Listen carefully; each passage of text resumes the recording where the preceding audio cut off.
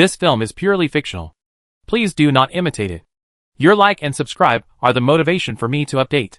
Chapter 1: Entering the Military Camp. Looking at the military camp in front of him, Yu Jia breathed a sigh of relief. He finally found it. The well-trained soldiers lined up in neat rows to enter and exit, adding a bit of agility to the solemn camp. Yu Jia wiped the dust off her face, took out the dough cake from the package and ate it. She has been in this world for half a year, but she still can't get used to life here. The original owner was called Lun Yang. She was originally a child bride of the Lin family in the village. She is 13 years old this year. She had already lived a life, and her last life was very miserable. Her fiancé Lin Juan left home to join the army at an early age.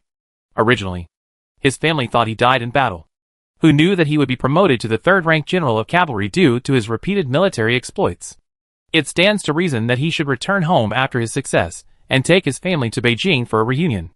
Who knew that he would be so cruel as to kill all the old and young in the family? Poor family of 11. They died in the northwest before they could react to the good news of Lin Juan's promotion and wealth. Because the family died unjustly? Perhaps God was helping, and the original owner was reborn. What a coincidence that the original owner was reborn when she was 13 years old, during a period of war and poverty. At that time, the original owner was fishing by the river to cut ice so that her sister-in-law could have something to eat when she gave birth. As soon as she realized that she was reborn, she fell into the ice hole in excitement. It was the coldest time of the year, and the freezing river water took the original owner's life. It was not until she was found that she was dragged back to the shore. It was at this time that Yu Jia traveled through time. Yu Jia was a coach at a boxing gym. She was showing the moves to the students at the time. She accidentally hit the railing and died, and then traveled through time. It was a period of chaos. Perhaps because the original owner's resentment was too heavy, her soul did not dissipate. She asked Yu Jia one thing, and the only thing, which was to ask Lin Juan why he did this. Yu Jia said that she didn't understand. What did she ask? What else is there to ask? This person is vicious, and will do anything to achieve his goal. He even killed his biological parents and brothers and sisters. What's the point of asking these questions? Helpless. The original owner's obsession is too strong. Yu Jia felt sorry for her, and died just after rebirth, and let herself take advantage of her. So she agreed to her request. In order to make it easier to travel, she dressed as a man all the way. It took her 4 months to get from the village to the border. There is no need to elaborate on the hardships along the way. Bingzi's throat was a little hoarse, so Yu Jia swallowed it with the water in the water bag. A chill went straight from the throat to the dantian, and Yu Jia shuddered. Although the weather has reached April, the coldness at the border is still not to be underestimated.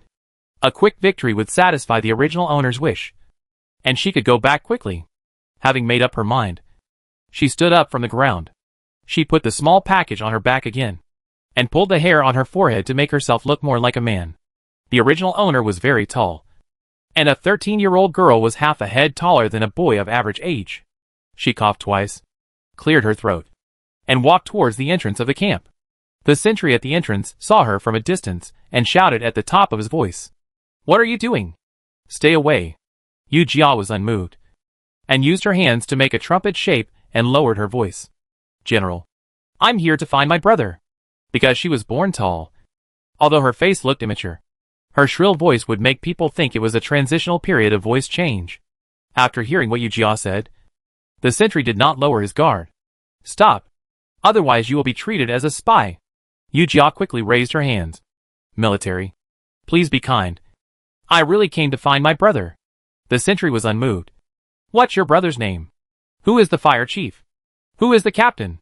Listening to the sentry's questions, Yu Jia was confused. How could she know? At this time, Lin Juan had been in the army for 5 years, and she didn't know what military position he held, and she might not even recognize him if she met him. Seeing Yu Jia stunned, the sentry immediately raised the gun in his hand. "What? Can't tell me?" Seeing the sentry getting closer and closer to her, and with a bad look on his face, Yu Jia ran away. "Stop. Stop right there. It would be strange if he could stop. When he first came here, the original owner was malnourished, so he only grew taller but not fat, which made him very thin. After half a year of training, Yu Jia's physique gradually improved. The military camp was surrounded by woods. Yu Jia used his speed advantage to successfully get rid of the pursuers. However, His mission was still not completed. It was getting dark, and he could only make plans tomorrow. Along the way, he had become accustomed to sleeping in the open air, listening to the noise in the military camp. Yu Jia felt annoyed. If he couldn't see Lin Juan and ask him the reason, would he be unable to go back? But the military camp was heavily guarded, like a solid wall of iron. How could she get in with her skinny body? She lay on a tree branch, looking at the sparse stars in the sky, sighing into the wind. Before dawn the next day, Yu Jia was awakened by the sound of military training. Hearing the soldiers' calls, her heart was boiling. Maybe this is an occupational disease? She carefully climbed down from the tree and slowly approached the military camp. The soldiers on duty today were not the same as yesterday. Just in case, she changed her clothes and had a Messier hairstyle. The difference between today and yesterday was that there was a long queue at the entrance of the Western military camp. Yu Jia was puzzled. And then she was delighted. Modern military camps have family visits, so there should be some at this time. These people should be here to visit. She carefully bypassed the main gate of the military camp and walked towards the west gate. She was at the end of the line, and was really curious, so she gently patted the young man in front of her. "Hey, brother, are we here to visit?" the young man in front of her said impatiently. "Why are you queuing up if you don't know what you are doing?" Judging from the accent, it should be from Sichuan and Chongqing. Yu Jia could only make out a rough idea. She suppressed her unhappiness and smiled. "I really don't know. I hope you can tell me something." Seeing that Yu Jia's attitude was quite polite, the young man threw down a sentence, "Recruitment," and turned back. What a pillow. If I could enter the military camp by recruiting soldiers, it would be more convenient to get information. Yu Jia took off the small package on her body and took out the document. Looking at the name on it, Lin Erju, she felt proud. Fortunately, she asked the village chief to help her get a mail document, thinking that it would be more convenient to travel. Now it came in handy. It was noon when it was Yu Jia's turn. She hadn't eaten in the morning and was already starving. Name? Lin Erju. Age? 13 years old. As if he didn't believe it, the soldier who was registering in front of him looked up at Yu Jia, but didn't say anything. He casually threw a set of military uniform to Yu Jia. Seeing Yu Jia's confused face, the soldier said impatiently, "Report to the new recruits camp later." Chapter 2 Dispute. Yu Jia followed the leading soldier in front of him, holding his clothes. The leading soldier was a dark-skinned, fat and short man. "The place in front is where you live. Hurry up and change your clothes and follow me to report to the new recruits camp." Yu Jia was about to go in with the people in front of him when he was stopped by him. "Wait!" Several people turned around and waited for his next words. "I am the fire chief of the second fire in our kitchen. My surname is Jean. You may be assigned to my subordinates in the future." As he spoke, the fat on his face trembled. "The kitchen is a good place. You can eat anything delicious here as soon as possible. We don't have to fight those totters on the battlefield. Whether you can go to the mess is just a matter of one word from me. The mess is indeed the best place for new soldiers. There are more people to meet, and it is more convenient to get information." A short child who looks about the same age as Yu Jia is very smart and immediately understood. "Hello, sir. I will rely on you in the future." The others also greeted him. Jean Ho laughed, and his eyes, which were not big to begin with, became even smaller at this time. "You are teachable, since you want to come to my place." Then, he rubbed his short and thick fingers back and forth.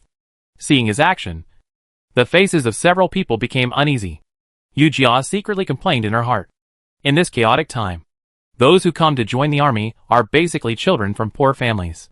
They come here just to have enough food and clothes. If they were asked to pay money as a tribute, they would definitely not be able to do it.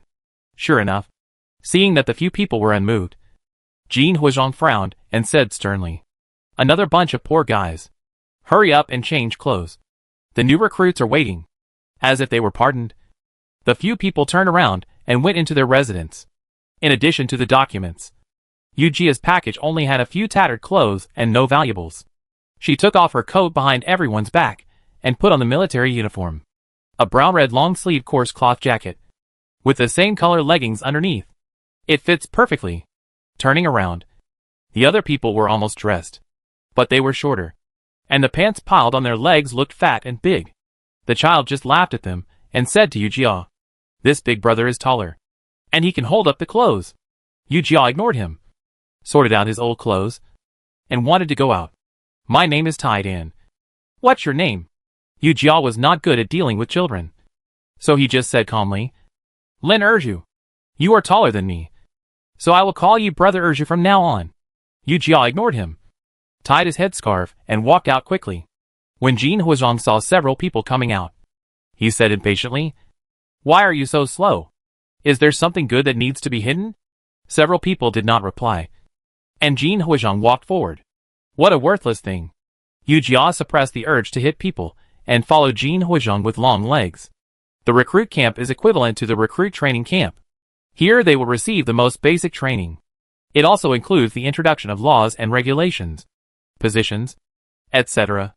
As soon as Yu Jia and his friends walked to the martial arts field, a person appeared on the stage and shouted loudly, Hurry up and line up. Why are you hesitating? Seeing that Yu Jia was still looking at the surrounding environment, Tai Dan pulled her sleeve. Brother Erju, stop looking and hurry up to line up. Seeing that the team gradually quieted down, someone spoke. I am the battalion commander of the recruit camp. That is, your superior, responsible for all your affairs in the recruit camp. Yu Jia learned from the conversations of others that they would train in the recruit camp for a month. That is to say, if she could find out about Lin Juan's situation during this month, she could leave.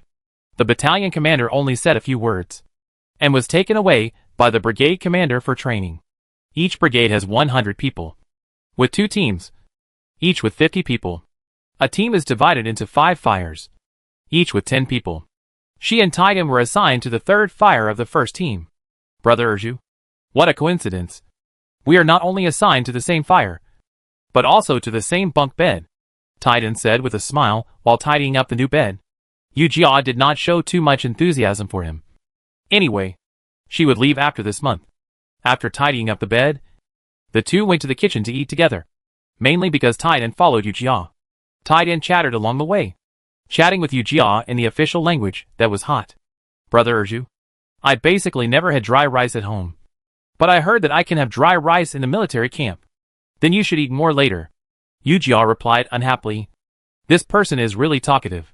The two found a corner and sat down, looking at the green vegetables and braised chicken legs on the plate in front of him. Yu Jia's stomach growled. This is much better than the wind and rain on the road. Tai Dan on the opposite side grabbed the chicken leg and was about to eat it. But suddenly a hand grabbed his arm.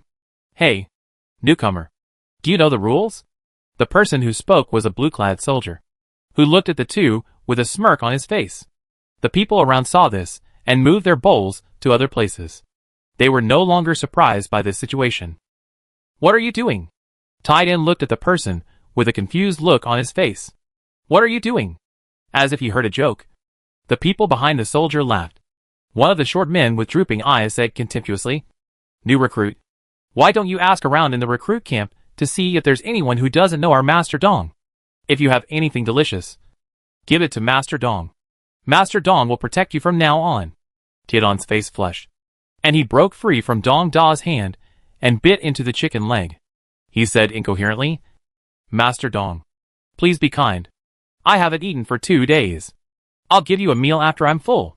By the time Dong Da and his followers reacted, Tai Dan had already eaten the chicken leg. Damn it. You really don't know how to show me respect.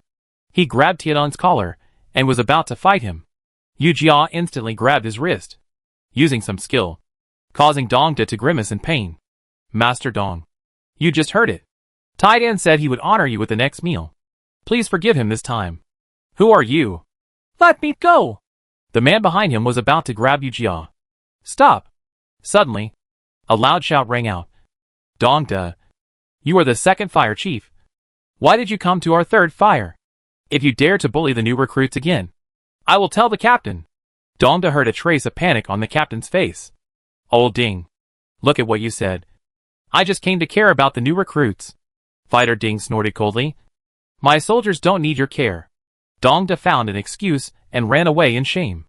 Boy, be careful when you see him next time. Yu Jia and the others hurriedly thanked him, considering that they had just arrived at the barracks. There was no training in the afternoon, and Yu Jia spent the whole afternoon catching up on sleep. Chapter 3 Death. In the dream, the original owner asked her sadly whether she had found Lin Juan. How could it be so fast? There were so many people in the military camp. Just knowing their ancestral home and name was like looking for a needle in a haystack. Yu Jia sighed when she woke up from her dream. Brother Erju, why are you sighing again? It was Taidan again. I feel that our life is better than that of the Emperor. We can even eat chicken legs. I haven't eaten meat for 3 years. I almost forgot what meat tastes like.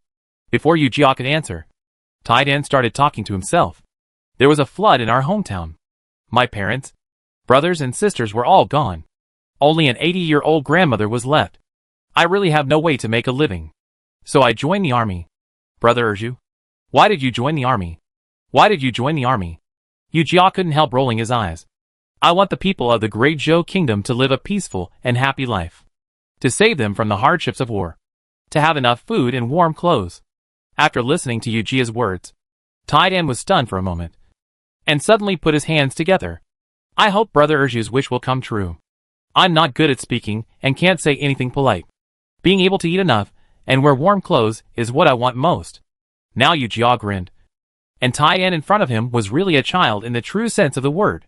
Oh, you still have the leisure to laugh here. It seems that the lunch is delicious. Right? The two followed the sound and looked at the door. It was Dongda again. Today, the two made him lose face in the kitchen. And he would not let it go. Tiadonner beside him was shaking. Dongda. I will honor you well in the future. In the future? It's late. And we are a little full. It's a good time to digest. As they said that, several people walked towards the two. Yu Jia observed their clothes. They were in blue military uniforms, and came earlier than them. There has always been a tradition of veterans bullying new recruits in the military camp. She didn't expect that she would really encounter it. Then she would not be a coward. As soon as the man touched Yu Jia's shoulder, she threw him to the ground. Before the others could react, she took the initiative to beat them, and made them scream. Yu Jia hadn't felt so good in a long time. Left hook, right hook, whirlwind kick, and roundhouse kick were used one after another. Dongda at the door was frightened and panicked. Hit someone. Hit someone. Soon, many people gathered at the door. What's going on? A tall and strong man came over. Captain, I led a few people to see if the new recruits needed anything. This man said we were trespassing without asking the reason and beat us up. Bah! He is the first to complain. Yu Jia straightened up and said. Dongda asked Taidan to give him a chicken leg at lunch. But Taidan didn't give it to him. So now they are here to make trouble. If I hadn't fought back, we would have been lying on the ground. Yu Jia briefly explained the cause of the incident. And Taidan echoed loudly. Many people saw us at lunch. And they can all testify for us. Speaking of testifying, the people gathered at the door turned their heads away. Don't be afraid. The leader, the captain will make the decision for us. No one spoke at the scene. And Yu Jia was interrupted by the captain when he wanted to argue. Stinky boy. I told you to be careful these days. But you just didn't listen. While speaking, the captain slapped Dongda in the face and continued. The general has issued a new military order. So don't make trouble for me anymore. Otherwise both of us will get out. Ouch. I know. Brother-in-law. It hurts. Yu Jia was dumbfounded when she heard the word brother-in-law. It seemed that everyone had known about the relationship between the two. No wonder Dongda was so unscrupulous. It turned out that he had a background. The captain glanced at Yu Jia. Let's just forget about this matter. Be careful next time. The few people lying on the ground struggled to stand up and limped towards Dongda. When the captain walked out of the room, Dongda looked at the two with a grim smile on his face. This matter is not over. Then he walked away. It's over. Brother Erju. I'm in trouble again. Dongda is the brother-in-law of the captain. Brother Erju. I've implicated you, woo woo woo. Hearing Taidan crying, Yu Jia suppressed her unhappiness and touched his head. It's okay. Let's be careful next time. After the lights-out horn sounded at night, everyone in the tent fell asleep. Yu Jia was used to sleeping in her own bed. And it was the first time she slept with so many men. So she couldn't fall asleep. Taidan next to her was snoring and even talking in his sleep. Chicken legs are so delicious. Yu Jia couldn't help laughing. He was really a child. In the silent camp, only unknown insects were chirping. The sky full of stars was like a big bowl turned upside down. A few people walked towards the tent stealthily. Brothers, be careful. That kid knows some boxing skills. Yu Jia was still unaware of the impending danger and was trying to fall asleep. Suddenly she was awakened by footsteps. But she still kept her eyes closed. As the footsteps got closer and closer, Yu Jia's heartbeat got faster and faster. She heard the person whisper, "This is it." Yu Jia suddenly opened the quilt and shouted, "Who are you?" Then a sack was put on her head. Yu Jia couldn't break free for a while, so she started yelling, "Hurry up!" This rained down, and Yu Jia couldn't break free, so she had to protect her vital parts first. "Who are you? Let go of Brother Erju. And you can't run away either." Then Tianunner's wailing was heard. Yu Jia shouted loudly, "Help! Someone is beating someone." But he could not hear any movement to stop them. To protect themselves, the others pretended not to hear. Now Dongda and his men were even more proud. "Shout! Weren't you very strong when you beat someone up during the day?" Yu Jia endured the pain in her body and protected her head with her arms. At first, Taidan was still shouting, but his voice was getting smaller and smaller. She was very anxious.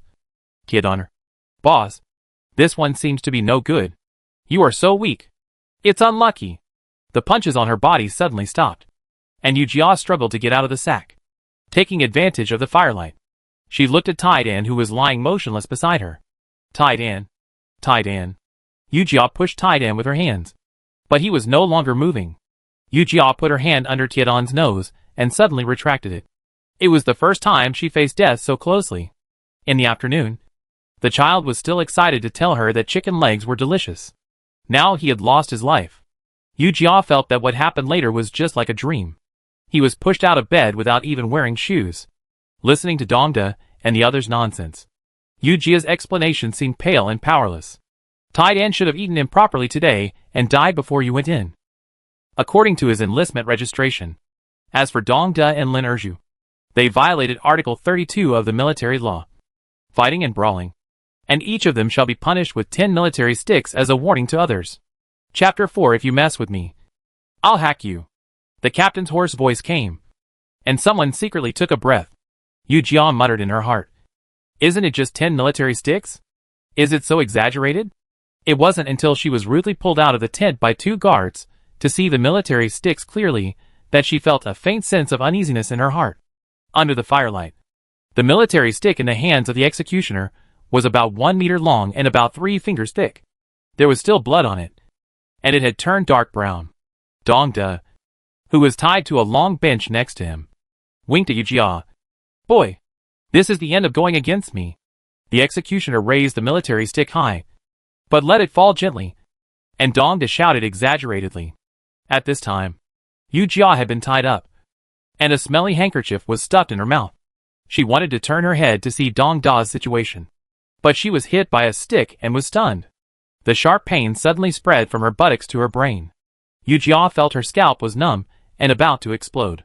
Before she could digest the pain of the stick, the next stick fell. The muffled sound of the military stick colliding with her flesh stimulated Yu Jia again and again. She held the bench tightly with her hands and clenched her teeth. The overwhelming pain continued to come. The flood broke the dam, and she could not resist it. She had to go with the flow. Before she had hit 10 military sticks, Yu Jia fainted. "Do you think this kid will not wake up?" "Yes. He was beaten to death just 2 days after he came here. So pitiful." "What's pitiful? Who made him offend Dongda? He is the brother-in-law of the team leader. This kid is so tactless to offend people." Yu Jia's head was buzzing, listening to the noise next to her. She felt very annoyed. She wanted to speak out to stop it, but found that her throat was hoarse and she couldn't make a sound at all. Seeing Yu Jia moan, someone was surprised. "Erju, are you awake?" Yu Jia slowly opened her eyes and saw a simple and honest smiling face. This was the new soldier who changed clothes together when she first came. Yu Jia remembered that his name was Go Sheng. Go Sheng hurriedly took the military water bag and poured it into Yu Jia's mouth without saying anything. After drinking the water, Yu Jia felt as if someone had pierced her throat with a blunt knife. It was so painful that she had to rely on willpower to swallow. After a long while, she came to her senses. She looked up and found herself lying on the bunk bed. Go Sheng sat on the ground and looked up at her. "Erju, you have been unconscious for a day. I thought you would not come. Our fire chief secretly gave me a bottle of wound medicine. I applied it on you. Fortunately, You didn't have a fever. Otherwise, Yu Jia couldn't hear what Go Sheng said later. She only heard I applied it on you. You, the medicine you applied to me? Yu Jia suppressed her pounding heart and asked carefully. She didn't care about the difference between men and women. But she was afraid that people would know that she was a woman. If the military camp knew about this, who knows what would happen? Being expelled from the military camp was a small matter. But she couldn't bear it if she was punished again. If Lin Juan was not found by then, and she also lost her life in the prison, it would be too pathetic. Yes, I applied the medicine to you. Seeing the others walking away, Go Sheng said mysteriously in Yu Jia's ear. Others were afraid of getting into trouble, and were unwilling to apply the medicine to you. But I applied it secretly to you. I am being righteous. In the future, when there are delicious foods, you have to stick to me. Yu Jia's heart finally settled down. Don't worry. I will never let you drink my soup when you have my meat in the future. Hearing Yu Jia say this, Go Sheng grinned, licked his lips, and stood up from the ground. Okay. Just for what you said, I will secretly give you steamed bread in the future. Yu Jia stopped talking. Here, the fate of these soldiers is not calculated. Go Sheng said that Tianan's body was wrapped in a straw mat and thrown into the mass grave. After being beaten, Yu Jia was thrown on the bunk bed to die and no one cared. Luckily, the weather is not hot now, and there is no inflammation. If the inflammation caused a fever, she would definitely die. In the days that followed, Go Sheng went to the military medical camp to secretly pick up some medicine residues for healing in addition to daily training. Yu Jia often gets injured in the boxing gym and has a lot of experience in treating skin injuries. She still has to screen the medicine residue that Go Sheng stole back, and there are not many that can be used. It took almost a month for Yu Jia to barely get out of bed. After getting out of bed, she was reassigned to the recruit camp to continue training. Seeing Yu Jia enter the training ground, Dongda was like seeing a ghost. Look who this is. You are so lucky to survive. Yu Jia turned a deaf ear to him. She wrapped the bandage on her wrist and did warm-up exercises. Seeing Yu Jia's indifferent look, Dongda instantly got angry. How does it feel to lie in bed for a month? He patted Yu Jia's face with his hand, with a sinister smile on his face. From now on, just be obedient and do whatever I tell you to do. Noticing the delicateness of his hands, he seemed to be unbelieving and looked at Yu Jia again. The young man in front of him tied his hair up, revealing his smooth face and forehead. Her face was white and tender under the sunlight, and her eyes were flowing, which looked very special. Dongda was instantly moved. He approached Yu Jia and lowered his voice. After the lights are turned off tonight, I will wait for you in the second fire hut. The man in front of him looked wretched, and he must have thought of something else. Yu Jia suppressed the turmoil in her heart, put on a smile, and even threw a coquettish eye at Dongda. Listen to me. Dongda laughed, attracting the attention of others. You are really smart. If you had been so obedient earlier, would the 10 military sticks have fallen on you? He scanned Yu Jia up and down with his undisguised eyes, and couldn't help pinching Yu Jia's face again.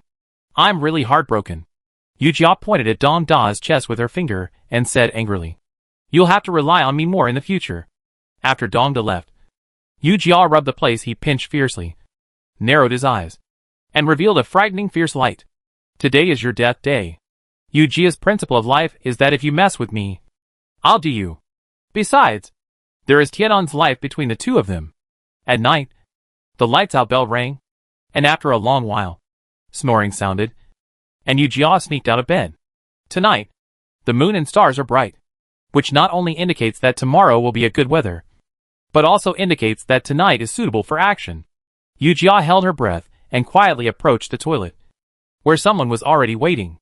Perhaps Dongda felt that Yu Jia had completely surrendered to him, so he dared to go alone. Yu Jia was overjoyed, and this could save a lot of trouble, and it was really God's help. Calculating the time, it was almost time. Yu Jia walked into the toilet and closed the door. Dongda saw Yu Jia coming, laughed obscenely, and rushed towards her. Why are you so late? You made me wait for a while. Yu Jia snorted coldly, and swung the pointed wooden stake in her hand to pierce the aorta on Dongda's neck. In an instant, the hot and wet liquid sprayed on Yu Jia's face, and before Dongda could react, he quickly pulled out the stake and stabbed it into his throat. Only these two vital points could kill Dongda. But Yu Jia stabbed him like crazy when she remembered Tai Dan mumbling in his dream chicken legs are so delicious. Yu Jia didn't stop until Dongda was completely dead. She completely relaxed and felt her hands and feet were sore and weak. She lay on the floor of the toilet, and the sour smell of feces and urine and the smell of blood constantly stimulated her sense of smell. The world was quiet, and only Yu Jia's panting and the dong-dong sound of her heartbeat could be heard. She was waiting. After about an instant's stick of time, the horn representing urgent military information sounded outside. Gosheng helped her find the wooden stake. In the past month, she has been grinding wooden sticks on the bunk bed in addition to recuperating from her injuries. Just for everything today. Not only did God help her, but she also had to thank the original owner. In the original owner's memory of her previous life, she saw what would happen today. So she planned to take revenge.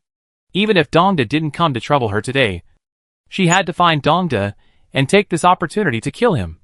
Otherwise it would be difficult to survive. The Zhou Diary, on the night of May 13th, the 23rd year of Tiancheng. The Tatars attacked the border at night, and the city of Jizhou fell. The people in the city were all slaughtered, and no one was spared. For a time, the crying and shouting in the wind dared to shake the world. And the military camp where Yu Jia was the Jizhou military camp. Chapter 5 exposed. The incident happened suddenly, and the military camp was caught off guard. The casualties in this battle were heavy, and the Vanguard camp, cavalry camp, and infantry camp were almost wiped out. Jizhou city was occupied by the Tatars, and the Jizhou military camp outside the city had to be evacuated urgently. Yu Jia's hands and feet were tied, and she was thrown into the big tent. The dust on the ground choked her, and she lay on the ground and coughed. Before she could react, her hair was pulled up, and her scalp suddenly felt like a needle-piercing pain. She screamed unconsciously. Scream. You little bastard, still no pain.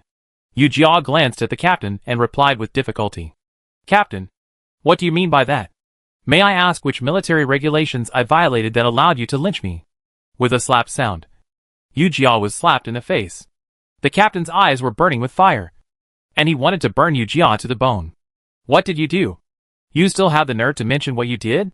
Today, the Tatars attacked, and it is normal for soldiers in other camps to die. The deaths in the new recruits camp are really rare. The captain was still not satisfied after speaking, and slapped Yu Jia twice. Even if there were deaths in the new recruits camp, only Dongda died. In recent days, only you dared to conflict with him. If it wasn't you who did it. Who did it? Yu Jia endured the pain and calmed down. What are you talking about? Captain? The Tatars are fierce and brutal, killing people like flies. There is no guarantee that they will not kill people. Isn't it the best proof that there is so much noise in the city? Tianjin suddenly let go of Yu Jia, stood up and sneered. Little thing. The weapon used by the Tatars is a scimitar, and Dongda was stabbed into a hornet's nest by a round weapon. You are arguing with me that it was the Tatars who did it. Yu Jia didn't show it on her face, but her heart felt like she had fallen into an ice cave. She had been lying in bed for a month and basically didn't participate in the training of the new recruits camp. How could she know what weapons the Tatars used? Even if it wasn't the Tatars. You can't blame me. Yu Jia moved his body, knelt on the ground, and eased his sore shoulders. Are you so sure that Dongda doesn't have other enemies in our new recruits camp? My life is worthless. If you don't like me, you can teach me a lesson. I have nothing to say. Yu Jia raised his voice. But we soldiers are also born by our mothers and raised by our fathers. You have to act with conscience. You. The captain was furious and kicked Yu Jia on the shoulder again. Yu Jia finally calmed down, but was kicked to the ground by the captain again. Come on. Call all the people from Sanhua. As soon as Yu Jia sat on the ground, other soldiers filed in and filled up the tents. Who is next to Lin Erju's bed? The captain put his hands behind his back and walked back and forth in annoyance. To the captain. It's me. I'm next to him. The people who spoke were Gosheng and Heizi. Tell me, did Lin Erju have any problem sleeping last night? Heizi shook his head to show that he didn't notice. Gosheng looked curious. He turned his head and glanced at Yu Jia. His eyes revealed an emotion that Yu Jia couldn't understand. Yu Jia's heart was extremely tense. Even though she was careful last night, it was hard to guarantee that people around her didn't notice. At this moment, there was a lot of noise outside the tent, but it was surprisingly quiet inside the tent. Something happened. Gosheng suddenly said this. It's bad. Yu Jia wailed in her heart. Lu Nyang. Lu Nyang. I'm sorry for you this time. I haven't fulfilled your wish yet. I'm going back home. Captain. Lin Erju had a problem last night. Gosheng looked disgusted. He didn't wash his feet before going to bed last night. And the smell kept me awake most of the night. As he said that, Gosheng even put his hands on his waist and said, "Pa. What a sloppy, dirty bastard." Yu Jia looked at him in surprise. And this scene did not escape the captain's eyes. Keep going. The captain looked at Yu Jia and snorted coldly. And he was talking in his sleep in the middle of the night. Gosheng hesitated. He said. The captain was anxious and came to Gosheng. What did he say? Seeing that Gosheng was still hesitating, the captain slapped him. Why are you nagging like a woman? Gosheng covered his beaten face with grievance and continued. He said that he would make military achievements in the future.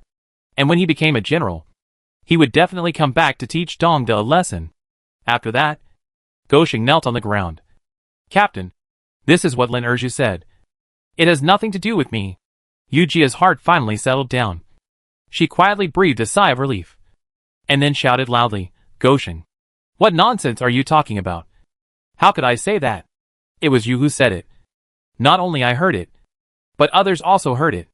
Gosheng turned his head and said to the soldiers behind him, Did you hear it? He was grinding his teeth. Then he spit beside Yu Jia. Bah! You are the one who is always troublesome. You deserve to be beaten with 10 military sticks. Yu Jia's face flushed. And he struggled to get up and beat Gosheng.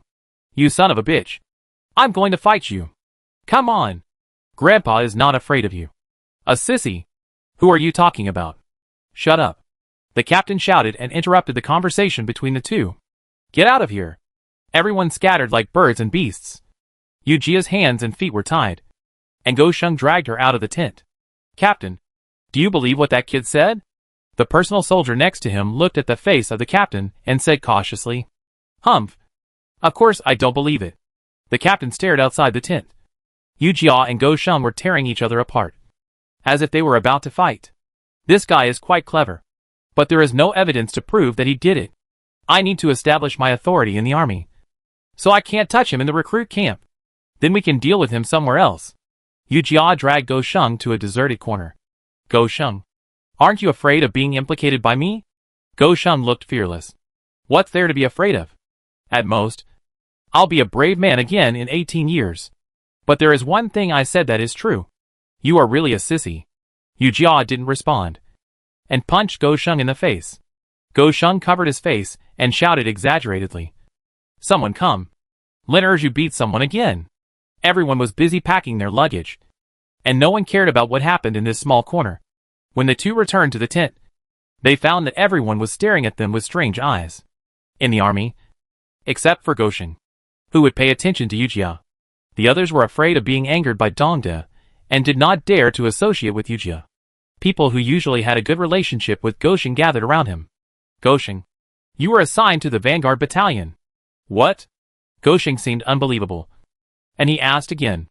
As the name suggests, the Vanguard battalion is the vanguard of the charge. Because the probability of casualties is relatively high.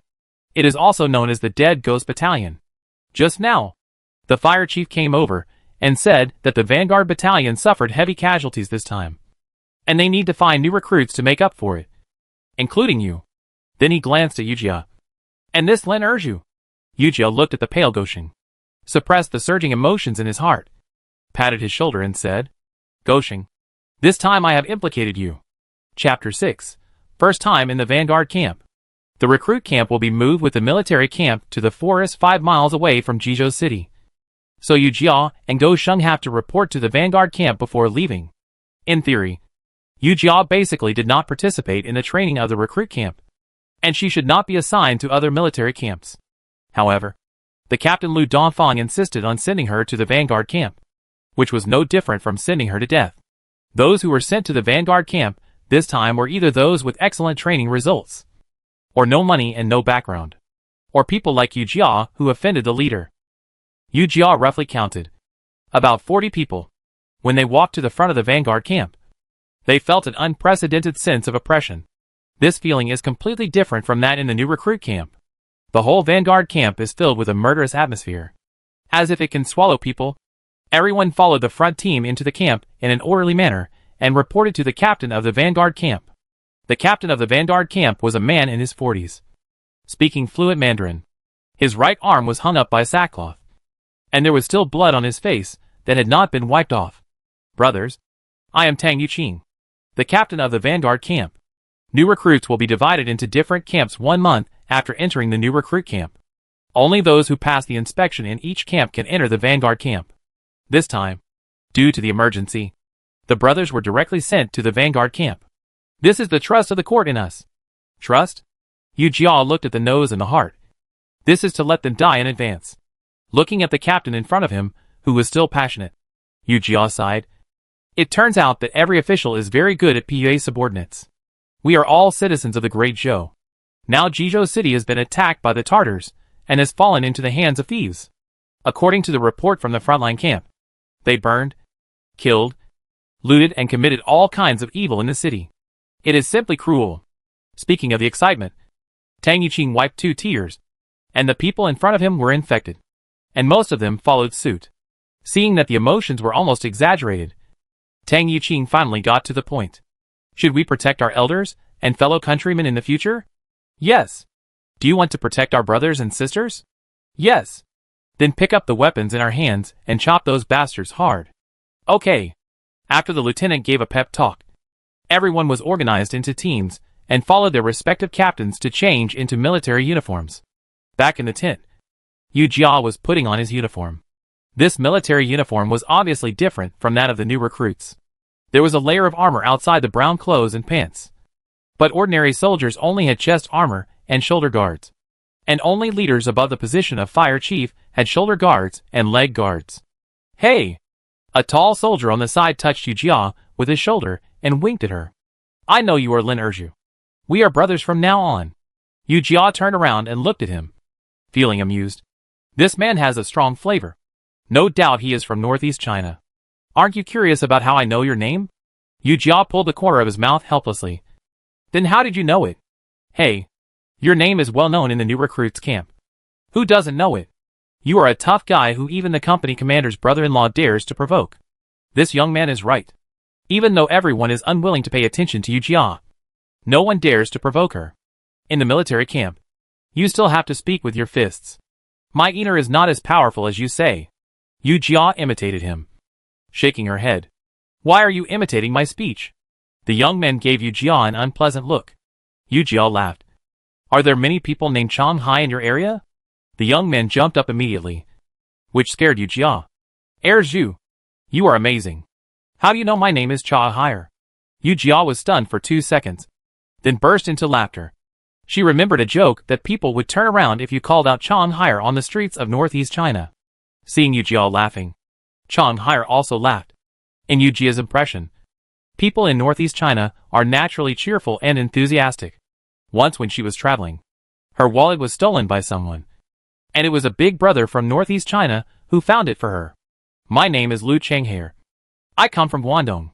Erju, where are you from? Yu Jia restrained her expression. I come from Pingyuan. Speaking of her hometown, she remembered her unfinished task, and immediately felt annoyed. Then why did you join the army? Before Yu Jia could reply, Changhair spoke to himself. Why did I join the army? When I was a child, the fortune teller said that I would become a general in the future. My ambition since I was a child was to defend my country and the people of Dezhou. But my father didn't want to. He said that he only had me as his eldest son. And if I died on the battlefield, he wouldn't even have anyone to take care of me in my old age. Chang Hire patted his chest and said, How can a man just live his own life behind closed doors? How can you let family ties hold you back? I secretly joined the army without telling my parents. This time, I must kill all the Tartars without leaving a single piece of armor. Only then can I realize my ambition as a man. Gosheng next to him curled his lips. It's not certain whether we can survive this time. It's hard to say whether we can survive. But I know that if you don't change your clothes, you will be scolded. Yu Jia put on the armor and felt that the weight of her whole body was pressed on her legs. She adjusted the chest and back armor on her body with some effort. I could only vaguely feel the wound on my buttocks aching. Last time, I was beaten with 10 military sticks. Although I had the medicine given by Captain Ding, I didn't get enough medicine. So I didn't get well. Oh my god.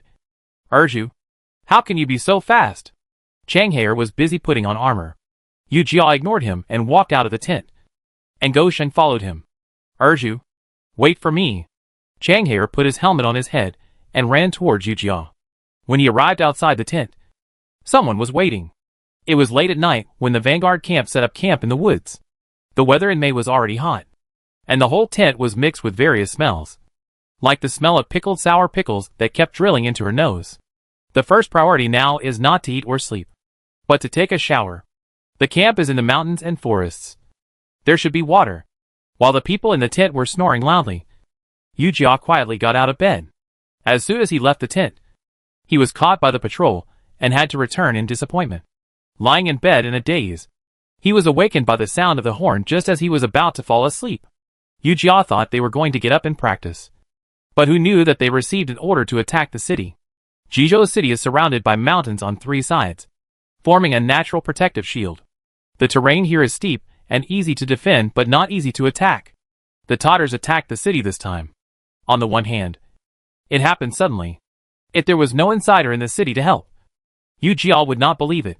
Chapter 7, Siege. The standard establishment of the Vanguard camp is 200 people. And now with Yu Jia's new group, there are less than 100 people, which shows how hard this battle is. The territory was occupied, and they were driven out like a stray dog. It was frustrating to think about it.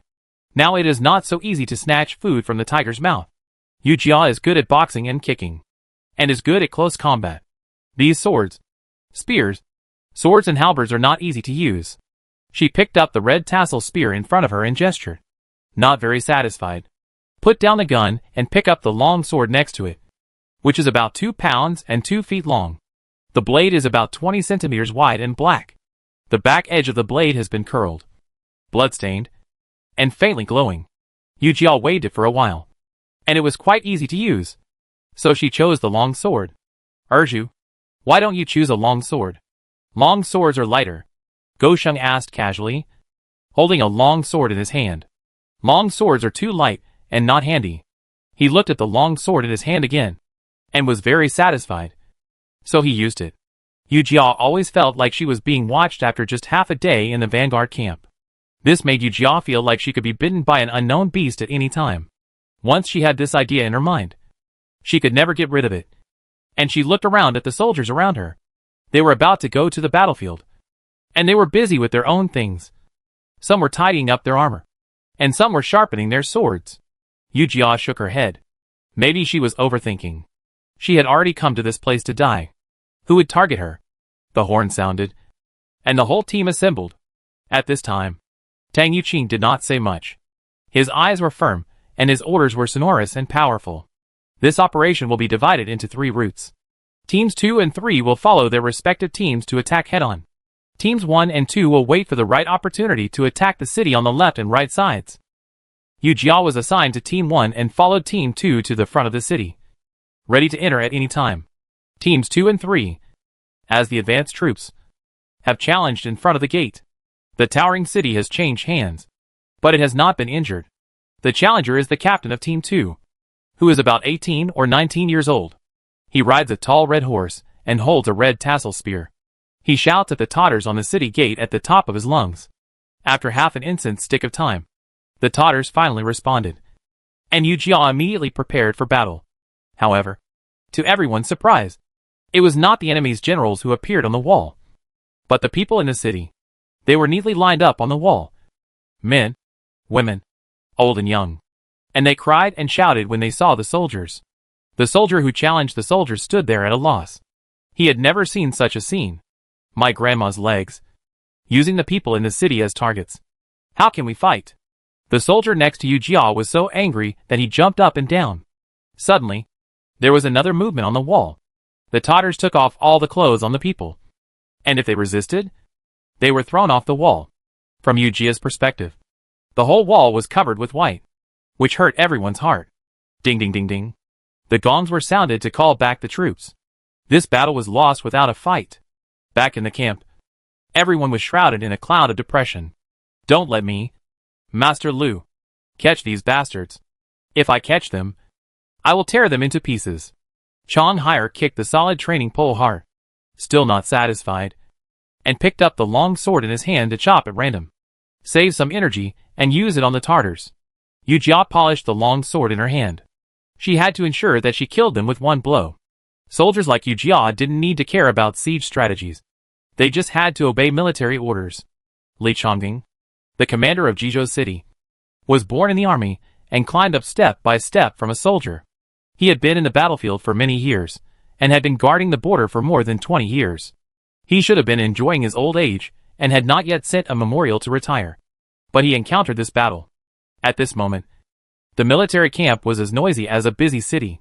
Superior, what should we do? The Tartars use the people in the city as targets. We can't attack them. We can't waste time here. The speaker was Gu Wenbin, the captain of Gui. How can we waste time? We can't afford it. The military report has been sent back to the court. If we can't take back Jizhou City, we will be the ones to die. Another Gui captain, Zhang Chongxian, was anxious. He stood up and slammed the table. If it's up to me, we should fight the Tartars. If we die this time, it's also for the country. It's better than being blamed by the court. Then we will lose our reputation. Li Chongqing's eyes were deep. He stared at the map in front of him and tried his best to concentrate his thoughts. Attack. We have to sacrifice the people. Retreat. We have to be punished by military law and be infamous forever. Since ancient times, those who have accomplished great things have not been particular about trivial matters. Jizhou City fell, and the governor of Jizhou has died. Before the emperor received the military report, we could only fight with our backs against the wall. Attack. Yu Jia and others have not come to their senses yet, and they received the order to attack the city again. Unlike the last time, Yu Jia saw determination in Tang Yuqing's eyes. Not only Tang Yuqing, but also Li Chongqing, who was over 60 years old. She was murmuring in her heart, although she knew that the direction of things was that all the people in Jizhou City were slaughtered. She knew nothing about the process. If the Tartars massacred the city according to the original owner's memory, then this battle would be lost. The same challenge. The same letting the people stand on the city wall. The difference is that the army under the city began to move. The members of the second and third teams have moved closer to the city wall. As the distance got closer, the soldiers slowly entered the battle zone. And suddenly the Tartars on the city wall began to throw people down. They were living people. The screams rang out. And they stopped abruptly, with the sound of heavy objects falling to the ground, leaving the last trace in the world. Yu Jia had a bad feeling in her heart. The Great Zhou Diary only recorded the Tartars massacring the people, and she thought the Tartars had massacred the city when they entered. But now it seems that this is not the case. The log does not record in detail when the city was massacred. Looking at the figures falling from the city wall, Yu Jia finally understood. The real reason why the Tartars massacred the city was to stop the army from attacking. The military order is like a mountain. The soldiers will not stop without the ceasefire order, and the Tartars will not stop. So this is the reason for the cruelty to the people. Listen up. Take the flying tiger claw. Prepare the striking wood, and wait for the advance team to approach the city gate and attract the attention of the Tartars. Then we will go. The team was giving orders. Yu Jia was highly focused, paying attention to the people on the city wall on the one hand, and the soldiers entering the battle zone on the other. Seeing the captain's gesture, Yu Jia followed the team to the left side of the city gate. The pile of corpses in front of the city wall was already more than 1 meter high. The Tartars suddenly stopped and replaced the archers. The advance team under the city was well prepared, holding shields and waiting in battle. Even with full preparation, many soldiers were killed. One fell, and the other quickly replaced him, buying time for the soldiers on the left and right. Yu Jia threw the flying tiger claw towards the city wall, but he was soon discovered by the soldiers on the city wall and cut off with a knife. Then they heard their Chiligua shouts, and the arrows changed direction and shot towards the base of the city wall. Chapter 8 Killed again? Yu Jia secretly thought it was bad, and rolled on the ground, hiding behind the corpse. The soldier behind her was not so lucky, and fell to the ground with a muffled groan. People climbed up the wall along the rope one after another, and fell down from the wall one after another. There were corpses of civilians underneath, so they were not injured. The two sides were in a stalemate. If they couldn't get up the wall, they couldn't drive the people under the wall away. The cavalry battalion in the rear rode up on horses, holding bows and arrows and shooting at the wall. And the situation of the battle took a turn for the better. Yu Jia saw the opportunity and climbed up the wall. At this time, some soldiers had already climbed up the wall and threw down rope ladders, which undoubtedly boosted everyone's spirits. There was a dong-dong sound from below. 1, 2, 1, 2. The impact was attacking the city. Yu Jia climbed up the wall, and before she could observe the situation, she saw a tall and strong Tatar holding a scimitar coming towards her. Yu Jia quickly landed and ducked to avoid it, pulled out the long knife on her waist, and killed him with one knife. The hot blood sprayed on Yu Jia, and at this moment all her nerves were clamoring. Unlike the panic, helplessness and guilt when she killed Dongda, she was extremely excited at this moment. She was lonely and homeless, and was bullied and depressed. It seemed that all her emotions had found an outlet. The long knife in her hand seemed to feel the owner's mood, and made a buzzing sound. Yu Jia swung her knife at Tatars one after another. 1, 2, 3. At the end, she couldn't remember how many people she had chopped, but she remembered that she was very happy to kill. There was only the knife in her hand, and the enemy in front of her in the world. Finally tired of slashing, Yu Jia leaned on the city wall with her knife and gasped. There were fewer and fewer Tatars on the city wall, and the soldiers of Dezhou were fighting more and more bravely. Yu Jia cheered up and walked towards the bottom of the city wall. The city gate was open, and the city was in chaos, with flames of war and corpses everywhere.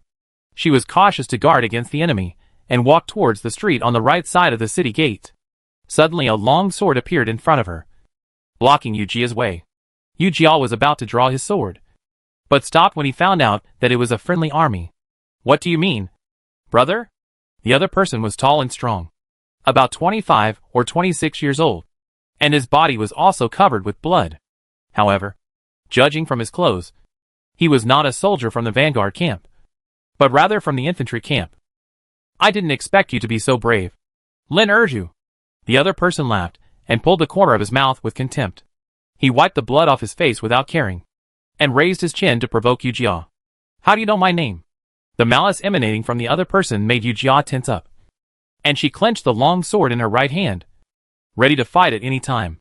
Who doesn't know your name? You dared to offend Dongda just after entering the recruit camp.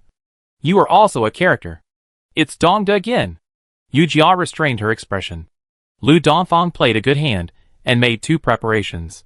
She was assigned to the Vanguard camp. Even if she was not killed by the enemy on the battlefield, she could still be killed by Lu Dongfang's people in the chaos. But Lu Dongfang's calculations would eventually fail. She, Yu Jia, was not someone who could be easily controlled. Now that the 2 armies are fighting, I have a suggestion. Why don't we put aside our personal grudges and fight the enemy together? How about we fight again after we return to the camp? Yu Jia didn't want to use her efforts on other places. She could win immediately and maybe reverse the tragic situation of the massacre in the previous life. I don't think it's a good idea. You are entrusted by others. How can I explain if you don't die in the war? The other party ignored Yu Jia's proposal. He slowly raised the long sword in his hand. His eyes were sharp and compassionate. No wonder he showed such an expression. In his eyes, Yu Jia was a dying man. Then don't say it. Yu Jia took the initiative and swung the long sword in his hand to chop at the other party. Unlike previous opponents, the strength of the person in front of him should not be underestimated. In this chaotic era, people of such age in the military camp must have experienced many battles. As a boxing coach, Yu Jia has flexible moves, but he has no advantage. The opponent walked all the way on the battlefield, stepping on corpses, and used real killing moves. Besides, Yu Jia was not used to using weapons, and was quickly defeated. The opponent could easily strike Yu Jia with a single sword flower. Fortunately, she was wearing armor. Otherwise, Yu Jia would be covered in wounds. Isn't she very capable? It seems that she is just SOSO. The opponent laughed triumphantly. He swung the long sword in his hand and attacked Yu Jia's legs. Yu Jia's legs were not wearing armor, and she had a lot of wounds after just a few strikes. The opponent could have killed her with a sword, but he was teasing her back and forth like a monkey. This would not work. It would consume too much energy.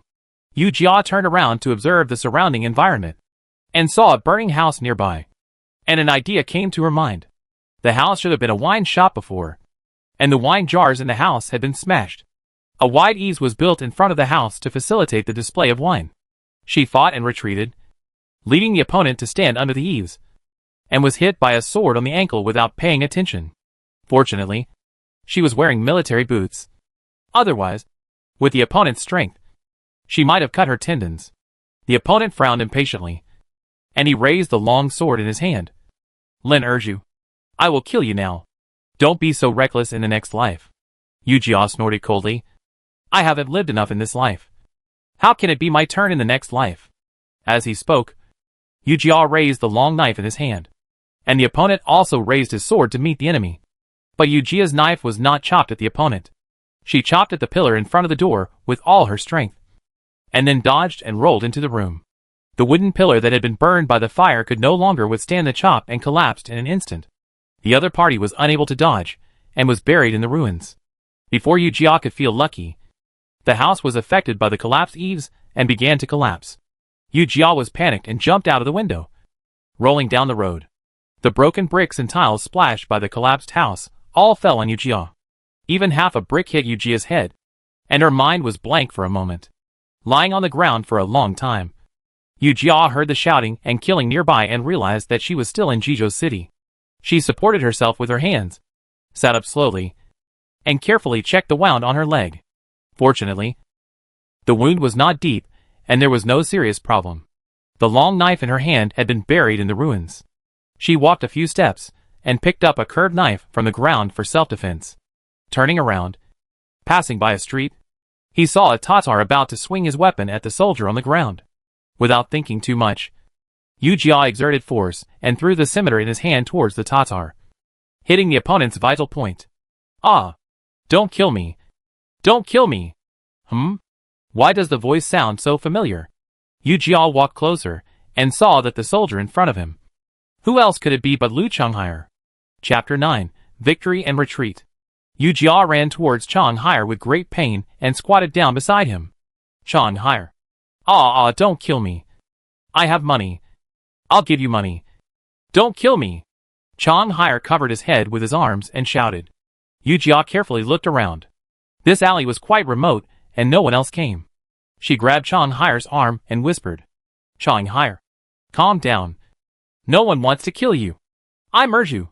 Chonghire muttered, "Erju?" Then he turned around and looked at Yu Jia seriously. After seeing who was coming, Chonghire collapsed on the ground. "My dear, I miss you so much. Wow. Erju, I almost went to see my great-grandmother. I want to go back to our place. I miss my father. I miss my mother. I want to go back." Changhair cried with snot and tears. Yu Jia had no experience in coaxing people, so he could only repeat the same words over and over again. "Stop crying. It's okay. Stop crying. If you keep crying you'll attract the Tartars." Seeing that Changhair didn't stop, Yu Jia was anxious and said sternly, "Stop crying. If you keep crying I'll leave you here." He's a big man, but he keeps crying. Changhair was frightened by Yu Jia for a moment, and stopped crying immediately. The incident happened suddenly, and he hiccuped. "Aren't you and Goshen assigned to the third team as the Vanguard?" Changhair felt wronged when he thought of this, but he didn't dare to cry because of Yu Jia's intimidation. He choked up and told the story. Changhair and Goshen came in after the city gate was opened.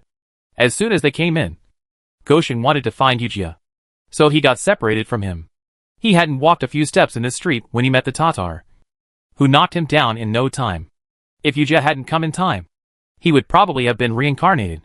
What Changhair didn't tell Yu Jia was that when he was knocked to the ground by the Tatar, he cowed out and begged for mercy. But he was going to keep this to himself.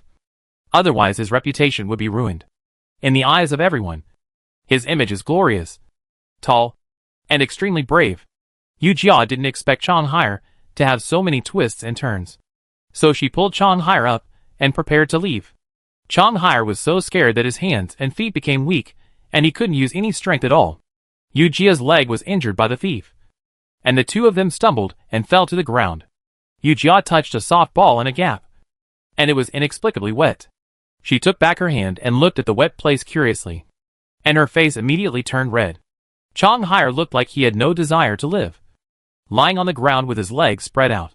There was a large wet area on the crotch, and it was obvious that Yu Jia's touch came from there.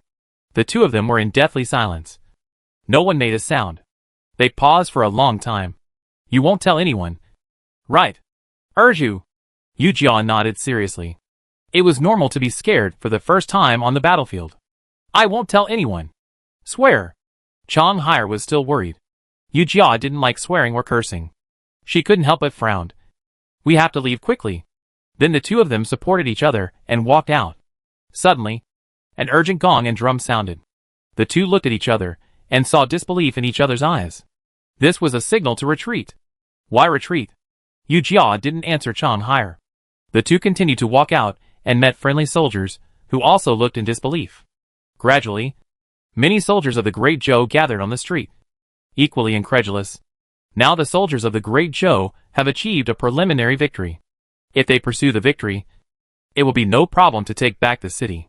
At this critical moment, why would they beat the drum to retreat? Military orders are like mountains, and the mission of the soldiers is to obey absolutely. They slowly retreated outside the city and returned to the barracks. When they returned to the barracks, they learned that Lieutenant Li Chungjing sacrificed his life for the country and died on the battlefield. The soldiers were angry and wanted to avenge their superiors. After Li Chungjing's death, the former Guidue Gu Wenbin took over the Jizhou military camp and became the new lieutenant. The first military order issued by Gu Wenbin was to evacuate Jizhou and move the army to Bashu to merge with the Yunnan army. The Jizhou military camp originally had 200,000 troops. But after this battle, only less than 50,000 were left. Now that they have won the victory, they have to give up Jizhou city, which is really confusing. On the common bed in the tent, Goshing was smearing plaster on Yu Jia's leg while muttering. The superior's thoughts are really hard to figure out. They have obviously won the battle. Why do they want to withdraw the troops and move the troops? Goshing, be careful when you speak in the future, in case there are ears on the wall. Although this is a common doubt, if the superiors catch an example, it is hard to guarantee that they will not kill the chicken to scare the monkey. For a while, no one spoke. Goshing applied the plaster to Yu Jia and smeared a ball on the wound on his arm. Yu Jia felt so desolate. But she still couldn't stop the massacre. She was too insignificant to change the course of events. It was hard for her to survive. So she couldn't care about other things. Urju, teach me some martial arts in the future. I want to protect the people I want to protect. Goshing sat beside Yu Jia and said calmly. Huh? Why do you have such an idea? Yu Jia was puzzled. Goshing lay on the bed and spoke faintly. I have a sister. She is 2 years younger than me. And she is so pretty. She has big watery eyes. When she calls me brother, I want to give her everything good. When she was 10 years old, I secretly took her to the street to buy candy figurines. We bumped into the carriage of a nobleman, and I was beaten to death in the street. Yu Jia glanced at Gosheng, who quickly wiped his eyes and continued. I tried my best to stop them, but I was too weak, and the nobleman pinned me to the ground and watched my sister die. After they beat me, the nobleman said she was kind and didn't beat me to death. Ha! She beat my sister to death and let me go. And she said she was kind. Laughing, Gosheng couldn't laugh anymore, and Yu Jia held his hand tightly. Okay, I promise you, I will teach you boxing and kung fu. You, don't be sad. Seeing Gosheng looking at her with a face full of pain, Yu Jia nodded solemnly. Don't worry. I will teach you. I am best at teaching people martial arts. Gosheng grinned. He sat up from the bed and held Yu Jia's hand tightly.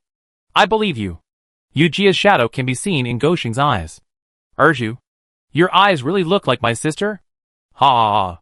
Urju, Gosheng said you look like his sister. Then you are a sissy. Chang Hai came up excitedly.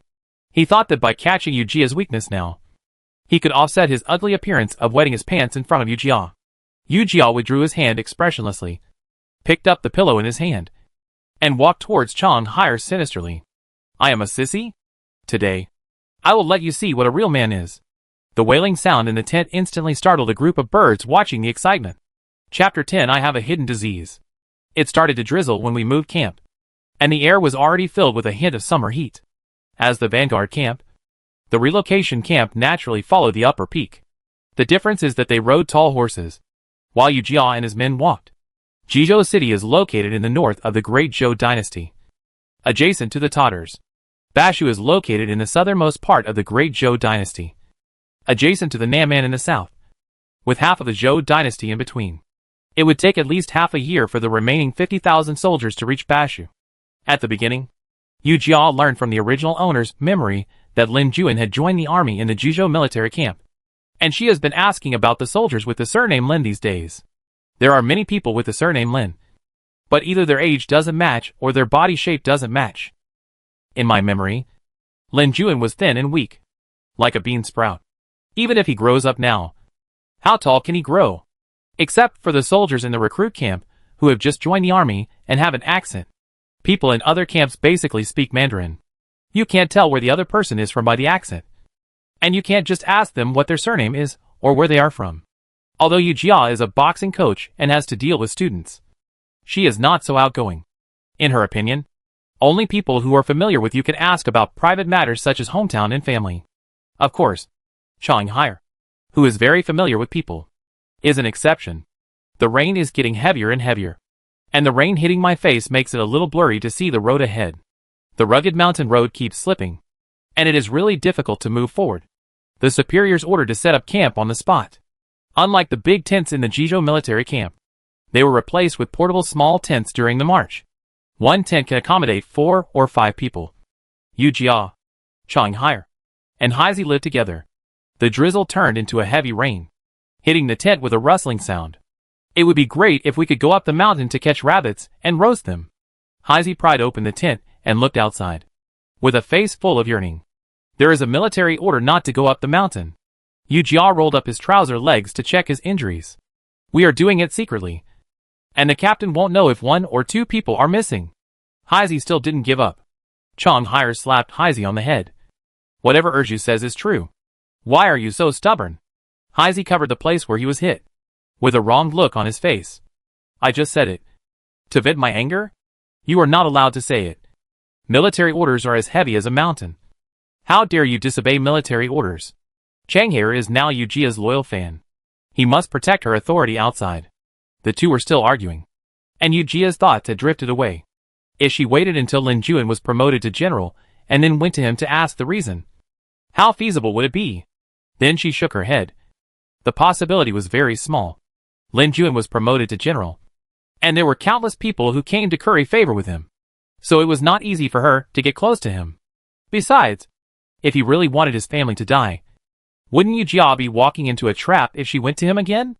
After finding Lin Juan, you must not reveal your identity. It is really harder to find someone in this era than to climb to the sky. Why are you sighing again? Gosheng checked her wound. Don't get it wet. Yeah. Yu Jia looked listless and didn't want to talk much. It's a rare break time. Eat a pancake and go to sleep.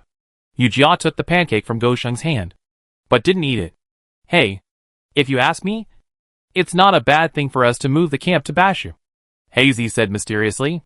What do you mean? This aroused Yu Jia's interest, seeing that someone was showing off. Haizi became proud. He claimed to be a know-it-all in the tent. Do you know who is under the command of the Yunnan army? Ouch. A scream sounded, and Haizi said angrily, Chang Haier, why are you stomping on me? I'm going to kick you out. Chang Haier took a big bite of the pancake and said incoherently, just talk about the matter. Don't do those nonsense. Hurry up and tell me. After being realized by Chang Haier, Haizi became much more honest and told the information he knew seriously. The current Emperor Li Guli has 5 sons and 1 daughter. The second prince died young, and the 4th prince was weak and sickly. The 2 were not among the candidates for the throne. The eldest prince Li Yansheng was born to the queen, and his grandfather was the prime minister of the dynasty. He had many disciples in the court. In terms of seniority, he was the first choice for the prince. The 3rd prince Li Yanzhao was born to the virtuous concubine. His grandfather was the imperial teacher, and his family was prominent. Moreover, the 3rd prince joined the army at the age of 15 under an assumed name. He grew up from a soldier to a general step by step and achieved great success. Interestingly, on the day of conferring the title of general, the emperor knew that this was his son and was also a hot candidate for the throne. The Bashu Yunnan army was the soldiers under the command of the 3rd prince Li Yanshao. The 5th prince Li Yanqing was the son of the emperor, and the palace made on a whim. He was named the virtuous king only after he came of age. Moreover, he made many good friends and did many good things. so he deserved the title of the virtuous king. However, he had a poor background and was not among the heirs. If he could successfully join the Yunnan army this time and follow a prince like Li Yanxiao who had made real achievements, wouldn't it be wonderful? Yu Jia didn't care who could be the emperor, as long as the person had a conscience and was worthy of the people. It was really hard to fall asleep on the wet ground, and there was Chang Hai's deafening snoring. Yu Jia got up irritably and walked out of the tent. The rain had stopped at this time, and the wet and cool air hitting the face was particularly comfortable. Standing on the mountain, looking far away, you can still see the lights of Jizhou City. But the people with these lights should be the Tatars. Some people died on the day of the siege, and the Tatars should immediately deal with the remaining people after the withdrawal. Yu Jia clasped his hands together, closed his eyes and murmured, "I want to be born into a good family in the next life. No, I want to be born into the era of the powerful and strong Great China. This way, we can avoid the suffering of war." The next morning, the troops set off. It was fine in the morning. It was cool and comfortable to walk in the forest after the rain. At noon, the sun was scorching on my face, and I soon couldn't stand it. Yu Jia wrapped her clothes around her face, and it felt much better. At first, Chang Hai would laugh at her for being more like a sissy, but later, he couldn't stand it anymore and joined her. Some soldiers who were seriously injured and weak couldn't stand it and fell down. The superiors had no intention of stopping and let them fend for themselves. After more than a month of marching, they arrived at the plain, and there were only more than 30,000 people left. The military camp was stationed in the wild, and finally got a breath. The weather was so hot that Yu Jia and her friends decided to go to the river to take a bath in the evening. It was dark and windy, and her body had not yet developed. She went into the water with her clothes on. She was a teenager, so she didn't have to worry about being exposed. "Zhu, I said you were a sissy. And you really are. You are so shy when you go into the water. Also, you don't even pee with us." Then Chang Hai laughed wickedly. "Zhu, do you have any secrets?" He patted his bare chest. "Papa, we are brothers who have shared life and death. If you tell us, we won't laugh at you." Yu Jia turned her back to them, rubbed her arms carefully with her fingers, and spoke faintly. "Well, I have a hidden disease." Chang Hai. Chapter 11 Calculation. Somehow, Yu Jia has been feeling much more relaxed since he followed the troops to the plain. In the past, he was more depressed. But now, perhaps because this body is closer to home, he feels a little enlightened. Not only has Yu Jia's condition improved, but the minds of the other soldiers have also gradually become more active. The leader can obviously feel their emotions. After paying the military pay today, he notified them to take a day off tomorrow. Chang Hai was so happy that he kept shouting in front of Yu Jia that he wanted to go to the town for a walk. Recently, that bastard has always come to trouble his grandfather Chang Hai. "Let's go to the town to relax tomorrow." Chang Hai was right. There were always people looking for trouble from time to time. Not only did they look for trouble with Yu Jia, but the people around him were also worried. When Go Xing went out to relieve himself in the middle of the night in the forest, he was almost pushed into a cliff. Fortunately, after learning from Yu Jia, his skills improved rapidly, so he was able to escape. Although Chang Hai was a careless person, he could sense that something unusual was going on. Yu Jia had her own plans. She knew that it must be Lu Dongfang who did it. The army had many people and eyes, and Yu Jia and others were walking in front of the team, and the new recruits' camp was at the end. They could not contact each other, but Lu Dongfang could bribe people to do things, just like the last time in Jizhou City. If Yu Jia hadn't been smart, he would have died long ago. Go Xing knew the inside story. He had suggested to Yu Jia more than once that Lu Dongfang should be killed. Tomorrow was a perfect opportunity. This matter needed to be carefully considered and could not be used as a handle by others. "I have to go to work tomorrow. You and Go Xing can go shopping." Before Chang Hai could speak, Go Xing refused. "I know what you are going to do." He lowered his voice. His eyes were bright as if there was a fire burning. "Not only do you have a grudge against him, I have one too. Grandpa was sent to the Vanguard camp to die by him. This is really unbearable." "What are you talking about?" "Zhu, what are you two talking about?" Chang Hai was so anxious that he scratched his head and ears. The two of them often excluded him. Go Xing grabbed Chang Hai by the collar. "And he can't stay out of it." Yu Jia really didn't want to involve the two of them anymore. Gosheng, listen to me. This matter was caused by me. And I'm sorry for you for being implicated by me. After I solve the matter this time, I'll be at peace in the future. Gosheng pushed Changhair over and stood up suddenly. You've always been like this. You keep things to yourself. If I hadn't covered for you when you saw Dongda last time, you would have met the King of Hell long ago. What? Changhair opened his mouth in surprise. He always thought that Lu Dongfang had pinned Dongda's death on Lin Erju. But he didn't expect it was really her handiwork. Changhair stood up hurriedly and looked outside the tent. Fortunately, no one noticed the situation here. Changhair turned around and sat in front of Yu Jia, lowering his voice. Dongdajian is yours? Yu Jia looked at Gosheng, who was still indignant, blaming him for being so reckless and telling this matter. What should I do now? If Changhair spreads this matter, she will definitely die. Yu Jia hesitated for a moment and then calmed down. She was surrounded by murderous aura, and her eyes became wooden when she looked at Changhair. Changhair didn't realize that Yu Jia had already had the intention to kill him, and he excitedly pulled Yu Jia's sleeve. Erju, good Erju, you are really a god of war. You actually killed Dongda. You are really amazing. Yu Jia's eyes turned. Huh? What's going on? Changhair seemed to see his father, and said affectionately, you don't know how much Dongda, this bastard, is. He made people drink his foot-washing water and his urine. I have disliked him for a long time. At first, I was happy for a long time when I learned that he was dead. Now I know that it was you who killed him. If you are not a god who eliminates harm for the people, what are you? Erju, I will never call you a sissy again. You are 1 year older than me, so I will call you Brother Erju. Changhair felt proud of this matter. If he hadn't been cautious, he would have spread it out and boasted about it. Look, this is my brother Lin Erju, who shared the same bunk with me. He is the god of war who killed Dongda. Yu Jia held his breath and looked at Changhair solemnly. Changhair, this is a pirate ship. If you want to get off after getting on, you will only be a corpse. What's the matter? My life is yours. So why should I care about the ship? Changhair sat cross-legged in front of Yu Jia.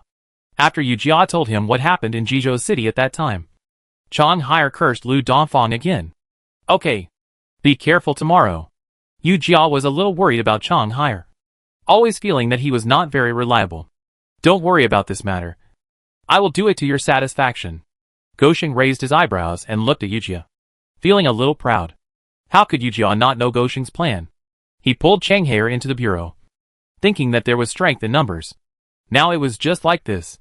When Heizi came back at night, Yu Jia asked him about the situation in the town. He was indeed a gossip teller. He was well informed. Before dawn the next day, Yu Jia and Gosheng came to the largest brothel in the town. Erju, do we really want to enter this place of fireworks?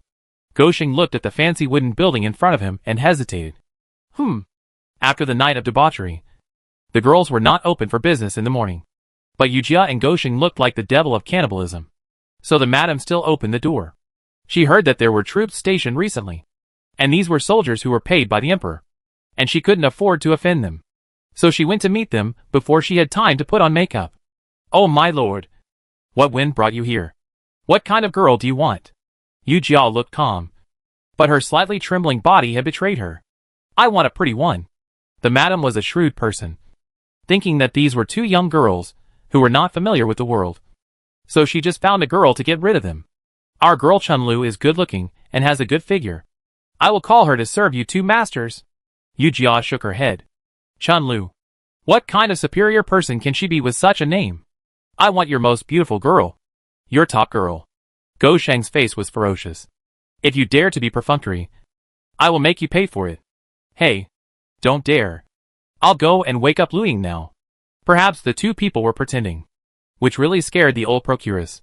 In a short while, the old procuress led the two people to the second floor and stood still. The old procuress knocked on the door gently. Is the baby girl awake? No one answered. Several people waited for about half an instant stick of time, and the door opened. The woman in front of them had a face like a jade plate, eyes as bright as stars, cherry lips without makeup, and the gauze floated lightly when she walked, like a jiang tune that made people indulge in it. Yu Jia didn't expect that there was such a beautiful color in this small town, and she was stunned for a moment. Ahem. Two generals. Are you satisfied? The old procuress proudly straightened her body. Lu Ying was her most proud masterpiece. Chapter 12 Design.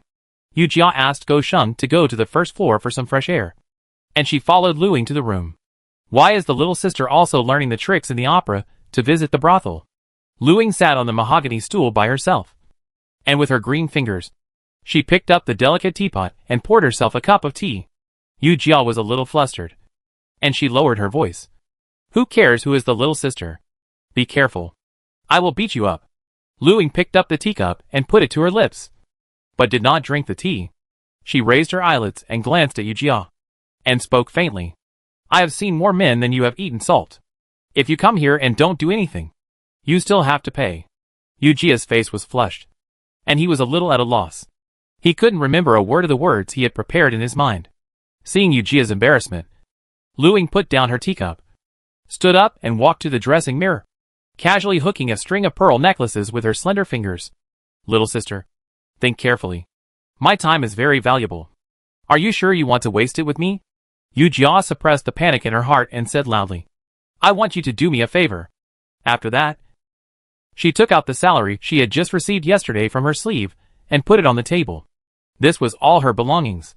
Lu Ying saw the silver coins Yu Jia put on the table and covered her mouth with her sleeves and laughed.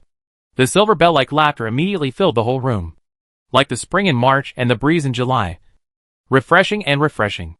If you want me to help you, take this money and send the beggars away. Lu Ying's expression changed instantly. Take this money and get out. This is not a place you can come to. Yu Jia knew that she thought it was too little, so she took out a silver hairpin from her bosom. This was a birthday gift from Lin Juan's mother for her 13th birthday. This is all I have. This was the original owner's thing, and Yu Jia was reluctant to put it on the table, as if she could see Yu Jia's mood. Lu Ying came to Yu Jia, picked up the hairpin and played with it back and forth. Yu Jia's eyes followed Lu Ying's movements. Reluctant? Yu Jia nodded, and soon shook her head. Did you buy this? The silver hairpin was very simple, with only an orchid pattern carved on the head. My mother gave it to me.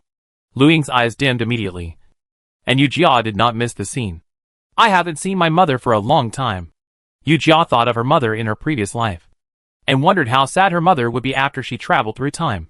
Unconsciously, a layer of mist covered Yu Jia's eyes, and her voice was a little choked.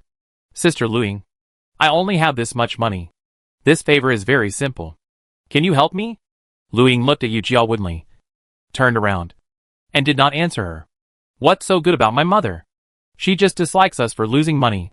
Yu Jia at least got Lu Ying talking, and she continued to work hard. Sister Lu Ying, not everyone's mother thinks this way. And besides, even if our mother doesn't love us, we should love ourselves. Love ourselves? Lu Ying seemed to have heard a big joke. How can I love myself? I'm just using this human body to pass the time. Looking at Lu Ying's words and deeds, she doesn't look like a country girl. Why did she end up like this? If she wasn't forced to do it, who would end up in such a place to do this job of having her lips tasted by thousands of people? No. Sister Lu Ying, don't feel sorry for yourself. A woman's chastity is never reflected under her skirt. You should have a better life. It seemed incredible. Lu Ying stared at Yu Jia straight, found that her eyes were calm, not fake to fool her, and immediately her mind moved slightly, thinking of all the past. There was envy, flattery, compliments, and most of all contempt. Lu Ying murmured to herself, You are the first person to tell me this. She was born in a poor family, because she was a maid. She was sold to a place of entertainment by her mother since she was a child to learn some tricks. When she reached the age, she wandered among all kinds of men in the name of a talented woman. In fact, she had already earned enough money to redeem herself. But where else could she go after leaving the brothel? The world is so big, but there is no place for her. From Yangzhou to this small place, in the years of war and chaos, she had to go back to her old job. But now someone told her that chastity is not under the skirt, which conflicts with her previous cognition. Yu Jia carefully examined Lu Ying's expression and knew that this matter was very sure. Sister Lu Ying, if you don't do this job, you can do something else. How do you know if it works if you don't try it? The worst result is to come back to this place of fireworks and live a sloppy life. What do you have to lose? As time passed, more and more people came to the brothel, including soldiers in the army. The army in this era was not very strict, and most of the soldiers in their prime would take their pay to have fun during their rest time. Go Sheng was sitting uneasy downstairs, and he had to be careful that someone saw him. Fortunately, he saw Yu Jia coming down from the upstairs, and he hurried to meet him. How did it go? Yu Jia nodded. It's done. Let's leave quickly. They couldn't go out the front door. If someone saw them, they would be in trouble. So they slipped out from the back door. After arriving at the military camp, Chang Hai was already in the tent, and he was surprised to see the two of them. How did you get it done so quickly? Did you get it done? It's done. How did you do it? Yu Jia asked. I've got it done too. Someone will leave Lu Dongfang to a small tea house not far from the camp at 5 p.m. today. Chang Hai couldn't help but feel proud. You did a great job. You won't be betrayed, right? Goshen couldn't help but worry when he saw Chang Hai's irritable look. Hey, how could my Chang Hai be so careless? I asked several people who seemed to have no relationship to do it. Not only did I spend all my salary, but I also lost 5 taels of silver. What? Yu Jia couldn't help but exclaimed. The salary of ordinary soldiers is 2 taels of silver per month, and the salary of the Vanguard camp is 3 taels of silver per month. The annual expenses of a family are only about 3 taels of silver, and Chang Hai has spent 8 taels of silver. It only cost Goshen and me 6 taels of silver to hire the top performer. And you spent 8 taels? What a wasteful thing. Yu Jia poked Chang Hai's forehead with regret, and felt sorry for the 8 taels of silver, and couldn't stop sighing. Oh, brother Erju, if you lose money, you can earn it again. My principle is that you get what you pay for. If you don't pay enough, people won't do their job properly. That's the truth. But thinking of the 8 taels of silver, Yu Jia still covered her chest. Goshen stroked Yu Jia's back. Okay. As long as the job is done properly. 8 taels is 8 taels. This is the only way now. After lunch at noon, Yu Jia began to feel uneasy. But fortunately, a commotion broke out in the tea house in a short while. Yu Jia waited for things to ferment for a long time before he and Go Sheng and Chang Hai went to the tea house to watch the excitement leisurely. The tea house was already full of people at this time, and the sad and resentful complaints of Lu Ying could be vaguely heard. Chapter 13 solved the problem. It's too much. Soldiers can't abuse people like this. It's not certain who abused whom. This is the top prostitute in the brothel. It's not easy to get a military master, so we have to hold on to him tightly. The key is that the military master doesn't recognize him. He turned his face and didn't recognize him after pulling up his pants. Who else can the top prostitute go to if not him? Yu Jia listened to the discussions of the people around him and felt comfortable all over. The 3 of them slowly squeezed in from the corner. The tea house was already packed. Lu Ying knelt on the ground with tears streaming down her face, holding Lu Dongfang's clothes tightly with her hands, still shouting, "You said you would take me away. I gave you all my savings. How can you change your mind? Who the hell are you? I don't even know you. Get out of here." Lu Dongfang slapped Lu Ying in the face twice, causing the crowd to boo again. Lu Ying is the most beautiful girl in the brothel. They rarely see each other on weekdays. She is so embarrassed now. How can it not make people feel distressed? You are too rude. How can you treat a girl like this? Yes. And what about the general? Lu Dongfang laughed grimly and looked at the crowd. You also said that she is a brothel girl, a thing that thousands of people ride on and tens of thousands of people press. How can she be an ordinary girl? Then he looked down at Lu Ying. You said that I would spend my life with you privately. Then let me ask you, how old am I this year? Where is my hometown? What position do you hold in the army? We are all going to elope. How could I not tell you such simple information? Yu Jia and the other 2 looked at each other and thought to themselves that it was not good. Lu Dongfang had been a captain in the new recruits camp for so many years, and he was still quite capable. Lu Ying was stunned. Yu Jia only described his appearance, but did not tell her the specific information. But she was not an easy person to deal with, and she continued to cry. Sir, you only told me that your family was outside the Great Wall. Did you lie to me? You also said that you are over 20 years old. Your family is poor, and you have not married yet. Did you lie to me? Well done. Yu Jia and the others breathed a sigh of relief. The people around started to make a noise again. What a man says in bed can be taken seriously. Miss Lu Ying, you have been deceived. You are a military commander, Not only did you cheat a woman of her body, but you also cheated her of her money. You are so shameless. Lu Dongfang's face flushed, and he was speechless. Don't believe her. I don't know her at all. I have never been to a brothel. He was sweating profusely. He just came to have tea today, but he didn't expect to encounter such a disaster. Disperse! Disperse! Disperse! Suddenly, shouts came from outside, and the people looked sideways. Several personal soldiers in armor blocked many people, and Gu Wenbin walked slowly in a square step. Many soldiers present knelt down quickly, and Yu Jia and others also knelt down. Lu Dongfang seemed to have seen a savior. Thump! She knelt on the ground and kowtowed repeatedly. You are here at the right time. Superior. You must make a decision for me. Gu Wenbin did not know Lu Dongfang. He only heard that the soldiers in the army were involved with prostitutes, which had a bad influence. So he had to come here to check. What's going on? Gu Wenbin sat at the top, exuding the pressure of a superior. Before Lu Dongfang could speak, Lu Ying turned around and kowtowed to Gu Wenbin. General, you must make a decision for me. The word general made Gu Wenbin feel comfortable, and there was a hint of pride in his eyes. Stand up and answer. Lu Ying stood up and bowed as she was told. I am a prostitute in a prostitute building. Today, this military master came into my camp and tried to redeem me with sweet words. He said he would take me home and marry me. I believed his lies and gave him my life. We agreed to meet at the tea house. Who knew he turned his face and didn't recognize me when we just met? Only then did I know he was a military commander. How could a military commander take a woman like me home?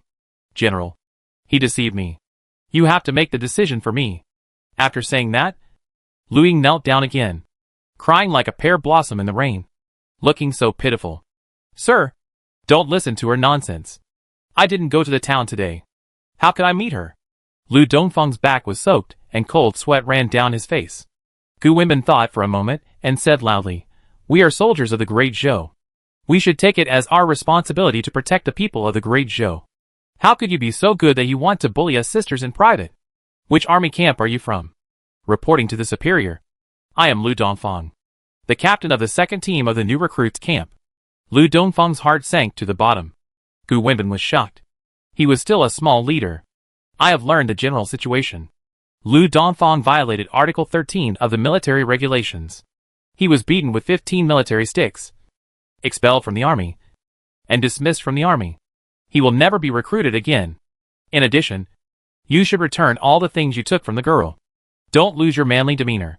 The people around applauded, and Lu Ying kowtowed to thank him. Superior, I am innocent.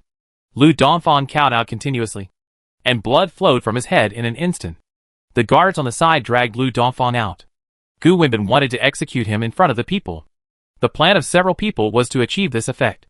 No matter what the truth of the matter was, Lu Dongfang must be punished today. Gu Wenbin was a new official, and he could not tolerate a grain of sand in his eyes.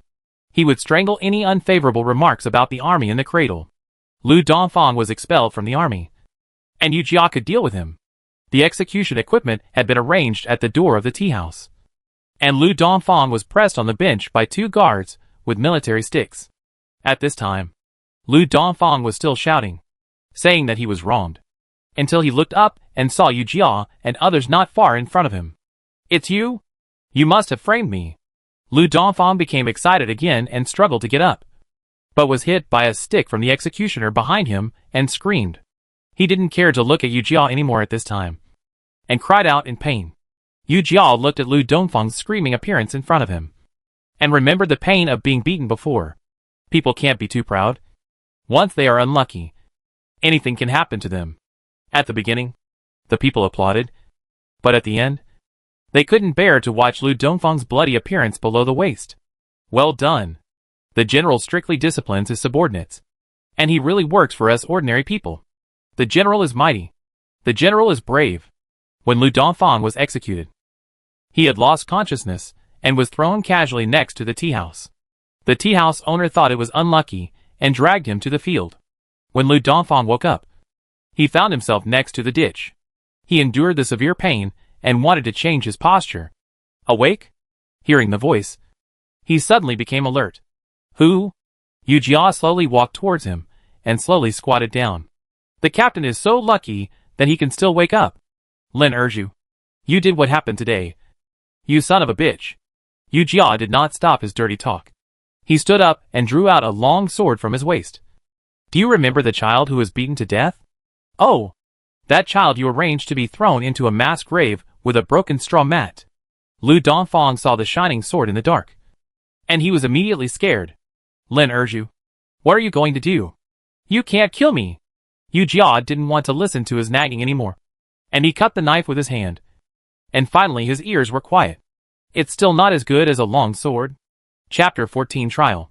From the 50,000 soldiers and horses at the start of the Jizhou military camp, only less than 20,000 soldiers were left at the Yunnan military camp. It was already noon when everyone settled down in the military camp. The lunch was noodles. Yu Jia and others were the advanced troops, so they naturally had to serve the rice first.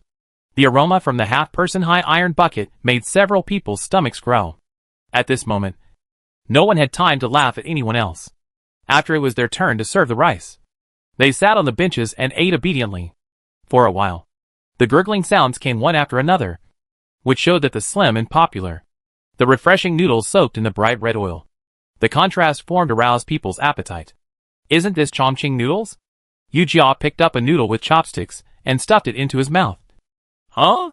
This is not an ordinary Chongqing noodles. This taste is more oily and spicy than Chongqing noodles.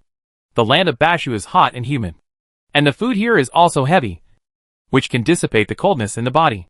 After the meal, there was no clear arrangement for Jia and others. Just let them adjust their work and rest as soon as possible. Oh my god. If I could be so leisurely every day. Chong Haier muttered to himself while lying on the bed. Didn't you come to the military camp to join the army with the ambition of becoming a general? Gosheng snorted coldly. It has only been a short time, and he has forgotten everything. Gosheng said this. Yu Jia recalled the first time he saw Chong Haier. Chong Haier was so passionate at that time. Yu Jia was really moved. But thinking of Chong Haier being scared to the point of peeing his pants in Jizhou City, he couldn't help laughing. Chong Haier was embarrassed by Gosheng, and he pretended to be relaxed. The general doesn't want to work hard every day. He also wants to take time to be lazy. You are wrong. Heisey has just been here for half a day and has already found out a lot of news about the Yunnan military camp. Our general is a god from heaven. And as a prince, he eats and lives with the soldiers. He is considerate of his subordinates. He is really a good boss, Heisey said with admiration. We are so lucky to follow him. Others were also eager to hear this. Soon, Heisey stopped thinking so. If the Jizhou City military camp wants to merge into the Yunnan military camp, it must first undergo a trial.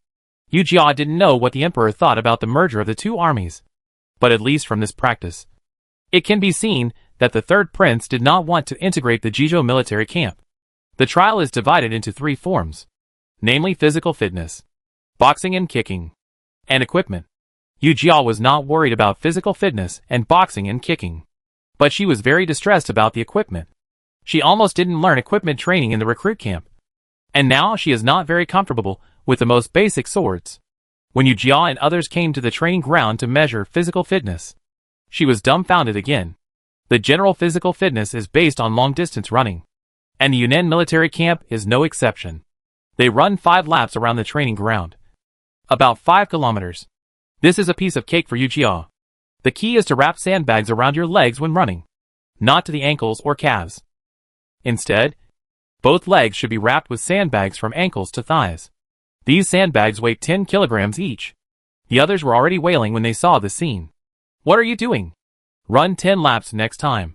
The coach this time was about 18 or 19 years old, with phoenix eyes and thin lips. He was tall and mighty.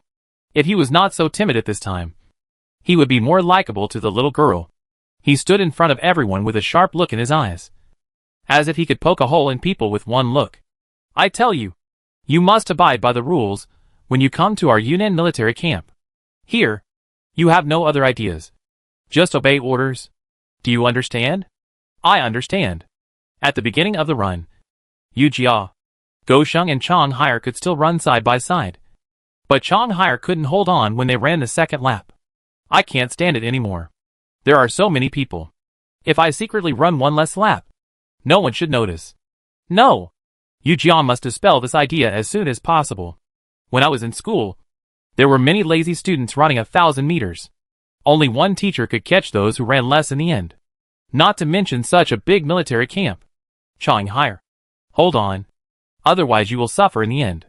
Fortunately, although Chong Hire likes to argue, he still ran a lap without missing a beat. Yu Jia did not fall behind among the many soldiers.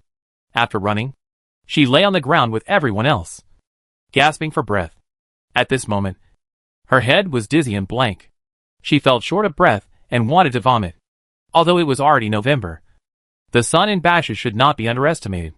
It was as if it was fished out of the water, and the whole body was wet.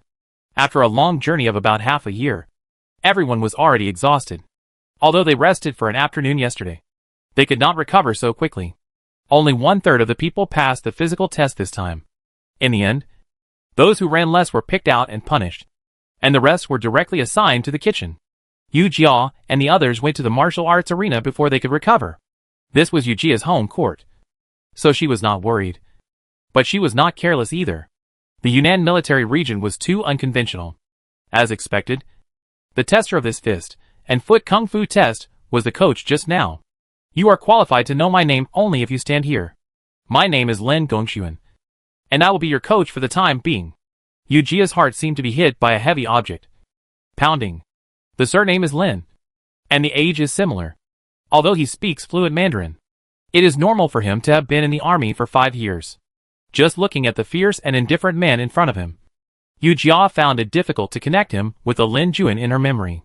Lin Juan in the original owner's memory was originally named Lin Naden. He was thin, but he was very kind to the original owner. He had been calling Sister Lun Yang since he was a child. When adults teased him, he would straighten his back, speak in a baby voice, and imitate the adult's tone and speak seriously. Sister Lun Yang will be my wife in the future. If I don't treat her well, who should I treat well? Could it be him? With this thought, the trial began soon. The first one was Heizi's turn. As expected, Heizi was carried away. Lin Gongxuan knocked Heizi down with only 3 moves. And everyone was a little more afraid of the strict coach in front of them. Several more people left the stage one after another. And soon it was Yu Jia's turn. Yu Jia stood in front of Lin Gongxuan, still trying to overlap the person in front of her with a shadow in her memory. What are you in a daze? If you were so dazed on the battlefield, you would have died long ago. Yu Jia suddenly reacted and took the lead in attacking with a palm-turned fist. Lin Gongxuan didn't check and was swept back a step by the wind of the fist. Good boy. Come again. Yu Jia attacked quickly, bent over and swept her leg. And her leg hit Lin Gongxuan's knee, which was as hard as hitting a stone. And she immediately retracted her leg in pain. Looking at Lin Gongxuan's smug look, Yu Jia's heart was filled with clouds, and she couldn't bear it anymore. So she went up again. Lin Gongxuan hadn't met an opponent who could fight with him for a long time, and he was very satisfied. Although the boy's punches were somewhat routine, with some training, she could still compete with him. Yu Jia naturally didn't know what Lin Gongxuan was thinking. She could only rely on her fast punches. However, Lin Gongxuan figured out the pattern of her punches and punched her in the stomach. Yu Jia fell to the ground suddenly, and she was seeing stars in pain. Chapter 15 I Can't Shoot Arrows. You are the first person who can last so long in a fight with me. You have passed this time. Although Yu Jia passed the test, a thorn was planted in her heart. This person is so arrogant. How can he be the gentle and caring Lin Naden in my memory? Although Go Sheng and Chong Hire also passed the test, they were beaten badly. At night, the 3 of them lay on the bed with their own thoughts. In the past, Heizi and Chong Hire would sing the same tune. Now that Heizi went to the kitchen, the 3 of them stopped talking. Yu Jia was worried about tomorrow's equipment assessment. Lin Gongxuan did not play by the rules. I don't know if God will have mercy on her again. Look at you. If you want good seedlings, just let others go. Why do you go down yourself? The speaker was the 3rd Prince Li Yanxiao, the general of Jinan. He was playing chess with Lin Gongxuan at this time. How can I be assured? Lin Gongxuan was relaxed at this time and dropped a black piece. This time we are selecting soldiers from the Vanguard camp. They must be good. Otherwise, I will have to clean up their messes on the battlefield. Then you, a captain of the Vanguard camp, are going down to select people. What do you think other camps will say? Li Yanxiao followed closely and ate one of his pieces. Besides, I am partial to you. If there are good seedlings, I will let you choose first. After Li Yanzhao finished speaking, Lin Gongxuan laughed. General, don't you see what kind of people the prince forced you to have? Lin Gongxuan said sarcastically. If they are jealous of me, just give them all. You? Li Yanzhao laughed and scolded, and dropped a move. Only you dare to say these words in front of me. It's true that Lin Gongxuan is not only tough, but also very capable. The same young man joined the army and earned his military merits. Li Yanzhao liked Lin Gongxuan's fearless character at the beginning, which was very similar to him at the beginning. It seems that you are not satisfied with today's trial? Didn't find the right person? A stubborn face appeared in Lin Gongxuan's mind, and there seemed to be some indignation, grievance and resentment in his eyes. Lin Gongxuan shook his head. It was the first time they met. How could he have any grudge against him? He must have made a mistake. Who from Jizhou military camp likes the Yunnan military camp? Oh, are you dissatisfied? Li Yanzhao asked when he saw Lin Gongxuan shaking his head. No, I really found someone who suits my taste. Then recruit him. Li Yanzhao took the opportunity to make another move. No, there is still a weapon test. We will make a conclusion tomorrow. Lin Gongxuan did not want to let him go. Gu Wenbin, the former commander of the Jizhou military camp, was merged into the Yunnan military camp and served as the commander of the military camp. However, the military positions of Yunnan and Jizhou were different. There were two commanders of the military camp of the Yunnan military camp, and their immediate superiors were generals. Gu Wenbin was in charge of the equipment and the kitchen. Before dawn the next day, Yu Jia and others were woken up to practice. The routine morning exercise was to run 5 laps around the training ground without sandbags. After breakfast, everyone gathered at the equipment field. The weapon racks were neatly arranged, with all kinds of swords, spears, swords and halberds on them. The rule this time was to find your own weapon, and after going to the battlefield, you had to find a suitable partner to kill the enemy with your own ability. Yu Jia walked around the weapon rack and did not find a long sword that suited her. She found 2 short swords in the corner. The 2 short swords were about 20 centimeters long, 3 fingers wide, and silver in color. Anyway, none of the weapons are suitable. 2 are better than 1. So let's choose the short sword. Yu Jia returned to the weapon field and found that everyone had found their own suitable weapons. Go Sheng chose a long sword. He was used to using a long sword. Chang Haier chose a long spear, which was different from the red tassel spear. The spearhead was about 5 inches longer and seemed to be heavier. The rules of this trial have also changed, focusing on surprise. It is no longer the coach who will do the trial, but let everyone draw lots to decide who will do the trial. Isn't this just to make us kill each other? It's too cruel. Chang Haier muttered a few words in Yu Jia's ear. It is indeed cruel, but on someone else's territory. I am the fish on the chopping board, and I have no right to raise any objections. Yu Jia drew a burly man holding a hammer. When he came on the court, he saw Yu Jia holding 2 small short swords and immediately grinned. Little brother, who can you hit with these 2 little things? Yu Jia looked up and said seriously, just try it, and you will know. In the same way of taking the initiative and winning by speed, Yu Jia took the lead in stabbing the big man's abdomen with his sword. But he easily blocked it. The ding-dong sound of the short sword and the hammer hitting also hit Yu Jia's heart. The big man sneered. You will cry later. Yu Jia said the same thing. Just try it, and you will know. She turned her hand to make a sword flower, adjusted the direction and stabbed at the big man's shoulder. And the big man quickly blocked it with the hammer. Unexpectedly, Yu Jia swung her left hand and slashed at his armpit, and the fabric squeaked and tore. Yu Jia turned and dodged, and the big man screamed in shock. Come again! At this time, the big man's eyes were red, holding the hammer with both hands, and he wanted to smash Yu Jia into a pulp with a fierce look on his face. Urju, be careful. Go Sheng was swaying for her in the audience, and his heart was in a knot.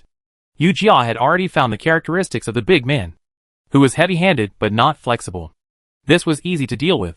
Yu Jia jumped up and seemed to attack the big man's abdomen, and the big man hurried to block it. Unexpectedly, Yu Jia turned around and slashed his trouser leg directly.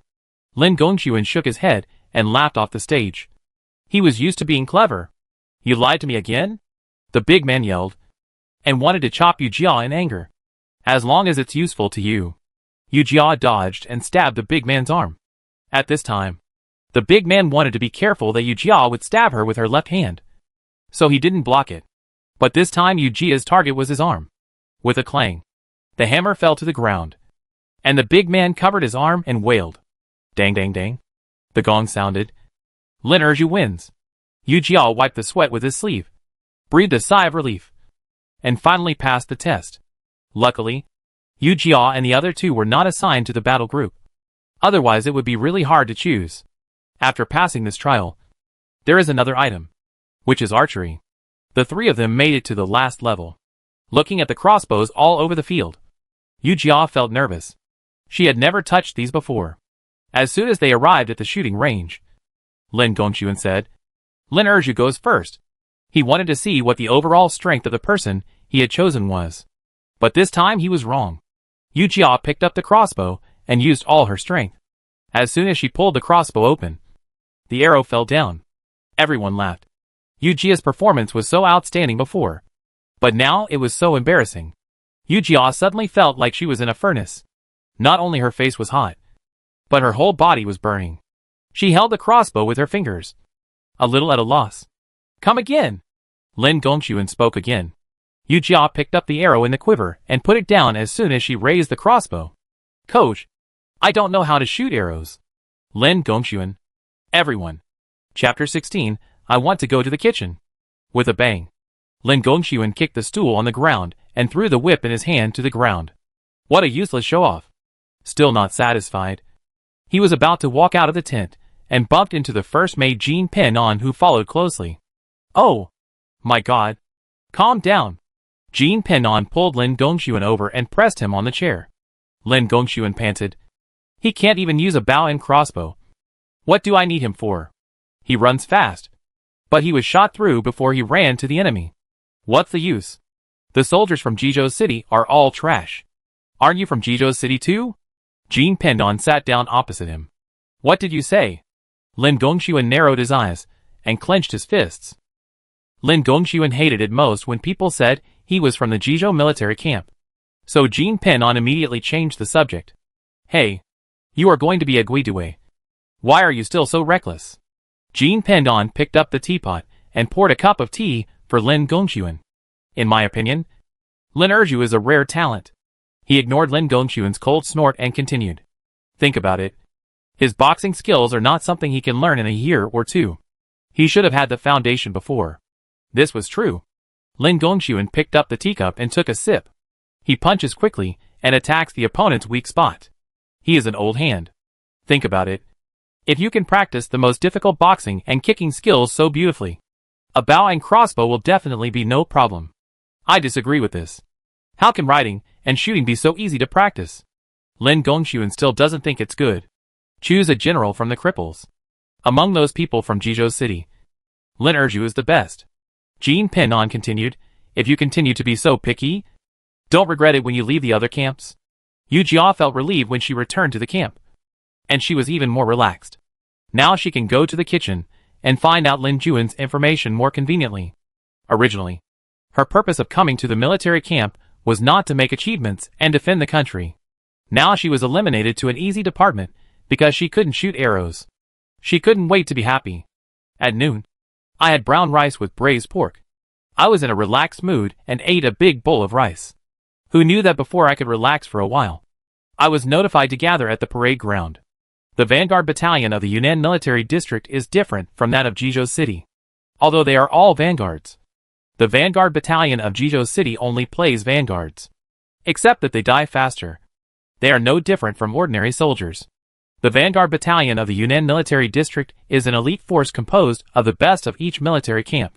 The basic training is usually much stricter than that of other military camps. Here, it is a great honor to be able to join the Vanguard Battalion. It is no exaggeration to say that even if you go to the ancestral grave, you can be closer to the C position than others. Yu Jia did not have such awareness.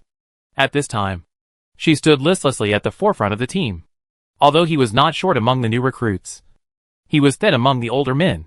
All the elite soldiers and generals who gathered today are from our Yunnan military camp. I am your first mate Jean Pen-on. We will be colleagues in the future. Yu Jia looked at the smiling Jean Pen-on in front of him, but did not feel his kindness. Where are the kind officers in the military camp? Sure enough, the first training order issued by this kind-looking officer was to run a circle along the Changhe Mountain outside the military camp. The veterans were used to it, and the new recruits complained in their hearts. If the 5-kilometer test yesterday was difficult, today's training was even more difficult. Changhe Mountain is located between Chifeng Mountain and Sangqiu Mountain. It is low-lying and has rugged mountain roads. The wide area can accommodate 2 carriages, and the narrow area is barely enough for 1 person to pass. Until the departure, Lin Gongxuan did not show up. Yu Jia muttered in her heart, wondering what the heck he was up to. There was no sandbag tied to the daily training, only a water bag on her back. Yu Jia ran even more easily. Among all the training items, her favorite was running. At this time, her thoughts belonged to her. The maple leaves in the mountains and forests had just turned red, and they looked very beautiful in the green. Yu Jia unconsciously took out the original owner's memory. In the early autumn, 10-year-old Lin Naden and 5-year-old Lun Yang walked in the fields. Lin Naden was jumping in front, and in a blink of an eye, he saw Lun Yang staggering behind. Lun Yang, walk faster. I'll take you to catch fish. Lun Yang stopped where she was, twisting her fingers aggrievedly. Brother Naden, I can't walk fast. After saying that, tears filled her bright eyes, which made Lin Naden feel distressed. He ran back quickly, looking at Lun Yang at a loss. Good Lun Yang, don't cry. Brother Naden will carry you on his back. Okay? Lun Yang was happy, grinned and said him, and the tears in her eyes fell down. Lin Naden gently wiped the tears with his fingers and licked them with his tongue. Yeah, it's salty. The 2 children looked at each other and burst into laughter. Thinking of this, Yu Jia also laughed. In the eyes of innocent children, nothing is too childish. Not bad. You are still in a good mood to laugh. It seems that the difficulty of the training is too low. A low voice sounded in his ears. Yu Jia turned around and saw that it was Lin Gongxuan, who was riding a tall horse. Yu Jia retracted his gaze and ignored him. Running seriously, Lin Gongxuan glanced at Yu Jia's stubborn figure. He was not tall, but he had a big temper. Yu Jia sped up and ran towards the steep place in front. There was a whipping sound and Lin Gongxuan scolding from behind. What are you doing? Woman! The small pieces of gravel on the ground hurt her feet, and she sprained her ankle without noticing. Fortunately, she moved around and her symptoms were relieved. At this time, several people around her passed her. She held the stone wall and pinched her ankle. There was a cliff next to her. The soldiers passing by even brought the gravel under the cliff, which was really exciting. Yu Jia took a deep breath and continued to run forward. After running for such a long time, she didn't see Gosheng and Chang higher. It seemed that they were left behind. She gritted her teeth and quickly caught up with the soldiers in front. Not bad. Lin urged you.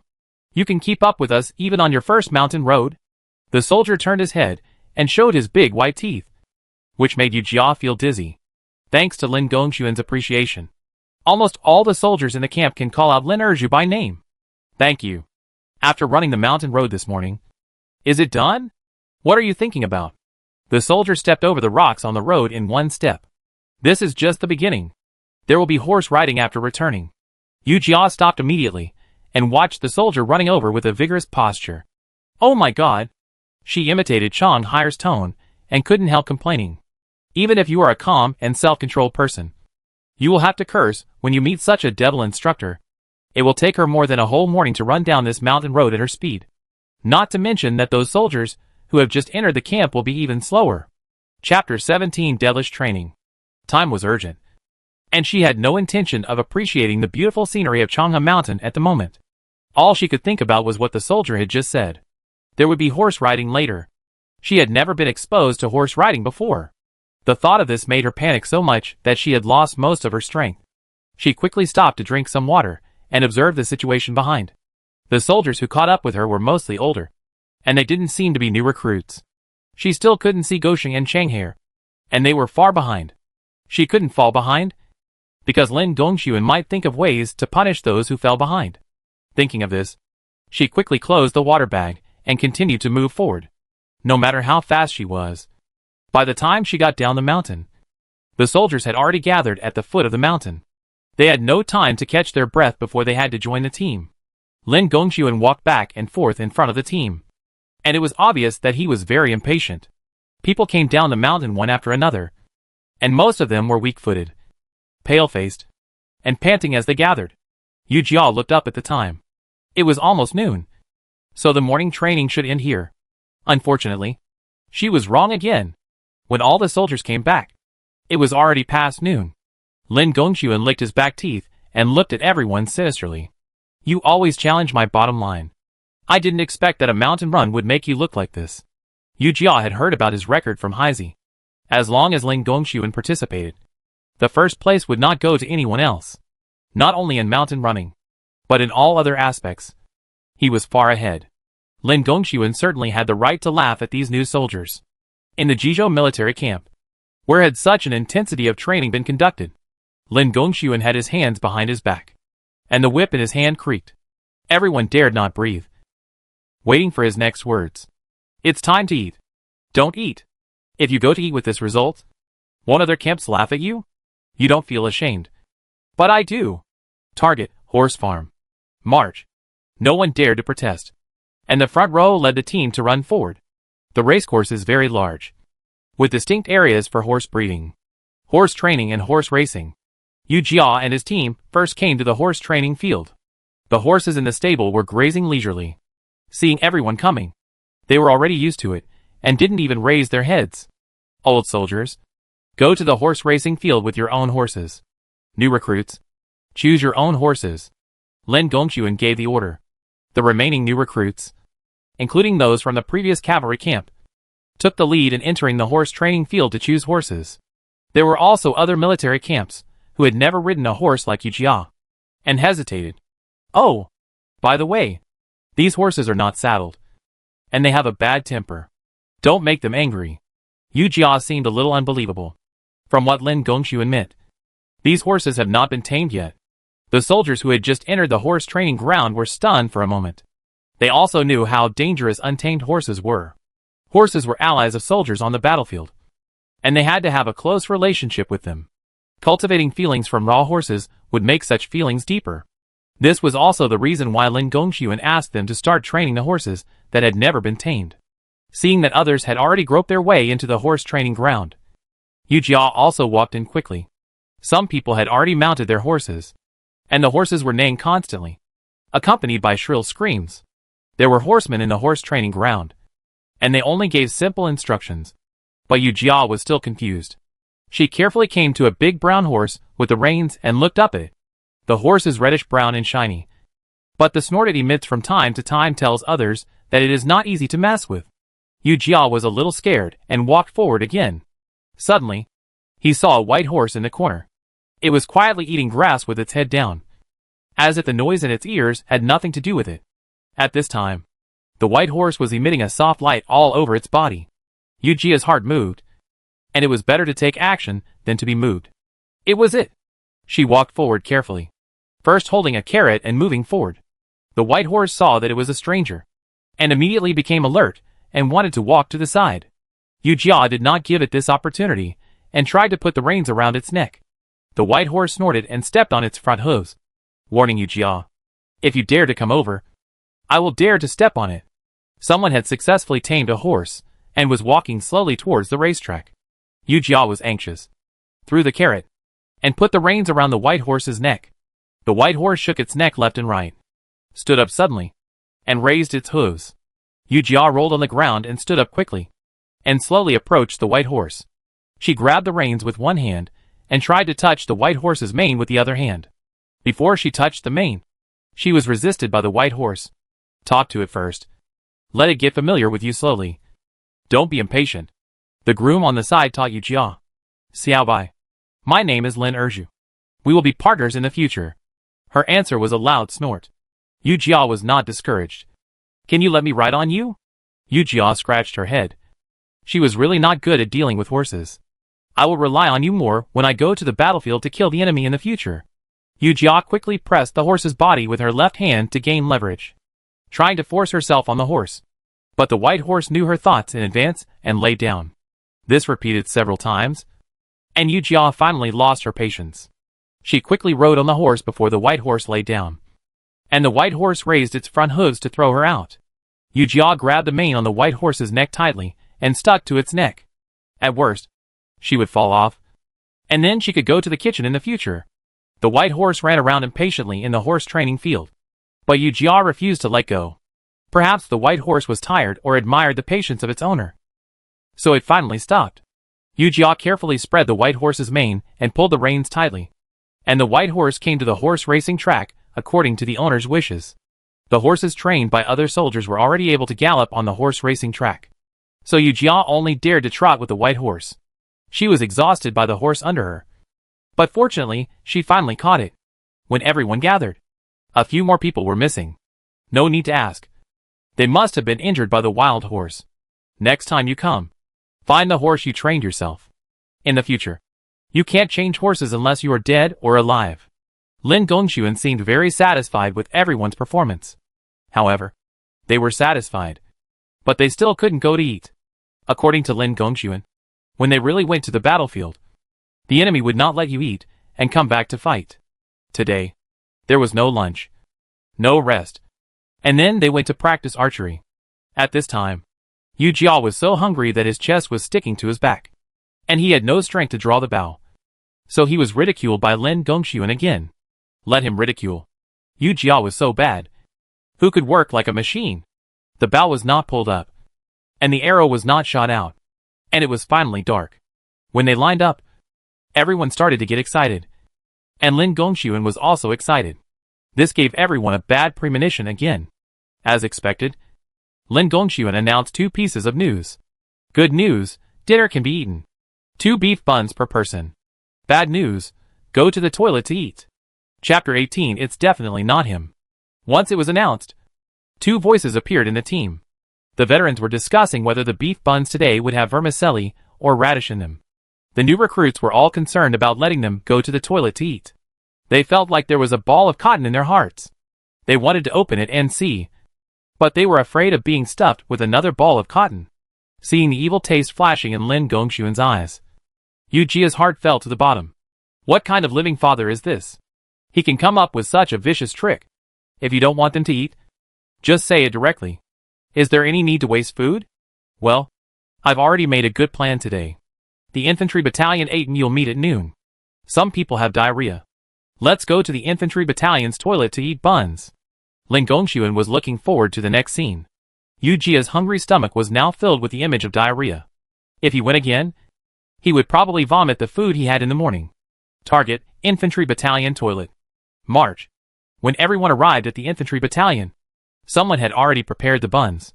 The soldiers of the infantry battalion were no longer surprised by this kind of scene, and only cast a pitying look at them.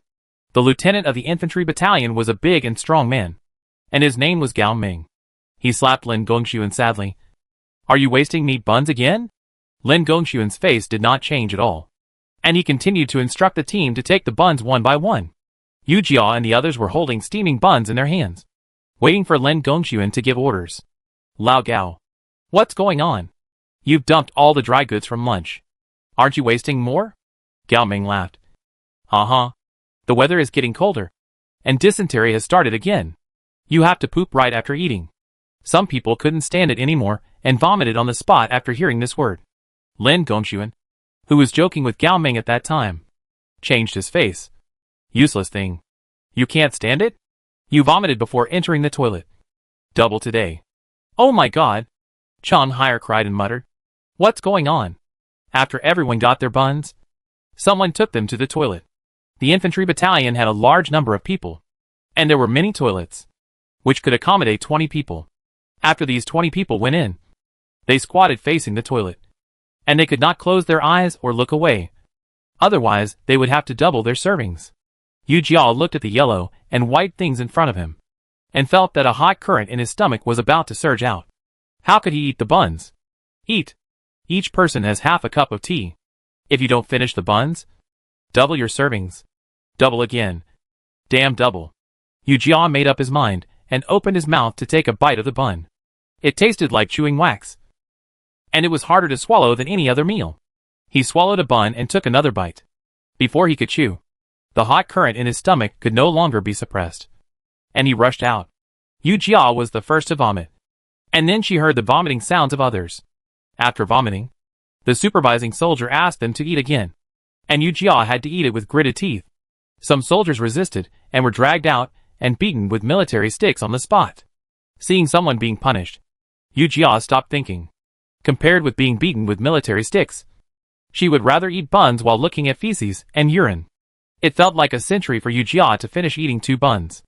After leaving the toilet, she swore that she would never eat buns again.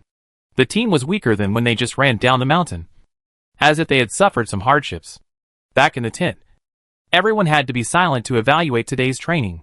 At this time, Yu Jia could basically conclude that the possibility that Lin Gongxuan was Lin Naden was almost zero.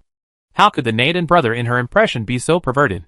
When he was 8 years old, he caught up with the conscription, and Lin's father was too old to be conscripted. Lin Daolong had just had a son, and it was the time when he needed labor to earn money, so it was not suitable for him to go. Lin Erlang broke his leg some time ago and was recuperating at home, leaving only the 13-year-old Lin Naden. Lin Naden looked determined. "Dad, just let me join the army. Even if it's not for my family. I want to fight the Tartars." "What nonsense are you talking about?" Lin's father glared. "I'll go to the village chief to change my age. And I can go to the battlefield after changing my age. It's not a pity for an old man like me to die. So why should I let you? A baby? Die?" Mother Lin wiped her tears. She was a woman and had no say at home. But whether it was her husband or her son, she couldn't bear to let them die. "Mom, don't cry." Mother Lu gently wiped the tears for Mother Lin. She was too young and didn't understand what it meant to be a soldier. "Dad, just let me go. I'm smart and I can run fast. If I can't win, I'll run away. I won't die there." Lin Naden knelt on the ground and counted out several times. "You and your brothers are indispensable to our family. I'm just eating free meals at home. Just let me go. I'll go." Lin Daolong ignored his wife's hand pulling his sleeve. "Dad, Mom, let me go. I can't watch you die. I am the eldest in the family, so I have to take responsibility." Lin Naden stood up and hugged Lin Daolong. "Brother, if you leave, what will happen to De Mao and Heir Mao? You still have to take care of the whole family at home." "Okay." Lin's father stopped him. "I will change my age. It's settled." There are many people who think the same as Lin's father. The village head's family is full of people changing their ages. And the county magistrate has long said that anyone who forges their age will be severely punished. This method doesn't work at all, as the conscription date slowly approaches. The family is in a huge crisis. Lu Nyang didn't know how to solve the crisis, so she could only be obedient and diligent. That night, just as she fell asleep, Lin Naden jumped down from the window lattice. "Brother Naden, why are you here at this time?" "Lu Nyang, I'm leaving. Get up early tomorrow and tell my parents." Lu Nyang panicked. "Where are you going?" "I'm going to join the army." Under the cold moonlight, Lin Naden's smiling face looked particularly gentle. "When I become a general, I will marry you. You stay at home and wait for me to come back." The next day, when Lu Nyang told Lin's father and mother the news, they both got very angry. When they went to the government to ask, they found out that Lin Naden had already been enlisted in the army and had already set off with the first batch of soldiers. When Yu Jia traveled through time, Lin Naden had been a soldier for 5 years, and there was no information about him during these 5 years. His family had always believed that he had died on the battlefield. So when Yu Jia proposed to go to the Jizhou military camp to find him, she was unanimously opposed by her family. The journey was long and difficult. And in this chaotic world, how could a little girl reach the border safely? So Yu Jia followed suit. After her 13th birthday, she left a note for her family and went to the border. Now that she thought about it, her actions were indeed more urgent. If she had sorted out the information about Lu Nyang's previous life, would she have known in advance where Lin Naden was now? She had a headache thinking about problems, and her stomach ached from eating buns. What was this called? Chapter 19, Field Trip. Based on the beef bun incident, everyone was even more afraid of Lin Gongxuan. "I'm afraid I won't make it home." The speaker was a short man named Jiayan, who was in his 20s, and was originally from the cavalry battalion of the Jizhou military camp. "Don't say such depressing words. This devil is just a warning to us newcomers. It will be fine after a while." Go Sheng comforted him. "Impossible." Jiayan sniffed weakly. "I asked around. This is all routine training. There will be more strict in the future. No one responded now. Everyone agreed with this statement in their hearts. But they just ignored it deliberately. The Jizhou military camp has 1 day off per month. But we can rest here depending on our mood. Pepper and Salt continued to mutter. His voice was not loud. But every word was heard by everyone. The Jizhou military camp allows people to visit brothels and casinos. Anyone found here who goes to these places will be punished by military law. You are not allowed to take the people's things. And the people are not allowed to give us things. Do you think we are soldiers or in prison? Yu Jia couldn't agree with this. Maybe she is from a new era. And these regulations are normal in modern times. Yu Jia is not used to the loose management of the Jizhou military camp when she first arrived. Yu Jia may not understand the training methods here. But she thinks these military regulations are very good. Pepper and Salt. Don't be sad. If you feel really depressed, I will run a few laps with you. Yu Jia's favorite way to vent is running. She got down from the bed and prepared to pull Pepper and Salt out. Urju, you have only been here for a few days. How did you learn from the devil coach? After saying this, Pepper and Salt finally cried sadly. I don't know if she was sad about the daily training or Yu Jia asked him to run. He lost his father when he was young and depended on his mother. After he finally became an adult, his mother also passed away. It happened to be a 3-year drought. And the fields were barren. He couldn't survive, so he joined the army. The days in the army were quite comfortable. But who knew that he would live such a miserable life after the camp was moved? In this day, besides having enough food and clothes, how can we be happy at home? When Jiayan cried, Yu Jia was a little panicked and froze in place. Don't cry. Why are you crying? You are a woman. Chang Hai shouted. In my opinion, it is good for us that our lieutenant is strict in military discipline. Then he stood on the ground, with his hands on his hips, with a face full of lofty ambitions. As a soldier of the Great Zhou, how can you be greedy for pleasure? Yu Jia curled his lips, turned around and sat back by the bed. And Chang Hai began to talk loudly again. Sure enough, Chang Hai patted Jiayan's shoulder with a serious tone and continued to pue. It can be said that there is no square without rules. If we can't restrain ourselves, how can we realize our great ambitions? Chang Hai, it's a pity that you don't become the first mate. Goshing used his fingers to pick his ears. Dong dong dong dong. The call for assembly sounded outside the tent. What's going on? Didn't we just have breakfast? Chang Hai jumped up in fear. Although they had doubts in their hearts, they still ran out.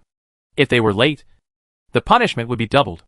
In an instant, everyone had formed a team. Lin Gongxuan put his hands on his chest and smiled evilly. Seeing his expression, everyone felt a faint sense of uneasiness in their hearts. The more the boss laughed, the more unlucky they would be. You are all on time today, so I will reward you with a picnic.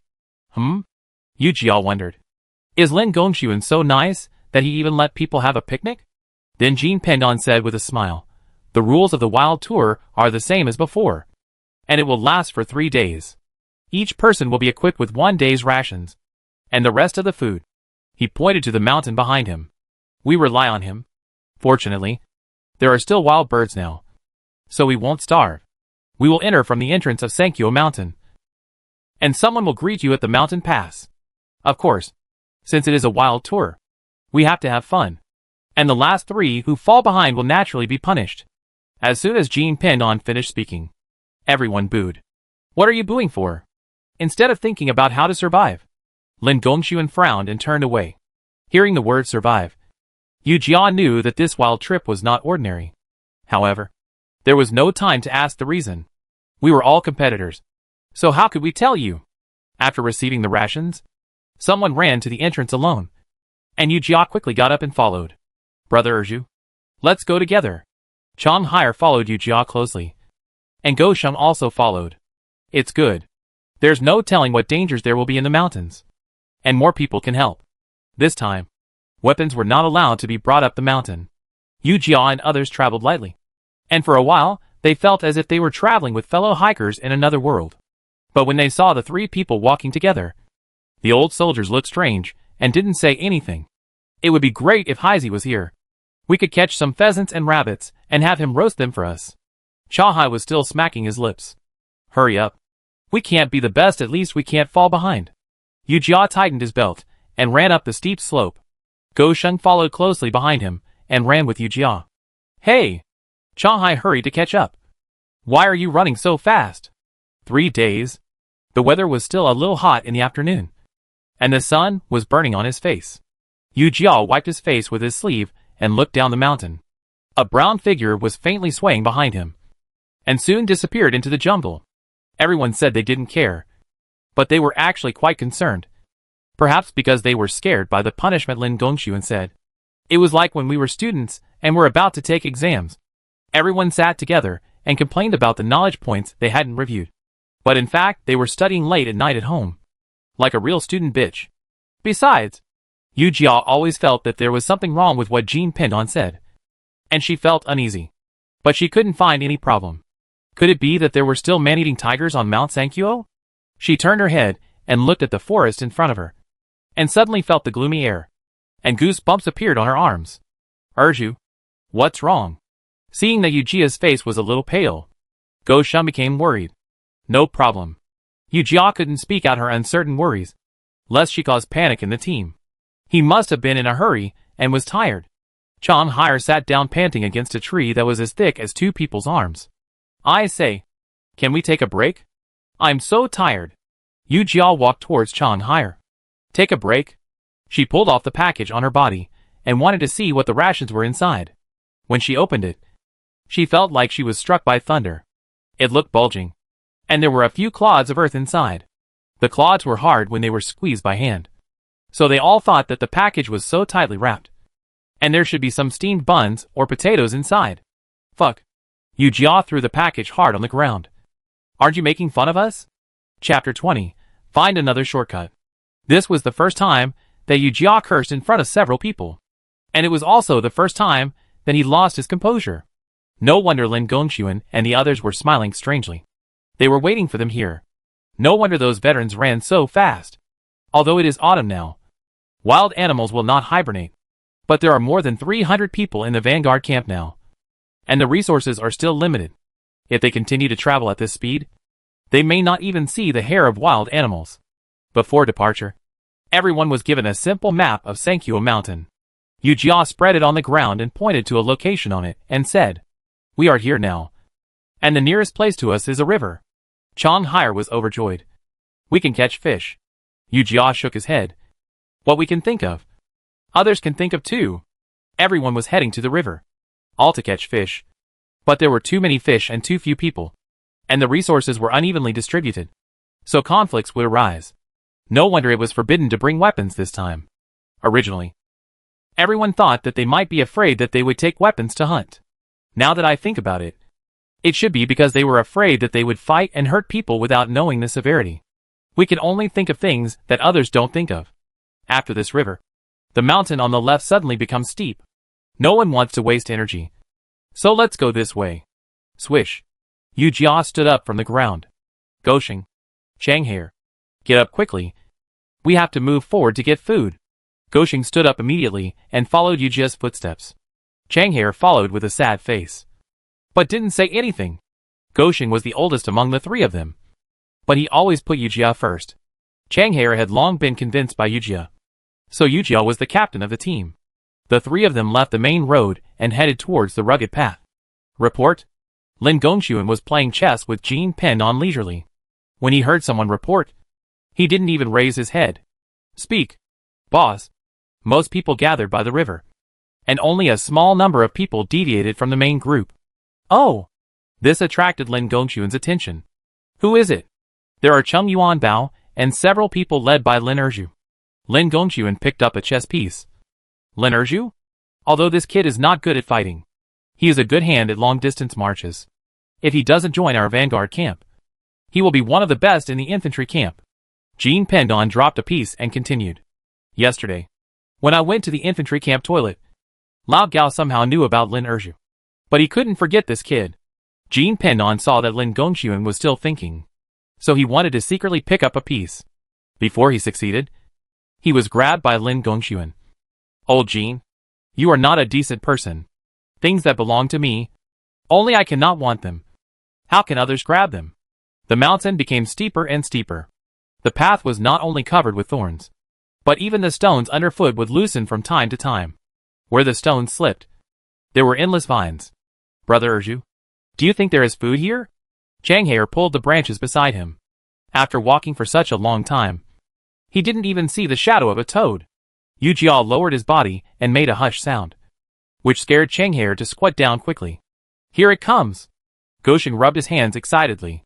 He had already heard the piercing sound of wings, pulling away the brambles on the left-hand side. He looked in the direction of the sound, and saw more than a dozen pheasants with bright fur and plump bodies. We don't have any tools, so we could only rely on the most brutal method. Gosheng was very good at crossbows. He sat down on the spot, found a soft but elastic branch to use as a bowstring, and cut a stick to make a simple crossbow. Yu Jia picked up a thorn branch with her bare hands. The cross-section was extremely sharp. She handed it to Gosheng. Is this level okay? Gosheng nodded, as if he had found his home court. Just wait and see. Gosheng half-knelt with one leg and supported the ground with the other leg, and quickly drew the bow and shot an arrow. With a swoosh, the thorn branch cut through the sky, and under the hopeful gaze of several people, it fell to the ground halfway, and the pheasants ran away in fear. The scene was a bit awkward. The simple crossbow finally couldn't withstand Gosheng's pulling and stopped early. Bow and arrow. Although it was sent, it still did not reach the destination. Well, the failed father is the successful daughter-in-law. Let's keep trying. Changhair went to find a suitable branch again, and Yu Jia patted Gosheng on the shoulder. Victory and defeat are common in the military. Let's try again. Gosheng moved his sore knees and continued to make a bow and crossbow. After the first failure, Gosheng fixed the branches and sticks for the bowstring with vines, and he confidently drew the bow and shot the arrow again. This time, Grandpa can definitely do it. With a swoosh, the sharp arrow broke through the sky again and shot a skinny pheasant with a black background and white spots that was a little slow to react. Oh! Changhair jumped up excitedly and ran towards the spoils. He picked up the spoils that were shot in the chest and ran towards the two happily. Still alive, Gosheng continued to work hard and shot several arrows in one breath, hitting the target every time. Changhair obviously has more experience in dealing with wild animals. According to him, he grew up naked in the mountains, and even blind bears have to call him daddy. Soon, the fragrant roast chicken was ready. Although there was no seasoning, it was much more delicious than the beef buns in the toilet. The three of them killed a lot of wild animals. Considering that there were still 3 days of journey, they decided to roast them and take them away. They didn't stop until they had roasted 5 or 6 pheasants. The food supply was solved, and the next step was to hurry on. The fire was covered with stones, and they continued to move forward. Some people had already fought to catch fish by the river. It was mainly a conflict between new and old soldiers. Everyone had a preconceived and subjective mindset. The leaders hated the people from the Jizhou military camp, so they naturally hated them too. Although the new soldiers from the Jizhou military camp were selected to the new recruit camp because of their business skills, they were still not good enough in front of the veterans, who had been on the battlefield for a long time. Why did you steal my fish? A thin soldier shouted loudly. This was the fish he had just caught with a branch. Why? Because you're a weakling. He was arrogant, but every word was full of wisdom. The new recruits could only suffer in silence. The old soldiers clung to each other, but the new recruits were not united, so they could only be beaten. The crowd was fighting by the river, and some sharp-eyed people had already seen the thick smoke rising from the steep cliff. Brother Wu. Look at that. Brother Wu was the one who had just robbed the new recruits of their fish, and he was called Wu Kuei. If someone is raising smoke, that means they have found food. Give me the map. Someone immediately handed the map to Wu Kuei. Seeing the intersection of the boundaries not far away, he laughed ostentatiously, and the scar from his left eyebrow to the bridge of his nose was even more conspicuous. Brothers, let's go eat the ready-made food. Here, Changhair was talking about his great achievements when he was a child. Do you know? There are treasures everywhere in our place. Even the grass you tripped over on the road can be used as medicine. I tell you, if someone calls your name at your bedside in the middle of the night, you must not answer. Then he asked the two people with a mysterious look on his face, do you know why? Why? Yu Jia was very supportive. That is the yellow-skinned man who is used to taking lives. Huang Xianer. Chapter 21 Battle. Yu Jia just thought it was a way to kill time. She carefully pushed aside the branches and continued to ask, what if you accidentally agree? Hey, that would be terrible. You will be manipulated by the yellow-skinned man like a puppet. If that's what you said, if you have such a thing in your place, there should be a talented person like Pu Songling. Go Sheng strode in front of Yu Jia and pushed aside the branches in front of her. Hey, Go Sheng. Saying that you can't read a word is a compliment to you. Who is Pu Songling? Chang Hire pouted. He is a soul catcher. The yellow-skinned man is a monster. How can you be confused with him? Chang Haire's words were true. Yu Jia nodded in agreement. After all, everyone has their own expertise. As they were talking, they had already arrived at the fork. Yu Jia took out the map and studied it carefully. The mountain road along the left is not only rugged, but also a long detour from the end. Her finger pointed to the end along the map. The road on the right is the way down the mountain. Going down the mountain means meeting other soldiers. And several of them are carrying roasted chickens. So there will inevitably be disputes. Who is Grandpa afraid of? Go Sheng held up the package on his body. With the three of us here, no matter what kind of monster he is, he will always be afraid of fists. Chang Hair was rubbing his hands next to him. It's a good time to try the moves that Brother Erju taught us. Fighting is not allowed in the camp on weekdays. So this is a good time to practice. Yu Jia frowned slightly, and put the map back in her arms. She looked up at the mountain road on the left. Although this road was rugged and long, there was no shortage of food. The road on the right was flat. But conflicts with others were inevitable. But who wants to be a turtle? Then go to the right. Okay. Chang Hire took the lead and walked towards the right path. After getting on the road, the mountain was obviously different, tending to be lower and gentle, and the branches were obviously arranged by someone. After passing the mountain pass in front, you can reach the main road. Yu Jia divided the roasted chicken, and each of the three took a portion. Don't put all your eggs in the same basket. You have to be very alert from now on. Yu Jia was about to warn Chang Hire, who was walking in front of him, when he suddenly saw a dozen fierce soldiers rushing out from the mountain road. Chang Hire was startled and took a step back. But it was too late. The dozen people came to grab the package on Chang Hire without saying a word. Although Chang Hire was tall, he was subdued in an instant. The incident happened too quickly. And Yu Jia and Go Sheng lost the opportunity when they took action again. What do you want to do? Let go of Chang Hire. Wu Kui ignored Yu Jia. He untied the package on Chang Hire and smelled it. Roasted. Chang Hire was so angry that he cursed. Wu Kui punched him in the face, and blood immediately flowed from the corner of his mouth. Stop! Yu Jia yelled. You've already got the food. Let him go. Who do you think you are? How dare you bargain with your master Wu? Don't think that you can breathe with your nose up just because the boss looked at you twice. Wu Kui punched Chang Hire in the stomach again, and another scream rang out. Wu Kui's family originally ran a martial arts school. It was a time of chaos and chaos. And it can be said that heroes are made by facts. He also wanted to make a name for himself. When he arrived at the recruit camp, he was noticed by Lin Gongxuan and entered the Vanguard camp. Now Lin Gongxuan's attention was attracted by the boy in front of him.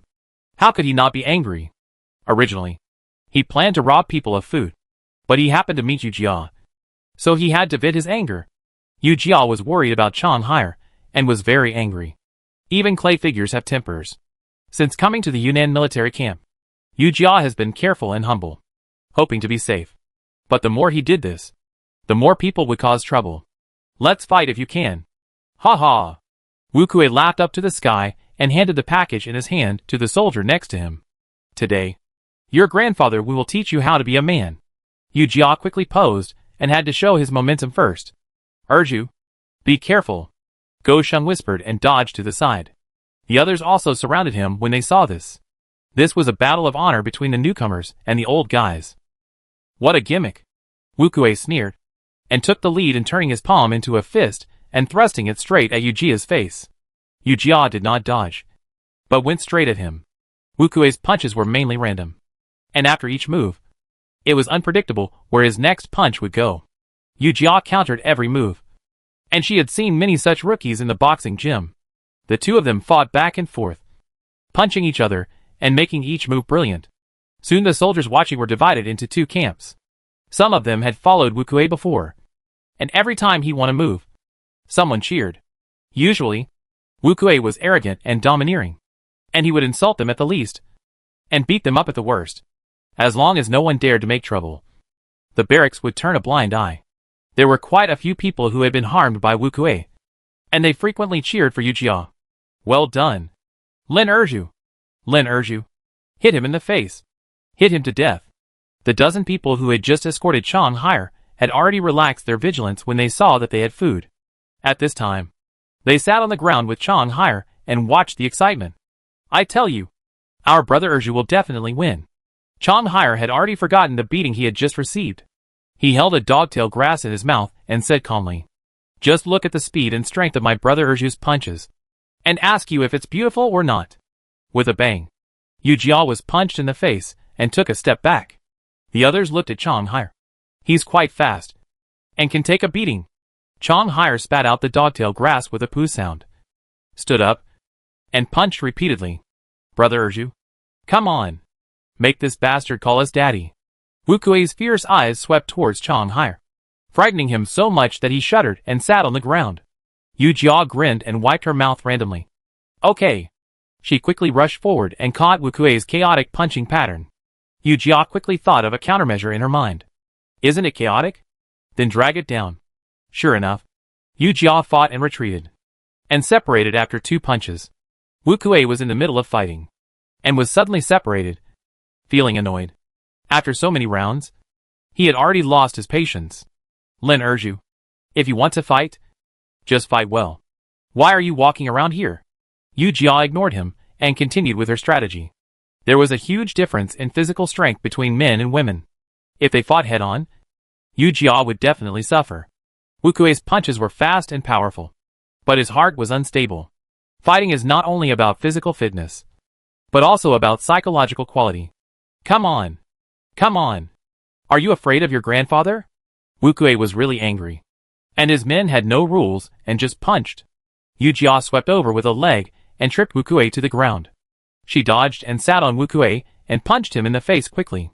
Before Wu Kuei could react, Yu Jia punched him more than a dozen times, and cheers rang out from all around.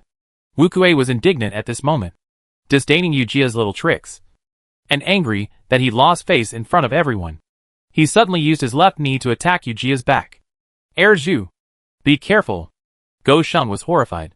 Just now, the two of them were fighting and retreating, and when they were close to the cliff, Yu Jia was hit by Wu Kuei's knee and rushed forward. Chapter 22 figured it out. Yu Jia flew over Wu Kuei, and Wu Kuei hurriedly grabbed Yu Jia's feet. Unfortunately, the inertia was too great, and both of them fell off the cliff. Goshen quickly ran to the edge of the cliff and looked down. The cliff was full of lush green, all bushes and vines. Brother Erju. Chang Hire knelt on the edge of the cliff and cried loudly. Why are you crying? Goshen kicked Chang Hire. There are people at the bottom. Erju may not be in trouble. The others were shocked and stood there, not knowing how to react. Goshen was furious. It's all your fault. After Wu Kuei went down the cliff, the others lost their backbone and dared not talk back. What should we do now? If Wu Kuei and the other two die, won't we become accomplices? Should we report to the boss? Let's go back from the entrance. Goshen observed the road conditions around the cliff. This area should have just been developed. There are no other trails except the road by the river. He walked into the forest by the river. Chang Hire, come and help. Suddenly he stopped again. Goshen's eyes were obscure. If you don't want to sleep at night, come and help. After Yu Jia fell off the cliff, he was really caught by a bunch of banyan trees. While secretly rejoicing, he was knocked down by Wu Kuei, who followed closely. The two fell down together, and were caught by the passing branches. They fell down, and repeated this several times, and they actually fell into a vine. Yu Jia was hit by Wu Kuei, who came later, and his eyes went dark, and he almost fainted. Ah! A shrill scream sounded, startling the flying birds. Lin Erju, are you okay? Wu Kuei was a little worried, and a little annoyed that he was carried away. He wanted to check Yu Jia's injuries, but was slapped by Yu Jia. Get out. Don't touch your grandfather. The vines here are densely growing, and the vine leaves are a nutritious black and green color. Yu Jia carefully followed the vines to the ground. This place is basically isolated from the world, and the dead leaves on the ground submerge the soles of the feet. Looking up, only a trace of light is falling. There are no people in this place, but it does not mean that there are no other creatures. Lin Erju, Wu Kuei was interrupted by Yu Jia as soon as he spoke. Shoo! She stopped him impatiently. With such a big body, he had no common sense at all. If Chang Haier were here, he would definitely refute her. What does size have to do with common sense? Wu Kuei was reminded by Yu Jia and began to observe the surrounding situation nervously. This place has no light all year round, and the air is filled with cold breath and the rotten smell of animals and plants. Wu Kuei took out a short dagger from his bosom for self-defense. Yu Jia saw another round of blowing his beard and glaring. It was clearly forbidden to carry weapons. This guy dared to disobey the military order. He was really bold. After exploring the surroundings, the two found nothing wrong. But they did not dare to take it lightly. After fighting, falling off the cliff, and being worried, Yu Jia was already exhausted, and sat down on the ground. Sitting on the soft branches and leaves, Yu Jia sighed comfortably. Wu Kuei hesitated, but he did not feel that there was anything wrong with his behavior of snatching food from others. He felt guilty about Yu Jia, but it was just that they accidentally pushed her off the cliff during the fight. Lin Erju. This time it was my mistake. Your mistake? Yu Jia's mood, which had just calmed down, boiled again. It was just a mistake. Yu Jia stood up. Your bullying was just a mistake? Wu Kuei was done for. God knows how hard it was to get him to admit his mistakes. But he still didn't appreciate it. In the army, you have to rely on your ability to make a living. Wu Kuei's eyes were like magma, and he wanted to turn Yu Jia into ashes. You are weak. That's why you are not good enough. Yu Jia snorted coldly. Her muscles tensed, and she said word by word, You are strong, but you use your strength in the wrong place. Suddenly, she changed the subject and continued, If you have the ability, why don't you fight the southern barbarians? If you have the ability, why don't you take back the lost city? A 7-foot-tall man actually bullies his own people with his fists. And he still speaks with confidence. Shake your brains well before you talk to me. What are you doing here? You defective product created by Nuwa. Yu Jia was still not satisfied with what he said. And he said pooh again. You are really a little knife-like liar. Grandpa is really open-minded. Wu Kuei was usually arrogant, and he had never suffered such humiliation. So he immediately swung his knife at Yu Jia. Again! It seems that I haven't beaten you enough. Yu Jia raised his fist to meet the enemy. Wu Kuei suddenly stopped, thinking of the dispute on the cliff. His chest rose and fell violently, and he raised his hand several times. But he didn't do it again. Seemingly very angry, he quickly punched the bull-thick vine next to him. Yu Jia ignored him and observed the surrounding environment again. Just now, I was stopped by branches 3 times when I fell from above, and the pauses in between were very short. According to the majestic mountain of Sankyo Mountain, the cliff should not be so high. Then this place may be a protruding mountain. If we climb up, what is the chance of survival? Wu Kuei seemed to see what Yu Jia was thinking. Don't even think about it. Who will risk saving us from above? Yu Jia glanced at him. Just because you didn't doesn't mean I didn't. Yu Jia clasped her hands together and shouted. Hey! She was answered by endless echoes. Originally, there was no sun here all year round, and the temperature was lower than outside. Now there was no light. It should be the sun setting, and the cold air rushed up. Yu Jia felt a little disappointed, and felt infinite sadness in her heart. Maybe Wu Kuei was right. In the military camp, strength speaks for itself. Originally, Yu Jia planned to go to the kitchen and quickly find Lin Juan's information. But she was just a soldier, and it was really difficult to find someone. What if she was in a high position? That would be just a matter of words. Even if Lin Juan was in a high position in the future, he would still kill his family. If she was in a high position, wouldn't she be able to protect her family? The family was really kind to Yu Jia. If she watched them die, Yu Jia would definitely not do it. After thinking it through, she suddenly felt full of fighting spirit. She couldn't waste her time like this in the future. After all, it was only 5 years before Lin Juan became a 3rd-rank official. Suddenly, there was a slight movement above their heads, and the two of them became alert instantly. There might not be ferocious beasts like jackals, tigers and leopards here, but there might be some pythons. Erju! It was Goshing's voice. A big smile bloomed on Yu Jia's face, and her gem-like eyes were filled with surprise and relief. Goshing. I'm here. I knew you would come to save me. It was late at night when the 3 of them returned to the mountain along the vines. In the moonlight, Yu Jia gave Goshing a solid hug. Goshing. You saved me again. And me, brother Urju. My hands are broken from weaving vines. Chang Hire spread his hands for Yu Jia to see. Yu Jia perfunctorily said a few words to Chang Hire, and then walked towards the distraught Wu Kuei. Compared to the bustling market around Yu Jia, the place around Wu Kuei was deserted. Wu Kuei! Wu Kuei looked up at Yu Jia, and was punched in a trance. Lin Urju. You hit someone again? Wu Kuei. I will destroy you today. Chapter 23 Teamwork. The first day was wasted on the edge of the cliff, and less than 1/3 of the journey was completed. It was impossible to be the best, so Yu Jia could only try her best to hurry on. However, she and Wu Kuei seemed to be at odds with each other, and they would fight from time to time. There is no room for two tigers in one mountain. The others wanted to watch the excitement at first, but after a few fights, everyone got used to it. The two of them fought back and forth, and neither of them admitted defeat. In the end, there was no rule at all when they fought. If they didn't admit defeat, they would just fight. Sometimes it was when they were resting on the roadside, and sometimes it was when they were eating. After the fight, the two continued on their way as if nothing had happened. On the second night, several people came to Wanlang Peak. Wu Kuei had calmed down and no longer took the initiative to provoke, and Yu Jia felt strange in her heart. She looked at the mark on the map. After Wanlang Peak, there was no black mark representing the risk factor. Wanlang Peak is the last dangerous place. We can go down the mountain tomorrow. Chang Hire lay on the ground, with his hands under his head, his left leg raised high and resting on his right leg, looking leisurely and contented. Yu Jia turned her head and looked at Wu Kuei again, and found that he was a little uneasy. Not only him, but also the veterans who did not bypass Wanlang Peak during the day, now gathered in groups of 3 or 2, ready for battle. Yu Jia took out the map again, and she found that no matter which way she took, she could not bypass Wanlang Peak. Lin Gongxuan's careless look reappeared in her mind, and he also remembered his scolding words. If you have this energy, you might as well think about how to survive. It seems that this Wanlang Peak is really extraordinary. The art of war says that knowing yourself and the enemy will ensure victory in 100 battles. If you want to survive the danger safely, you must understand the origin of Wanlang Peak. Wu Kuei couldn't ask.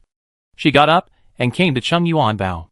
Brother Chung, do you know why this place is called Wanlang Peak? Chung Yuanbao didn't even raise his eyelids. He was concentrating on sharpening the wooden stick in his hand, and spit out 2 words in a concise way. There is a wolf! Yu Jia was choked.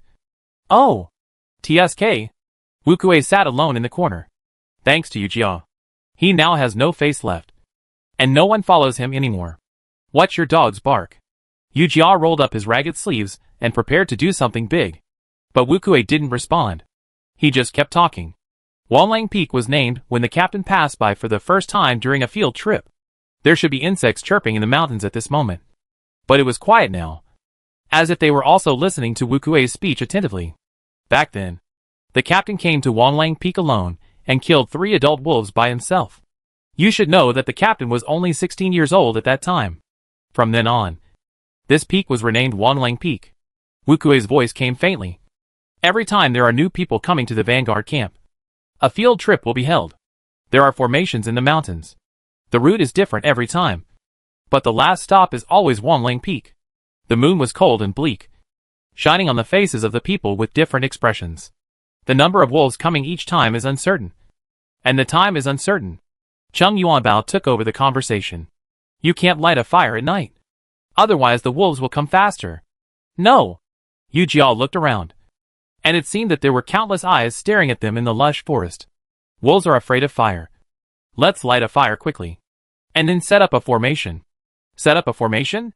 What formation? Go Shun couldn't help but be curious. Wolves are social animals.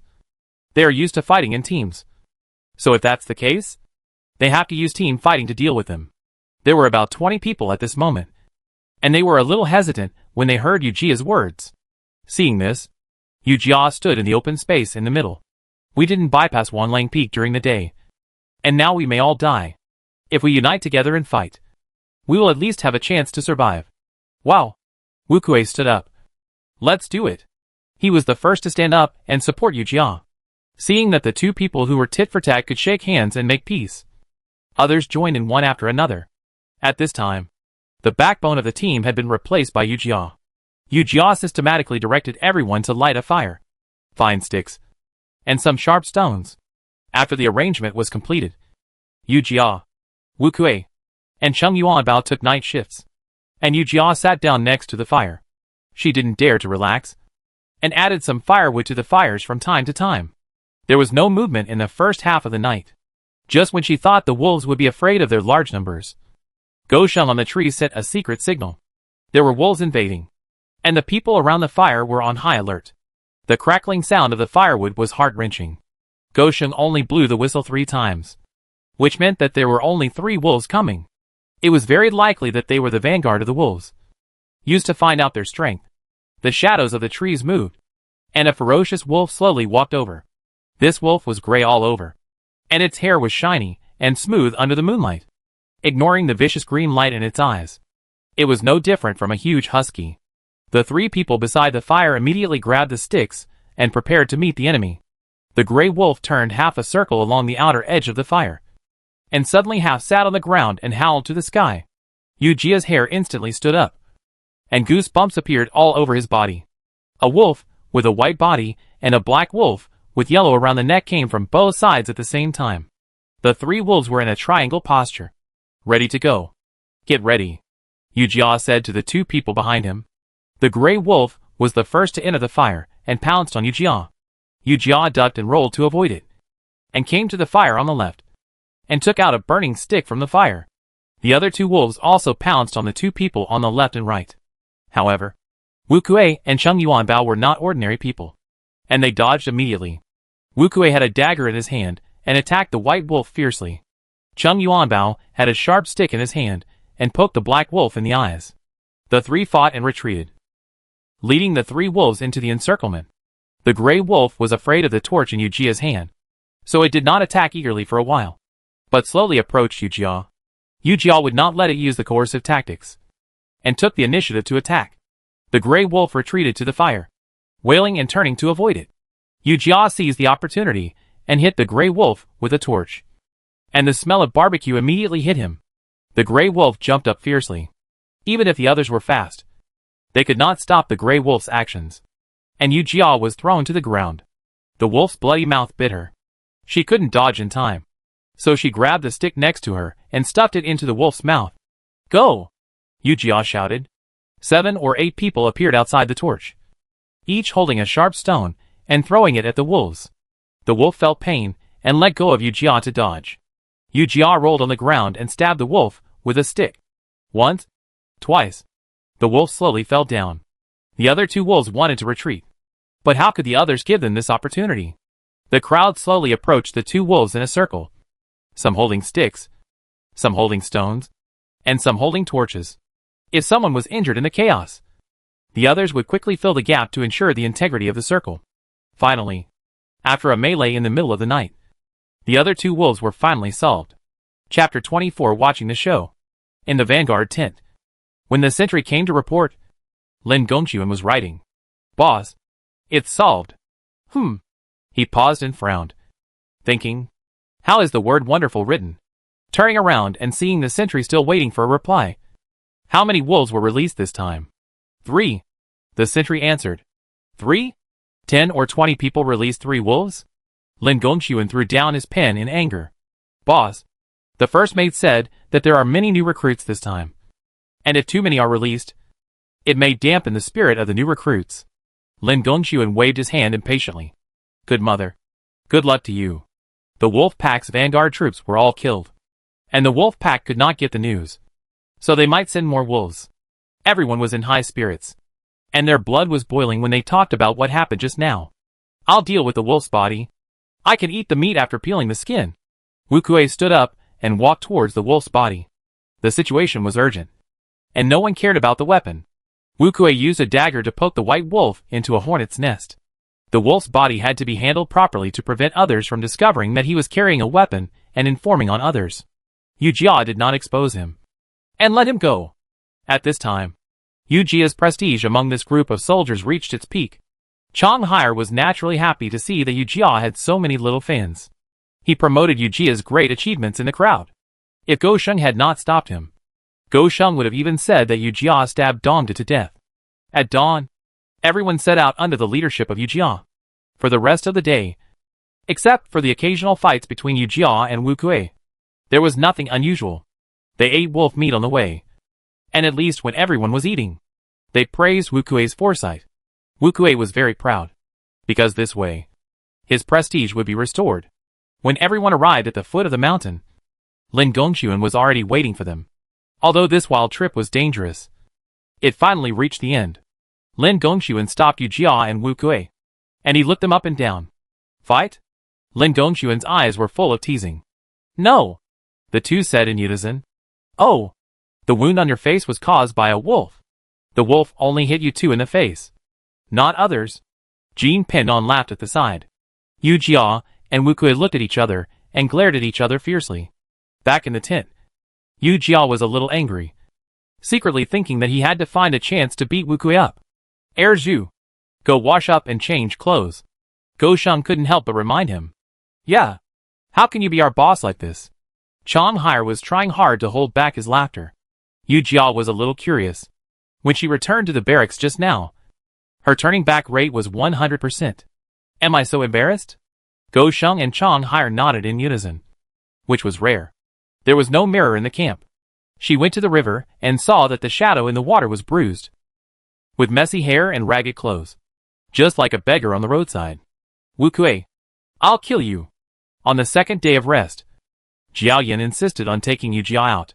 Yu Jia wanted to catch up on sleep, but Jiao Yan was too enthusiastic, so she had to follow him. After they went down the mountain yesterday, several groups of people went down the mountain. Unlike before, they also encountered wolves during the day. Although there were not many, they were enough to give them a hard time. It is said that another soldier was bitten on the shoulder by a wolf and fainted immediately. The last three were beaten with military sticks and sent to the equipment camp. Pepper and salt tsk. 2 times. You don't know? The scene was so miserable. It's miserable. But being eliminated from the Vanguard camp and sent to the equipment camp, you can't hold your head up in this life. That's true. The military camp speaks with strength, and being demoted for lack of strength is really not a good look. While talking, the two came to the city. This city is called Tongcheng, located at the junction of Dezhou and Nanman. The two countries are allowed to trade here, so there are Dezhou people and Nanman people. Most of the Nanman people have sunken eyes and deep eyes, and most of their pupils are amber, and a few are light green, which looks very beautiful. The bridge of the nose is high, the lips are thin, and the skin is white and radiant. Most of them are wearing round-necked and narrow-sleeved clothes, and the robes are short, only reaching the knees. The city is bustling with people. The shouts of vendors are endless, and there are countless tall buildings and pavilions. I didn't expect that the border area could be so prosperous. Yu Jia curiously touched the masks on the stalls and the miniature statues on the jade stalls, and she felt like Lu Laoao entering the Grand View Garden. Jiaoyan pulled her arm. Don't look like you haven't seen the world. He lowered his voice with a mysterious look on his face. I'll take you to a wonderful place. Jiaoyan smiled obscenely, and he touched his chin and looked Yu Jia up and down. Zhu, how old are you this year? Yu Jia felt a chill, and she unconsciously crossed her arms across her chest. I'm going to be 14 soon. 14? Jiaoyan looked mysterious. It's time to learn some things about men and women. Otherwise you won't know what to do if you get married. After saying that, he laughed again. Yu Jia immediately understood what he meant, and was a little shocked, but pretended to be calm. There is an order in the army, not to visit prostitutes. What if the captain finds out? Vulgar. Jiaoyan looked contemptuous. Who would go to that smoky and gloomy place of fireworks? He was even disgusted. Come with your brother today. I guarantee you will want to come again next time. Then Jiaoyan dragged Yu Jia forward, and stopped at a crowded place.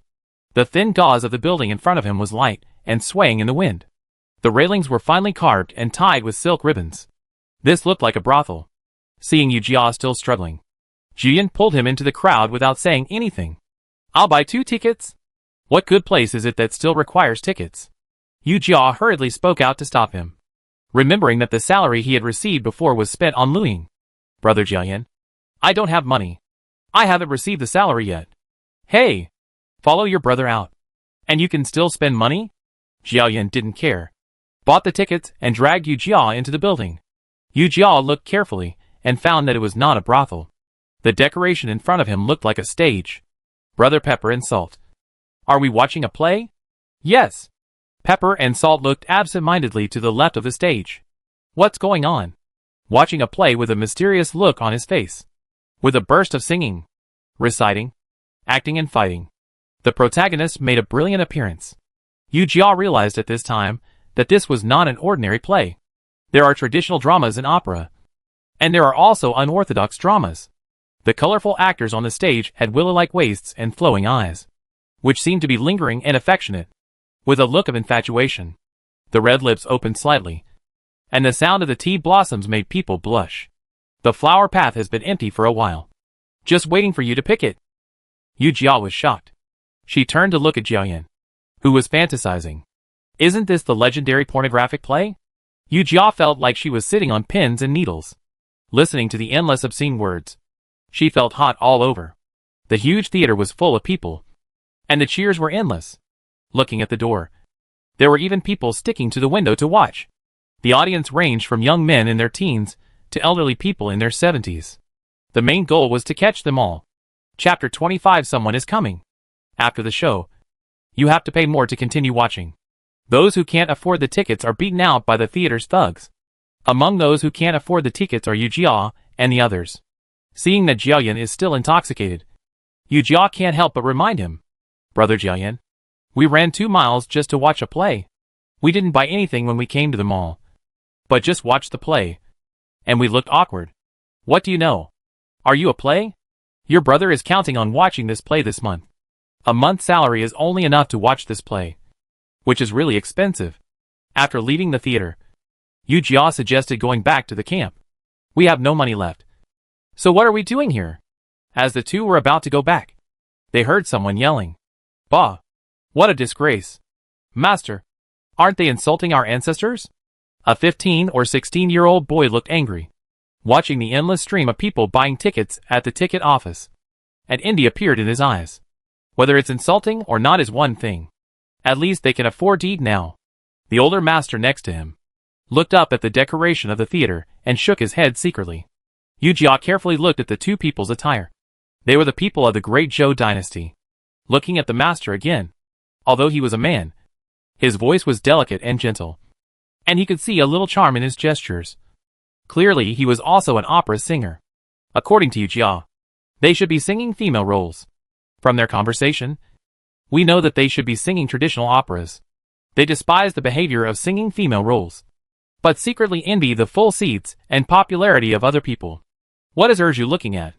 Jiayan followed Yu Jia's gaze and saw only the backs of an old man and a young boy. Nothing. Let's go back. As soon as they returned to the military camp, Changhair pulled Yu Jia and muttered, Erju, where have you been? Before Yu Jia could respond, he hurriedly said again, the princess came just now. You didn't see it. The princess is so beautiful that the moon is ashamed of the flowers. Even the fox fairy grandma is envious. Princess? Princess is coming to our Vanguard camp? The general is a prince, so it is inevitable that royal relatives will come to look for him. The only princess of the Great Zhou dynasty, Li Wanchen, and the third prince, Li Yanzhao, were both born to concubine Rong. He. You don't know this? Changhair smiled mysteriously. Changhair's face reminded Yu Jia of how Jiayan looked outside the theater today, and she felt annoyed. Changhair, can we not smile like this? It's uglier than your grandmother Huang Xianer's smile. Changhair paused. What are you talking about? Brother Erju, do you still want to hear why the princess came to the Vanguard camp?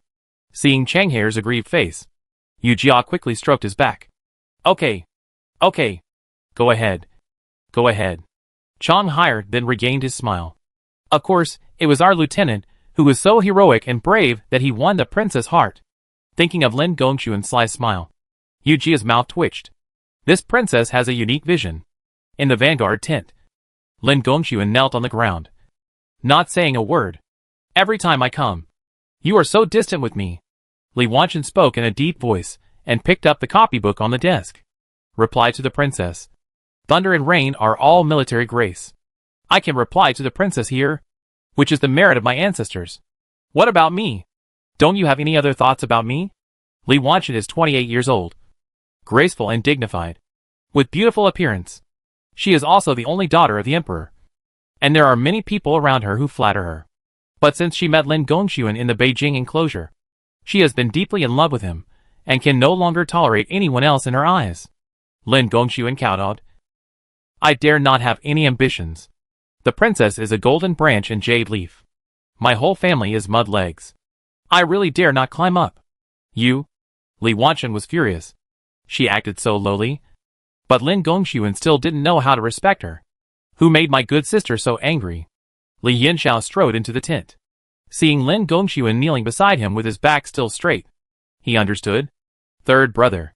Li Wanchen's face flushed. She glanced at Lin Gongxuan and said angrily, Who else could it be? Of course it's this blockhead. Li Yinxiao immediately lowered his voice and shouted, Bold Lin Gongxuan. You actually displease the princess. Go out and run 10 laps around the parade ground. Lin Gongxuan was as if he had been pardoned. I obey your order. He stood up from the ground and ran out as if there was a flood and beasts behind him. Third brother. Why did you let him go? Li Wanchen stamped her feet in anxiety. Li Yinxiao hurriedly comforted him. This kid is just an eyesore here. You came all the way from the capital. And we haven't even talked about family matters yet. How can we let him get ahead? Besides, don't you hate him? Li Yinxiao had a serious face, but his eyes were full of teasing, which made Li Wanchen even more ashamed and angry. Third brother. You are always making fun of me. Li Wanchen raised her chin. I am not afraid of your laugh. I just like Lin Gongxuan. Okay. Sister likes Lin Gongxuan. Li Yinxiao shook his head and laughed. But you have to know that Lin Gongxuan is from a humble family, and he is not even from a declining clan. How can he be worthy of you? A golden branch and jade leaf? Li Wanchen disagreed. What do you mean worthy or not worthy? Princess Shan will enjoy endless wealth and glory. How many people in the capital are eager to stand in front of me? Just him. He treats me like a tiger, and hides every time he sees me. Wanchen, Li Yinxiao said seriously. I know Lin Gongxuan. He is not someone who covets fame and wealth. His ambition is not limited to those official positions in the capital. It is said that the ambition of a swan begins in the sky. What he wants is the vast world. And protecting the safety of the people of the Great Zhou in this world is his original intention. Is it the same as you?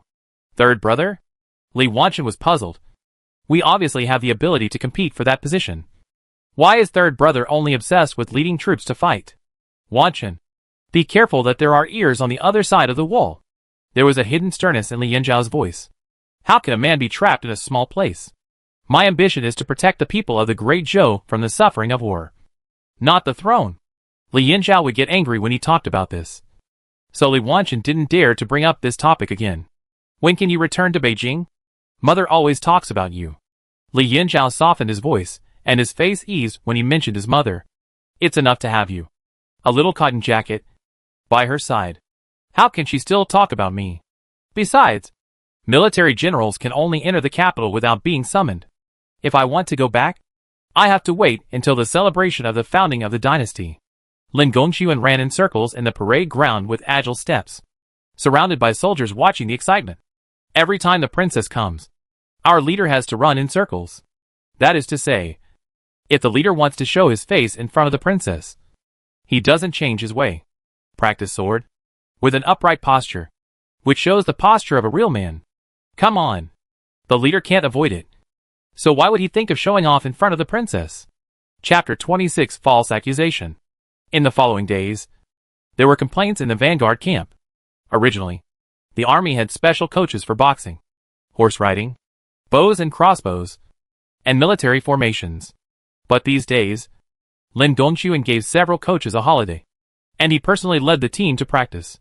The boxing and kicking skills were not in the training ground, so Lin Gongxuan took them to the river. The weather in November was chilly in the morning, and the trees and grass were covered with ice crystals, which flashed with dazzling light under the rising sun.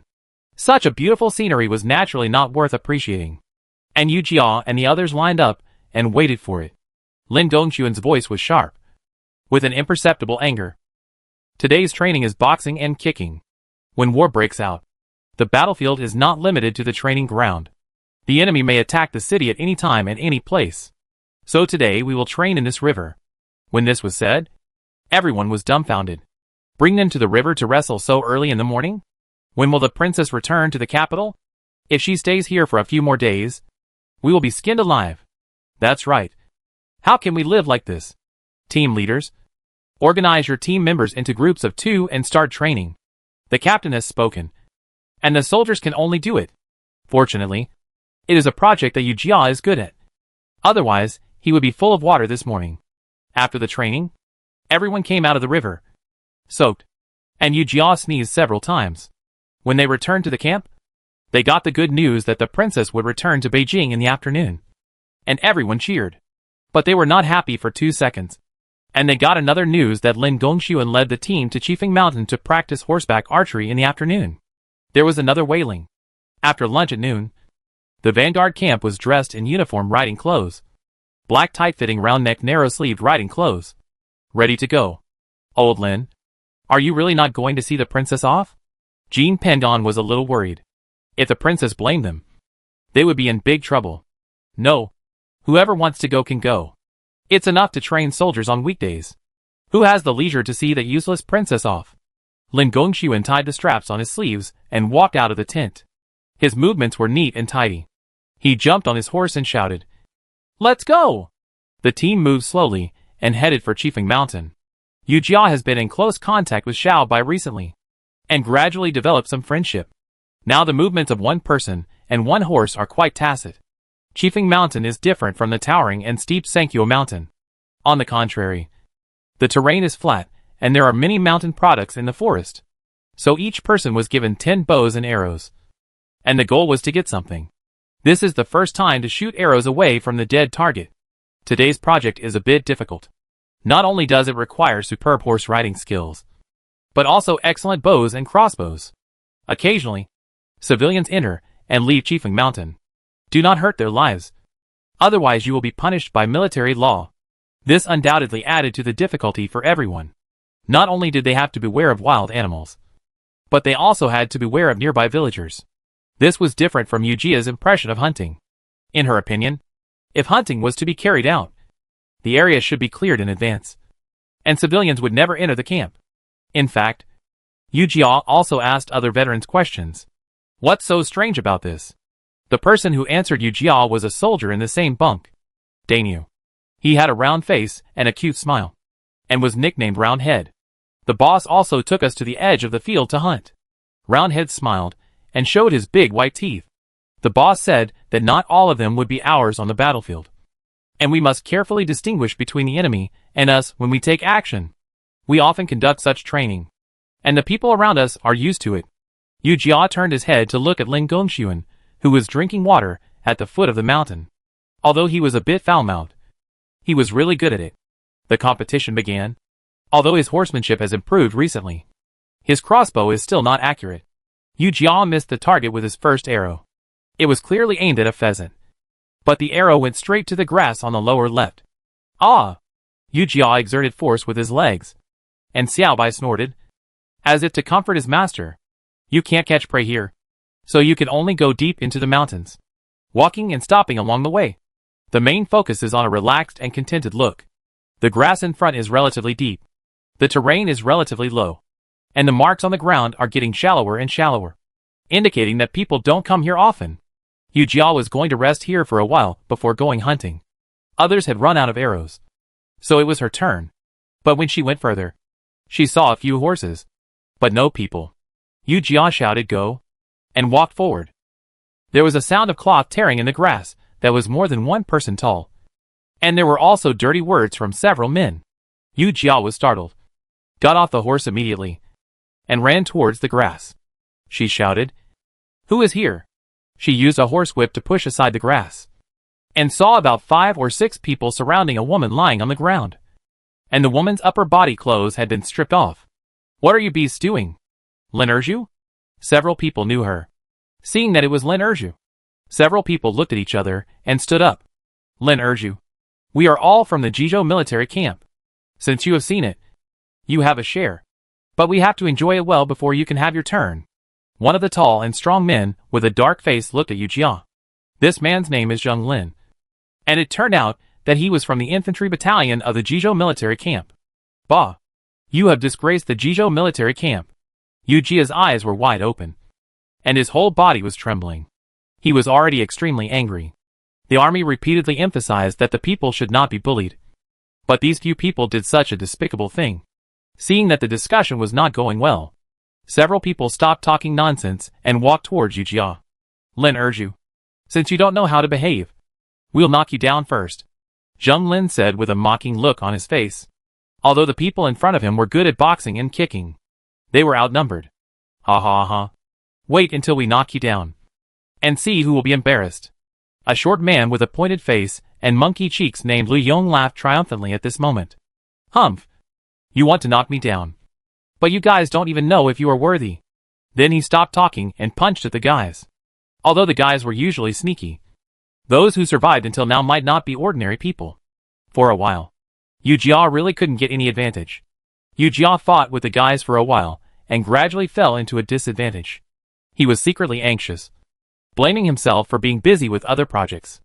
If he had been more diligent, he would not have been defeated by these beasts. He was distracted and Lu Yong stabbed him in the calf with an arrow, and he fell to the ground immediately. Several people rushed up and surrounded Yu Jia to fight. Yu Jia had to protect her head and endure the punches and kicks of several people. Ah! A scream broke through the sky, attracting the attention of several people. It turned out that the woman woke up. Several people looked at each other. It was bad. If the woman saw her face and reported it to the military camp, it would be over. Zheng Lin saw Yu Jia with a bruised face on the ground, and a plan came to his mind. He clasped his fists to the woman. Don't be afraid, girl. When we brothers came here, we saw this scoundrel Yu doing something improper to the girl, so we stopped him. Fortunately, we didn't let this person succeed. Otherwise we would be uneasy. Chapter 27. The root is hurt. Bullshit. It was you who wanted to bully the girl. How dare you blame me? Yu Jia shouted. Girl, you were knocked unconscious by them. I stopped them. Before she finished, Zheng Lin stomped her on the stomach, and her stomach churned, and she could no longer speak. The woman looked at the scene in front of her in a daze. She was a villager nearby, named Linger, and she came to the mountain to pick mushrooms today. Walking on the mountain road, she heard the sound of horses behind her.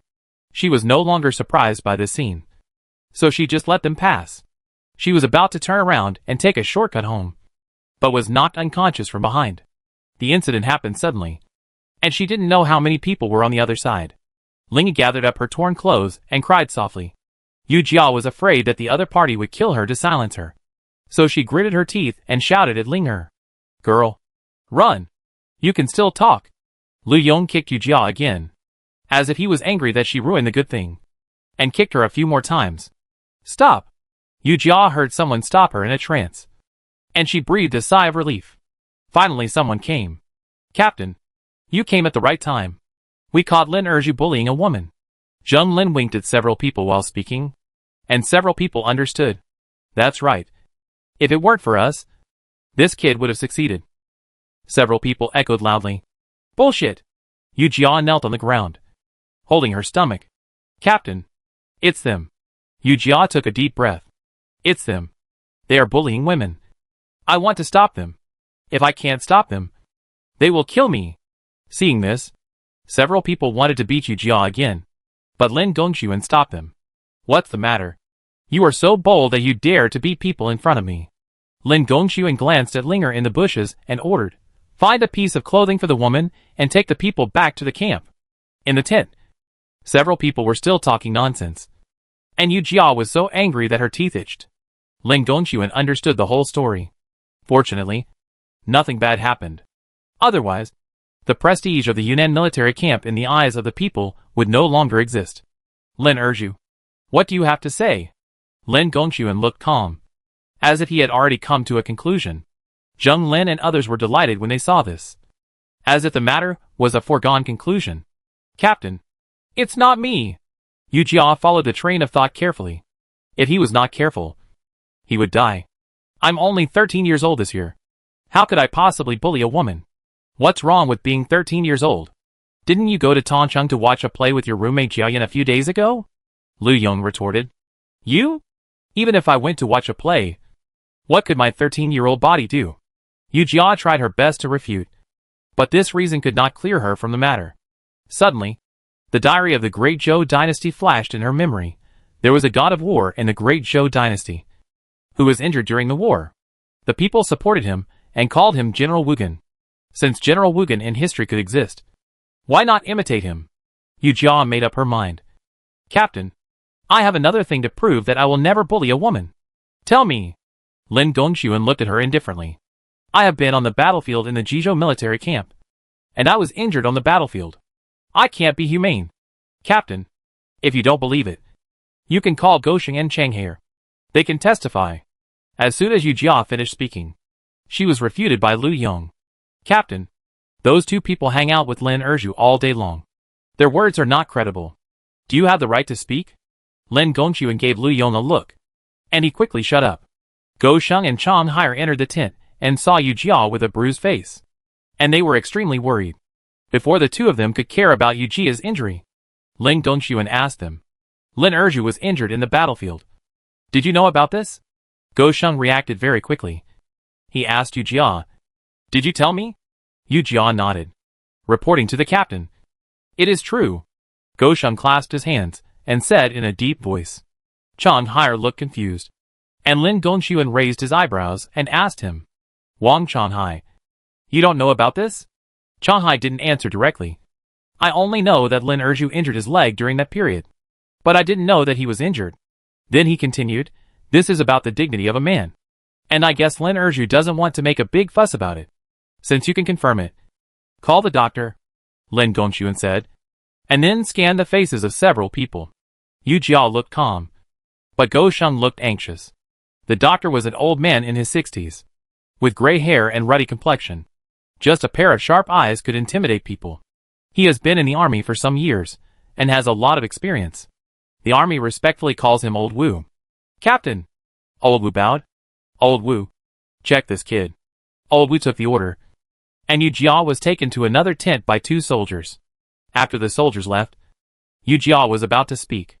Old Wu waved his hand, and he took out an iron bar more than a finger long from the medical box. The head of the iron bar was slightly bent, which made Yu Jia's scalp tighten. Take off your pants. Yu Jia was very calm at this time. She unzipped her belt and took off her pants and underwear. Old Wu was slightly startled, but he was used to big storms and waves, so he was not panicked at this time. Baby, what are you doing? Yu Jia pulled up his pants, knelt on the ground, and cowed out respectfully. Grandpa, it doesn't matter if you expose me, but please don't let the shameless guy go. Don't let the reputation of our Yunnan military camp be ruined by these scoundrels. Old Wu entered the tent first, followed by the lame Yu Jia.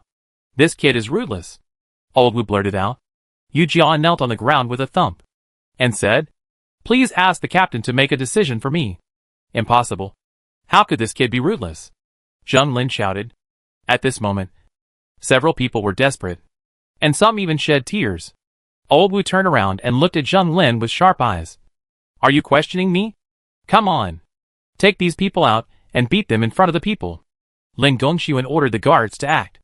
At this moment, the outside of the tent was surrounded by people who wanted to seek justice for Linger. Seeing several people being escorted by the guards, everyone was full of cheers and applause. Lin Gongxuan spoke loudly. Today's incident was caused by my negligence. I let these rats take advantage of the opportunity and almost made a big mistake. Several people will be beaten to death immediately. I can't escape the blame. I will punish myself with 20 military sticks. I hope brothers and sisters will not be disappointed in us. 20 military sticks is not a small number. Yu Jia was beaten with 10 military sticks and lay on the bed for a month. 20 military sticks is too much. Execution in public. No falsehood. This time the people should be satisfied. Sure enough, after Lin Gongxuan finished speaking, the people outside the camp were silent. Zheng Lin and others were pressed on the bench, and screams were heard. Yu Jia was stabbed by an arrow in the leg, and felt even more pain at this moment. Lin Gongxuan took off his shirt, revealing his muscular back and waist. He bit his handkerchief. Veins popped out on his forehead, and his fingers tightly grasped the edge of the stool, grunting as he endured it.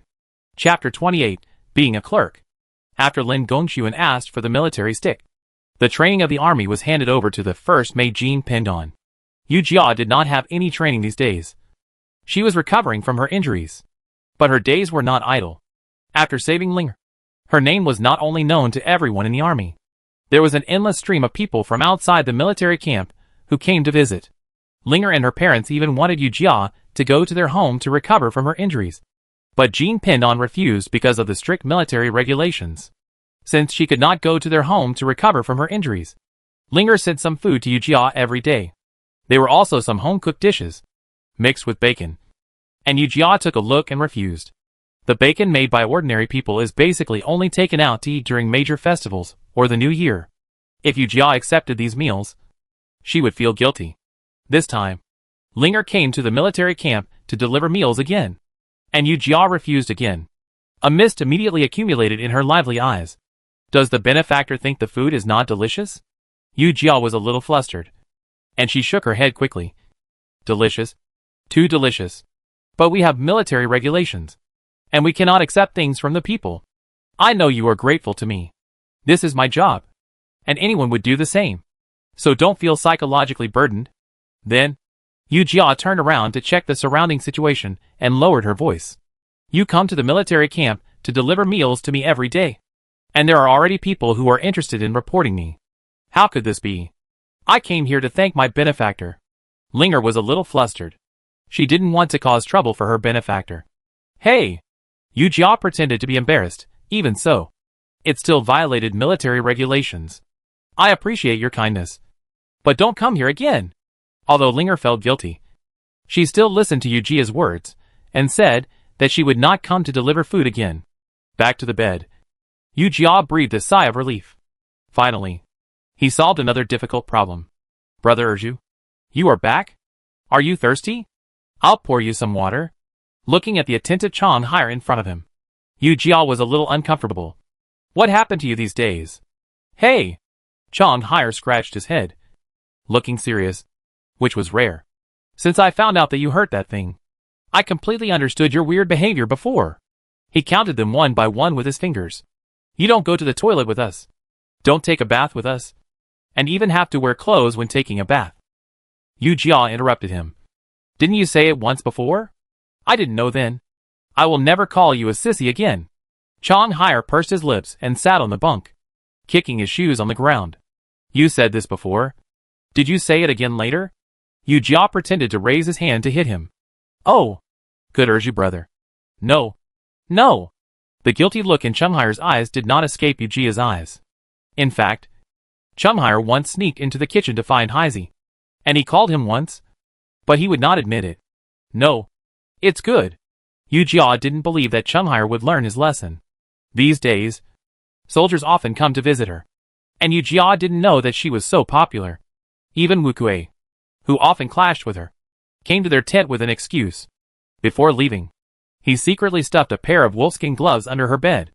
Although the workmanship was quite rough, Yu Jia was still very satisfied. The weather in Bashu is not cold now. But it is cold in winter. And the wind can blow into the bones, which is really biting cold. This made Wu Kuei's image in her mind a little better. Yu Jia decided that next time they had a conflict, she would not hit him in the face. Lin Gongxuan lay on the bed, hissing in pain. Be gentle. Jean Pendon, who was beside the bed, was ruthless again. What can I say about you? Jean Pendon continued to apply medicine on Lin Gongxuan's buttocks. The general rebelled against the enemy. There is nothing to say. Lin Gongxuan suddenly saw a strong face. How has Lin Erju been these days? He is doing well. Jean Pendon laughed softly. Not only does someone send food to me every day, but I am also called Brother Erju all day long. Don't mention how good it is. Lin Gongxuan snorted and laughed. Transfer him to run errands for me. What? Jean Pendon was so surprised that the medicine bottle in his hand almost fell to the ground. There are two clerks who are responsible for delivering messages and running errands beside the captain. One is Fang Dashan, who has been with Lin Gongxuan for 5 years. The other one has always been vacant. Although Lin Erju is good at boxing and has made some progress in riding and archery, what's the use of just knowing these skills if he wants to be a clerk? Can Lin Erju read and write? Being a clerk is not an easy job. Jean Pendon is not optimistic about Yu Jia being a clerk. This kid's affairs have been exposed, and now he is supported by others. But after this limelight, Who will remember that he was injured on the battlefield? They only remember that Lin Erju was injured, and don't care about the reason for the injury. Lin Gongxuan changed his posture and tried to put the center of gravity of his body on his left hip, which caused him to scream in pain. Lin Erju is thin and weak, but he can't hide his handsome appearance. It's hard to guarantee that there are no people with ulterior motives who have some dirty thoughts. Jean Pendon knew why Lin Gongxuan was taken out of the Jizhou military camp by the general. He just thought that Lin Gongxuan was sympathetic. Then I will arrange it later. When Yi Jia got the news, her mouth couldn't close. On the contrary, the rest of the people in the tent reacted first and came to congratulate her. Congratulations, Erju. When you become a clerk, you will be the captain's personal guard. I hope you can say a few good words in front of the captain. That's right. We are all brothers in the same bed. Don't forget your brothers when you become successful. Yu Jia grinned and agreed. Is this one step closer to the center of power? Yesterday, Heisey came to visit her, and Yu Jia asked him about the things he had asked her to do before. Heisey shook his head. He only knew that the captain in the camp was named Lin, and he couldn't find out about the others. This undoubtedly made Yu Jia glad for her previous decision. She had to climb up so that she could find Lin Juan more conveniently. Yu Jia's bed was made by Goshing for her. Chenghair and the others followed her into the small tent next to Lin Gongxuan's tent. As soon as they entered the tent, a dark-skinned, burly man in his early 20s came up to them. Lin Erju, you're here. Yu Jia nodded. I'm Fang Dashan, and we'll both be lieutenant's clerks from now on. Fang Dashan patted Yu Jia's shoulder generously. Brother Fang. Yu Jia was patted hard, and his body tilted, and he almost fell down. Fang Dashan was quick-witted and quickly supported Yu Jia's shoulders. Ha ha ha. From now on we will eat, live and sleep with the brothers of the general's personal guard. You don't have to be too restrained. Yu Jia's heart tightened. Isn't this no secret? As if sensing that Yu Jia was unhappy, Fang Dashan thought he had touched her sad story. Well, it's not that intimate. This honest man didn't know how to express himself. You can take a bath and go to the toilet by yourself. I won't look at you. Fang Dashan's face turned red as he made things worse. Oh, I'm a rough man and I can't talk. Do you mind? No, Brother Fang. You're embarrassing me. Chapter 29 Applying Medicine. Seeing Goshing and Chenghair staring at him, Fang Dashan felt even more guilty. It was wrong to bring up someone's weakness in just a few words. Fang Dashan regretted it alone and wanted to make up for his mistake. He pointed to a single bed in the corner and said, Erju, you will live here from now on. Goshing and Chenghair took the bedding over. This bed is about 1.2 meters wide and 1.8 meters long. It is not spacious, but it is a single bed. If she knew that Wugen brought such great benefits, she would have made it public long ago. Yu Jia was so happy. There are 11 of us, including the brothers of the personal guard. The others have not come back yet. You pack up and report to the captain's tent. Fang Dashan made the arrangements and left the tent. Thank you, Brother Fang. Chenghair fell on the bed when he saw Fang Dashan leaving the tent. Brother Erju, we won't see each other often in the future. What are you talking about? We are still in the Vanguard camp. How can we not see each other often? Yu Jia pulled Chenghair up. She wanted to make the bed as soon as possible to report to Lin Gongxuan. Erju, you take a rest. I'll make the bed. Gosheng took the bedding from Yu Jia's hand and started to work skillfully. After Gosheng and the other man left, Yu Jia limped to Lin Gongxuan's tent. Report to the captain. Lin Erju is here to report. A cold voice came from the tent. Come in. Yu Jia opened the curtain and walked in. It was her first time to enter Lin Gongxuan's tent. The tent was simply furnished, with a chessboard placed by the left window, and a chess game still on it. There was a solid desk on the right, with pens, inkstones, and inkstones placed on it in a messy manner, and you could vaguely see the scribblings on the paper. In Yu Jia's opinion, those scribbled words were just scribblings. What are you looking at? You're stretching your neck to look. You're tired of living. Lin Gongxuan's angry voice came over her. She looked in the direction of the voice, and saw a large bed next to a simple rice paper screen. And Lin Gongxuan was lying on the bed, looking up at Yu Jia. Captain, Brother Fang asked me to come to you to report. After that, Yu Jia waited for Lin Gongxuan's instructions. Well, be quick and efficient when you are around me in the future, and don't look at things you shouldn't look at. Do you hear me? Lin Gongxuan looked at Yu Jia shrinking her neck like a quail, and was furious. Are you usually very capable? Those bastards almost took your life. Yu Jia didn't dare to reply. You have to know that she is a girl. A 13-year-old girl. If there is still a chance of winning in a one-on-one fight, there are several strong men. How can she beat them? Seeing that Yu Jia didn't reply, Lin Gongxuan took a deep breath. In the future, hold your head high and be a man next to me. What's the point of being timid? Don't embarrass me. I got it. Yu Jia's eyes follow her nose, and her nose follows her heart. Whatever the leader says is what it is. We don't refute it. We should focus on having a good attitude. Lin Gongxuan saw Yu Jia's reply, and his expression eased a lot. Come and help me apply the medicine. Yu Jia was panicked, thinking that she had heard it wrong. I just told you to work quickly. But you forgot it? Yu Jia didn't expect that she would be asked to do such a job. But she still walked forward. The medicine is on the table, Lin Gongxuan reminded him. If he didn't say this, the boy in front of him would not know to look up and find the medicine first. Yu Jia glanced at the documents on the side, on which there were bottles of various shapes. Captain, which one should I apply first? Yu Jia really didn't know where to start. Not bad. You asked? I thought you were going to pour it all over my ass. Yu Jia secretly complained. You said everything. The one in the shape of bagua. Yu Jia looked at the medicine bottle, and sure enough, there was a bottle with a black and white bagua pattern. She picked up the bottle, uncorked it, and a fresh fragrance came to her face. In the past, when she was injured, she mostly used salty and pungent plasters. This was the first time she saw medicine with this smell. It must be very expensive. What are you standing there for? Hurry up and apply the medicine to me. Yu Jia looked at Lin Gongxuan. He was covered with a quilt below his waist, and the quilt was embroidered with a pattern of mandarin ducks playing in the water, which was very pleasing. Isn't it just a butt? I was 30 years old in my previous life, and the person in front of me is only 18 or 19 years old. So just treat him as a child. Without waiting for Lin Gongxuan to urge her, she raised her hand and lifted the quilt, and saw it but full of scars, and the wound was still bleeding. Yu Jia picked up the gauze cotton on the table to stop the bleeding first. The wound was so serious that it took several pieces of gauze cotton to wipe the blood stains on the surface. When applying the medicine, Yu Jia told Lin Gongxuan, Captain, I'm going to apply the medicine. Tell me if it hurts. Yes. Yu Jia stopped talking and sprinkled the medicine evenly on the wound. Perhaps due to the stimulation of the medicine, Lin Gongxuan straightened his body, and the wound began to bleed again.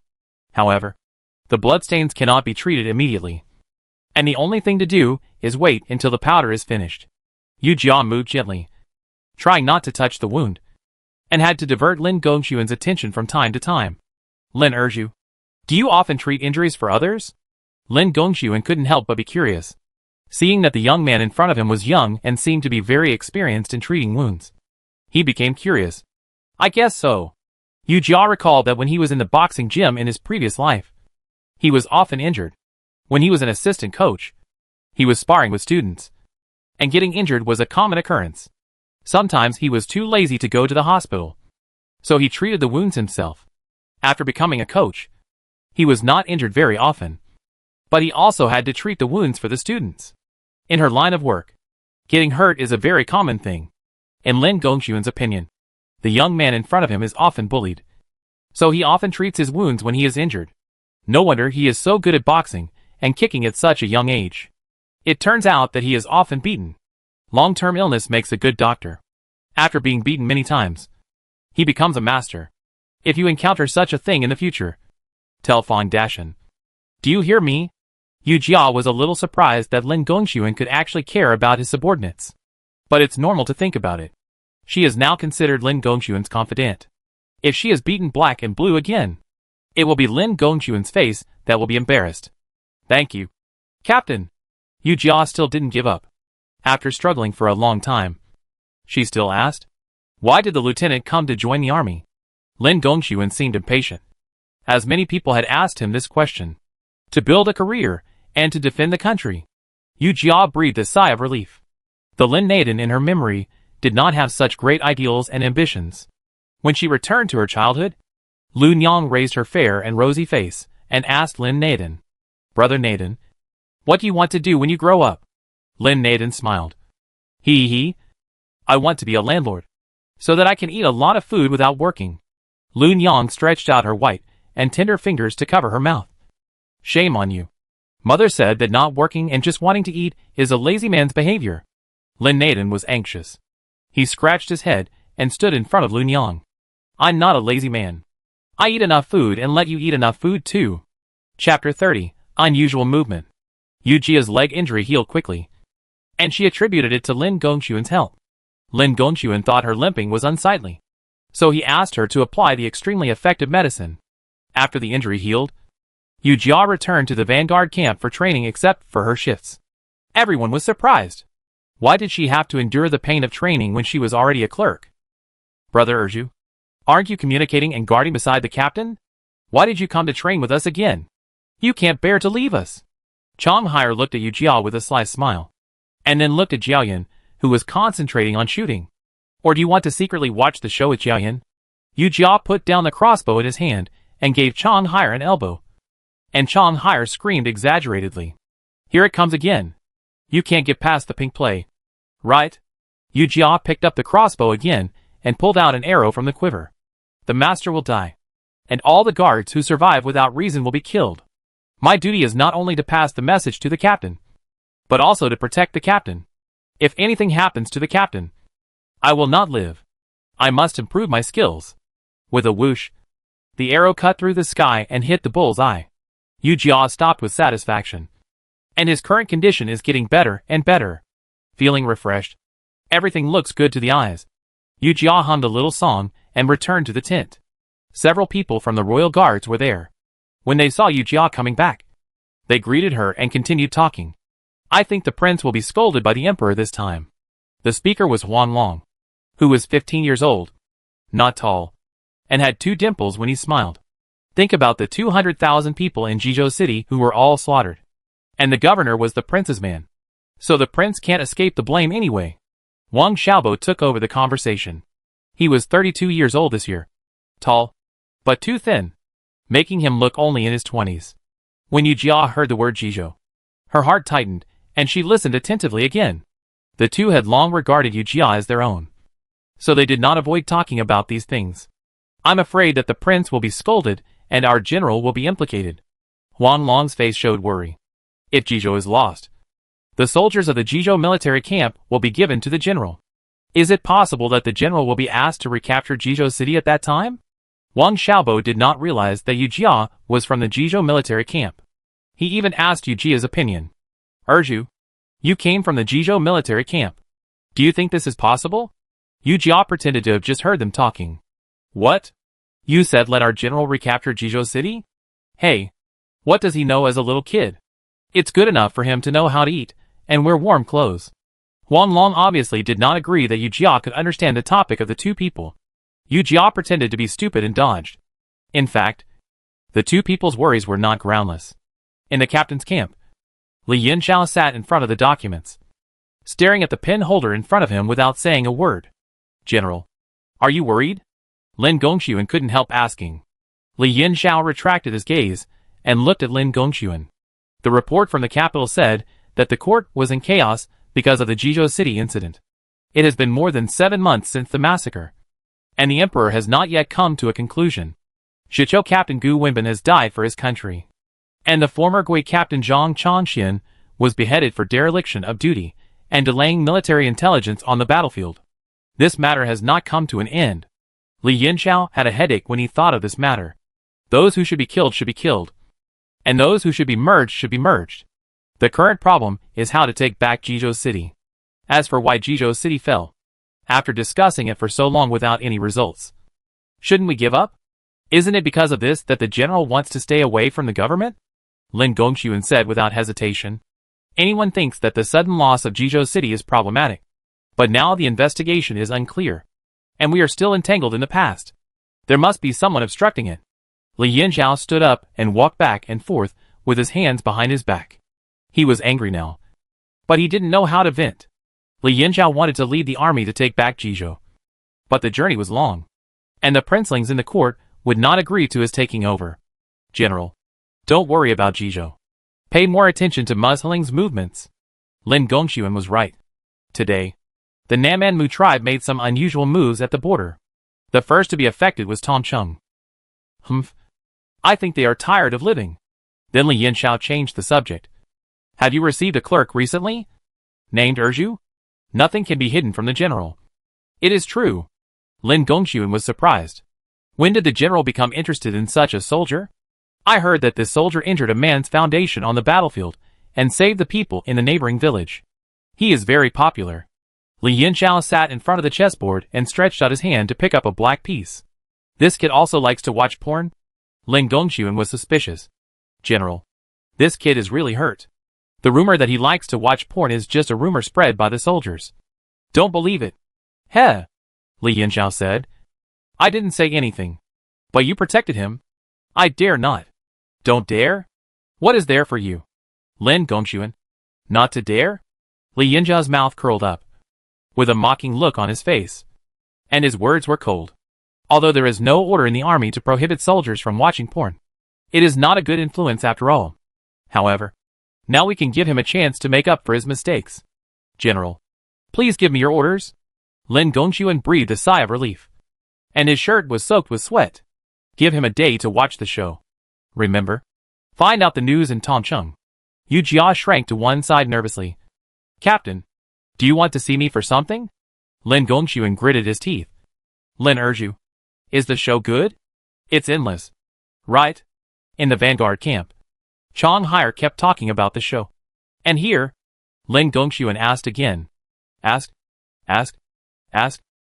your mother. Yu Jia cursed Lin Gongxuan in her heart to the extent that even her 18 generations of ancestors would not want to admit it. But she still had a flattering smile on her face. It's okay. It's okay?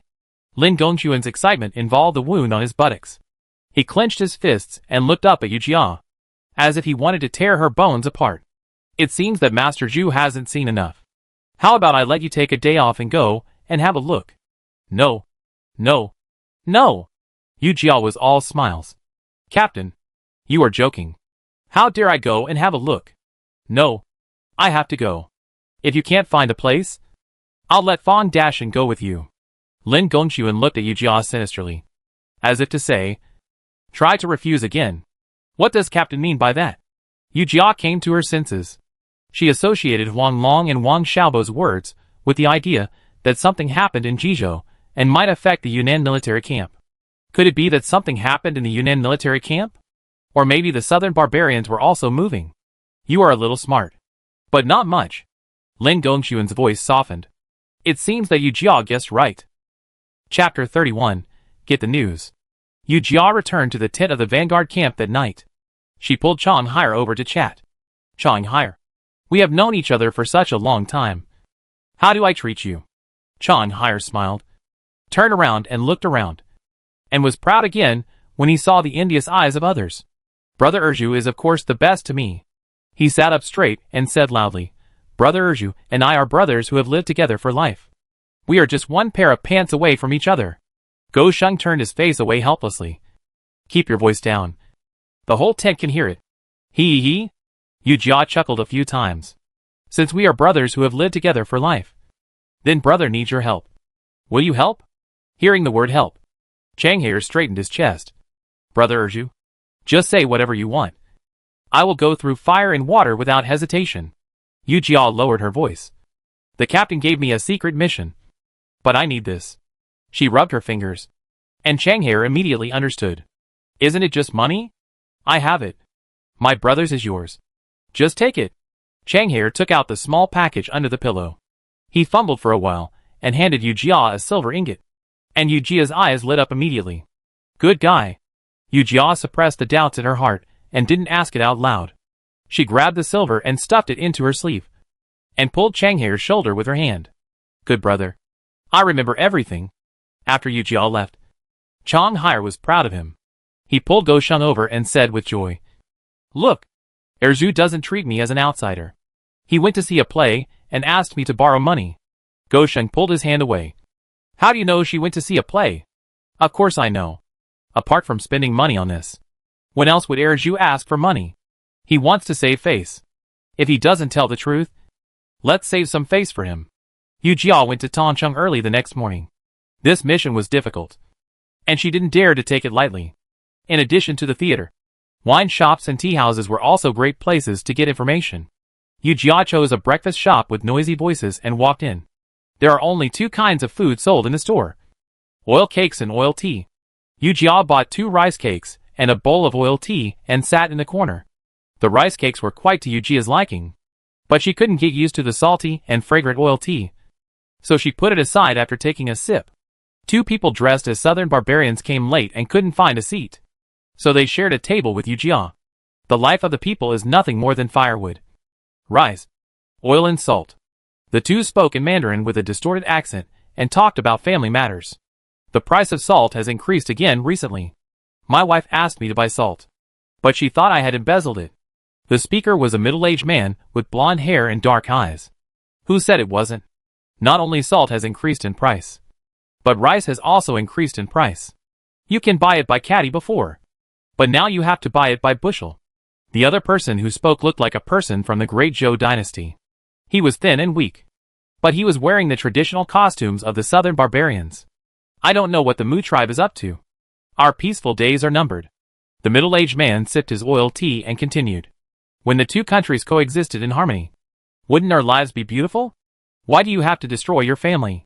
He was still not satisfied after saying that, and he smashed the oil tea bowl. If the 2 armies go to war, we civilians will suffer. I don't want to fight again. The thin man was worried. Well, the preliminary information has been obtained. The southern barbarians are indeed moving, and the prices of materials have increased to make money. The next step is probably to improve the weapons and prepare for the uprising. When she went out today, Yu Jia wore the clothes she got from Chang Haier, a long shirt with cuffs and tight pants. But Chang Haier was tall, and the clothes were a little too big for her. After leaving the breakfast shop, Yu Jia went straight to the theater. The theater was still very lively, and it seemed that it was not affected by the current situation. Yu Jia paid a lot of money to buy a front row seat this time. When she went over, many people had already sat down. Among them, a person in the middle of the first row caught her attention. This person was wearing a moon-white robe, and his curly hair was tied into a bun at the back of his head. When she got closer, she saw that he had rat eyes and a deer head, and combined with his clothes, he was neither fish nor fowl. These appearances were not what caught her attention, but the aura of killing that emanated from this person, which made Yu Jia conclude that he was a soldier. Yu Jia carefully sat down beside him, and said in a frivolous and vulgar tone, "Why haven't you come out yet? Is this little Taohong afraid of being seen by me?" Xiao Taohong is a famous actor in the theater. Although he is a man, he sings the role of a female. After saying this, he laughed twice. Yu Jia felt sick in her heart. If it wasn't painful, she would have slapped herself twice. "Do you like Xiao Taohong too?" The man on the left looked at Yu Jia sideways, and the lustful look in his eyes made Yu Jia's stomach churn. Yu Jia ran his hand along his chest, which the man saw as a frivolous gesture. "I like it. Of course I don't like it. That figure. That style. It's all my cup of tea. What a pity. We can only watch like this." "Humph." The man snorted coldly. "It's just an actor. As long as you pay enough money, you can do whatever you want." Yu Jia suppressed his fear. "Brother, do you come here often?" Maybe he met a like-minded actor friend. The man talked to Yu Jia in the hot Mandarin. However, the language of the Nan man is still very different from that of the Great Zhou. Even if the man speaks Mandarin, Yu Jia can only listen and guess. The general idea is that his name is Ali, a small leader in the Nan man army, and he sneaked out today to have some fun. From what he said, he often comes to the theater, and he has a favorite star, which is Xiao Taohong that Yu Jia just mentioned. However, from his appearance, he doesn't like Xiao Taohong very much. When Yu Jia expressed her appreciation for Xiao Taohong just now, he didn't get jealous. Yu Jia just sighed at Ali's generosity, and heard him say, "It's rare that someone also likes to listen to the drama. After the show, I will invite Xiao Taohong out. And how about the 3 of us spend a good night together?" As soon as these words came out, Yu Jia seemed to be struck by lightning, and was burnt on the outside and tender on the inside. My goodness, this guy is not only not jealous, but also wants to go with 3 people. Is he so generous? Although Yu Jia's heart was already confused, He didn't show it on his face. Brother, we get along well today. To be honest, my family has strict rules. My father doesn't allow me to hang out outside. I'm really afraid. Ollie sighed softly. I understand. Then you can only enjoy it yourself. Then he looked intoxicated, as if he was already in it. Yu-Jia secretly pinched his thigh. Brother is so cool. There must be no regulations in the army in this regard. Right? Ollie's eyes flashed with guilt. And he coughed. Actually, I sneaked out. The army is busy these days. I really miss Xiao Taohong. I have to go back quickly after I finish my work. Yu-Jia understood. Of course. You are an officer, so you are naturally busy with official duties. But I haven't heard of anything happening recently. Why are you so busy? Oh, don't mention it. The superiors told other troops to merge their camps. So we can only do it. Ollie shook his head helplessly after saying this, seemingly realizing that he had said too much to the little civilian. Ollie stopped talking about the military when Yu-Jia asked again. Chapter 32, Keeping an Appointment. This person definitely knows something inside. Yu-Jia decided to have more contact with Ali. But she still didn't find another opportunity when the show was over. Ali was impatient to go backstage. And Yu-Jia pushed aside the crowd around him and hurried to catch up. Ali walked hurriedly, strode forward, and bumped into pedestrians without knowing it. There were people coming and going in the backstage. And there was an endless stream of people who wanted to invite. Yu-Jia mixed in with them and followed into the backstage. In front of the bronze mirror, a woman with heavy makeup was removing her makeup. Ali stood in front of him with a smile on his face. Xiao Taohong, come with me for tea and drinks later. I have plenty of money. Silver? Then you have to tell the boss of Jiaoer to see if the schedule for today is full. The woman with a perfect appearance. The voice is graceful and flowing. And it is Xiao Taohong, the pillar of the theater. There are many rich people. As a military leader, Ali is naturally not able to compete with others with only salary.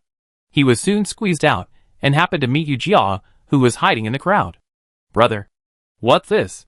Yu-Jia pretended to be puzzled and asked. Ah, Ali sighed. Unlucky. It was not easy to sneak out. But now he was kicked out. Yu-Jia knew the reason why Ali was kicked out. And she pulled Ali to the corner. Brother, today we are so close. I am willing to help you fulfill your wish. Ali's eyes lit up, with an unbelievable joy on his face. Is this true? Yu-Jia laughed hoarsely. Of course. Brother, wait for me for a moment. I'll be back soon. When Yu-Jia squeezed into the dressing room backstage, Xiao Taohong was gone. After several inquiries, they learned that Xiao Taohong had been taken away by the local squire. When Yu-Jia told Ali, they were both disappointed.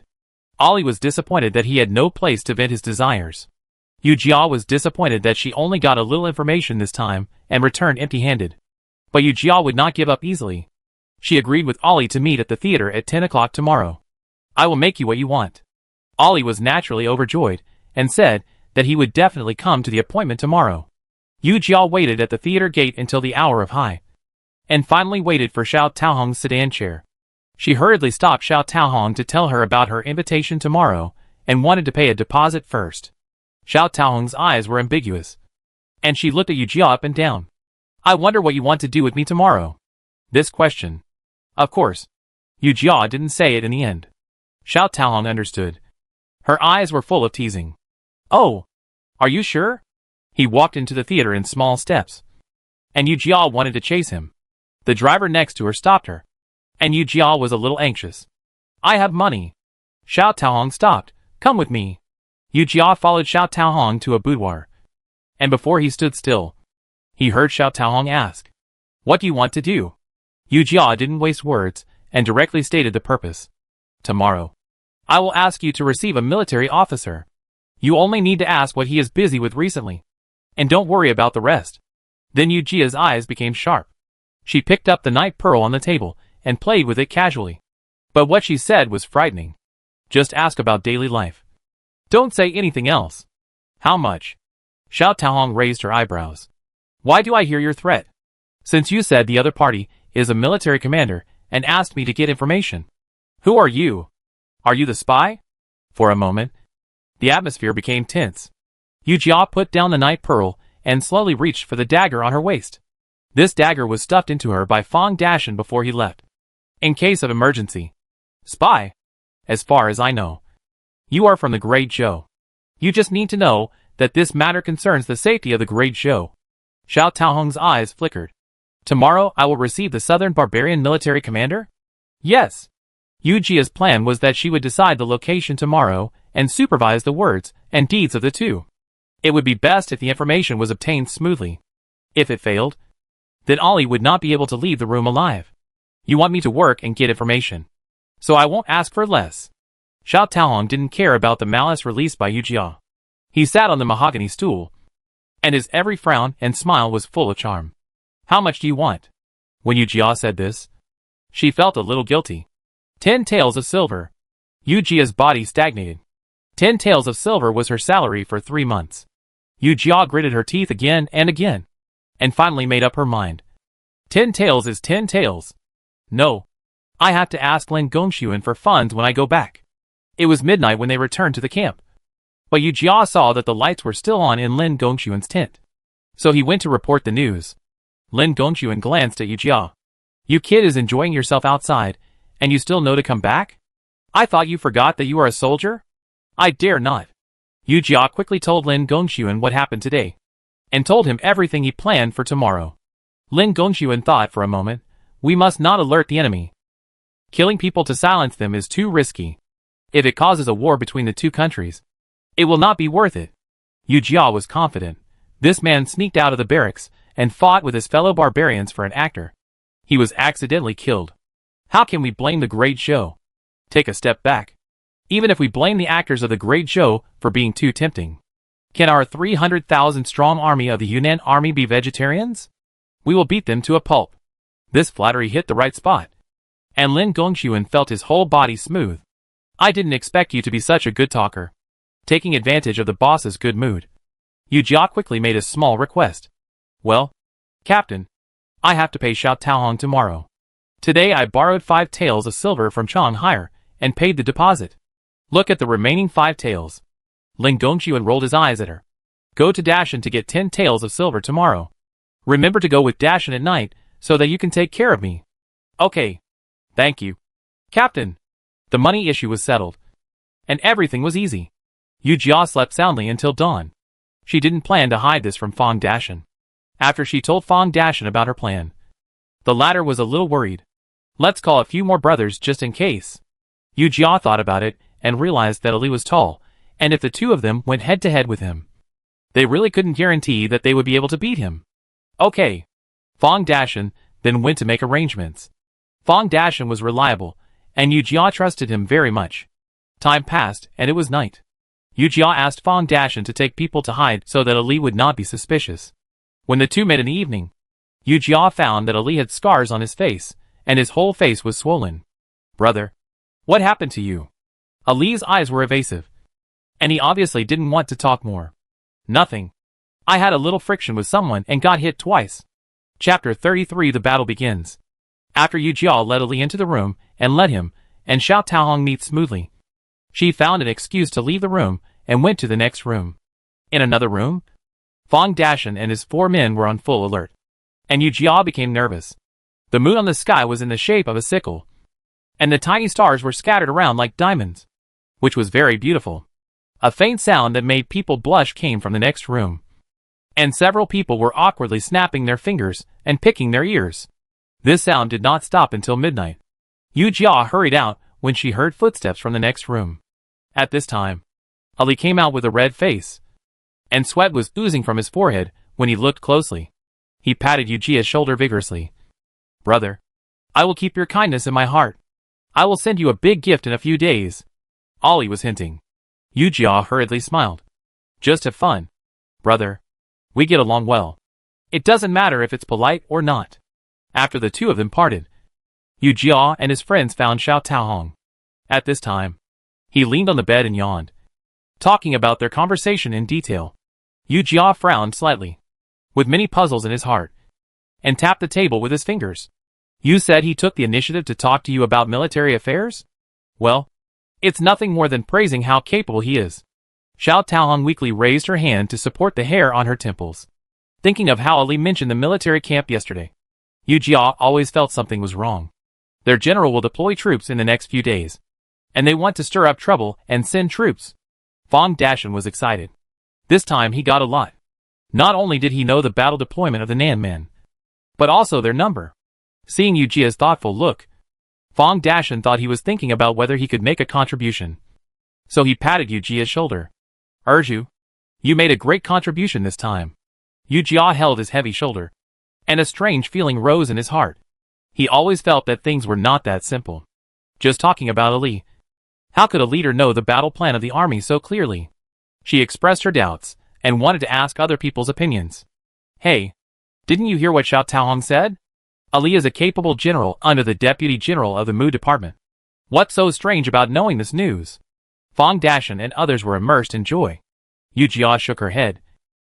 Maybe she was really overthinking. When they returned, they reported the matter to Lin Gongxuan. Lin Gongxuan took it very seriously, and immediately asked the general to come to discuss the matter. Yu Jia and others returned to the tent to rest.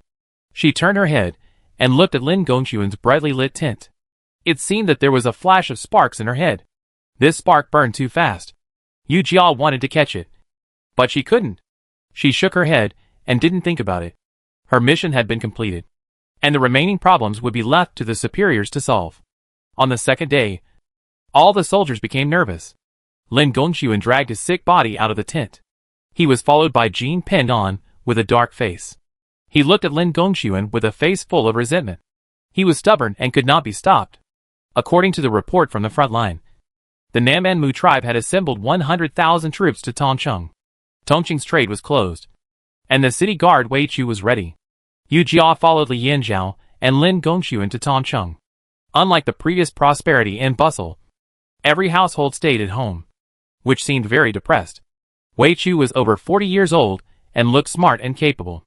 General, the soldiers of Tongcheng are ready and can fight the enemy at any time. Li Yanzhao nodded and pointed to the map on the table.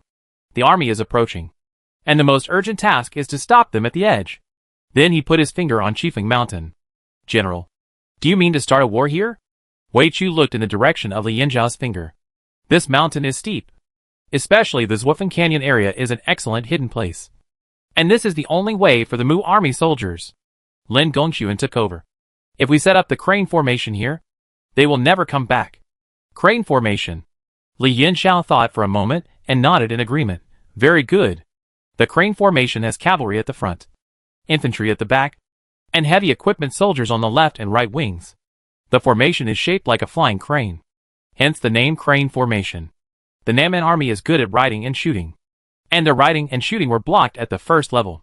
According to the intelligence Yu Jia got yesterday, they will still send a large number of cavalry to fight against the Great Zhou. Gongxuan, you lead the troops to set up the formation. Let the Vanguard battalion take the lead, and dampen their spirit first. Li Yanzhao made the arrangements. Yes. Lin Gongxuan took the order and left. Feng Chong, Yang Dayton, you two will complete the rest of the ferry crane formation and trap the southern barbarians in the gorge. The two adjutants took the order. When everyone went out, Li Yanzhao's eyes showed a cruel look.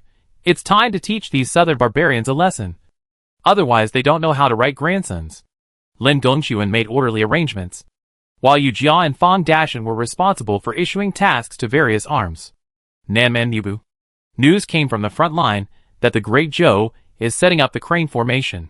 Brothers, be sure to be on guard. Mu Xiaoling stood in front of the map, thinking, Commander, this time Brother Ali has made great contributions. When we capture Tongcheng, we must leave Xiao Taohong to him. After the fierce adjutant finished speaking, the others all laughed with different expressions. Ali looked longing, but said, Don't dare. If the commander hadn't seen through the Great Zhou's tricks this time, we would have been in an irretrievable situation. How dare I claim military merit? Mu Xiaoling said faintly, although you were careless and almost let the Great Zhou take advantage of you. But you have done a great job after all. Based on his previous encounters with Li Yanzhao, this man is meticulous, and this operation cannot be taken lightly. Mu Xiaoling raised the wine glass in his hand, then let the moon goddess bless us with everything going well. Bless us. Smooth. The Mu tribe's leading soldiers entered the canyon. And indeed the cavalry was in the front, and the infantry and baggage were behind. The soldiers of the Great Zhou were ready, waiting for the commander to speak. But just as the Nanman infantry and baggage entered the canyon, countless cavalry rushed out from the rear. Adjutant Feng Chong was dumbfounded for a moment. What's going on? For a moment, the soldiers of the Great Zhou were confused.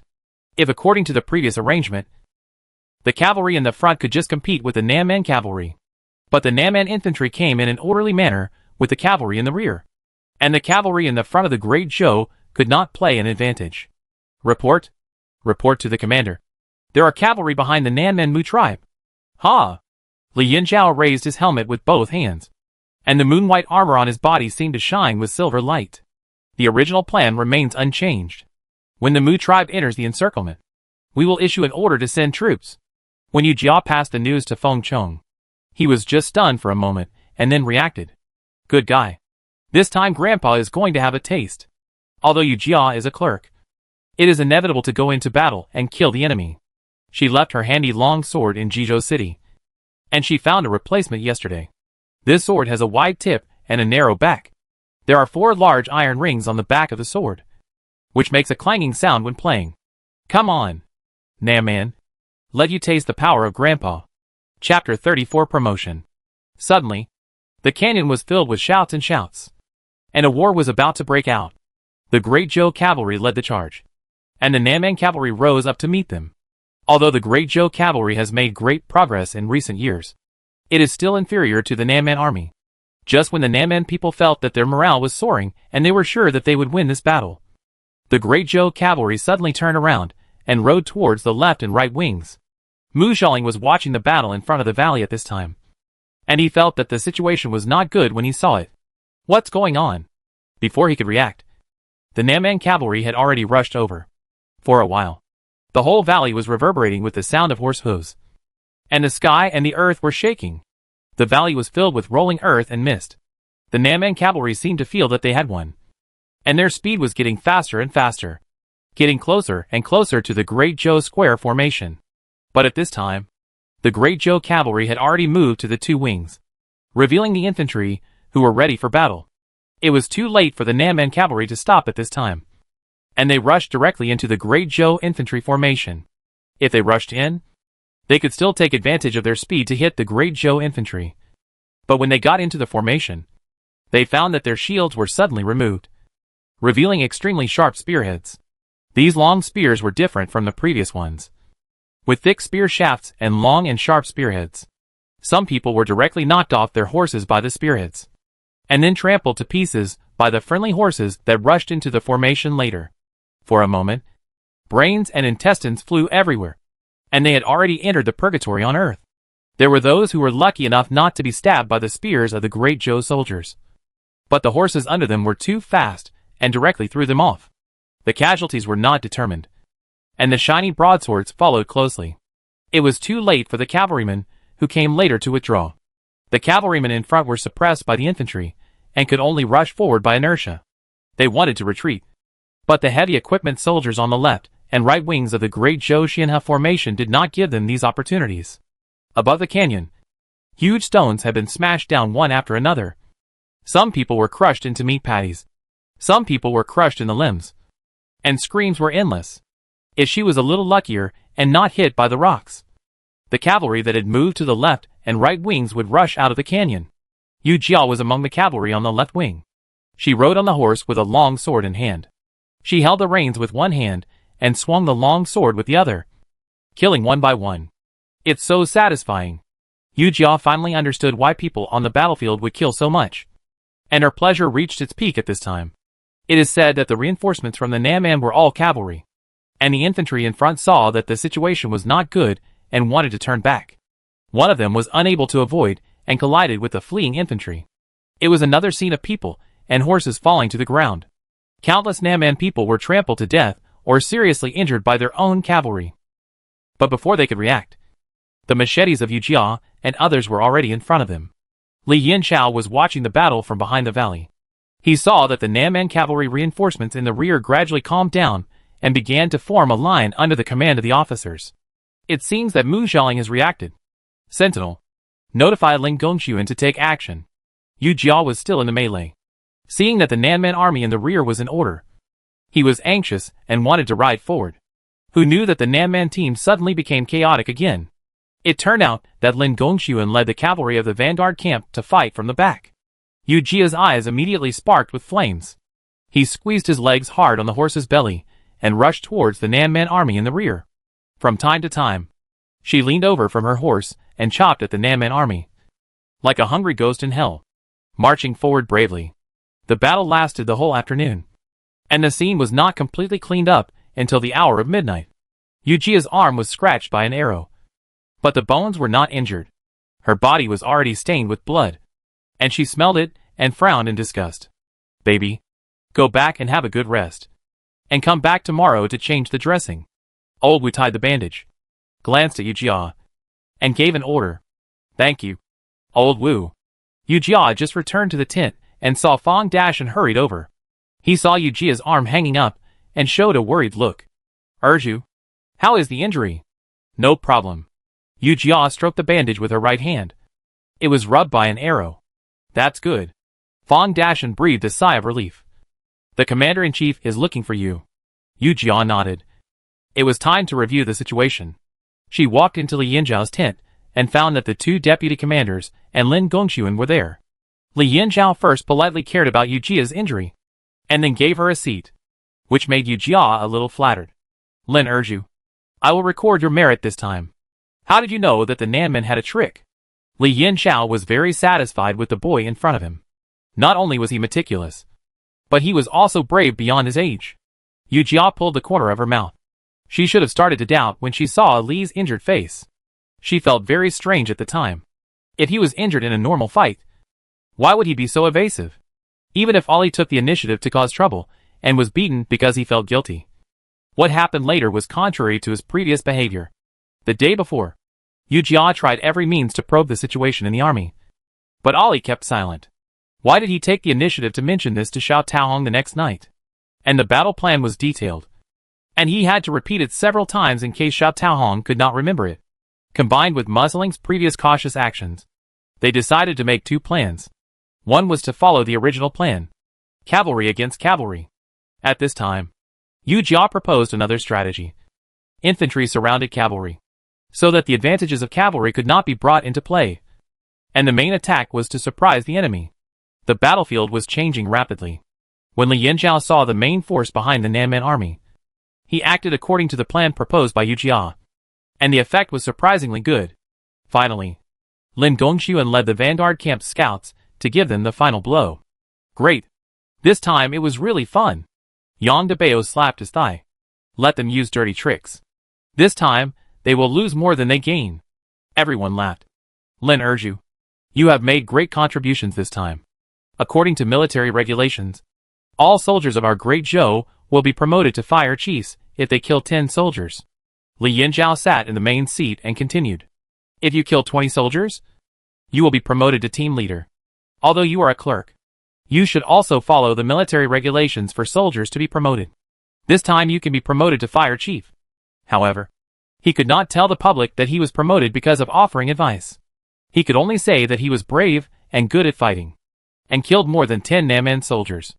Li Yinzhao looked at Lin Gongxuan, whose face was gloomy, and thought that he could not lose the face of Lin Erju's direct superior.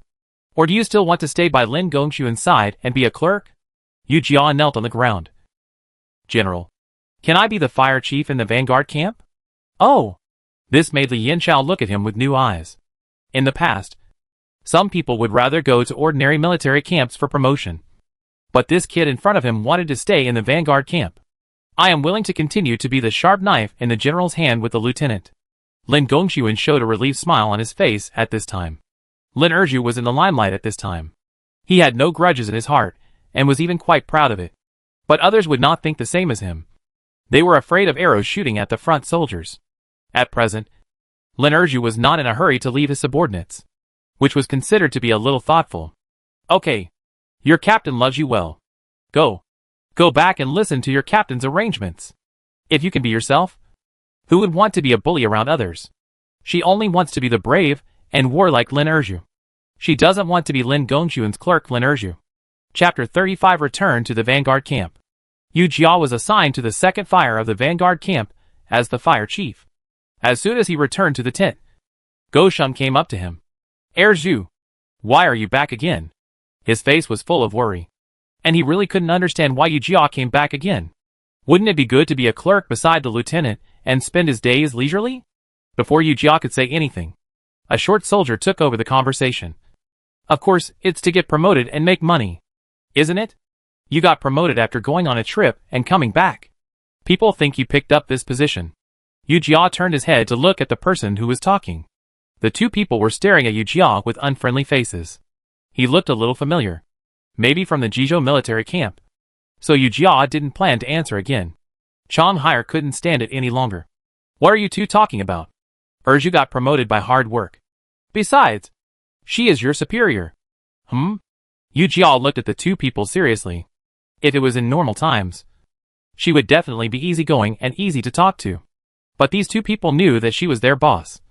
But they dared to be sarcastic here, clearly trying to intimidate her. Then she couldn't be blamed.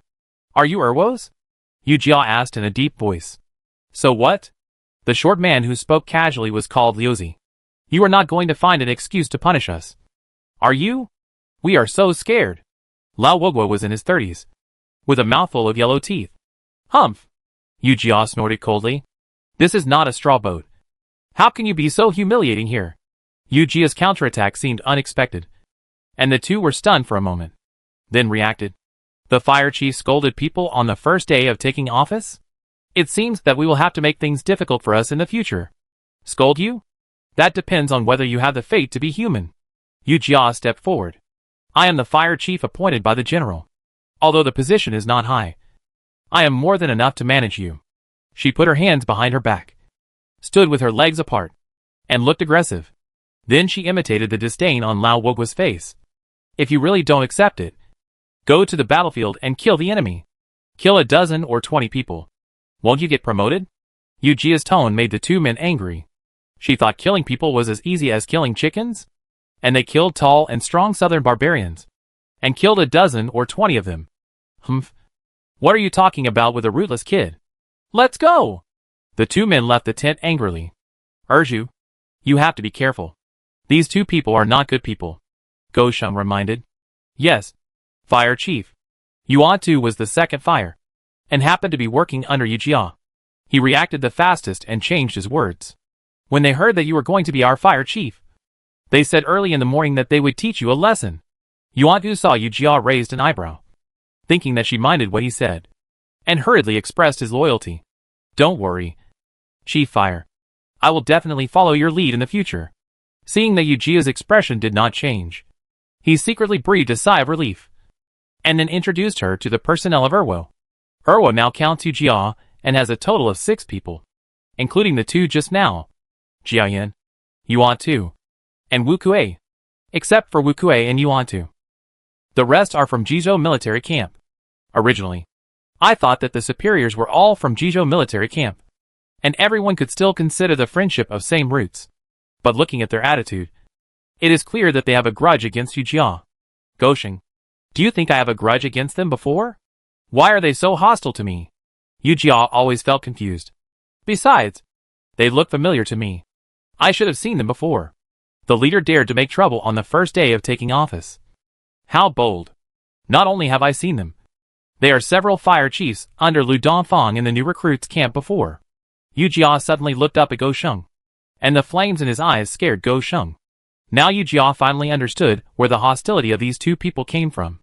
According to the rules, except for the captain, the rest of the people from the Jizhou military camp must pass the trial before deciding which branch of the army to go to.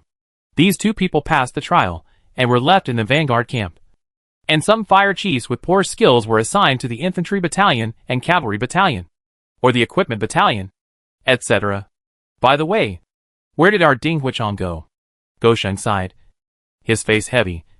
I heard from those people that Ding Huichang died in Jizhou City. Yu Jia felt like a lump in his throat. The man who usually looked serious was also a soft-hearted person in private. Otherwise, he would not have taken the risk to secretly give Yu Jia medicine. Lin Gongxuan seemed to have heard what happened in the tent, and he asked Fang Dashan to call Yu Jia. Because of the battle yesterday, the wound on Lin Gongxuan's buttock split again. He lay on the bed again. And this time, the person who applied medicine to him was Fang Dashan. Although Fang Dashan was steady in his dealings, he was still a man after all, and he didn't care how heavy his hands were. Yu Jia wanted to grin. Lin urged you. If you keep making this expression of being unable to poop, I will let you taste the feeling of being beaten by a military stick. Lin Gongxuan was ashamed and annoyed. He turned to Fang Dashan and shouted, Can you be a little gentler? Fang Dashan's hand trembled, and the medicine bottle in his hand fell on Lin Gongxuan's butt, which aroused Lin Gongxuan's wailing again. Yu Jia bit her lips tightly and trembled all over. Lin urged you. Suddenly, she heard Lin Gongxuan calling her name and quickly answered. As an officer, don't be so cowardly. Treat your subordinates with kindness and severity. Do you understand? Yu Jia didn't understand, but nodded and said yes. I understand. I will ask the lieutenant for more guidance. Yu Jia walked out of the tent, muttering, How can it be so easy? Since these two people are Lu Dongfang's confidants, they naturally have ill intentions towards her. I'm afraid that these ill intentions are not as simple as confronting her. If she is not careful, they will take her life. She asked Go Sheng and Chang Haier to pay attention to the whereabouts of these two people in private, and report to her if there is anything suspicious. Wu Kuei now feels awkward when he sees Yu Jia. In the past, the way they got along was very pleasant. Either both sides were injured, or it was a draw. But the former fighting partner became a leader. How could he not feel depressed? In the afternoon, Yu Jia organized the team and took them to the training ground. The two of them were nagging and hesitating, which made Yu Jia furious. What do you two want to do? Is the fire chief angry? Lu Zi smiled and said nonchalantly. Fire chief, calm down. How can you, a great hero, bother with us little soldiers? Yu Jia snorted coldly and then laughed. Of course I don't care. My former fire chief taught us not to compete with idiots. You? Lu Zi was speechless.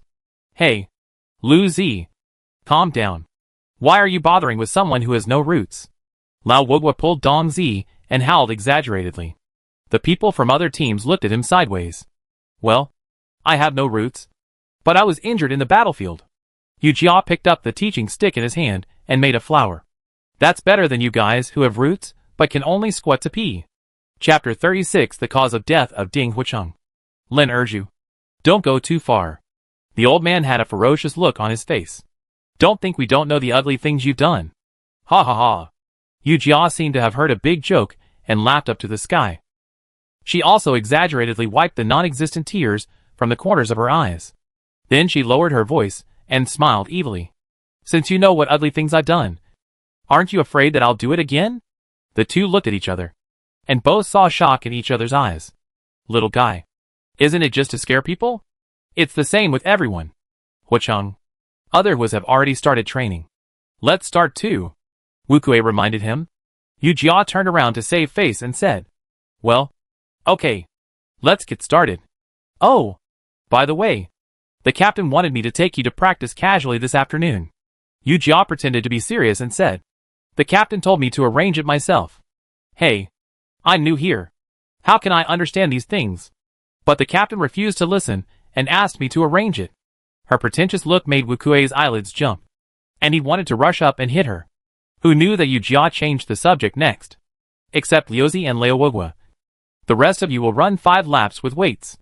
The rest of the people quickly followed the order, and the remaining 2 looked at Yu Jia in confusion, not knowing what she was up to. But he was relieved after a moment of thinking. Could it be that the boy in front of him was afraid? You two run 10 laps with weights. Yu Jia said word by word.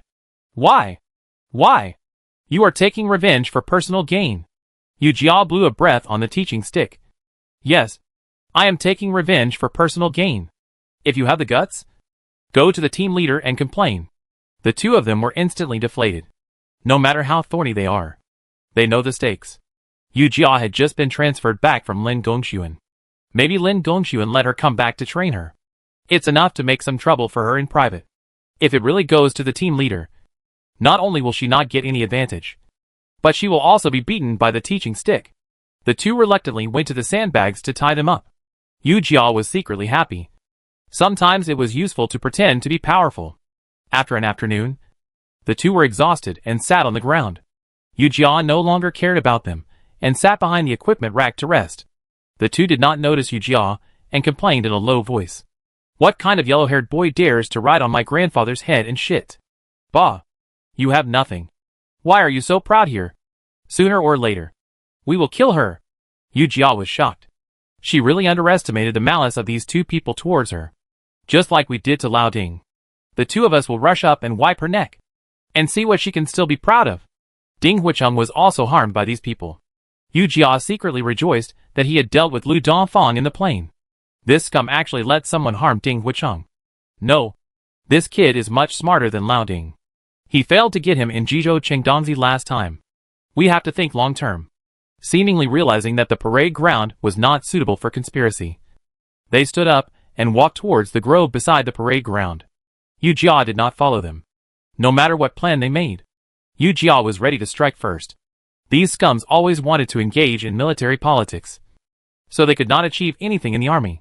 When they returned to the tent at night, the two no longer took the initiative to find trouble, but just looked unfriendly and glanced at Yu Jia from time to time. Yu Jia is not worried about what these two people will do now. They are likely to repeat their old tricks and want to kill her on the battlefield. Yu Jia wants to kill them first, so she forces them to hurry up. Lu Zi, Lao Wagua, you two go out and run laps until the lights are turned off.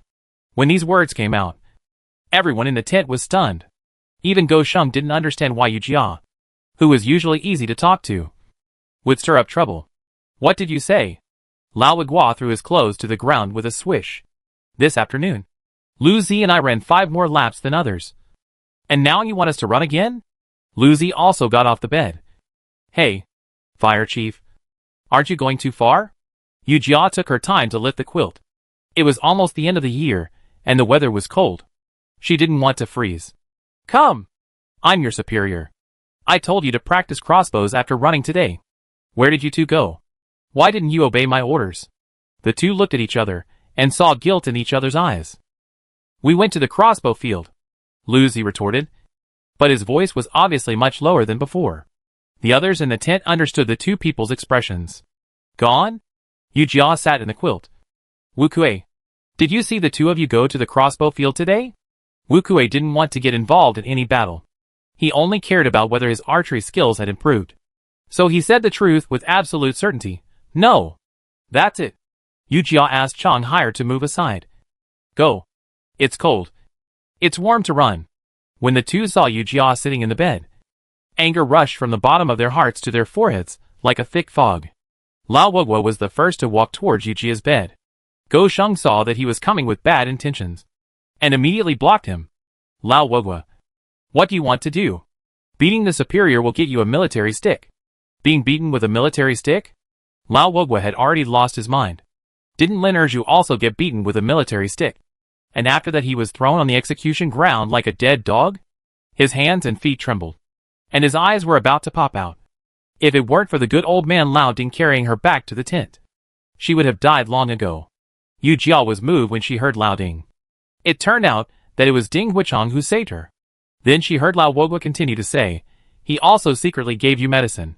You don't know why he died. It's because he gave you that bottle of medicine. Yu Jia's heart was filled with horror. It was because he gave me medicine and Lu Dongfang found out. So he killed him? Before Lao Wogua could speak, Lu Zi slapped him and pulled Lao Wogua's arm. What are you talking about? Lu Zi looked at a few people with guilt. Huicheng, don't listen to him. He's hysterical. Let's go for a run now. Yu Jia sat on the bed without coming back to her senses, still thinking about what Lao Wogua had just said. Ding Huicheng was killed by Lu Dongfang because he saved her. I didn't kill Boren, but Boren died because of me. Yu Jia slapped herself with a slap. At this moment, she was in tears. Brother Erju, what are you doing? Chang Haier pulled Yu Jia's hand hard and found that she was crying. This was the first time Chang Haier saw her cry. Go Sheng touched her arm distressfully. Yu Jia didn't cry when she was beaten with a military stick, but she cried at this time. Go Sheng understood that she heard Lao Wogua say that Ding Huicheng died because of her. So he said, Erju, don't be sad. We have to take revenge. Chapter 37, Who Kills More Barbarians? After crossing over, she tried not to have too much contact with people, for fear of changing the order of the original world. Because of her, a person was killed. In fact, since she killed Dongda, The gears of fate in this world had begun to turn. In her opinion, Dong De, Lu Dongfang, or Dongzi, who wanted to take her life on the battlefield of Jizhou City, all deserved to die. They took the initiative to provoke. And in the process, they killed Tai Dan, an innocent person. Erju, what are you doing? Goshing sat next to Yu Jia. Yu Jia looked dull, with empty eyes, and no emotion could be seen. Goshing, what do you think you are living for? Goshing followed her gaze and looked into the distance, where Liuzi and Leo Wogwa were sparring in the martial arts arena. Erju, stop imagining. Just tell me. What should we do? Yu Jia was very tired. All the pressure, helplessness, and hesitation since she crossed over were piled up on her. Seeing that Yu Jia still didn't speak, Goshing got anxious. I say, Erju, this is not like you. The Erju I know is full of energy every day. Not like you. How could she be like this? Like a walking corpse? Yu Jia came back to her senses, and she looked at Goshing blankly. Full of energy? Yes. She couldn't fall down. She still had to find Lin Juan. She still had things to do. Goshing, my hands are already covered in blood, so don't get involved. Are you going to act on your own again? Goshing raised his eyebrows in dissatisfaction.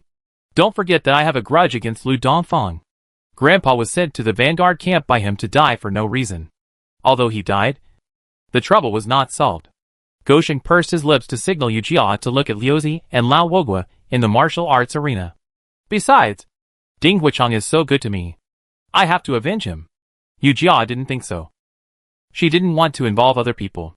These days, Yu Jia didn't have time to pay attention to Liuzi and Lao Wogwa. They were honest for a few days, and their minds became active again. In the cold winter, Wu Kuei's clothes were pulled down to his waist, revealing his broad bronze back. The veins on his strong biceps were clearly visible, and sweat dripped from his arms as he moved. Wu Kuei is a natural martial artist. Look at his muscles and skills. No wonder he is loved by our lieutenant. The old men surrounded Wu Kuei, praising him endlessly. Wu Kuei was full of pride, and his boxing movements became more and more fierce. What a pity! Lu Zi's face was full of regret, which made Wu Kuei confused. He stopped what he was doing and asked in confusion. What a pity! Well, I'd better not say it, Liuzi said, and pulled Lao Wogwa to leave. Wu Kuei was not going to do it. He was hooked and suddenly wanted to leave. Who wouldn't feel itchy? He grabbed Liuzi's collar. You kid! Explain it to me clearly. What's the pity? Liuzi held Wu Kuei's hand. His words were full of fear. I still won't say it. Lao Wogwa came to smooth things over. Brother Wu Kuei, let go first. After Wu Kuei let go, Lao Wogwa looked around and found that no one was paying attention to the situation of the few people. So he started talking.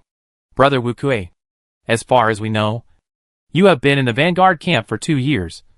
Right? Wu Kuei nodded. 2 years and 3 months. Lao Wogwa's eyes were full of admiration. You are quite prestigious in the army. We all thought you would be our fire chief after this promotion. But who knew? Lu Zi took over the conversation. But who knew that a yellow-haired boy got there first? The two of them sang the same tune, just wanting to add fuel to Wu Kuei's fire. Wu Kuei pulled up his sleeves and said, as a matter of course, Lin Erju has made military achievements. Oh, brother Wu Kuei, you are still too young. Lao Wogwa helped him straighten his collar. The captain said he killed more than a dozen southern barbarians. Did you see it? Isn't it just how much they say? Wu Kuei remained silent, with a gleam in his eyes, and it was unknown what he was thinking. Lao Wogwa and Liuzi looked at each other and pulled their lips. Hey, maybe I'm a straightforward person. Don't mind it. Brother Wu Kuei, Lin Erju came to our Erwo and took your position, Liuzi said in a low voice. Think about it. If he was gone, wouldn't you naturally be the head of the fire? Seeing that the fire was almost burned, Liuzi took Lao Wogwa to say goodbye and left, leaving Wu Kuei, who was thinking. Stunned. The next morning, Jean Pinon led the team to hunt in Sankyuo Mountain, because the location was different from the last time.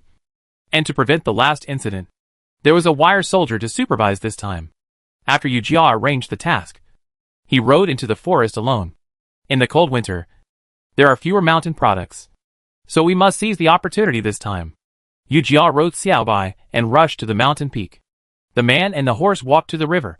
and the cold air they exhaled was like puffing clouds and spitting out mist. The winter cotton clothes were just distributed yesterday. Not only did they feel bloated when they were put on, but they also made it difficult to move. It was cold, and the animals were hibernating. Only a weirdo like Lin Gongxuan could come up with such a trick to let the soldiers go out to hunt. But it was also good, which gave people with ulterior motives a chance. If we didn't give them a chance, how could we attack them? With a swish sound, an arrow passed by Yu Jia and penetrated the frozen river. Xiao Bai raised his front hoof in fear. Yu Jia quickly put her hand on the dagger and turned around to see Wu Kuei drawing his bow and about to shoot the second arrow. Wu Kuei, are you crazy? Yu Jia's surprise was not fake. She was waiting for the two men to make a move. But she didn't expect Wu Kuei to come. Wu Kuei put down his crossbow and patted the horse's butt, signaling the horse to go towards Yu Jia. Lin Erju, you are really popular. Seeing Wu Kuei's expression, Yu Jia thought of the words describing the domineering CEO in the novel she read in her previous life. 3 parts of ridicule, 4 parts of disdain, and the determination to win in his eyes. Suddenly, he felt a chill in his heart and hissed. Popularity? Both good and bad people are thinking about it. I know I'm popular. You don't need to remind me. Humph. You really know how to flatter yourself. Wu Kuei walked to Yu Jia and stood still. Yesterday someone said you took my place. Do you think I should believe it? Needless to say, Yu Jia also knew who was trying to sow discord. Do you believe it? Yu Jia raised her eyes and glanced at him, pulling the reins to turn around. Then do you think I should believe it? Wu Kuei lowered his voice and followed Yu Jia. When you asked this question, didn't you have the answer in your heart? The young man's clear and sharp voice echoed in the mountains and forests, disturbing the people behind him for a moment, and then quickly returned to normal. I don't want to compete with you outside the battlefield. If you must compete, then let's compete on the next battlefield. Compete for what? Yu Jia raised his voice confidently. Just to see who kills more barbarians. Chapter 38, Horsemanship. Lao Wugwa saw Yu Jia and Wu Kuei riding horses from a distance, and their faces did not show hostility, but rather mutual respect. What's going on? These two people have been fighting from time to time before. Why didn't they fight this time? Did Wu Kuei change his strategy? Lu Zi didn't understand. According to their understanding of Wu Kuei, he was just a simple-minded and ambitious person. Why did he hold his temper this time? Never mind. Follow our previous plan. Lu Zi touched the dagger on his waist. The two rode towards Yu Jia. Huachang, I heard that you are very good at killing enemies in battle. How about you take this opportunity to open our eyes? Yu Jia glanced at Lao Wugwa with disdain. How difficult is that? How do you want to open your eyes? Lao Wugwa was not annoyed, and his attitude was sincere, which was completely different from the image of a young man in the past few days. The fire chief chopped the southern barbarians on the battlefield like chopping cabbages. So his horsemanship and swordsmanship are naturally amazing. Since you are not allowed to bring weapons today, you naturally can't see the fire chief's swordsmanship. So let's admire the fire chief's horsemanship. Yu Jia nodded. Okay. Then she looked at the mountains and forests in the distance. Since I want to open your eyes, you naturally need a reference. At this moment, Yu Jia's face was full of pride. Let's put it this way. Lao Wugwa, you have been in the military camp longer than me. How about we compete? When Lao Wugwa heard this, he was very happy and hurriedly bowed. Then I will dare to compete with Huachang. Rules of the game. The two people go through the forest in front. Go to the river. Take a dark-colored pattern stone unique to the river, and then go back. The first person to reach the finish line wins. Wu Kuei and Lu Zi acted as referees at the starting point. The two horses stood side by side. At the command, the two went forward in unison, and dust was raised in the forest. Lao Wugwa was one head ahead of Yu Jia. He turned his head and looked at Yu Jia. Huachang, work harder. Yu Jia looked annoyed and indignant. He held the reins with his left hand and slapped Xiao Bai's, but with his right hand. Xiao Bai understood his master's intention, accelerated forward, and was one body length ahead at the first turn. Wu Kuei and Lu Zi could no longer see the two of them. Brother Wu, what do you think about what I told you yesterday? Lu Zi retracted his gaze from the front and asked Wu Kuei. Feelings? What feelings? Wu Kuei's eyes widened. What do you think I feel? Lu Zi choked and coughed awkwardly. He wondered if the person in front of him was pretending not to understand or really didn't understand. So he couldn't say it clearly again. Right? He looked up at the forest and made up his mind. Brother Wu, let's not talk about anything else. Let's just talk about the horse race between the two. When there is a competition, there will be danger. No one knows what will happen. Right, Brother Wu. Oh! Wu Kuei's face was full of doubts. What danger? Could it be that Lao Wogwa is going to plot against Wuchang? Lu Zi choked again, and his fingers gripped the reins with a creaking sound. He suppressed his anger. Who knows? He ignored Wu Kuei. Wu Kuei was naturally relieved. He was not worried about Yu Jia. It all depended on how she could deceive the line soldiers and deal with Lao Wogwa. Yu Jia's game was in full swing. After passing the bend in front, they were about to reach the river. Lao Wogwa seized the opportunity, took out the dagger in his arms, and was about to stab Xiaobai in the butt. Yu Jia in front turned back suddenly, as if he had sensed it. Lao Wogwa, you are really looking for death. Lao Wogwa was startled, and the dagger fell to the ground. He was secretly upset. Since Yu Jia saw him, he simply stopped pretending. Lin Erju, today is your death day. Ha ha ha. We don't know who will win. Yu Jia raised his hand to hold the reins and turned the corner, and Lao Wogwa followed him. The two of them were one in front and one behind, tightly fighting each other. Neither of them gave way. There was a river in front, and it was a steep cliff. Yu Jia did not slow down, but went full speed. Lao Wogwa caught up. Yu Jia seemed to be still going full speed, and Lao Wogwa felt strange. However, it was impossible for him to stop the horse under him at this time. Yu Jia's eyes were full of dead branches. She clamped the horse's belly and stopped suddenly. Due to the great inertia, Xiaobai knelt directly on the ground, and Yu Jia rushed forward. On Lao Wogwa's side, he and his horse fell off the cliff together. This is where Yu Jia and Wu Kuei fought and fell off the cliff. Yu Jia fell from above, stopped twice, and was caught by branches. She breathed a sigh of relief. She turned her head to look at Lao Wogwa, only to see that he had fallen on the outer edge of the protruding mountain, and fell off the cliff quickly with screams. There were already soldiers on the line looking for him, and Yu Jia heard the noise and shouted for help. After a long time, Yu Jia was rescued by the soldiers, and as soon as he went up, he was pressed to the ground by Liu Zi. He grabbed Yu Jia's collar and was about to raise his fist to hit Yu Jia, but was stopped by Wu Kuei behind him. Lin Erju, you did it on purpose. Why didn't you die? Yu Jia was shaking all over, as if he was terrified, and he kept repeating it. I don't know why this happened. My horse was frightened, and I couldn't stop it. Yu Jia half knelt on the ground and cried. I really don't know why this happened. You did it on purpose. Lu Zi's hands were tied behind his back by the line soldiers, and he struggled towards Yu Jia. I'll beat you to death. You little brat. You pay for your life. The two were taken to the captain's tent. Lin Gongxuan's eyelids twitched. Tell me, what happened today? Captain, the horse lost control. I didn't control the horse, and fell off the cliff. Yu Jia said tremblingly. How could the horse suddenly lose control? Lin Gongxuan was able to sit up at this time, but he could not sit still for a long time. Yu Jia bit her lips tightly, and seemed a little hesitant. She glanced at Lu Zi cautiously. Lu Zi was already angry, and seeing Yu Jia's attitude, his anger swooshed up. What are you looking at me for? Lin Gongxuan slammed the table. Is this your attitude towards your superiors? Lu Zi was so scared that he dared not breathe. Captain, today I am competing in horsemanship with Lao Wogwa. Wu Kuei and Lu Zi are the referees. Soon after we set off, Lao Wogwa was about to take out a dagger to injure my horse. Fortunately, I noticed it in time. Although Xiaobai was not injured, he was still frightened. He could not control me and rushed straight to the cliff. Lao Wogwa's horse was not frightened, but I don't know why he didn't stop. Yu Jia's words were the same as the report from the line soldiers. Lin Gongxuan looked at Liu Zi. You said that your fire chief deliberately hurt Lao Wogwa's life? Lin Gongxuan had a bad face when he spoke, and his words seemed to have a sharp knife. I.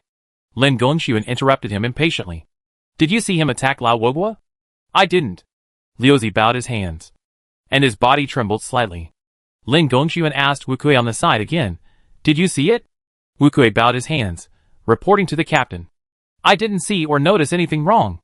You dare to slander your superior without seeing anything? Come on. Liu Zi has no respect for his superior, and he will be beaten with 5 military sticks. Liuzi was dragged out. After Wu Kuei left, the tent was dead silent, and Yu Jia kept her head down, until a pair of black cotton boots appeared in front of her. Lin Gongxuan's voice mixed with coldness floated over her head. Lin Erju, you are so brave. You dare to kill people under my nose. Chapter 39 Another Purpose.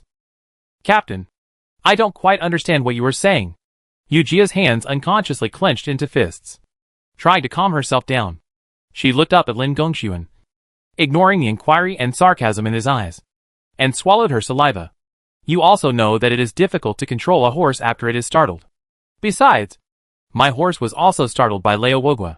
How can I predict the future and let him take action first? Lin Gongxuan's eyes flashed with teasing. Well, good. Continue. Yu Jia ignored the pressure brought by Lin Gongxuan's body. I have explained everything that should be said. What else does the captain want to know? Lin Gongxuan felt a burning pain in his buttocks after standing for a while, and he didn't want to let Yu Jia laugh at him. So he tried his best to endure it. Hearing Yu Jia say this, he could no longer suppress his nameless anger. Lin Erju, do you think everyone is as stupid as Lao Wogua? With impatience in his words, he pinched Yu Jia's neck with his hands and made her look at him. Lin Erju, I don't believe that you will make a second mistake after falling off the cliff for the first time. Yu Jia's anger rose in her heart. She suppressed the emotion in her eyes and replaced it with a pitiful look. Captain, don't you want to know why Lao Wogua is targeting me? Seeing that Yu Jia's attitude was loosened, Lin Gongxuan let go of Yu Jia's neck. Speak. If you try to be clever again, you will be punished with a military stick. Yu Jia cleared her throat and told the story slowly since she entered the Jizhou military camp. But she made a slight change. Dongda wanted to use brute force on her, and she also concealed the cause of Lu Dongfeng's death. You said you stabbed Dongda to death?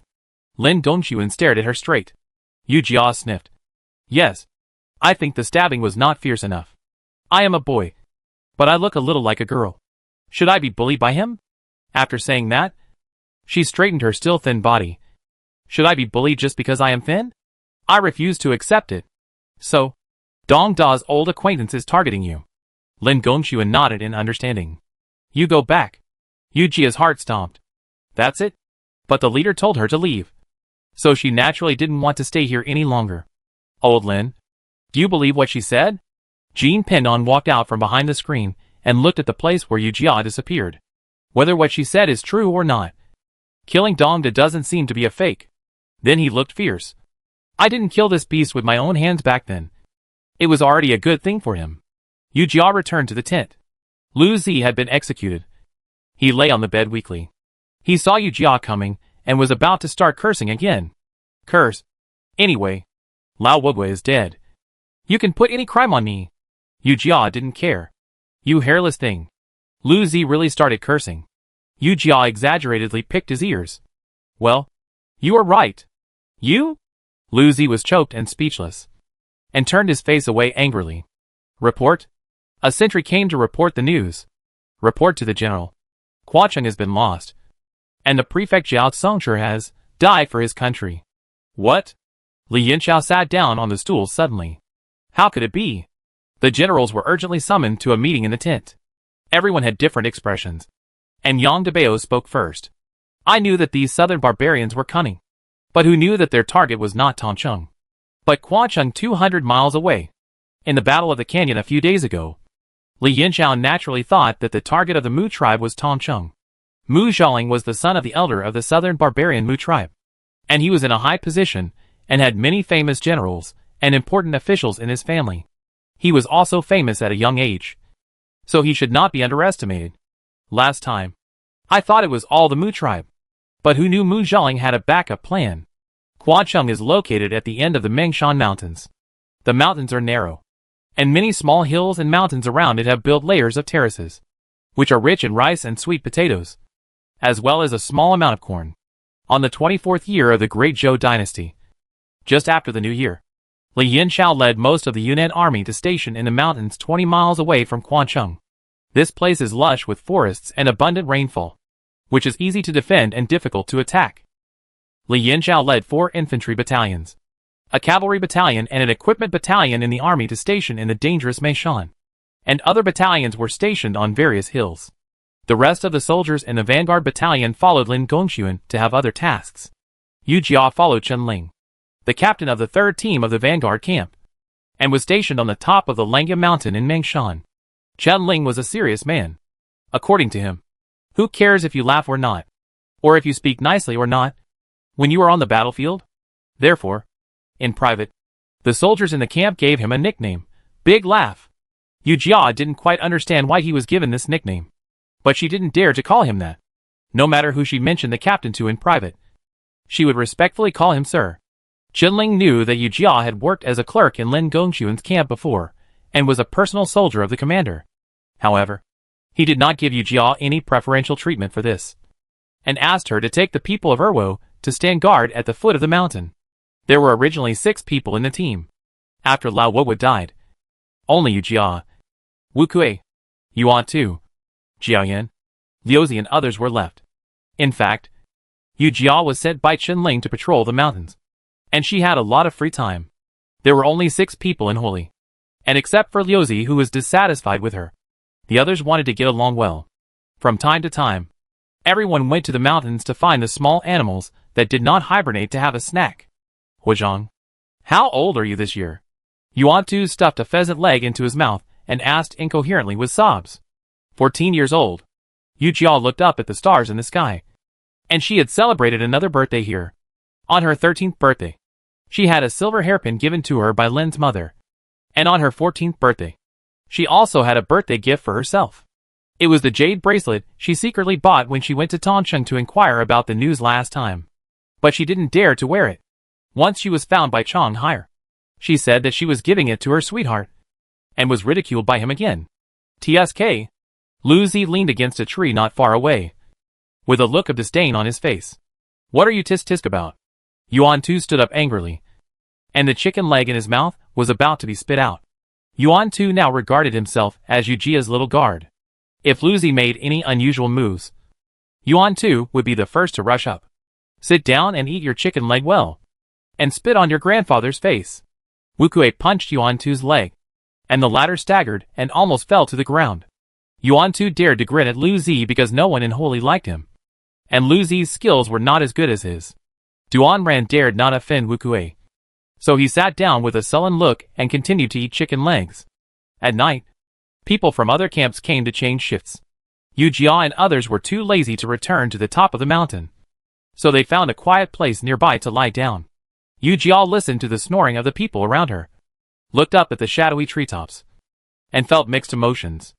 She didn't understand why Li Yanxiao didn't let their team follow Lin Gongxuan. There were about 300 people in a Vanguard camp, so why did he only leave a team of 46 people? To say that their skills were good.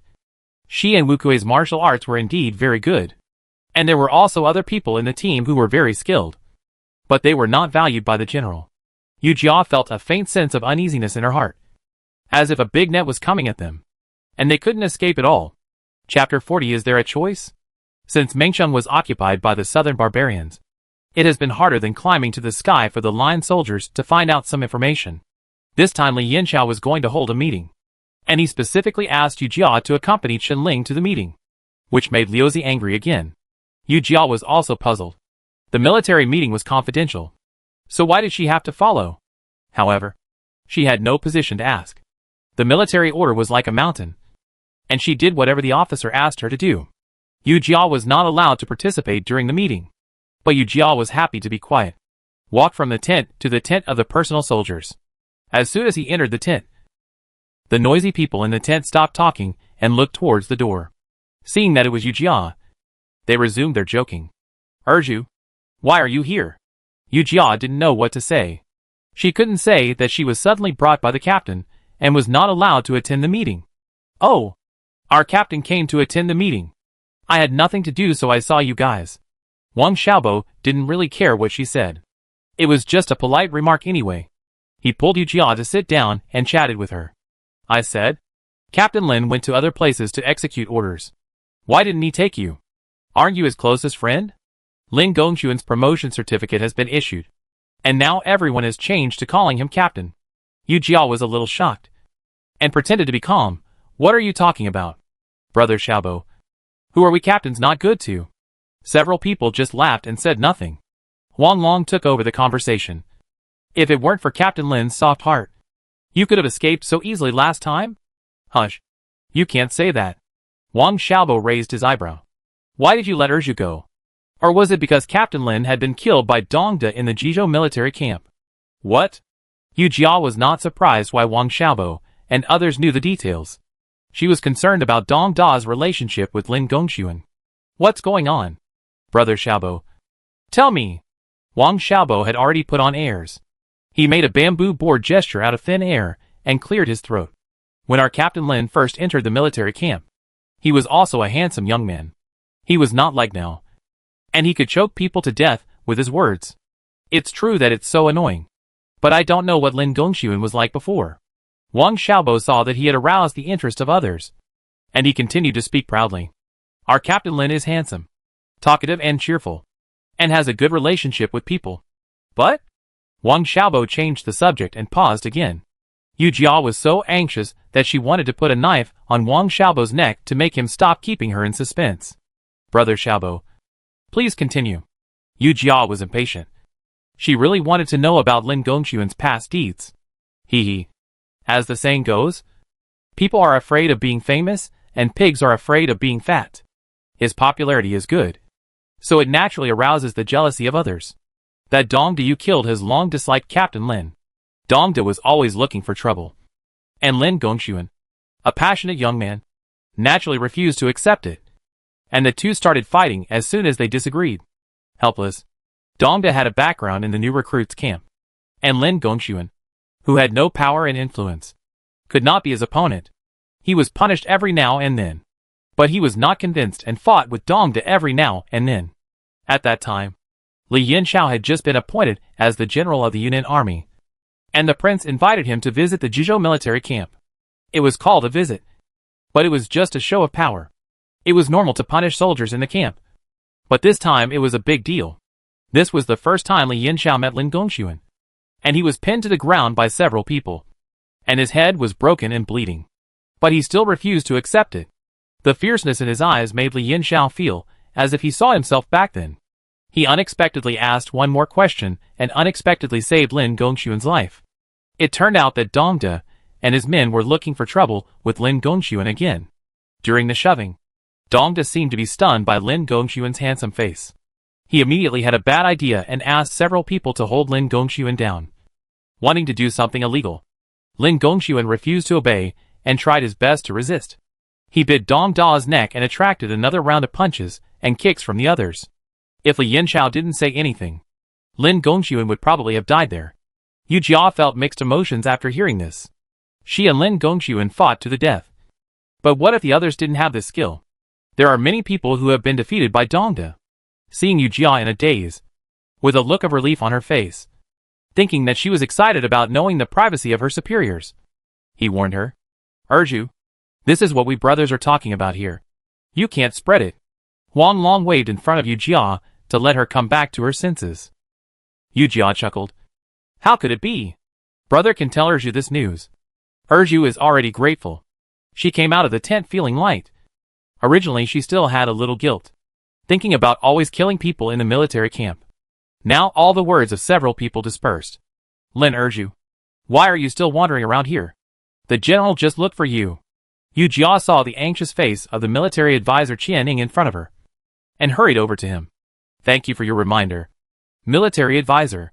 She hurried into the tent and saw the general with an unfathomable face.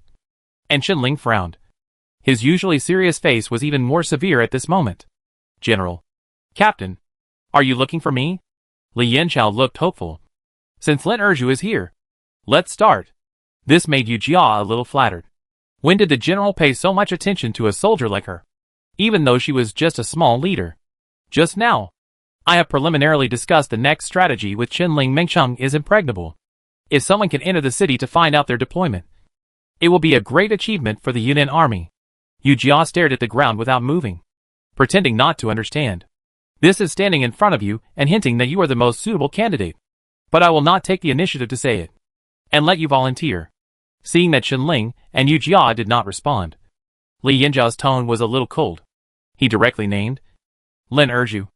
Last time you went to Tongcheng to inquire about the news. You made a great contribution. Who do you think is the most suitable to inquire? Yu Jia's lips twitched, as if asking her. I think you are suitable. What do you think? If you are suitable, take the initiative to propose it yourself. I am stupid. I don't know who the general has in mind. Li Yanxiao snorted coldly, and a booklet was thrown at Yu Jia. Qinling hurriedly said, General, Lin Erju is young and ignorant.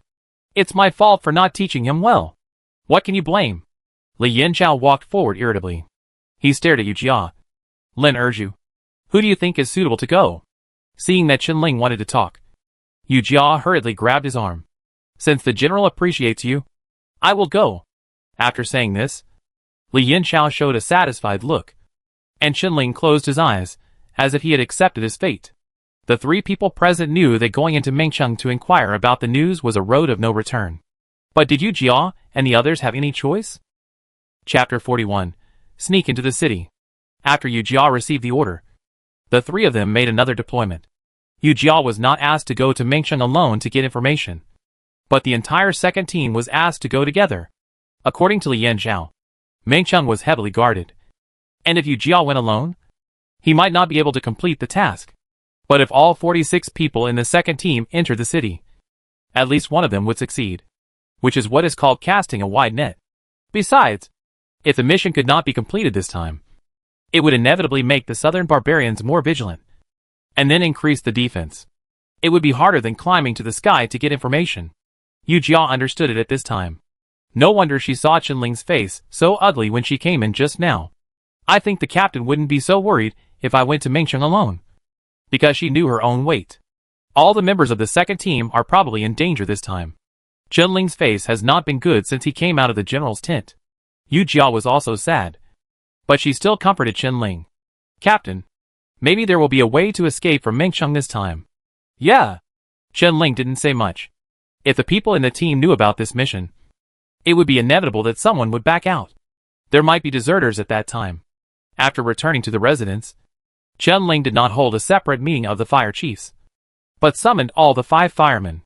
Everyone still didn't understand what happened, but seeing Qinling's unhappy face, they didn't dare to ask. Qinling sat on the stool, clenched his fingers again and again, glanced at everyone, and said loudly, Brothers, we are soldiers of the Great Zhou. Since we are soldiers, we must do our part to help the rise and fall of the Great Zhou. This is the chicken soup that leaders usually use in meetings, and everyone doesn't care. Then Qinling went straight to the point. The general knows nothing about the situation in Mengcheng at the moment, and the line soldiers sent to investigate have found nothing. As soldiers of the Vanguard camp, we are the elite among the elite, and we should lead by example. The others reacted now, looking at each other, waiting for Qinling's next words. He stood up, hung the map of Mengcheng on the screen, and pointed to the 4 entrances of Mengcheng with his hand. We need to enter the city from these 4 entrances, and after entering, we will gather at Yongfeng Tea House after gathering information. Yu Jia wondered why they didn't retreat immediately after entering and gathering information, but gathered at Yongfeng Tea House? So she asked, Captain, why do we have to gather after entering? If the southern barbarians find any unusual movements, wouldn't this give them the opportunity to catch us all in one fell swoop? During the meeting, Yu Jia went to find Wang Xiaobo and others, guessing that Li Yanxiao would definitely give Qinling other orders during the period. Qinling put away the map. After entering Yongfeng Tea House, some people will take the information out of the city, and the other part will have other tasks. The first fire is responsible for entering from the north gate. The third fire is responsible for entering from the south gate. The fourth fire is responsible for entering from the west gate, and the fifth fire is responsible for entering from the east gate. As for the second fire, there are only 6 people left now. You are responsible for dispersing people to support at the city gate. Yu Jia and his men got a relatively easy job. At night, except for the first fire, who went down the mountain for patrol, the others discussed the matter in the tent. What are we going to do? Shouldn't we send a few people to get the information? That's right. If all 40 of us go in, won't this tell the enemy that we have spies infiltrating the city? What are you talking about? San Huhuo was tall and strong, and he was scolding the soldiers at the moment. How can we question the mission assigned by the superiors? Be careful of being beaten. After this, the person who was talking stopped talking and went to the dormitory in disgrace. Before dawn the next day, all the people in the second team gathered outside the tent. There were all kinds of carts, donkey carts, and clothes on the open ground. It was necessary to disguise to enter the city. Even Yujia, who was waiting outside the city, wore a dark cotton jacket with a T-bottom and thick black cotton pants, and looked like a farmer. She and Yuan-tu met Sanwa's people at the south gate. So they took a donkey cart to the south gate with Sanwa's people. Two people in the Three Fires played the grandfather and grandson, who went to seek refuge with relatives in the countryside. The elder was played by Yang Zhong, the elder of the Three Fires. His face was carefully smeared with ash from the bottom of the pot and wrinkles were drawn with charcoal. Even though Yu Jia traveled from the modern times, Yang Zhong looked like a strong old man. The younger was played by Gaz, the youngest soldier in the fire. He didn't need to spend much effort to dress up. He played his true colors very well. But maybe he was too young. He was selected into the Vanguard camp with great skills. He really had no experience of walking under the eyes of the enemy, and was a little nervous. The old and the young, plus Yu Jia and Yuan-tu drove towards the city gate. When they arrived at the city gate, Yu Jia and Yuan-tu got off the car in advance. Everything went smoothly, except that something went wrong when they got there. The two soldiers guarding the city asked in detail. According to the original statement, an old man and a young boy were going to seek refuge with their daughter in the city. But because Gotzi was too nervous, he said he was going to the city to find his mother. When the soldiers guarding the city saw that the old man and the young boy had different stories, they took them to the city for detailed questioning. If they entered the city, it would be terrible. If they didn't bluff, they would be exposed. Yu Jia stepped forward in a flash, and her speech sounded urgent and fast. You old man, I finally caught you. She grabbed Yang Zhong and slapped him in the face. Didn't you say you were going to find your daughter? Why are you going to find your eldest son again? Your eldest son is promising. He works in the city and earns a lot of money. You don't care about your second son anymore. When the people around saw that there was something exciting to watch, they all gathered around. Yu Jia still didn't let go and still pretended to hit Yang Zhong. Yang Zhong reacted and immediately said, "Don't listen to what you say, kid. I'm just looking for my daughter." Yu Jia said pooh at him and then shouted, "Military, please judge for us. I am his second daughter-in-law and I serve the old man with good food and drink all day long. He is so good. He wants to support his eldest son with money. He told me early in the morning that he wanted to take his grandson to the city to find his daughter. Fortunately, the head of the family and I followed him secretly. Otherwise, he wouldn't have found it. As if she was afraid that the people around her would not believe her." Yu Jia spoke with a pinched voice, and her every move was like a shrew scolding on the street. Seeing Yuan-tu standing by at a loss, Yu Jia let go of Yang Zhong and grabbed Yuano's ear. "You useless man. Are you dumb? Your father wants to give our money to your eldest brother, and you don't say a word?" Yuan-tu reacted quickly, shouting, "It hurts." He said to Yang Zhong again, "Dad, why are you doing this?" Yu Jia was quite proud. Let go of Yuan-tu, put her hands on her waist and said, "Fortunately, I dressed up and followed you. An old man? Otherwise who knows what would happen." Gotzi suddenly grabbed Yu Jia's trouser leg, clang, and knelt on the ground. "Auntie, my grandfather and I just want to come to see my parents, and we don't bring any money." Chapter 42 Dress Up. Yu Jia was shocked by his behavior, wondering how could this kid be so honest.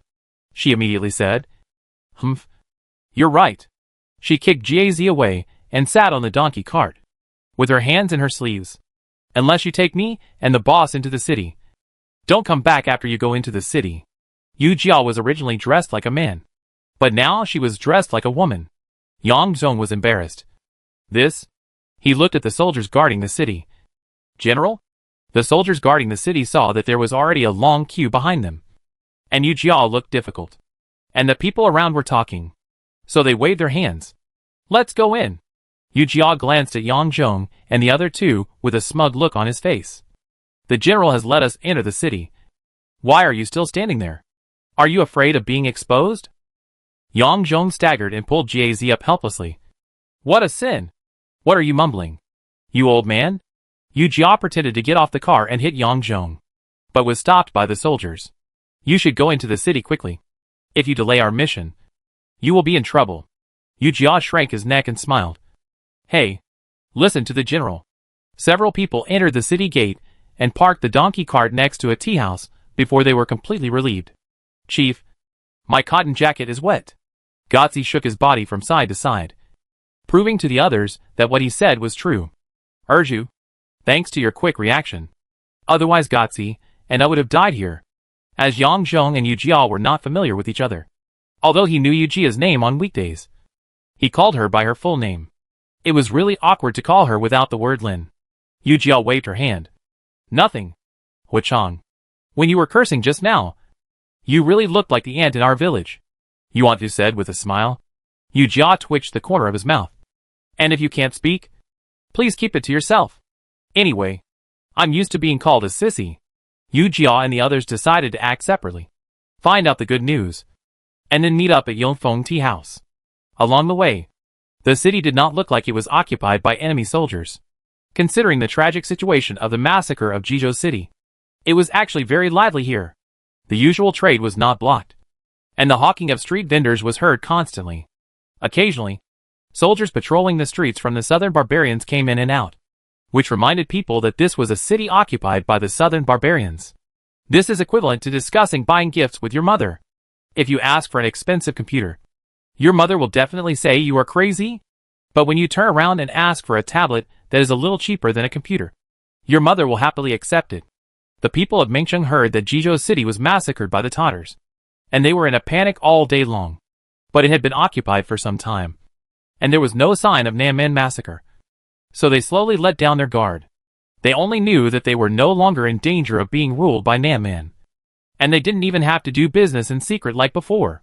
Yu Jia and her friend walked on the street, and she was in a trance for a moment. Was this a city occupied by the enemy?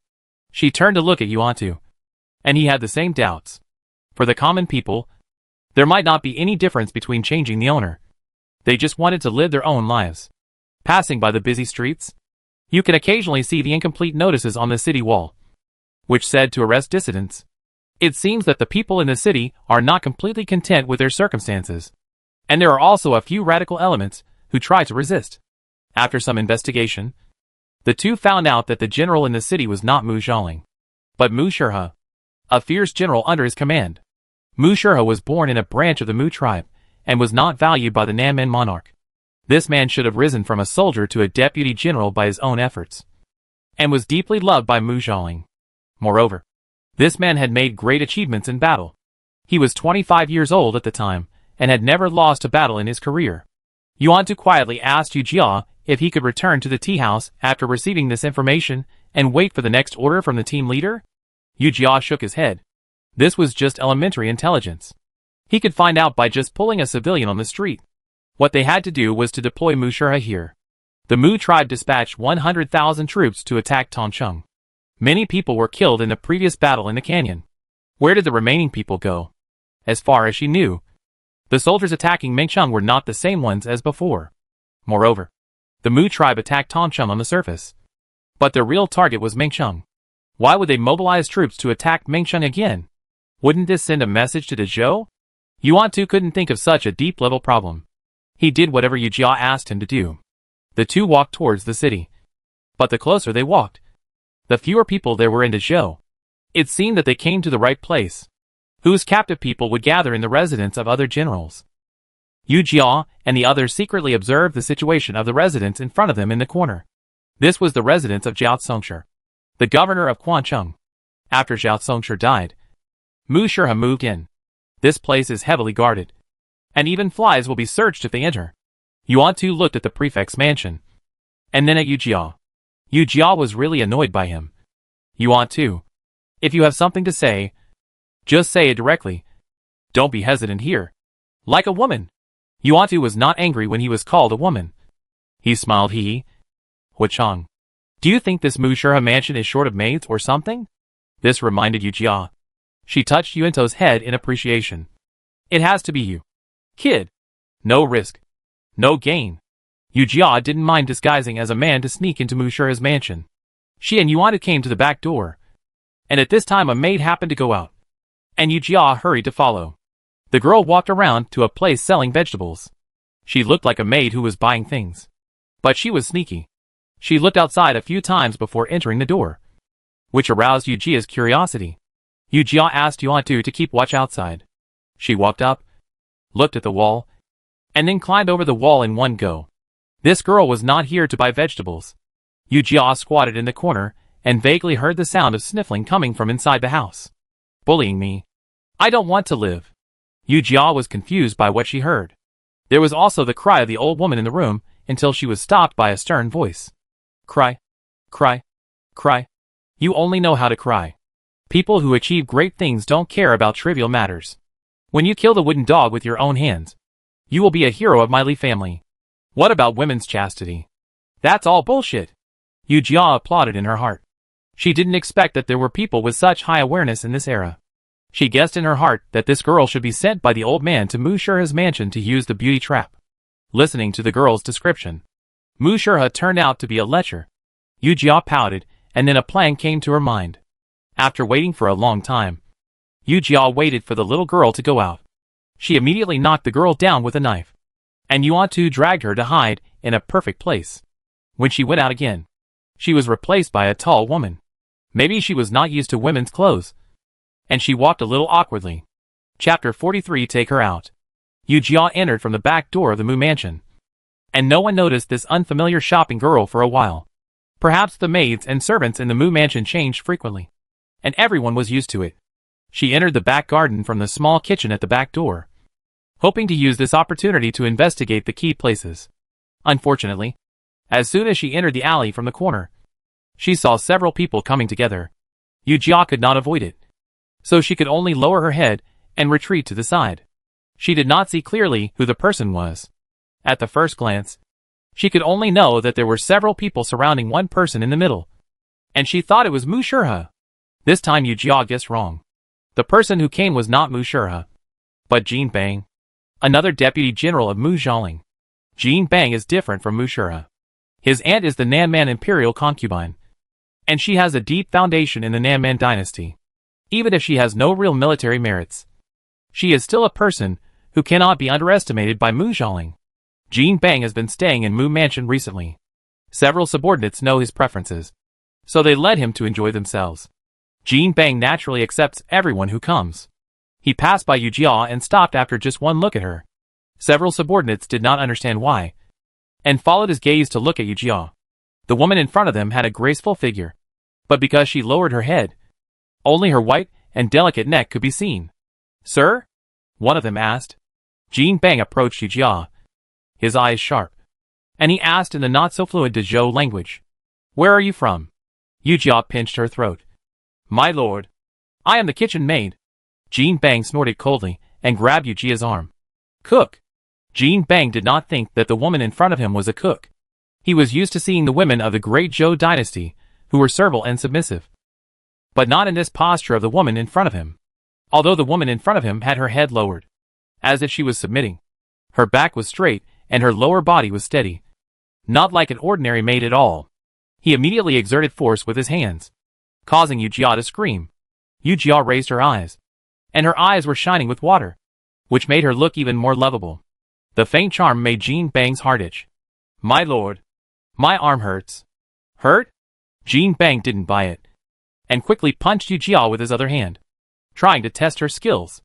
Yu Jia took the punch, and her waist and abdomen suddenly felt as if they were stabbed by a knife, and she fell into the flower bed. "Ah!" Yu Jia screamed. Jin Bang's eyes flashed with light. Could it be that he saw it wrong? But he would not admit his mistake and let the others laugh at him. So he could only say, "This little girl looks very much like me. Take her away." Although the others were surprised, they immediately changed their expressions to take it for granted. It seems that Jin Bang has a unique taste and acts very strangely. Yu Jia was lying on the ground and was roughly pulled up by a guard, and followed the others. Things went too smoothly, and Yu Jia became alert. Several people took Yu Jia out of the Mu mansion, and Yu Jia rolled her eyes in her heart. If she had known this, she would have arranged it on the road to let Mu Shurha notice her, and she would have been taken out after all the trouble. A group of people took a carriage to the riverside. At this time, the moon was in the west, and the lights gradually lit up, showing the shadows of the pleasure boats on the river. If you listen carefully, you can also hear the melodious singing of a nightingale, which is very beautiful. Of course, if Yu Jia was not captured, the experience would be even better.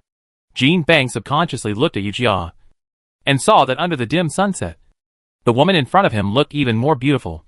Perhaps because of the light. Her eyes were originally round like obsidian black gemstones, and now they actually exuded a gorgeous luster. The people around him saw Jean Bang's expression, and they all urged the pleasure boat to dock early. Yu Jia was thrown into the pleasure boat by the collar by the guard, and the space in the pleasure boat was very large. There were 3 or 4 small tables around, and a large space in the middle, which was probably left for the dancer to perform. Before Yu Jia could think about it, the guard behind her carried her to Jean Bang's seat. Yu Jia understood what he meant, and he grabbed the wine pot on the table and poured wine for Jean Bang in front of him. Jean Bang was very satisfied, and his hand unconsciously wanted to touch Yu Jia's face. The lustful look in his eyes made Yu Jia quickly avoid him. She lowered her head shyly and said, "Sir." Jean Bang laughed. "I didn't expect that there is such a wonderful person like you in the mansion." Several people laughed when they saw this, and one of them, a middle-aged man with a white face and no beard, stood up and said, "Sir Jean, you have come to our mansion with great trouble. We have a great gift for you. Please accept it." Yu Jia was shocked when she heard this. "Sir Jean? Isn't the wretched man in front of him Mushura? It's bad." Yu Jia's heart fell to the bottom. The easier it is to do something, the easier it is to make mistakes. At this time, the pleasure boat had left the shore. Yu Jia's swimming ability was not good. If he rashly went into the water, it might not be the best time. He could only take it one step at a time. "Oh! What gift?" This aroused Jean Bang's interest. He touched his chin with his hand and looked at several subordinates with interest. These people were all subordinates of the former governor Zhao Songshir. After the city was broken, they were also the fastest to turn against the enemy. Perhaps because he was arrogant, Jean Bang did not take them seriously. The middle-aged man clapped his hands twice, and immediately 2 servants pulled a woman to the open space. The woman was in a state of disarray, with messy hair and crooked clothes, as if she had resisted with brute force. Jean Bang's eyes flashed with anger. "What's this?" The middle-aged man was not in a hurry, and even smiled. "I heard that General Jean was brave and good at fighting, especially good at training horses. I heard that even the most fierce horses would be obedient in the hands of the general. Today, I have the courage to please the general and find a woman with a strong temperament. Please enjoy this beautiful time." Yu Jia was amazed and shocked that she could describe the forced prostitution so freshly and unworldly. The woman struggled and spoke eloquently, looking up and cursing at Jean Bang. This raised head allowed everyone to see the woman's face clearly, ignoring her frowning brows. She was also a gorgeous and fresh woman. "Ha ha ha. Very good. Very good. Then let's not waste time and start." Jean Bang stood up and motioned for the few people to leave. As soon as he finished speaking, several small boats approached the pleasure boat, and the few people were about to get off the boat. Seeing that the guards did not move, Jean Bang waved his hand. "You get off the boat too, sir." Perhaps seeing that Yu Jia and the other woman were powerless, he waved his hand again. "No problem. Stay away. Don't get close if you hear any sound." Yu Jia's hand unconsciously reached to her waist, where Fang Dashan gave her the dagger for self-defense. If there is no useful information today, killing a deputy general of the Nanman army is also a sure-win business. Chapter 44. Closing the tea house. After the boat went far away, Jean Bang relaxed and walked back to his original seat and sat down. "Can you dance?" Jean Bang looked at Yu Jia. Yu Jia shook her head. "I can't." Looking at the other embarrassed woman, Jean Bang shook his head. Yu Jia thought, "She is self-aware. Even if she can, she won't dance for you. General, drink." Yu Jia poured Jean Bang more wine. "No more." Jean Bang stood up and walked towards the embarrassed woman. "It's not too late to train the horse first and then drink. Asshole. Shameless southern barbarian. If you dare to touch me, my father will never forgive you." The embarrassed woman was still shouting, but she was just timid. She was trembling all over, and her steps unconsciously retreated, but she still pretended to be calm. The gauze around the pleasure boat fluttered in the wind, adding a bit of agility to the scene. Jean Bang walked slowly towards the woman, completely ignoring Yu Jia. Yu Jia did not dare to underestimate the enemy, who was a fool coming out of the military camp. She took a light step to catch up, with a dagger in her hand. The woman saw Yujia's movements and did not retreat. She spoke to attract Jin Bang's attention. I can't dance, but I know some songs. I can play them for you. She was not stupid, but smart. However, it was still difficult for the two to knock down such a sturdy man. If they wanted to proceed to the next step, it would be best to get him drunk. Very good. Very good.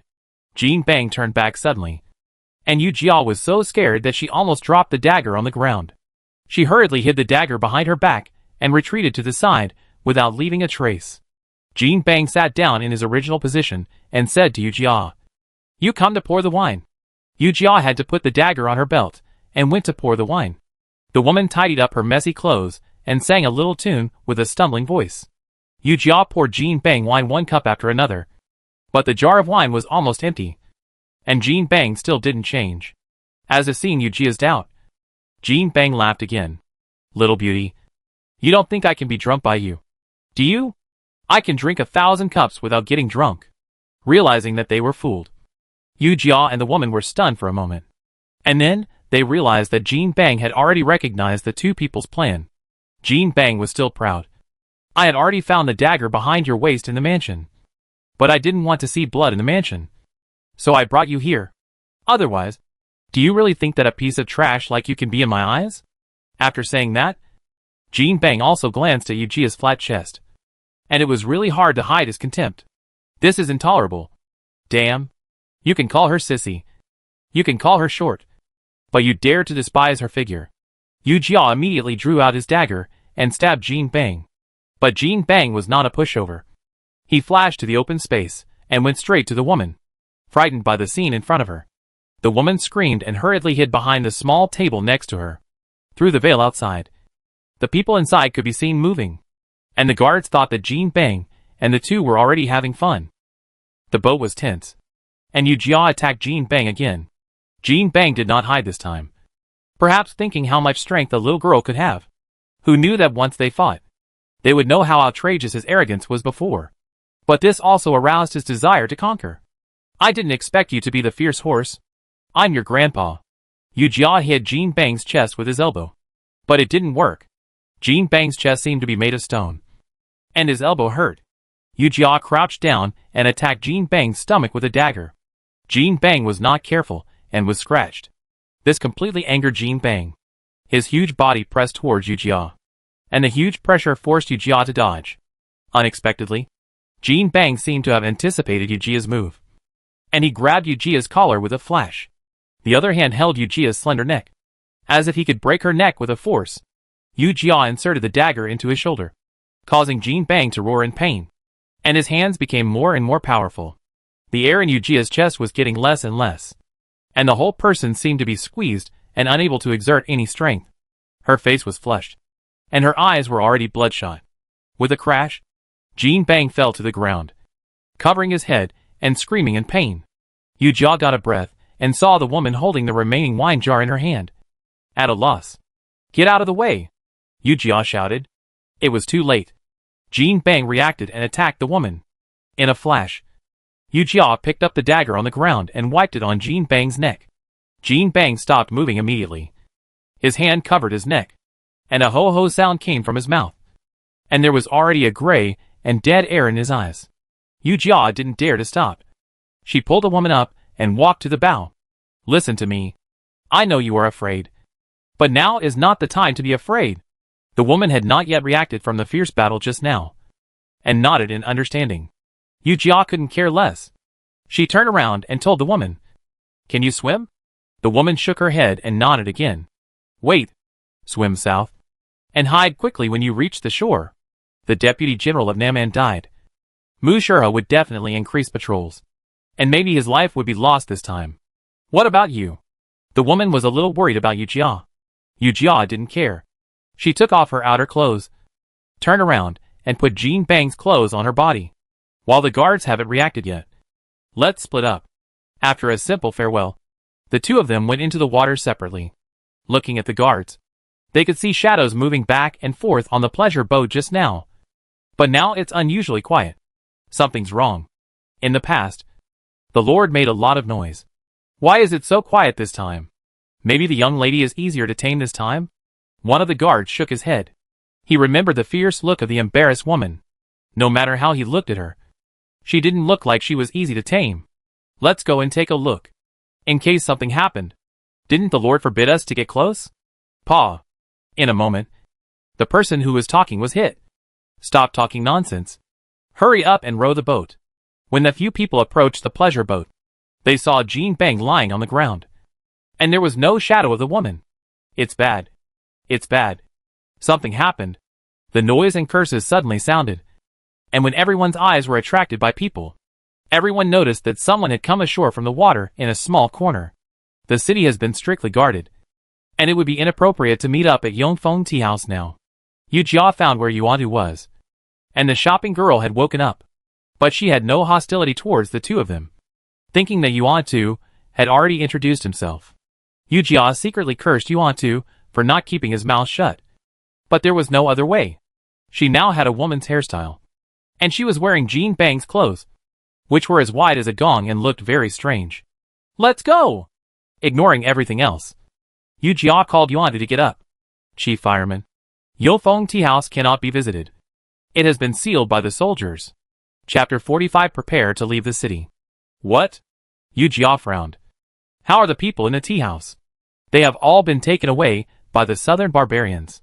They should be in prison now, awaiting severe torture. The girl took over the conversation. Her name was Xiao Chui. She was a servant of the prefect Zhao Zongshi.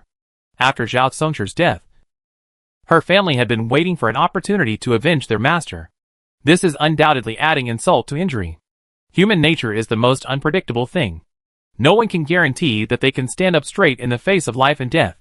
If the arrangement of Meng Shan is revealed, the large army led by Li Yanxiao will be in danger. Captain Hua, what should we do now? Yuantu couldn't help but worry. He touched his head helplessly with a frown. Yu Jia took off her clothes and prepared to put on the cotton jacket and trousers that Xiao Chui found for her. You go outside first. I'll change my clothes, and then we'll discuss it.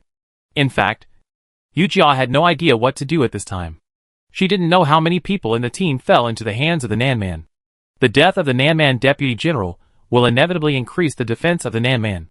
It is not a wise choice to leave the city now. What could be the solution? It's more dangerous to stay in the city. When Yu Jia changed her clothes and came out, she saw Nanman soldiers coming to search in the distance. Xiao Chui pulled the two of them and ran. Come to my house first to hide. Yu Jia and the other person followed Xiao Chui through many twists and turns, and finally entered Xiao Chui's house through the back door. When the three of them returned to Xiao Chui's house, they learned that the house had just been searched, which gave Yu Jia and the other person a chance to catch their breath. But how can they get out of the city? This became a problem. Suddenly, Yu Jia's eyes were on the cart in the yard. She came to the cart and looked at the wooden barrel inside the cart. Her mind moved slightly, and she had an idea. In the Mu mansion, Mu Shurha stood with his hands behind his back, looking at the crescent moon in the sky thoughtfully. It's a pity that Jean Bang was so pretentious. But in the end, he died in the hands of a woman. Jean Bang's death was not a pity, but the theft of the defense map caused him a lot of trouble. Mu Shurha and Jean Bang are two extremes. If Mu Shurha is a declining branch of a noble family, then Jean Bang is a typical nouveau riche. Mu Shurha is cautious and careful in dealing with people, fearing that his actions will cause others to talk about him. Jean Bang is high profile and does whatever he wants, not caring about other people's opinions at all. Anyway, if he gets into trouble, someone will cover it. After the fall of Bingcheng, if Mu Shurha hadn't suppressed him, it would probably repeat the mistakes of Jizhou City. The two of them restrained each other and feared each other, although Dezhou didn't care about people. After Jean Bang's death, it helped him solve a big problem. Mu Shurha summoned his subordinate A Bin and quickly arranged it. Notify the guards not to open the city gates these days. I will catch lice. Also focus on checking the people who sweep the house, beat the night watch, and waiters. A Bin was puzzled. Why do you want to investigate these little people? Shouldn't you investigate the inns and tea houses where there are many people and gossips? Mu Shurha snorted coldly. How dare the rats in the tunnel walk in the sun? They only dare to stick their heads out in the dark. Although the city gates are closed, the garbage and filth in the city still need to be transported out of the city. In the morning, a donkey cart carrying kitchen scraps slowly drove towards the city gate. Stop! The donkey cart was stopped from a long distance away, and the old man driving it was nervous.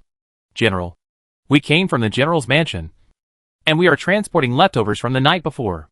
I hope you can be lenient." When the two guards heard that they came from the Mu mansion, they were relieved. "Go out." "Wait!" Before the general could catch his breath, he heard another clear voice. It was Mu Shurha. The guard saluted quickly, wondering why the general came to check the city gate in person. The driver was even more nervous now. Sweat broke out on his forehead, and he was trembling all over. Mu Shurha ignored the driver's expression and directly pulled out the knife from the waist of the guard next to him and walked towards the car. With a thump, the driver knelt on the ground. "My lord, spare me.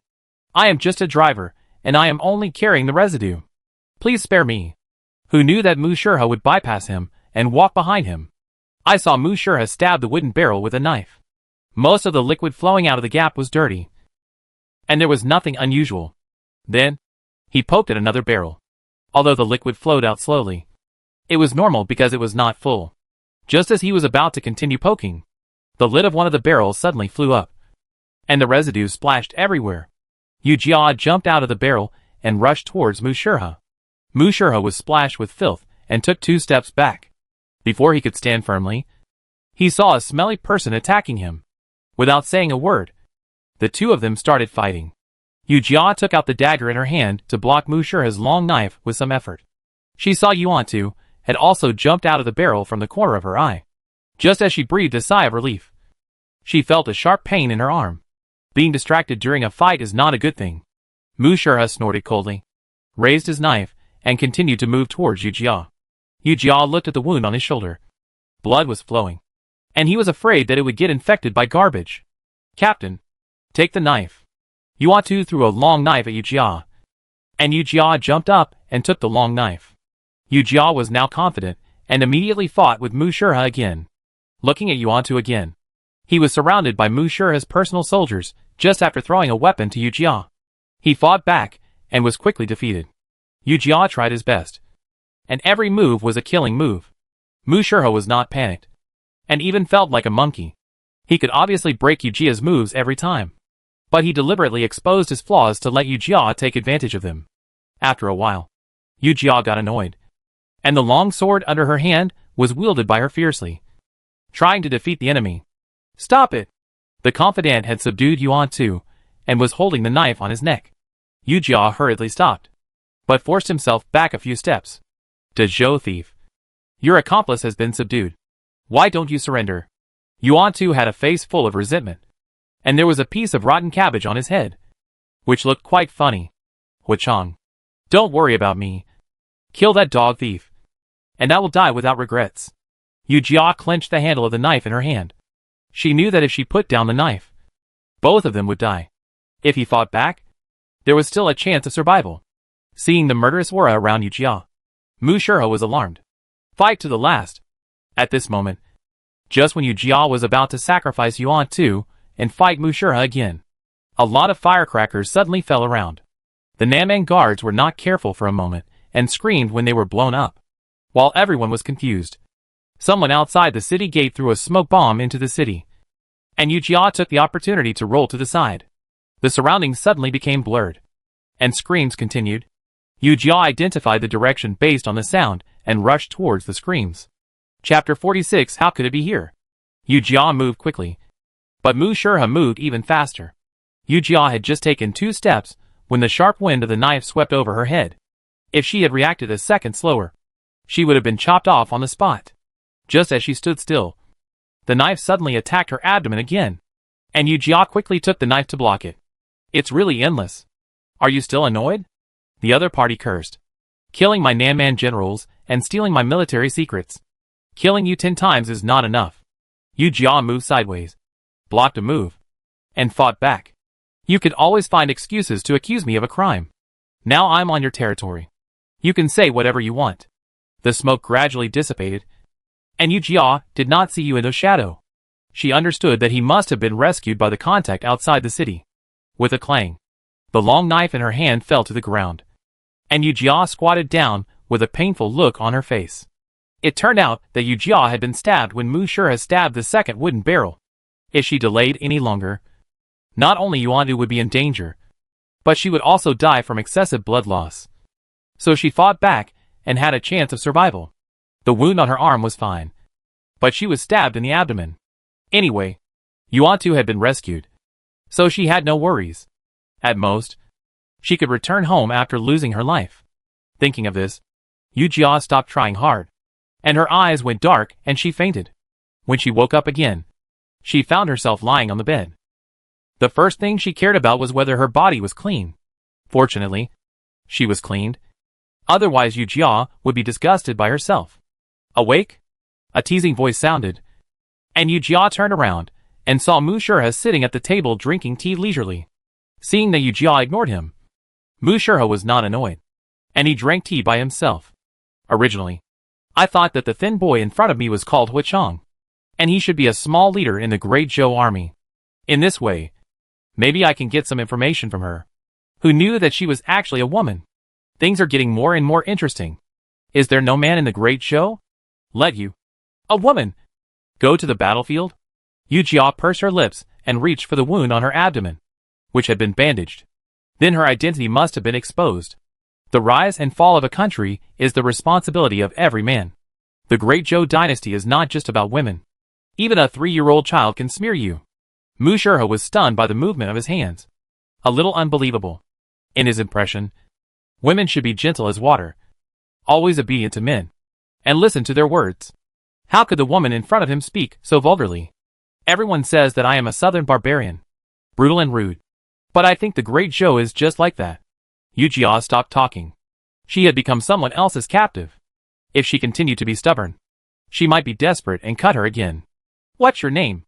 My name is 80. Yu Jia's eyes flashed with a barely perceptible smile. Mu Shurha didn't doubt him and murmured to himself, 80. Hey! Seeing Yu Jia's happy response, Mu Shurha couldn't help but wonder. In the past, when asking the captives' names, they either kept silent or cursed. The woman in front of him not only said it, but also agreed so readily. There must be a trick. Fake name? Yu Jia snorted coldly. Believe it or not, the name didn't matter. He stood up. Well, tell me. De Zhou stole the defense map. What's the next plan? Yu Jia didn't know what the defense map was. How could she know what the Zhou's next plan was? I don't know. Expected answer. Mu Shurha seemed to lose patience. You know, I have countless ways to make you speak. Or even make you a woman speak. Yu Jia closed her eyes. You don't care about yourself. What about your companions? Seeing Yu Jia tremble barely perceptibly, Mu Shurha smiled with satisfaction. I thought you were fearless. But it turns out you care about the life and death of your companions. Yu Jia opened her eyes, and it seemed as if thousands of sharp blades were shooting at Mu Shurha. Looking at the disgust and hatred in Yu Jia's eyes, Mu Shurha's blood was boiling. He reached out to touch Yu Jia's forehead, but Yu Jia dodged by tilting her head. But he didn't mind, and instead pinched Yu Jia's chin, making her unable to move. Let's go. Meet your companions. Yu Jia was violently pulled off the bed by Mu Shurha, and the pain from the wound almost made her vomit. Mu Shurha was not a man who pitted women. In his eyes, women were only useful or useless. Yu Jia was still a little useful to him at the moment. Otherwise, he would have killed the deputy envoy of Naman on the spot. Mu Shurha did not take Yu Jia to the cell, but to a dark room. The light in the dark room was dim, and only torches could be used to see the road under his feet.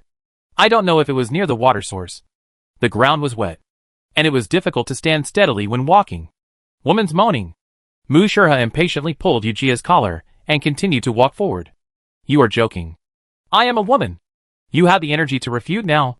Mu Shurha's strength increased, and Yu Jia was almost strangled to death. The further they walked, the stronger the smell of blood became, and Yu Jia's stomach churned. It was not until they stopped at a flat place that Yu Jia could see the scene in front of him clearly.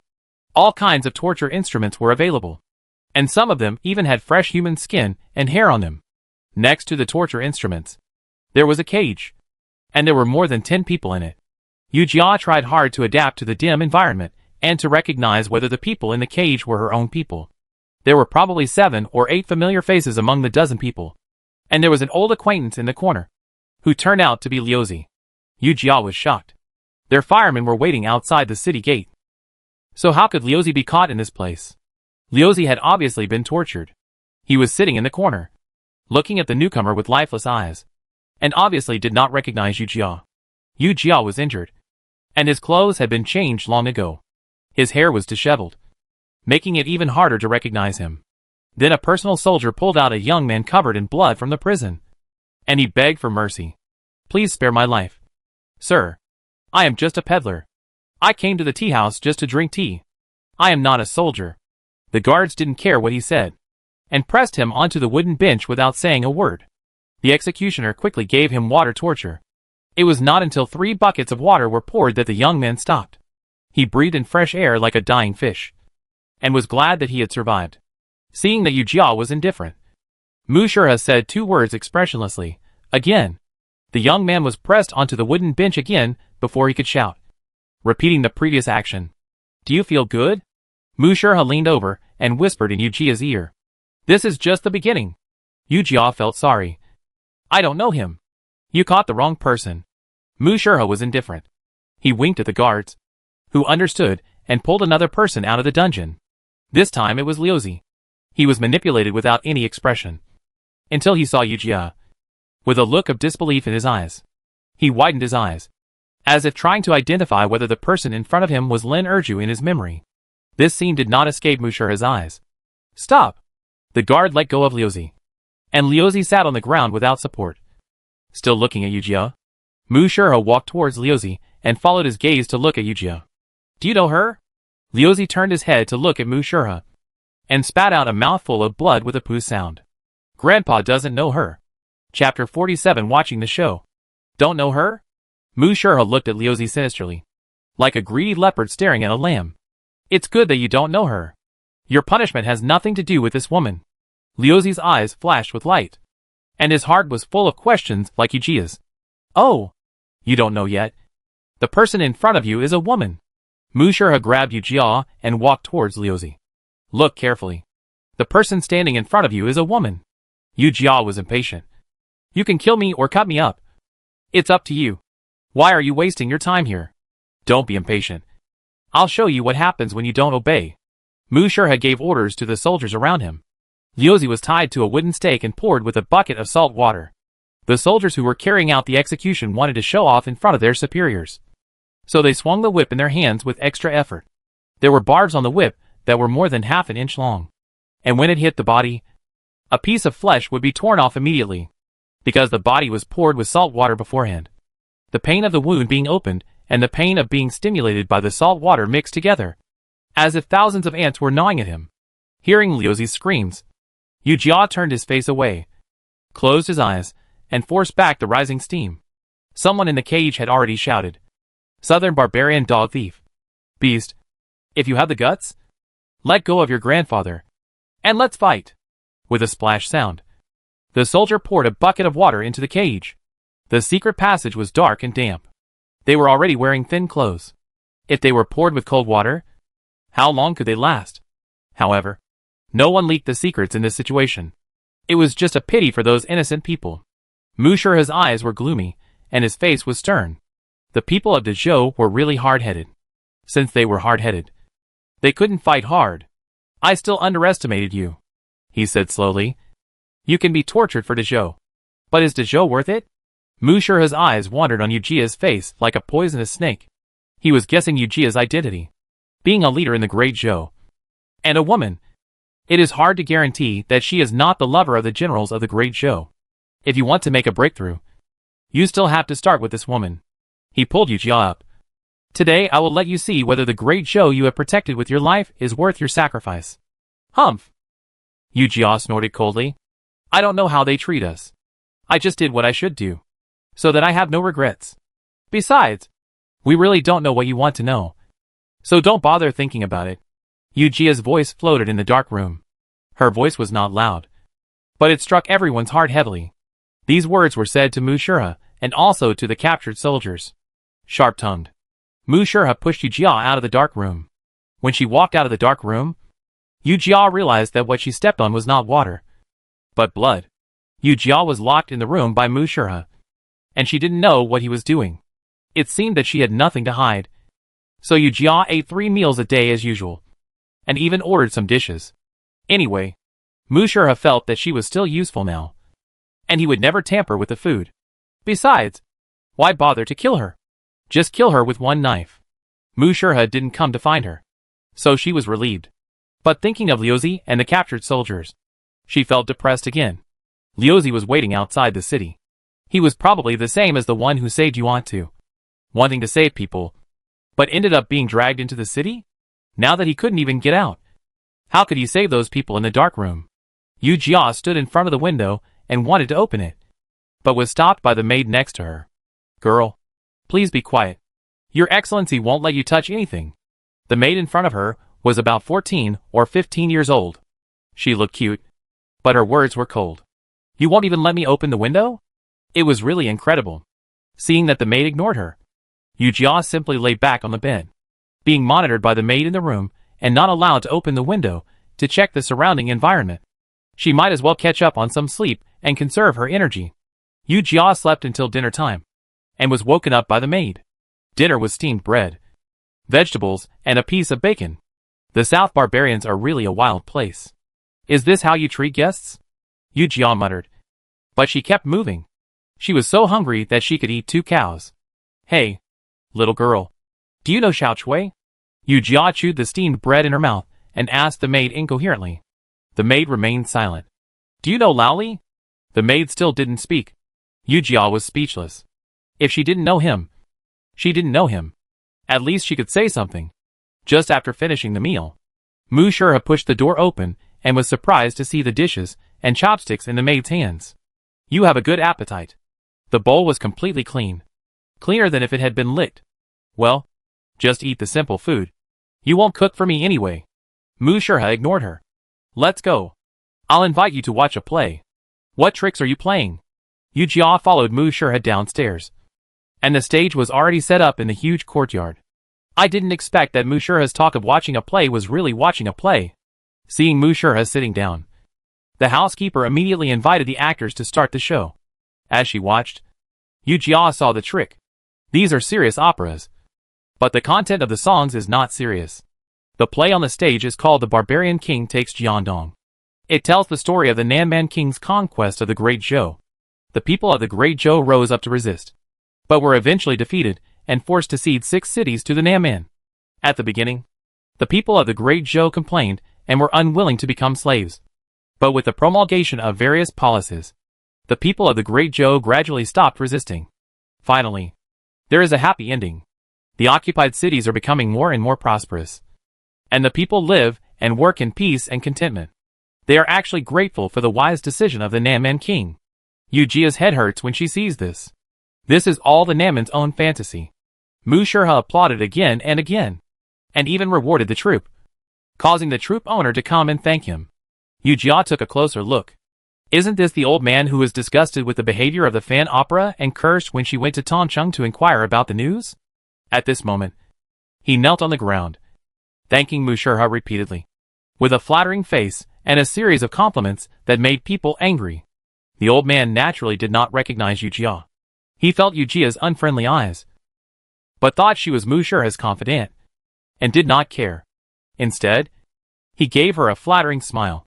Yu Jia's chest was stuffy, her throat was sore, and she felt infinite sadness in her heart. The soldiers of the Great Zhou endured humiliation and protected such people, full of courtesy, righteousness, integrity and shame. In the end, didn't they still succumb to the brutal and violent invaders? If the southern barbarians want to completely conquer the people of the Great Zhou, they must work hard on culture. In this era, if you want to spread culture, singing opera is the best way. The merchant woman knows not the hatred of losing her country, and still sings the song of the back garden across the river. What does the change of dynasties matter to them? They don't care about the national justice. They only care whether the theater is full today, whether they have made money today, whether they have followers. It's really sad and lamentable. Are you angry? Mu Shurha is very satisfied with Yu Jia's performance. The best is yet to come? Chapter 48 Escape from the Mansion. Seeing Mu Shurha's smiling face, Yu Jia ignored him. As the sound of the bang string sounded, the protagonist made a brilliant appearance. Yu Jia almost jumped up just by seeing the people on the stage. The one in front of her with heavy makeup, a cool gauze dress, and a dazed look with Xiao Taohong. How could he be in Mengcheng? Yu Jia turned her head and looked at Mu Shurha, who seemed to be immersed in it. This man was really capable. He invited all the famous actors. Xiao Taohong still sang some decadent music, but Yu Jia didn't think it had much other meaning. This play is called Overlord Takes Concubine. It tells the story of Overlord and the queen of the fallen country after he conquered Wu. Mu Shurha's popular science came to my ears. There was originally a national hatred between the two, but in the end, it was no match for love. The two broke the secular concept and walked together. Yu Jia's forehead twitched when she heard it. Anyway, no matter how the king captured the city or abused it, there would be a happy ending in the end. The queen of the fallen country, played by Xiao Taohong, in front of her was scolding the overlord with grief and anger. Yu Jia applauded, which attracted Xiao Taohong's sidelong glance. What a dog thief who doesn't know etiquette, righteousness and integrity. Xiao Taohong. Continue. Although Mu Shurha and Yu Jia had spoiled the final ending, Yu Jia still felt satisfied when listening to Xiao Taohong's scolding. Xiao Taohong's eyes moved, raised the corners of her lips, and threw a coquettish eye at Yu Jia.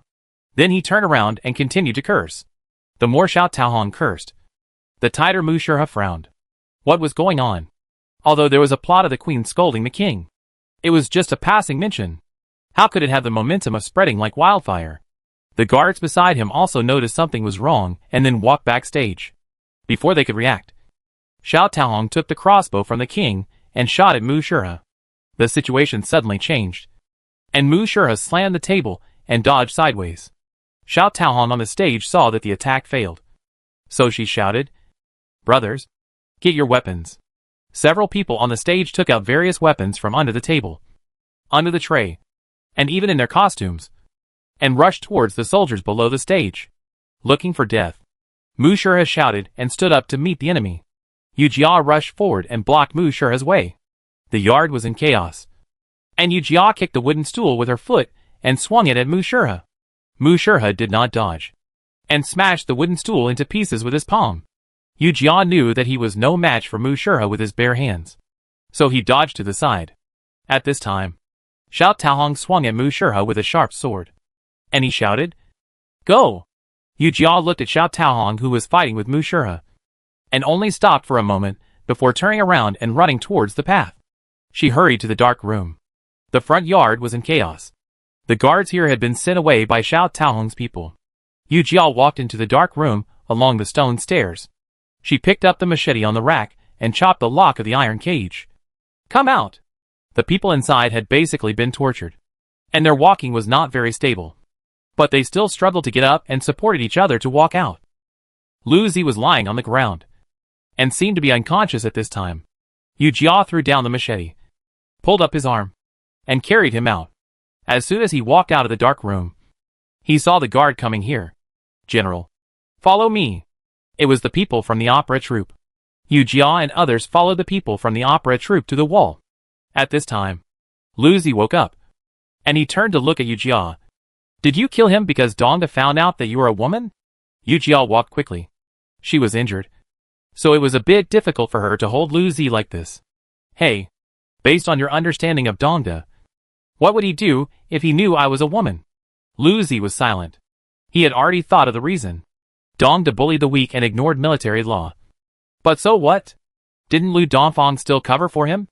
At first, Lu Zi disdained Dong Da's behavior, but later he got used to it.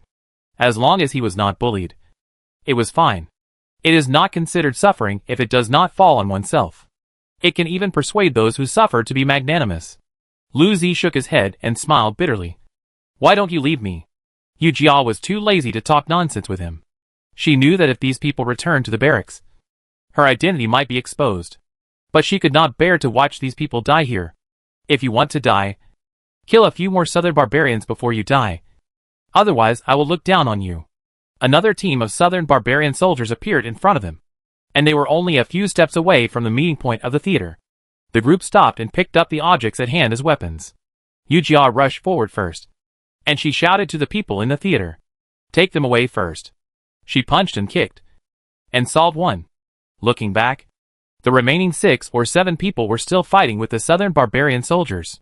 These people are the soldiers of the Great Show. Yu Jia took a deep breath and continued to punch the Nanman soldiers around him. Seeing more and more soldiers gathering here, Yu Jia felt a sense of relief. "What's the matter? You are tired?" Lu Zi came to her side at some point, covered in blood and messy hair. But he looked so pleasing to the eye. How could it be? Grandpa hasn't killed enough. Yu Jia punched a soldier and panted back to back with Lu Zi. "I didn't expect that I could still trust you. Lin Erju. With my back in this life." Lu Zi suddenly laughed up to the sky, and he turned his head to look at his companions, who were already at the end of their strength. The companions seemed to notice, and several of them nodded. Yu Jia's body suddenly became lighter, and he was suddenly pulled up. And with a clang, he landed at the gap. "Lin Erju, remember to kill more southern barbarians for me on the battlefield," Liu Zi shouted, and then laughed, his smile full of resolute relief. Then several people blocked the southern barbarian soldiers outside like a wall. Several people were obviously very thin, and some could not even stand up. At this moment, they seemed like a copper wall in Yu Jia's eyes. "General, we have to leave quickly." The middle-aged man on the side pulled Yu Jia up and ran out to the gap next to him. Outside the gap was a noisy street. At this time, a carriage was waiting. Yu Jia got on the carriage, but he did not feel at ease. She asked the middle-aged man, "What should we do with Xiao Taohong?" The middle-aged man's eyes were full of desolation. As if he had aged several years, Zhongqing has already made up his mind to die. It turned out that Xiao Taohong's name was Zhongqing. The middle-aged man told her that Xiao Taohong had learned from Ali that Nanman might attack Tongcheng. So she brought the troop to Mengcheng, who knew that not long after arriving here, Mengcheng was captured. These days, Mu Shurha asked them to perform opera every day, and they were ready for a decisive battle with Nanman in every play. But every time, there was no chance to make a move. Today, Xiao Taohong recognized Yu Jia, and he gave up the hope of survival and wanted to rescue Yu Jia. This carriage must be the way out for Xiao Taohong and the others to escape from their failed assassination. But if Yu Jia escaped, their way out would be cut off. "We came out of the Mu mansion, but we couldn't get out of the city gate." The middle-aged man looked determined. "Don't worry, military sir. We have arrangements." Chapter 49. Escape from Danger. When Yu Jia and his companions drove their carriages to the city gate, many people suddenly rushed out. The city gate guards found something unusual and drove the people away by force. The middle-aged man asked Yu Jia to escape in the chaos. Yu Jia refused. She wanted to take the middle-aged man out of the city. The middle-aged man refused with a righteous look on his face. "Sir, who would look down on people like us?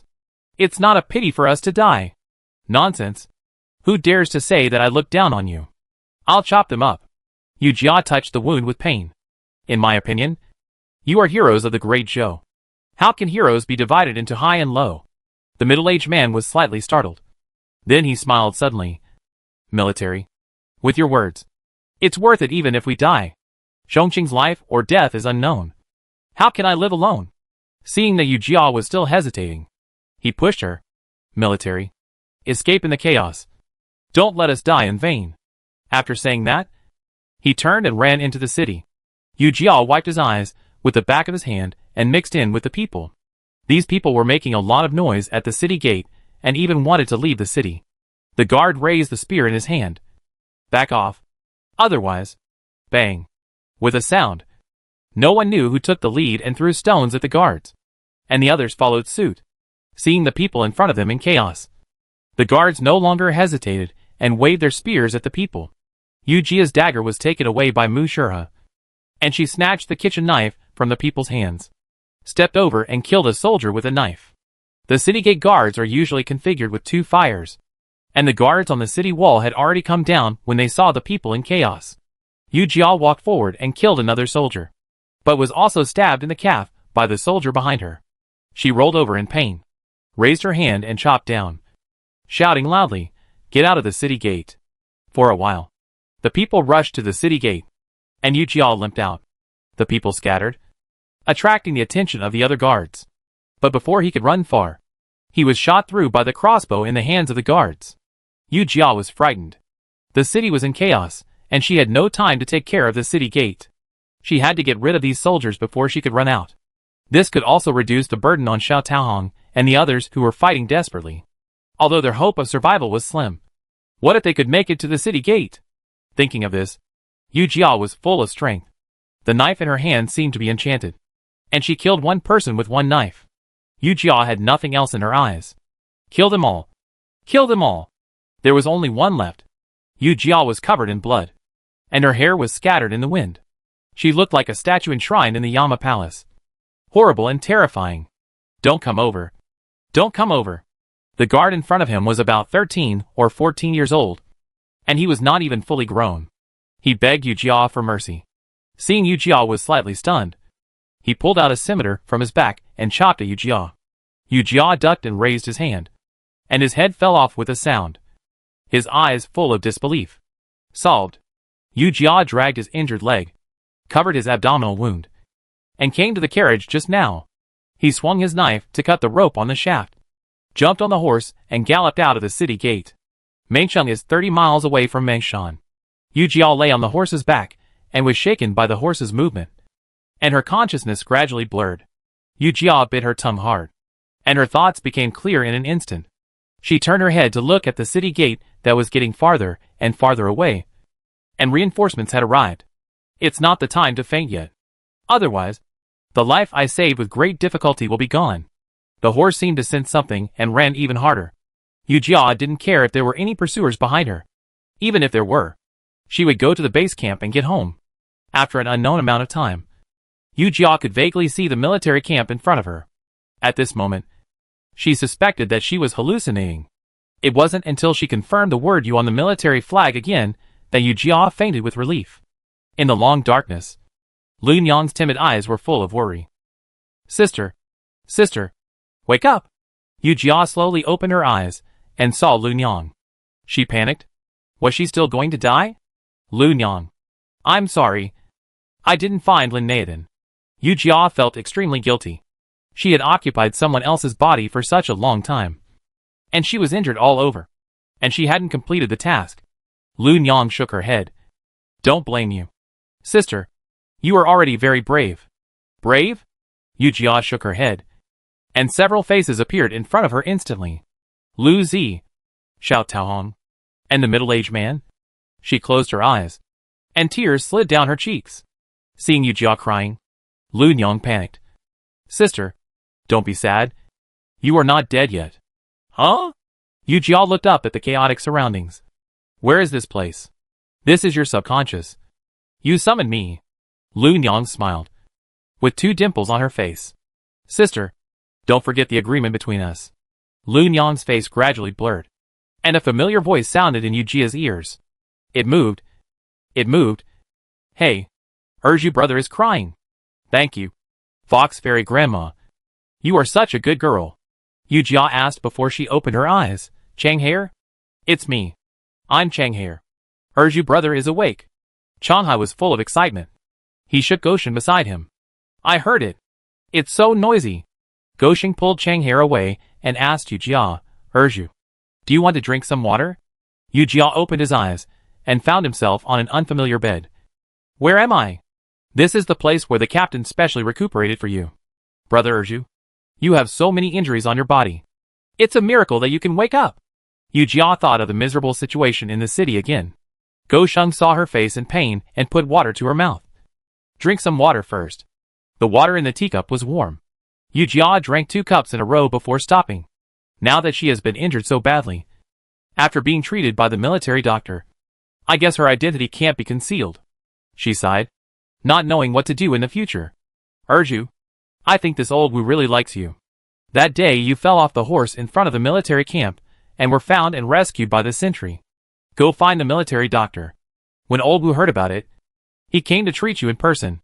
Gosheng was thankful. If it weren't for Elder Wu's superb medical skills, I'm afraid you would have died long ago. Elder Wu? Yu Jia asked hoarsely. The stone in her heart finally fell. If Elder Wu had treated her, her identity should not have been exposed. Yu Jia felt that there was no good place on her body now. And it was burning. Even Lun Yang had seen it. It seemed that the injury was really serious. Yu Jia learned about what happened in the past few days from Gosheng and his friend. It turned out that Yu Jia had been in a coma for 3 days. And Mengcheng had already settled down. The second team had a total of 46 people. Except for Yu Jia. Wu Kui, Yuan Tu and Jiayan from the second fire. The rest of the people were wiped out. Yuanu was rescued by Wukue, who met him outside the city that day. But his leg was still seriously injured. I'm afraid he can only go to the kitchen in the future. Chapter 50. This idea. Somehow Liuzi also entered the city. But now there is no way to verify it. Yu Jia still didn't want to believe it. What happened in the city that day? Go Sheng and Chang Haier looked different. And now they tacitly stopped talking. What happened? Yu Jia was anxious. She wanted to know how Xiao Taohong and the others were. After you came back that day, the riot in the city had been quelled. Go Sheng looked at Yu Jia's face carefully, feeling reluctant and indignant. In order to vent their anger, they hung the bodies of more than 20 people from the Fanchi opera troupe who caused the riot on the city gate. And Go Sheng hesitated inside. And what? Yu Jia felt as if someone had cut open a wound in her chest. And she poured salt on it and rubbed it repeatedly. And they also invited a troupe to sing for 3 days. And the lyrics revealed contempt and disdain for these people. Bastard. Yu Jia's excitement moved the wound on her shoulder. And she gritted her teeth and whispered, Xiao Taohong, I, Lin Erju, will not be a human being if I don't avenge you. You just saved your life. And you are so arrogant here? Lin Gongxuan walked into the tent. And his eyes showed an emotion that Yu Jia couldn't understand. Go Sheng and Chang Haier retreated with a glance. Jin Pendon, who followed closely, saw that Yu Jia was in a bad mood and tried to smooth things over. Erju, you have done a great deed this time. Yu Jia turned his head away. What great deed? It's nothing more than I killed a Nanman deputy general and more than 40 brothers died. Hey, Lin Erju, you are tired of living. Who are you showing your displeasure to? Lin Gongxuan stepped forward. More than 40 people in exchange for a deputy general. It's worth it anyway. Is it worth it? Yu Jia leaned against the head of the bed. The wound on his back hurt a little. And his face was a little ferocious. Are you using us as live targets? Yu Jia and others entered the city. And after finding out the news, they were not allowed to retreat immediately, but gathered in the tea house. Isn't this telling Nanman that there are spies in the city? Besides, the missions they received were all to gather information. If that was the case, who stole the defense map? It must be that Yu Jia and others attracted the attention of the Nanman people, and then sent someone else to steal the defense map. This mission, gathering information, was fake, and stealing the defense map was real. According to Go Sheng, after the defense map was obtained, the soldiers of the Great Zhou attacked the Nanman army stationed around Mengcheng as soon as possible. Not only did they catch the Nanman off guard, but the other Vanguard soldiers led by Lin Gongxuan blocked the supply of the Nanman army camp in the rear and burned their food and grass. In the next 2 days, Li Yinshao will definitely order a new attack on Mengcheng, cutting off the road behind them. And it will be easy to attack the city again. What a good calculation. What a great general. Lin Erju, follow orders. You don't have to guess the intentions of the superiors. Just do your own thing. Lin Gongxuan licked his back teeth. Put away your dead look. When your injury is healed, I will swap some people with you. And you will be the captain of the second team. After saying that, Lin Gongxuan walked out of the tent angrily. Jin Pendon put away the smile on his face and said to Yu Jia earnestly, Erju, I know you feel bad. Isn't the captain also upset? When we came back from the mission, I heard that after you entered the city, he went to the general to argue as soon as possible. Yu Jia looked at Jin Pendon unexpectedly, and Jin Pendon pursed his lips and continued. But what can we do? Can the theory bring those 40 brothers back to life? Besides, those who achieve great things do not care about trivial matters. Compared with the 100,000 people who sacrificed their lives in the attack on Tatar by the current emperor, our 40 people are simply a drop in the bucket. Hill City. Yu Jia heard about the incident from the veterans in the camp, and she always thought it was exaggerated. But from Jin Pendon's tone, it was more than 100,000. People in power usually beautify the mistakes they have made, and the truth is always more cruel than what they hear. But those are all living lies. Yu Jia's emotions, which she had finally suppressed, surged again. Not only 40 soldiers, but also the opera troupe. Yu Jia gasped in pain as his wound was torn. Before, people in the camp laughed at me when they heard that I went to listen to opera, and even their colleagues slandered them from a moral high ground. But at the critical moment, they stood up. Can their righteousness be ignored? Fortunately, there was a charcoal basin burning in the tent, so Yu Jia's exposed skin would not get cold. Then you climb up, Jean Pennon said firmly. The superiors don't have the position to speak for their righteousness. So you will speak for them when the time comes? Me? Yu Jiao looked at Jean Pennon seriously, with a puzzled look on his face. Does the military advisor say I can do it? Jean Pennon laughed cheerfully. Boy, your good fortune is yet to come. Then he stood up. Take good care of your wounds. After Jean Pennon left, Yu Jiao put away her expression, her face heavy. Xiao Taohong, I won't let you die in vain. Yu Jiao lay in bed for 2 days. Go Sheng and Chong Haier came to tell her about Mengsheng every day. What? Today they beat Xiao Taohong's corpses. And tomorrow, they will vent their anger on the stage. Another important information is that Li Yinxiao personally led the charge in front of Mengsheng. Yu Jiao was a little unbelievable. She couldn't understand Li Yinxiao more and more. Mu Shihe was just a deputy general beside a general. Isn't it cheap for him to challenge in such a big way? Nanman had the same idea as Yu Jiao for a while. Mu Shihe was also guessing Li Yinxiao's intention. He had received news that there would be no more reinforcements and food supplies. So what he should do now was to fight to the death. But Li Yinxiao's move completely disrupted his thoughts. You said to fight. He is a general. And he became famous at a young age. Wouldn't it be more demoralizing if he lost? If he didn't fight? Most of the Nanman people were brave and good at fighting. If he just acted like a turtle, his own people would protest. And he would be scolded even more. It was a headache. Mu Shihe was so anxious that he was circling in the room. The Great Zhou was still challenging each other intensively. After Li Yinxiao came on the stage, Lin Gongxuan came on. And take Lin Gongxuan's venomous tongue for example. He started talking about other people's ancestors as soon as he came on the stage, which made the coffin of other people so angry that it couldn't be held down. How could he tolerate this? Li Yinxiao is a general. And Mu Shihe can't do anything to him. How can he be afraid of you? A captain? Mu Shihe immediately accepted the challenge. But as soon as he left the city gate, Lin Gongxuan ran away, not having the demeanor of a general at all. After a few rounds, Mu Shihe was completely angry. Wasn't this playing a trick on him? But what if he was angry? He was only angry for a while. If he really chased him, Dezhou might have set up some traps. You can say that Mu Shihe is suspicious. But Lin Gongxuan really doesn't have any tricks. He just wants to tease you. After a few days of this, the people in the city were anxious. And the food and grass could only last for 2 days at most. Now Mu Shihe came to his senses. It turned out that this was the idea. Chapter 51 Recapture. Calculating the food and grass in the city. Mu Shihe immediately decided to fight back. After all, if there was no food, he would die of starvation. And if he sent troops to fight back, he would also die. At least it would not be so cowardly. So when Lin Gongxuan cursed again, Mu Shihe led his troops to attack. Lin Gongxuan ran away as usual. But Mu Shihe was determined to make a name for himself this time, and kept chasing him. Mu Shihe, come on. Come and chase Grandpa. If you run so slowly, you may not even get to eat hot dishes. Mu Shihe drove the horse while irritating Mu Shihe. Arrogant boy. Don't let me catch you. Mu Shihe raised the whip in his hand, and whipped the horses but hard. He could clearly feel that the atmosphere today was very different from the past. But he couldn't retreat. Not only were his subordinates staring at him, but also the people of the Mu family's side branch were staring at him. The Nanman army was encouraged to see that the commander was chasing and killing the soldiers of the Great Zhou.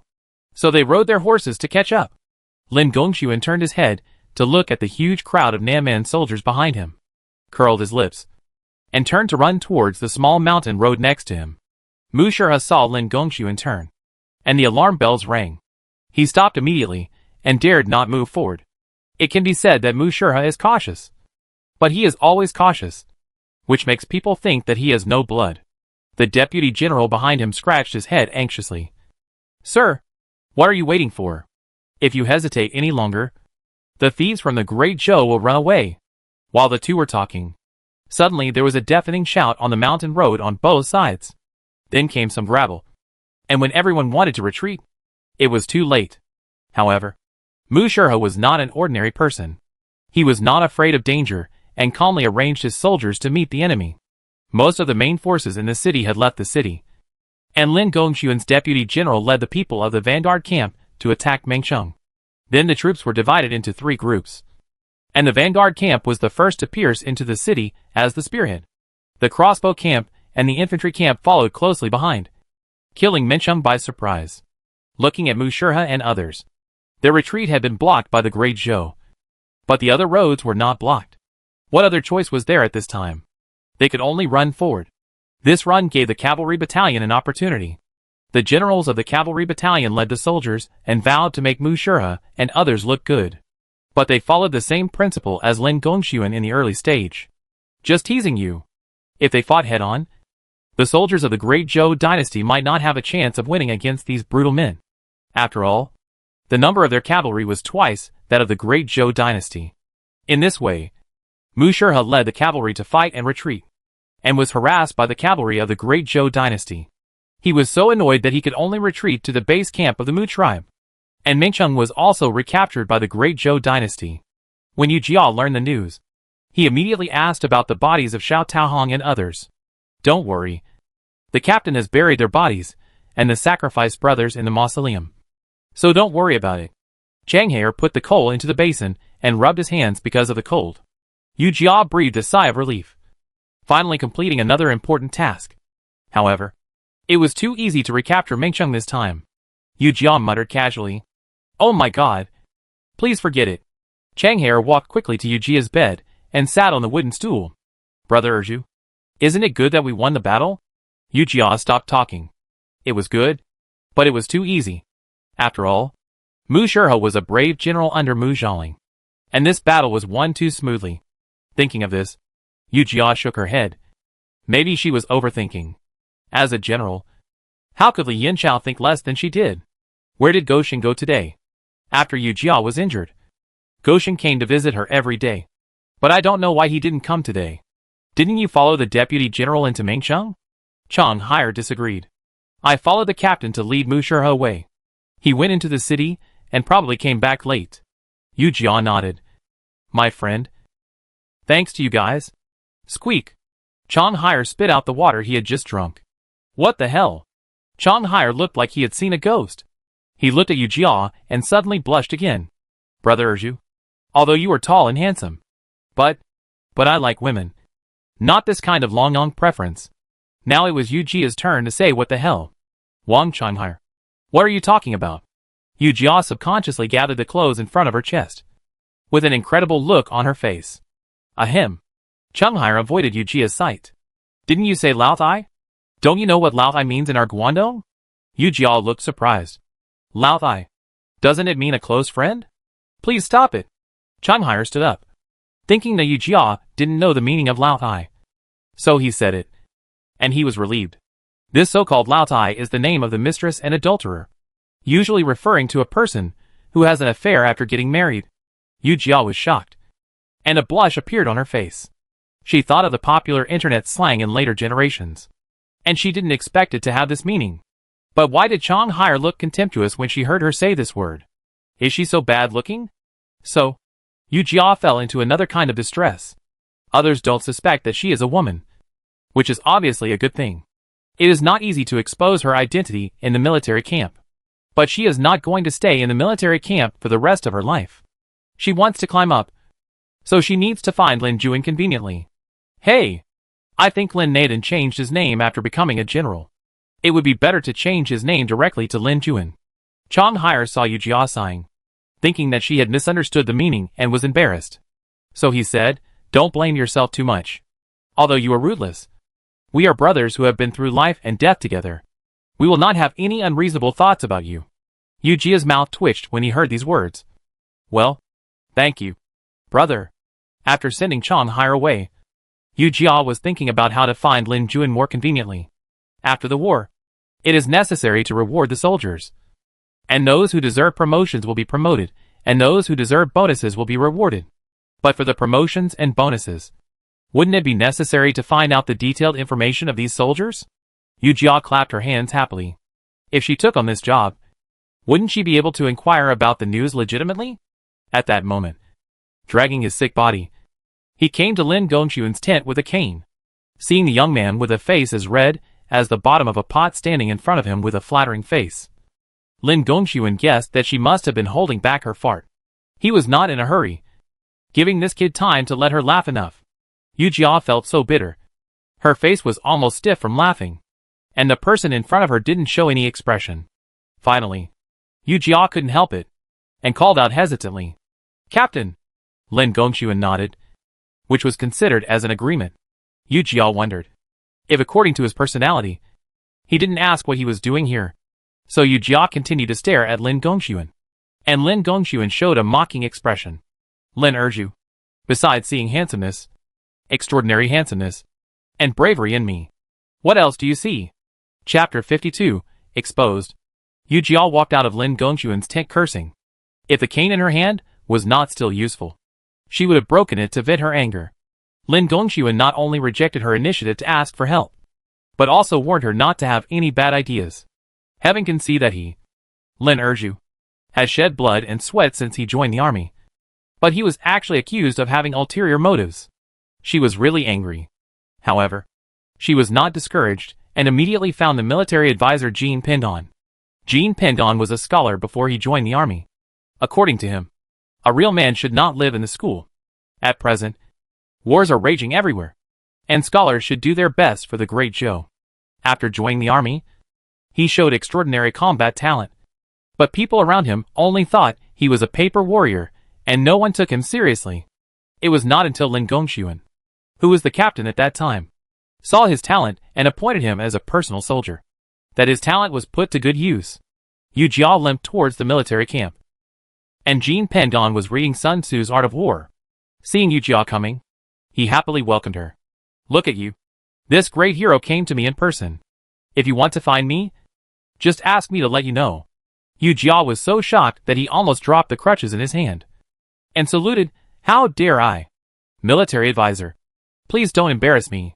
She naturally ignored Jean Pendon's courtesy. Lin Gongxuan was a sharp-tongued person, and he was bound to offend people. But over the years, his prestige has not diminished but increased. On the one hand, he has always been fair in his work. On the other hand, it all depends on this military advisor. One of them plays the good cop, and the other plays the bad cop. Even if the King of Heaven came, he would have to admire him. Yu Jia had just eaten melons from Lin Gongxuan a few days ago, so the military advisor naturally did not dare to neglect her, and she had made great contributions. Jean Pendon helped Yu Jia sit down and asked about Yu Jia's recent situation. Yu Jia shook her head. "Although my injury is a bit serious, and I can't go to the battlefield, I really want to help the captain." Now that Lin Gongxuan has been promoted to captain, he is not only in charge of the Vanguard camp, but also the cavalry camp, so he is naturally quite busy. Jean Pendon stroked his beard and said, "I understand your feelings, but our military camp has always been kind to people, so you can rest assured and recover from your injuries. When your injuries are healed, everyone is waiting for you to make another great achievement." Although he said so, Yu Jia didn't think so. Yu Jia was promoted to fire chief at the age of 13.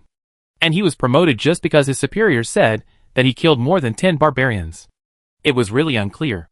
He was promoted to captain just after turning 14. So it was inevitable that some narrow-minded people would be jealous. "I wonder what they would do behind my back if he was promoted again. Mr. Miaozan, I'm really bored in bed these days, and I'm almost getting lice." Seeing Jean Pendon just smiling but not saying anything, Yu Jia continued, "Hey, if I'm bored, can I come to you to teach me and answer my questions?" When Lin Gongxuan was a lieutenant, Jean Pendon was the first mate. Now that Lin Gongxuan has been promoted, his main job is still the first mate. The biggest job of the first mate is to solve problems for the soldiers. It's not wrong for Yu Jia to solve the psychological burden. It's not good recently. Now I have to write a promotion letter. Oh! Yu Jia was full of doubts, and then relieved. "Yes, there are more people promoted recently. And I think you are busy too." Suddenly, her eyes lit up, and Jean Pendon's heart beat. "Sir, I went to a private school for a few years when I was at home. How about I come to help you?" Jean Pendon thought about it, and realized that the camp had been busy with practical matters recently. It was really hard for him to handle so many documents by himself. He nodded immediately. "Okay, you can help me. But your injury? It's okay." Yu Jia grinned. "As long as I can help you. My injury doesn't matter." After Yu Jia left, Jean Pendon wondered why this kid would take the initiative to help him when he saw him in the past. If it weren't for Yu Jia's bravery in the front line, he would really doubt Yu Jia's intentions. Yu Jia naturally didn't know what Jin Pengyan was thinking, and he was still humming happily when he returned to the tent. He got up early the next day and went to the military advisor's tent after dinner. He saw a pile of paper books on the low table, which must be the information of the people who were to be promoted. Jin Pengyan and Yu Jia divided the work, and Yu Jia was responsible for finding the information of the people to be promoted, reading it to Jin Pengyan, and he started writing. After a morning, Yu Jia's mouth was dry from reading, and he didn't find any useful information. The biggest gain was naming a few people. Names like Ernu, Weapon, and Good Gun. You have to choose a name that can be on the list. Otherwise it will make people laugh. Yu Jia looked at the stack of books in front of her, and hope rose in her heart again. Sir, I don't need to choose another name. Erju. At least much better than Gosheng. That's not necessary. Jin Pengyan kept moving his hands, as if he remembered something funny, and laughed silently. What are you laughing at? Sir? This aroused Yu Jia's curiosity. Seeing Jin Pengyan shaking his head and not ready to say it, she was very puzzled. Sir, your name has not been changed. Right? In this era, people who can afford to read books generally have some background. For such a family, who would give a name that is easy to support? No. My name was given by my grandfather. A bright future, a peaceful country, and a stable state.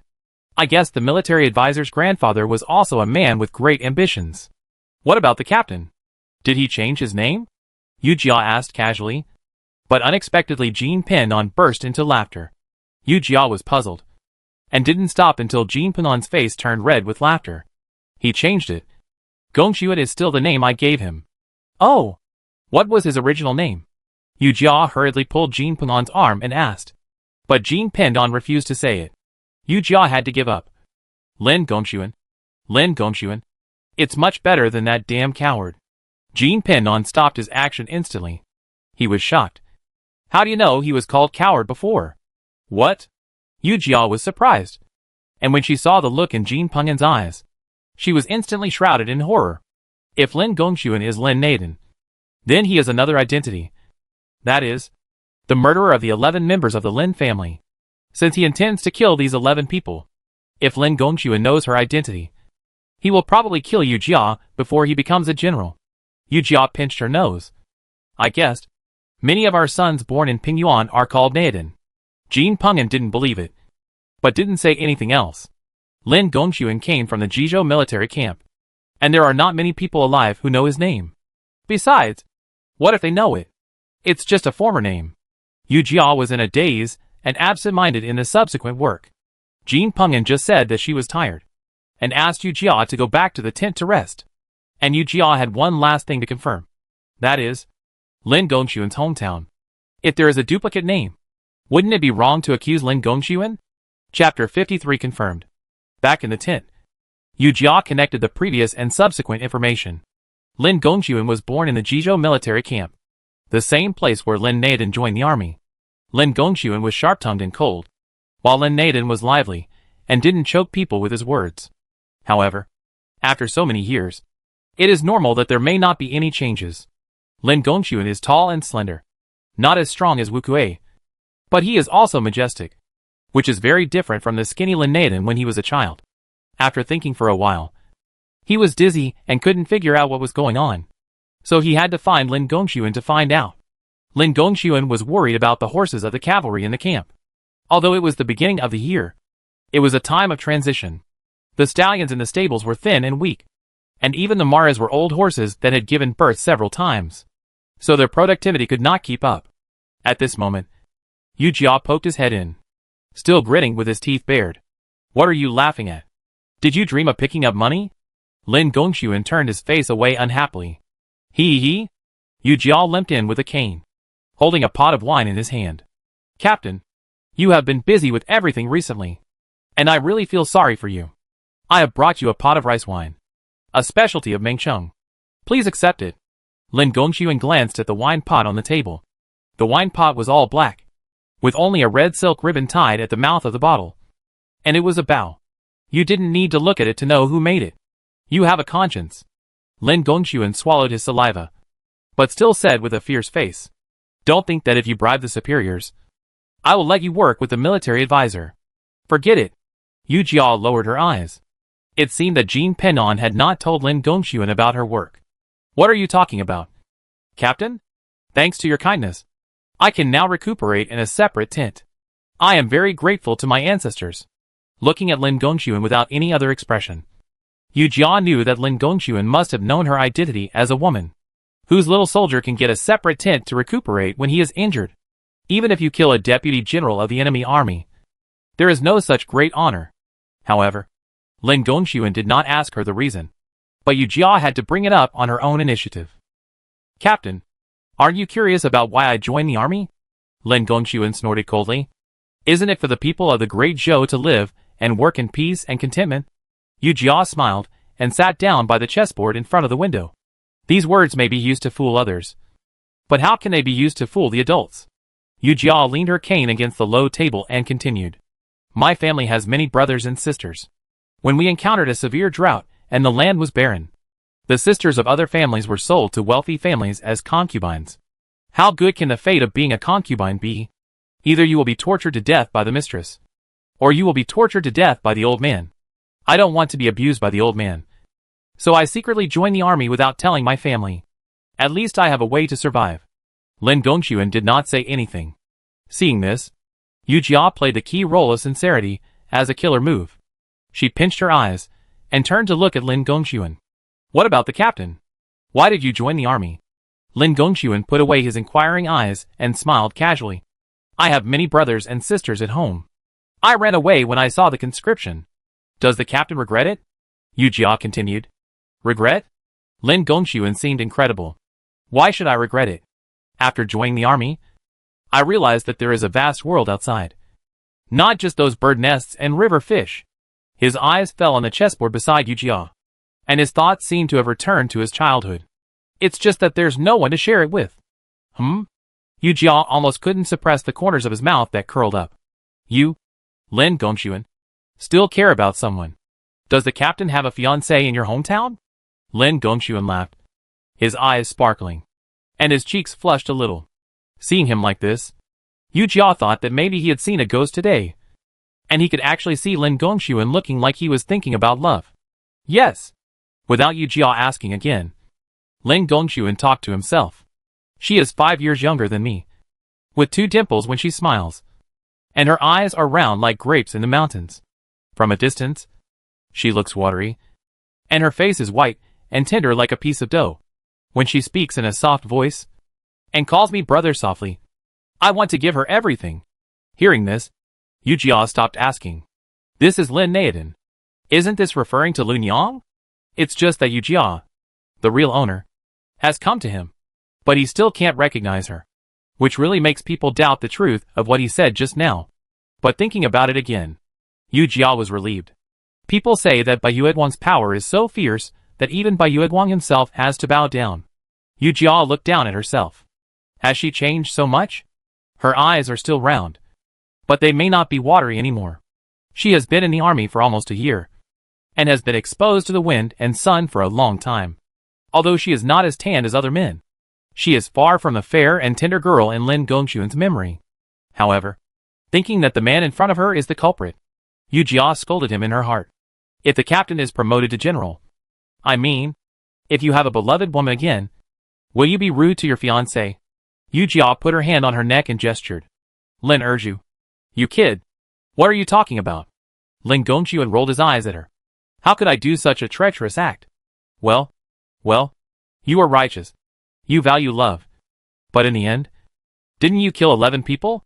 Seeing Yu Jia's expression, Lin Gongxuan knew that she had misunderstood.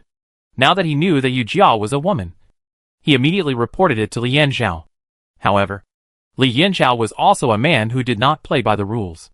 Instead of blaming Yu Jia for concealing the truth, he admired her actions.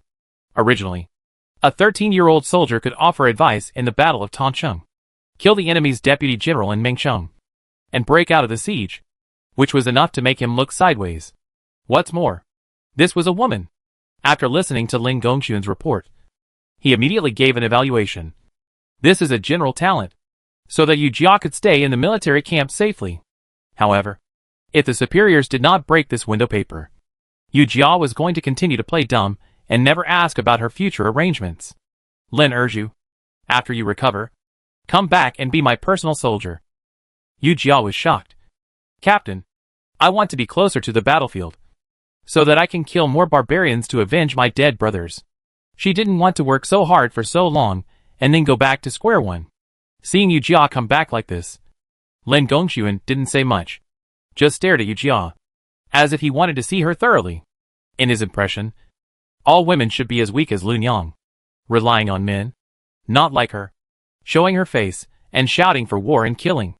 The more Lin Gongxuan looked at Yu Jia, the more he disliked her, and he would not give her more preferential treatment just because she was a woman. After you recover, move to the personal guard camp and live with Fang Dashan.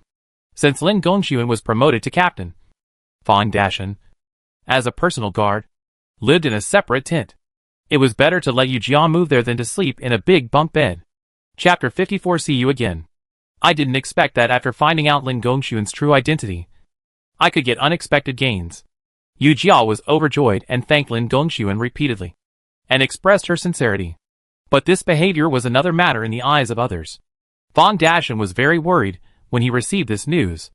After knowing that Yu Jia was injured, he didn't dare to say much, for fear of hurting Yu Jia's self-esteem.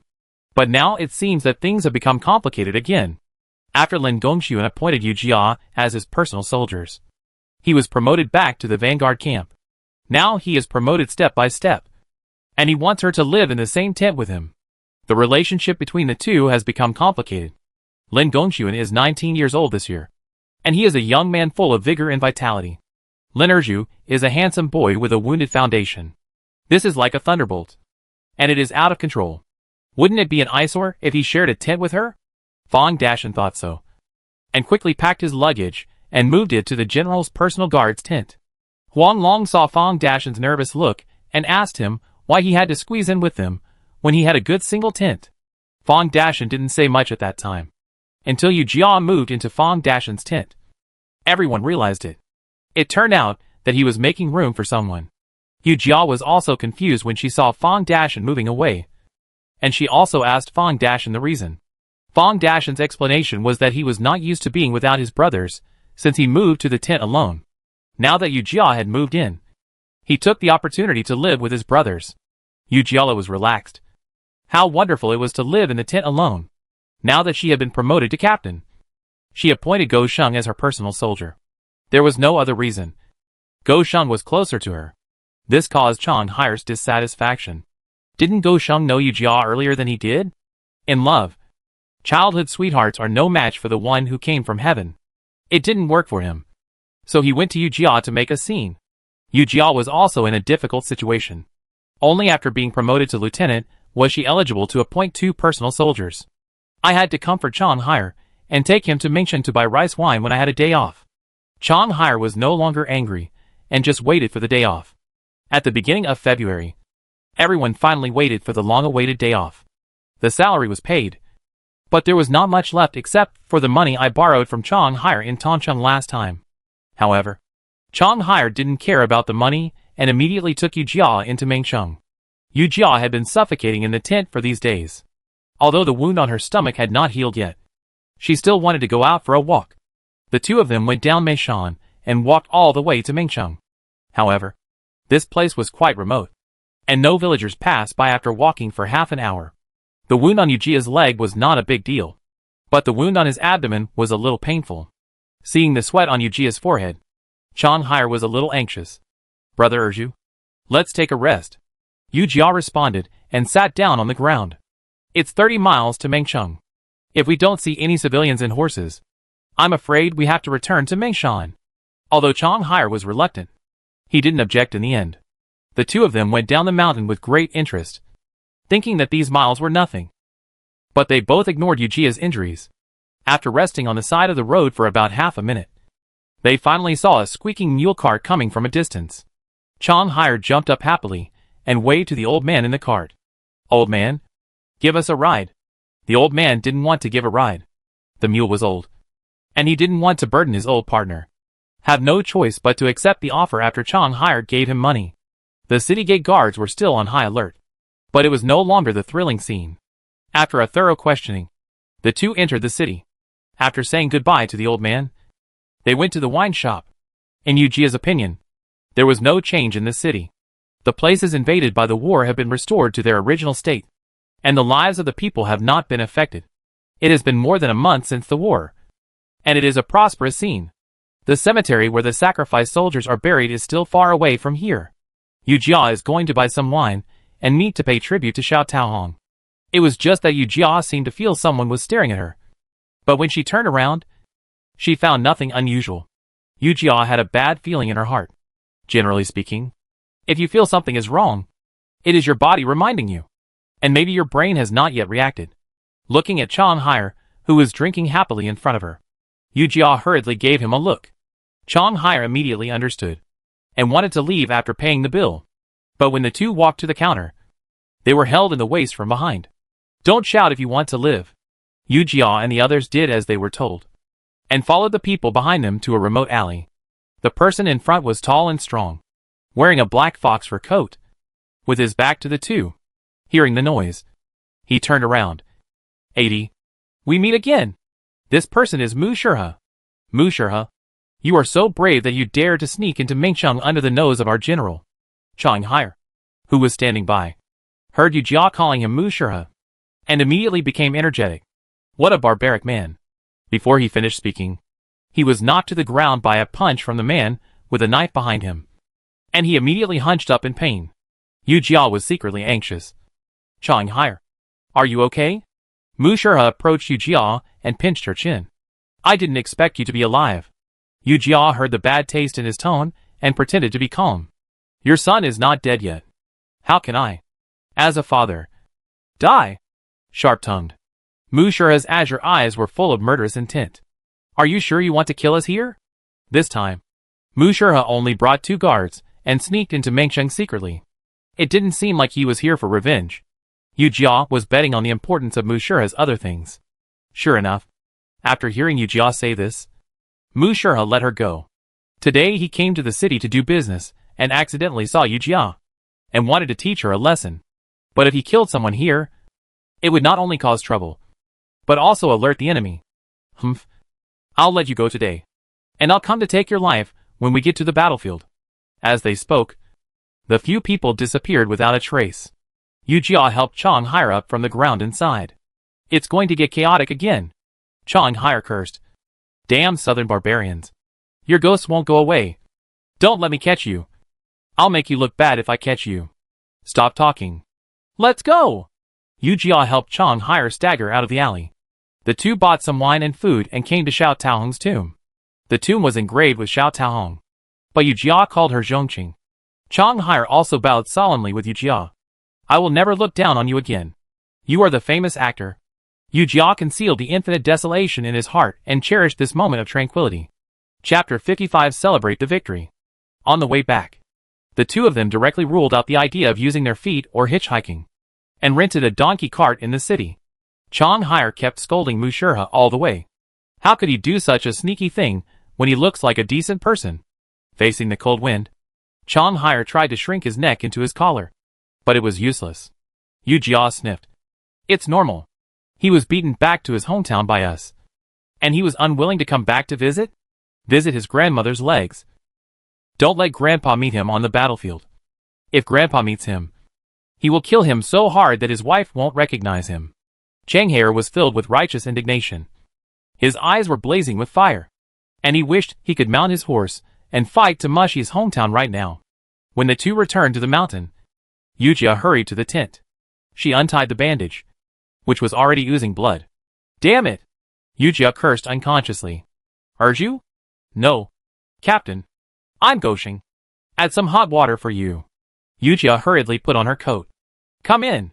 Goshing came over with the kettle, saw Yujia sitting on the couch, and poured some water into the cup and handed it to her. Yujia took the cup and drank it. Captain, let me bandage you. It was really hard for Yujia to apply medicine on her abdominal injury, but Yujia didn't intend to let Goshing do it. She handed the cup of water in her hand to Goshing, glanced at him. No need. Goshing's body froze. He had taken care of all the previous injuries. Yu Jia had no sense of gender, so he forgot about it, thinking that Yu Jia had injured her abdomen this time. His face instantly burned, and he coughed lightly to cover up his embarrassment. Just now Fong Dashin came to see you, and you haven't come back yet.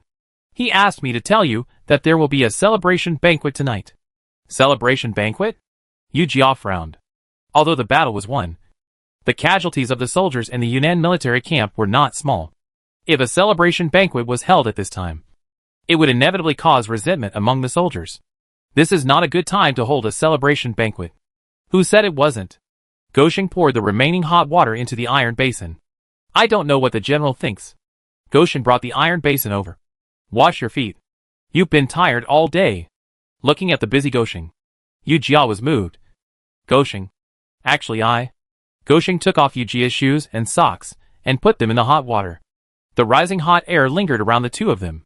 I don't know if it was the hot air that made Yu Jia see the water in Goshing's eyes. Urju. You don't have to tell me. I know it all. Yu Jia breathed a sigh of relief. It was understandable that Goshing had known that she was a woman a long time ago. I said you look like my sister? I didn't hold her hand back then. This time, let's take it as God giving me a chance to make up for it. Yu Jia reached out and touched Gosheng's head. We are brothers. Gosheng quickly wiped his eyes and looked up at Yu Jia. Yes, we are brothers. The celebration banquet was held as scheduled in the evening. A big fire was lit by team, and the second team led by Yu Jia sat in front of the fire. The kitchen brought them the roasted mutton, which was snapped up in an instant. They had been working hard during this period. The food and grass came just after the battle. Those who didn't know would think that the court had withheld the soldiers' food and wages. The one who transported the food and grass this time was the fifth prince Li Yanqing, who was chatting with Li Yanxiao in the tent at this time. Third brother. We haven't seen each other for a year. Li Yanqing was born thin, and standing next to the sturdy Li Yanxiao. They complimented each other. Fifth brother. I really didn't expect you to escort the grain this time. When these words came out, a trace of emotion flashed in Li Yanqing's eyes, and he quickly adjusted himself. My father and I tried our best to fight for it. I want to see how my third brother is doing. Li Yanxiao put the cloak on Li Yanqing. You are weak, and it's cold in southern Chongqing. How can you stand it here? After the celebration banquet tonight, you will return to Beijing tomorrow morning. Don't delay here. Third brother. I finally came here, and you want to drive me away? Li Yanxiao stopped what he was doing, looked at Li Yanqing, seemed very satisfied, and patted his shoulder. Good boy. The skinny cat has grown so tall. Li Yanxiao's words made the two people's thoughts go far. Li Yanqing's biological mother was just a palace maid. After a night of passion with the emperor, she was forgotten in a moment. However, the two met for only one night. Although the number was small, the quality was excellent. After one hit, Li Yanqing's mother became pregnant with him. But the prince was born. But he was just a nobleman. Not only was the daily food and clothing deducted by the eunuchs in charge, but anyone who was hot-headed had to bribe them with money. Although Li Yanqing was a prince, any low-level palace maid or eunuch could step on him, and he was even used as a punching bag. That day, the maid was scolded by her master, so she took out her anger on Li Yanqing, who was only 5 years old. Li Yanqing was already used to this, kneeling on the ground, begging for mercy, and holding his head to be beaten in one go. Originally, it was thought that the maid would let him go after venting her anger, but who knew that the maid became addicted to beating him? So she took the stool next to her and smashed it on his head. Immediately, blood flowed all over the ground. The maid was stunned. Li Yanqing was also stunned. And Li Yanxiao, who was passing by, was also stunned. At that time, Li Yanqing did not know Li Yanxiao, but he thought that this man was young and handsome and imposing. In fact, he was not an ordinary person because of his gorgeous clothes. He got up from the ground and hugged Li Yanxiao's legs. Li Yanqing shouted for help, hoping that Li Yanxiao could give him justice. 15-year-old Li Yanxiao had just returned from suppressing the rebellion and was appointed a general. He was in high spirits. So how could he see such bullying of the weak? He immediately asked the reason and reported it to the emperor. Originally, the affairs of the harem were handled by the queen. Wouldn't it be a slap in her face if it was brought to the emperor? But Li Yanxiao's mother was not easy to mess with. If you dare to be weird to my son, I will embarrass you in public. Immediately, The bullying of a powerless prince was upgraded to a conflict between the queen and the imperial concubine. The emperor's forehead was throbbing, and he immediately beat the palace maid to death, and asked the queen to make room for Li Yanqing and his mother. This saved the imperial concubine's face and affirmed the queen's work. The queen followed suit and promoted Li Yanqing's mother to the virtuous concubine, and she had a main palace. From then on, although Li Yanqing and the virtuous concubine were not favored by the emperor, they had no worries about food and clothing. When Li Yanqing was 15 years old, he was even named the virtuous king and given a mansion. Thanks to my third brother. Otherwise, I would have died long ago. Li Yanqing pulled his thoughts back. I was even given a mansion this year. Good boy. Li Yanqiao slapped Li Yanqing hard, making him stagger. Looking at the grinning Li Yanqing, Li Yanqiao laughed out loud. Fifth brother, your little body is not good. You need to practice more. Let's go out for a drink with my third brother. Chapter 56. Offer a plan. The two walked out of the tent together and came to the campfire. Li Yanqiao looked at the rising flames in front of him and was moved.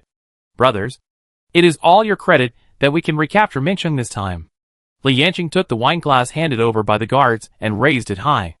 Those brothers who died made heroic sacrifices for the completion of the great Zhou dynasty.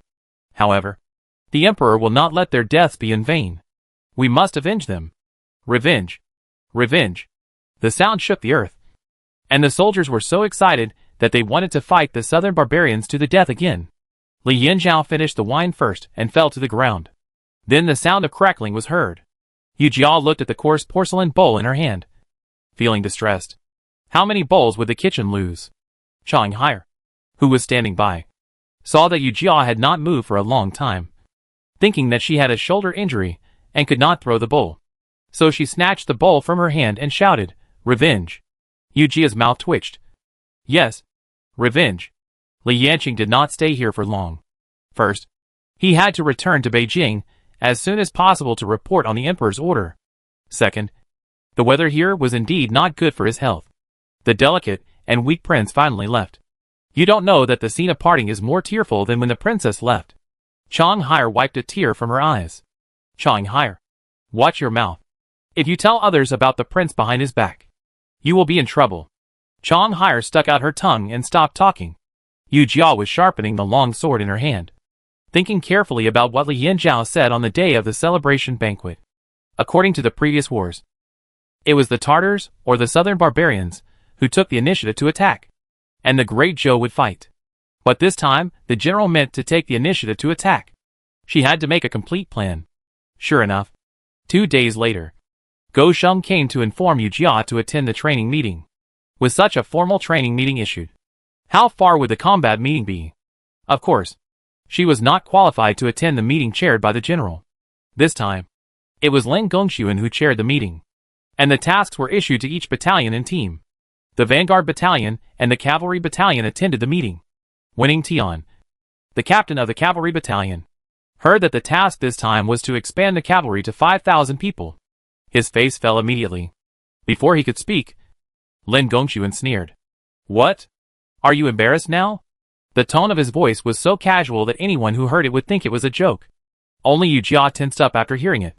If Lin Gongxuan could ask you instead of scolding you directly, it meant that he was not satisfied with you. Reply to the captain. Our battalion has a lot of manpower, such as horse riders and archers. But these good hands are useless without horses. Right? Ying Tian explained the facts with a sad face. He was right. For cavalrymen, no matter how well they are trained, it is not the most important thing. Now Lin Gongxuan's expression became serious. He thought for a while. You are right. How many horses are missing? Hearing this, Ying Tian quickly put on a smiling face, as fast as changing his face. We are still short of 1,000 horses. As soon as he finished speaking, he was kicked to the ground by Lin Gongxuan. A cavalry battalion with a total of 5,000 people. You told me that we are short of 1,000 horses? He stood up and wanted to kick Ying Tian again, but was stopped by several people. There is nothing I can do. The military supply doesn't provide horses. When Du Davin, the lieutenant of the quartermaster camp, saw that the fire had reached him, he stood up immediately, but he looked even more pitiful than Ying Tian, who was curled up on the ground. Boss, I can't do anything. Last time when I was cleaning up the battlefield, I even brought back the injured horses of others. I really don't have any horses now. No horses. No horses. What do you have? Lin Gongxuan wanted to kick Du Davin again, but no one stopped him this time. Seeing that he couldn't stop, Lin Gongxuan symbolically kicked his calf. It's not that Du Davin is unpopular. It's really that he is too stingy. Last time, Yu Jia was injured in the abdomen and his jacket was stabbed. Go Sheng refused to go to the quartermaster camp to get a cotton coat, and finally got embarrassed. Yu Jia could only mend it and put on the torn jacket again. Du Davin laughed. Captain, our camp has no horses. But the general does. Lin Gongxuan shut him up. He knew what kind of shit he wanted to poop from sticking his butt out. He knew that Li Yanxiao had horses, but it was not easy to get them. However, after thinking about it, he had to go this time. At least 1,000 horses had to be replenished. After the show, Lin Gongxuan went to find Li Yanxiao to explain his intentions. Li Yanxiao was also embarrassed. Gongxuan, it's not that I don't have something to give you. Even if I have it, I can't give it all to you. The whole Yunnan military camp knows that you are my confidant. If I give it to you again, people will think that I am biased. In the end, Li Yanxiao pointed out a clear way for Lin Gongxuan. If we don't have horses, we can buy them. The camp will pay for it. And how to buy them depends on your ability. Lin Gongxuan returned empty-handed and stayed awake in the tent until midnight. How to buy horses? Although Nanman and Dazhou are at war now, smuggling trade is still going on. If we buy horses with great fanfare, will the people's brains not rust? Will Nanman sell horses to Dazhou and fight them in return? Don't even think about it. But accept this way. There is no other way. Lin Gongxuan was so worried. And the training became several times heavier. And everyone was suffering. So, Yu Jia prepared to make a plan. However, giving advice also requires reward. Yu Jia looked at the weapons of the team members, shook her head, and immediately entered Lin Gongxuan's tent. You said you have a way to buy horses from the Nanman? Yu Jia nodded. And it is legitimate, and will not arouse the suspicion of the Nanman. Lin Gongxuan narrowed his eyes, and looked at the woman in front of him. Although her face is still young, the confidence revealed in her eyes cannot be underestimated. Since you have this idea, the matter of horses will be handed over to you. If you need any help, just ask. Hearing Lin Gongxuan say this, Yu Jia was not polite. First, I need manpower and money. Second, after the matter is done, I want weapons. After the mission is completed? Am I short of your weapons? Lin Gongxuan glanced at her. No, we are not short of weapons. But our team uses old weapons for daily training. Although we know that it is for saving, it feels different from new weapons. Okay, I promise you. But you have to complete the task first. Seeing that Lin Gongxuan agreed, Yu Jia did not waste words and began to deploy. First, she found a merchant who traded with the Nanman and ordered a batch of Nanman carpets at a price higher than the market price. If you ask Yu Jia what the purpose of ordering these is, it is actually useless. It is just that the winter in Bashu is too cold, and the carpets can be used on the bed. Chapter 57 Buying Horses. The border between the Great Zhou and the southern barbarians is full of mountains. If people pass by, it is okay to take a horse carriage. But if the horse team is doing business, pulling heavy objects or large objects, they can only rely on horses and camels. Yu Jia did not hide his identity from the merchant and directly stated his identity. The money given for the supplies needed by the army was enough, and the merchant was happy to do the business. The two reached a friendly negotiation, so the business went smoothly. From buying carpets at the beginning to buying furniture in the end. For a time, southern barbarian furniture became popular in the Bashu area. Everyone knows that the Prince Li Yanxiao in the army lives a sophisticated life, and the things he uses must be good.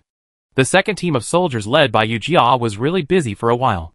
They rented a store in Mingcheng, specializing in selling Nanman specialties.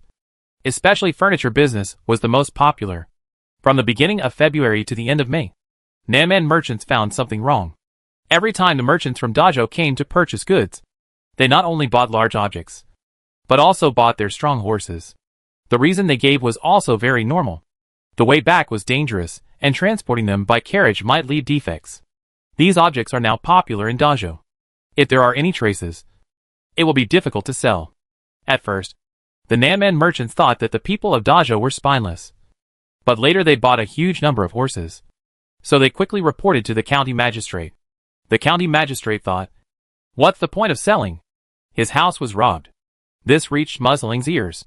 When the merchant from Dazhou received the goods and prepared to leave the customs, he was detained with his horse. At first, the merchant from Dazhou did not admit that there was anything wrong with what he did. Musling sneered. Do you need such a tall and strong horse to transport materials? This horse is more expensive than the furniture you brought this time. What do you want? Then he killed the merchant from Dazhou and threw him at the border. Early in the morning, the sentry found something unusual and brought back the body of the merchant from Dazhou. Li Yinchao looked at the body with bloodshot eyes and called Yu Jia, who was in charge of purchasing. How many horses have you bought now? Yu Jia was very sad to see the corpses and had to suppress his anger and replied, we have bought 863 horses. After 3 months of continuous purchases of horses in this way, we still haven't bought enough horses. Almost. Li Yinchao asked Lin Gongxuan. Gongxuan, what do you think? Lin Gongxuan clasped his hands together. General, this much is enough. And we can strengthen the training from now on. Yu Jia's mind turned. General, the Nanman cavalry is extremely swift.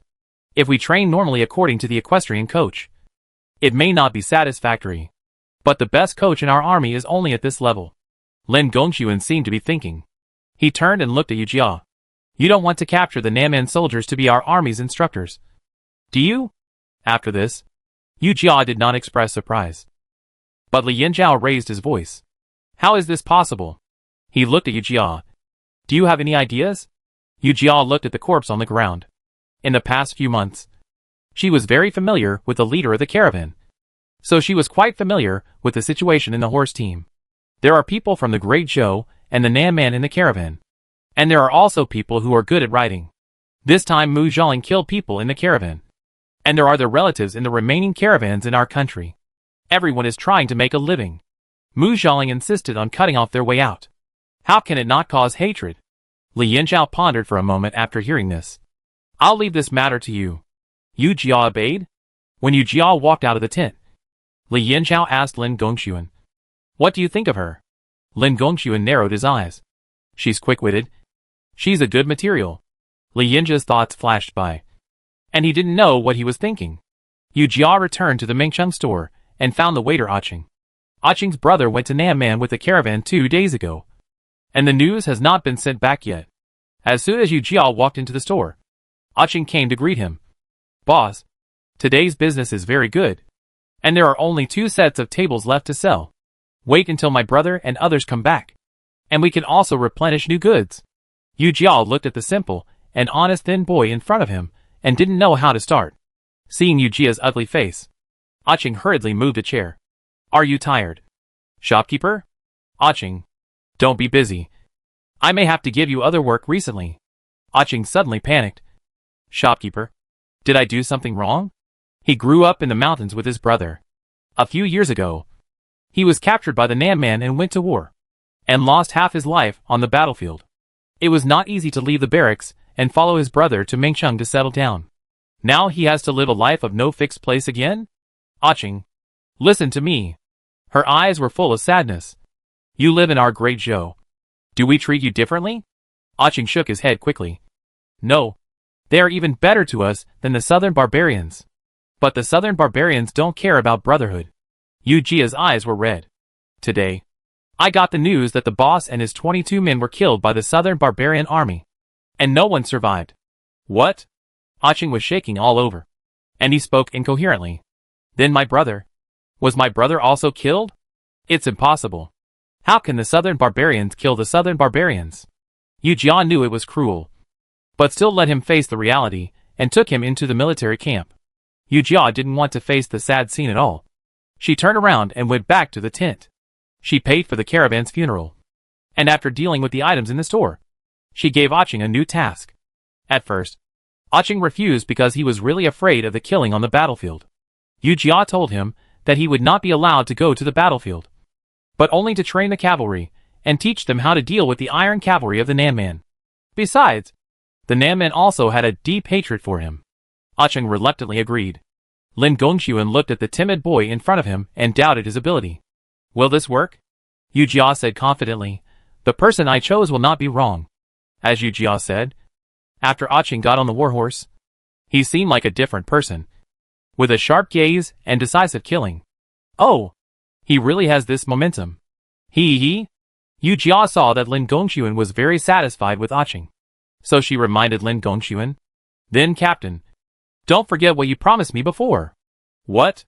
Lin Gongxuan looked confused. What did I promise you again? Ah? Yu Jia stamped her feet. She didn't realize that she was in the form of a little girl at this time. You promised me that you would get us horses and change our weapons. Oh. Lin Gongxuan deliberately prolonged his voice. You were talking about this. He paused and continued. But didn't we say that you would be rewarded only if you bought 1,000 horses? How can we give it to you if you didn't buy enough horses? Chapter 58 Preparing to return to Beijing. You? Yu Jia was furious. It was really unfair to say that. Even if I didn't make any contribution, I still worked hard. I bought nearly 900 horses. And more than 20 people died. You have to give us some weapons no matter what. Seeing Yu Jia getting anxious, Lin Gongxuan put away his playful smile. Hey, give it to you. But you can't give so much. Lin Gongxuan looked Yu Jia up and down. You are good at calculating. Yu Jia didn't understand. Please teach me. Captain, you got things from Nanman, brought them back to Mengcheng and sold them at a high price. And you are still under the banner of a general. You really don't lose anything. At this point, Yu Jia was very proud. And her eyes curved into crescents when she smiled. I am fishing like Jiang Taiyong.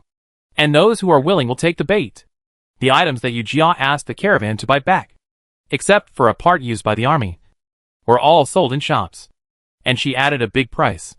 She asked people to spread the word that this was the same item as Li Yanzhao's. Since the rich people were so rich, they would naturally cling to the elegance and follow blindly. Moreover, she returned the money from the sale to Li Yanzhao intact. During this period, Du Dabin looked much better when he saw her. Seeing Yu Jia's smug look, Lin Gongxuan became happy, and finally solved a big problem. The cavalry training was proceeding in an orderly manner, and news also came from the court. Jizhou City had been captured for a year, and the emperor finally remembered this. As soon as the Nanman incident came to an end, he wanted to recapture Jizhou City. But he was troubled by the choice of troops. There were many brave and good generals in the great Zhou dynasty. But it was not enough to be brave and good at fighting. The emperor was old and wanted to train the prince to take charge. But Jizhou City was lost from the prince. Although the prince did not defend the city himself, the governor was under his command. If the prince's men were sent again and failed to recapture the city, wouldn't it be a further slap in the prince's face?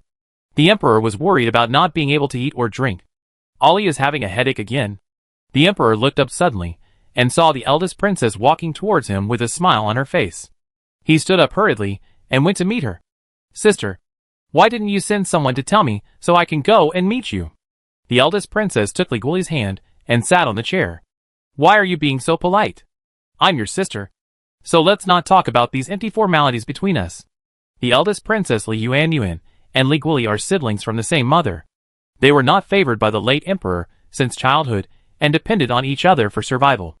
Li Guli made many sacrifices for his ascension to the throne and has not married yet. The relationship between the siblings is very deep. Hey, sister, I'm worried about the affairs of Jizhou City. The eunuchs and palace maids behind him filed in and placed the food on the table. The eldest princess took the opportunity to serve Li Guli a bowl of soup and handed it to him. What's the trouble? Our great Zhou has a strong military force. Which general can't recover Jizhou? Li Guli shook his head and said what he was thinking. The princess laughed. Do you think they are like us? The prince is calm and loves the people like his own children. He is the best choice for the crown prince. Yanzhao only has war in his eyes. He has no idea about the position. The princess gestured to Li Guli to drink the soup and continued. Which of the other princes do you think can make a difference? Just send people to take back Jizhou City without worrying about it. The princess's analysis was simple. But it also made Li Guli suddenly enlightened. He had been struggling with how to make the prince establish his authority and secure his throne, and had never considered that no one was threatening him now. Sister, this fish soup is delicious. You should have a bowl too. Seeing that Li Guli had come to his senses, the princess was relieved. No more. The peonies in the imperial garden are blooming. I'll go and see. After the princess left, Li Guoli ordered Duke Dinghui to lead troops to recapture Jizhou City and set off today. In addition, the date of the founding ceremony was approaching, and Li Yinzhao was summoned back to Beijing to meet the emperor. It was already mid-June when Li Yinzhao received the imperial edict. The weather in Bashu was already unbearable in the hot summer. The soldiers in the camp took off their shirts and exposed their arms for training. This was the most painful time for Yu Jia. The soldiers could go to the river to cool off during their rest time. She could only take Go Sheng with her when no one was around, and let Go Sheng watch the wind. That night, as soon as she entered the water, she heard Go Sheng on the shore shouting in panic, "I greet the general." Yu Jia was panicked and quickly submerged herself in the water. Today, the moonlight was like silk, sprinkling on the river's surface with a little light. Apparently, Li Yinzhao also saw Yu Jia in the water and turned around without waiting for her to speak. "I greet the general." "Yeah." Li Yinzhao turned his back to Yu Jia, as if he was tidying up his clothes. "Why did you come out at this time?" Yu Jia secretly complained in her heart, asking knowingly, "Do I have to come with the soldiers in broad daylight? Wouldn't that expose me? It's a good time to enjoy the cool air, so I'll take a bath." "How about the general?" After saying this, Yu Jia regretted and wanted to bite off her tongue. She didn't care about the difference between men and women, but he was a general and a prince. Wouldn't it be embarrassing to take a bath in the same river with a soldier like you? "No. Captain Lin is taking his time." After Li Yinzhao left, Yu Jia touched her head and was sweating. "What's wrong with me recently? My brain is getting slower and slower." Go Sheng was also in a lingering fear. "Urju, let's take a bath quickly. Who knows who will come later?" "Oh!" Yu Jia answered obediently, wanting to leave this dangerous place quickly. After returning to the camp, Yu Jia wrapped her chest cloth. She was worried that her chest was not growing, but recently she found that it seemed to be growing. When she wrapped her chest cloth, it was obviously more painful. Now she was in trouble again. The flesh had begun to grow. How far would the menstruation be? She now had her own tent, and it was much more convenient to go to the toilet. If the menstruation came, she would have no way to deal with it. Yu Jia did not fall asleep in the middle of the night, sighing and groaning, and heard another piece of news the next morning. Li Yinzhao was going back to the capital, and Lin Gongxuan was in charge of all matters in the military camp. This time, all the guards were taken away, and several captains of the Vanguard camp were also taken. Yu Jia, Wu Kuei, and Jiao Yin were among them. Goshen sighed anxiously. "It would be great if you took me with you, so I can take care of you." Yu Jia laughed when she heard this. "Don't worry. I've been in the camp for so long, sleeping in the same bunk with you, and no one has discovered my identity. Not to mention that it will take at most a month to return to Beijing." But Chang Haier was taken away. "Why not me?" Yu Jia couldn't figure it out, and the guards of the other captains were not allowed to go with them. She comforted Go Sheng.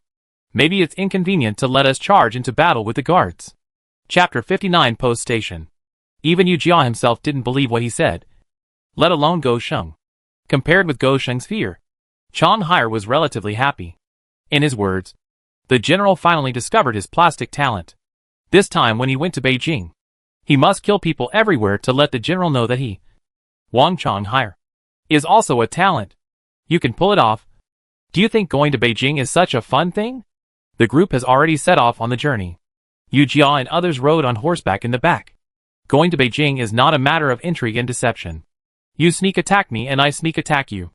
Be careful of our lives. Chang Haier was so scared that he quickly closed his mouth. He lowered his voice and said to Yu Jia, "I heard that the women in the capital are all graceful and beautiful. Let's go and have a look secretly." Yu Jia felt a chill, seeing Chang Haier's face full of love. She wanted to beat him up. "Boy, don't forget, you are only 13 years old." Chang Haier laughed to himself. Yu Jia shook her head. It seems that the saying that men will be honest only when they are hung on the wall is true. The news of the general's return to the capital spread throughout the post station. When Yu Jia and others arrived at the post station, the postmaster led everyone out to greet them early in the morning. They changed horses at the post station and stayed overnight before leaving. Yu Jia didn't want to have much contact with them. At night, Chang Haier insisted on pulling her out to get some fresh air. In his words, it was not easy to get out of the barracks. If she went back, she would not be able to see the scenery of the post station. However, the two of them walked along the way, and the streets were almost empty. If they met the night watchman, they would avoid them. In theory, a post station is equivalent to a small county town, and the postmaster is equivalent to the county magistrate. It would be strange if there was not even a single person in a county town. Is there something shameful that they don't want us to find out? Chang Hai looked at the darkness ahead and hesitated. He looked at Yu Jia next to him, and she didn't refute him at this time. Brother Erju, what are you thinking about? Nothing. It seems that this post station is indeed strange. This post station is called Haitang Post Station, which is located by the sea. And the county town is also called Haitang County. If no one goes in and out during the day, it is understandable. But if no one goes out to sea at night, it is a bit strange. Going out to sea is the way fishermen survive. If they can't even go out to sea, then they have encountered something life-threatening. This Haitang post is far away from our military camp, and we haven't heard any news. I wonder if we are overthinking it. As soon as Chang Hai finished speaking, Yu Jia signaled him to shut up. There was an almost unnoticeable movement from behind. Someone is following us. Yu Jia snorted coldly. If they dared to show off their skills in front of them, wouldn't that be asking for trouble? However, Yu Jia was not going to teach them a lesson. They were going to set off early tomorrow morning, so it was better not to cause trouble. He and Chang Hai just got rid of them together.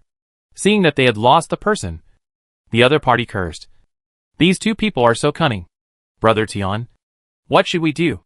The man called Brother Tian spat on the ground. They had already arranged for the villagers before they came. If anyone dared to say a word, they would send someone to the next sacrifice. They didn't dare to say anything. The people around them were relieved. Anyway, they had lost the people, and the villagers didn't dare to say anything. The two of them actually went to find the widow to have fun together. Come on! Yu Jia hurriedly stepped forward quietly. Brother Erju, this is not good. Yu Jia turned around and saw Chang Hai standing there with an embarrassed look on his face. They are going to find the widow. Wouldn't it be troublesome if we went there? Yu Jia didn't bother to talk nonsense with him and pulled Chang Hai's sleeve. Come on! What are you thinking about here? The two walked into a small courtyard with ease, without locking the door. How confident are you? The two carefully sneaked into the courtyard, and Chang Hai couldn't help but sigh. It seems that these two have done such dirty things many times, so they are confident that no one knows, or no one dares to stop them if they know. After a while, teasing sounds were heard in the house. Yu Jia and the others hid under the window and eavesdropped. It's dark in Yunyang's room. Why don't you turn on the lights? The widow named Yunyang said gently. Didn't the postmaster forbid the lights to be turned on? I dare not disobey the postmaster's order. Ouch! A slick voice sounded. That's for outsiders to hear. You are not an outsider. That won't work. At least wait until the noble leaves. What are you afraid of? The man in the room raised his voice. The villagers dare not say anything. The noble is far away from home, and we don't know what happened. The widow stopped talking, and soon the lights came on in the room. Master, it will be my family's turn to offer sacrifices next time. You must think of a way to save a weak woman like me. Yun Yang started sobbing as she spoke. The two of them were stunned for a moment, and then comforted Yun Yang. Tian Shun touched Yun Yang's smooth face. Don't worry. You leave it to me.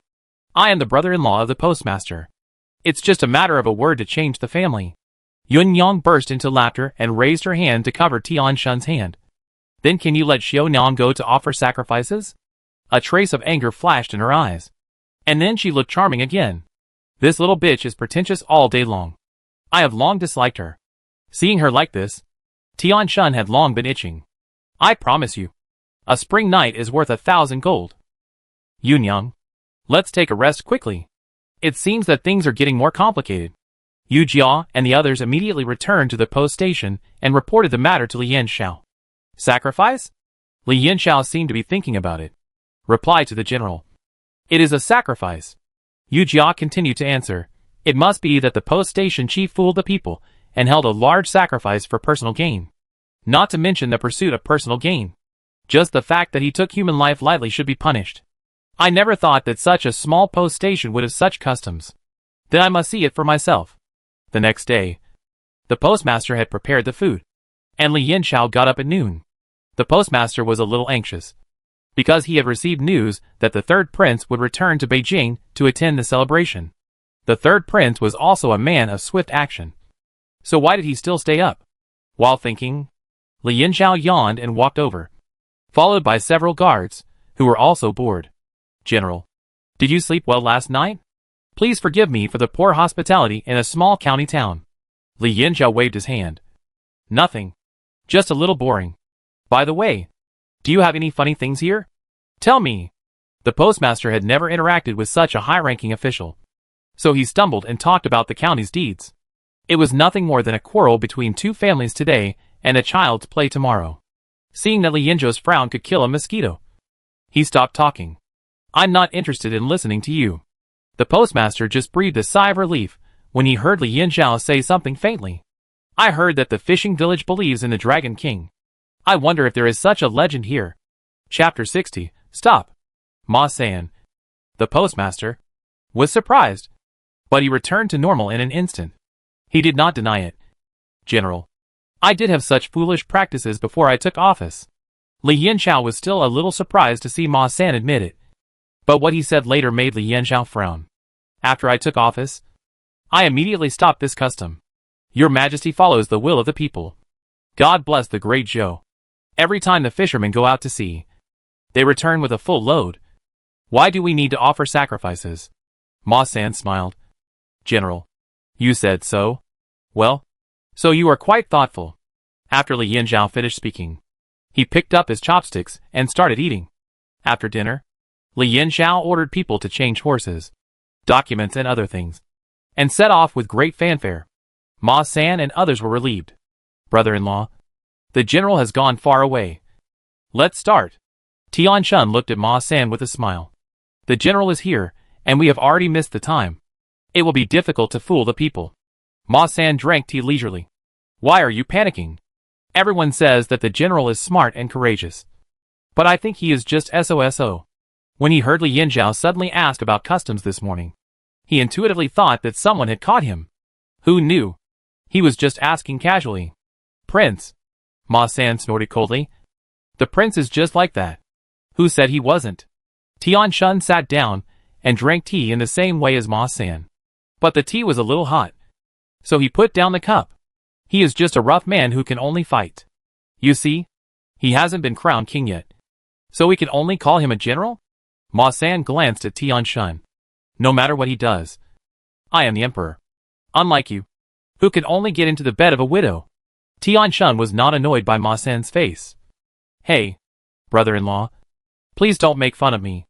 It's the turn of Lao Guo's family to offer sacrifices this time. Right? The county town is so small, and the two of them have known the population of the county very well. Old Guo, what's wrong with you? Ma San's tone became serious. Tian Shun paused. Hey, there's nothing wrong. Isn't it their turn?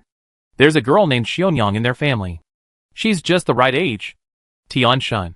It doesn't matter how you act on weekdays, but you have to be careful when it comes to sacrifice. This time it's Yunyang's turn. You're not allowed to interfere. This? Tian Shun was anxious. Brother-in-law, don't you know the relationship between me and this widow?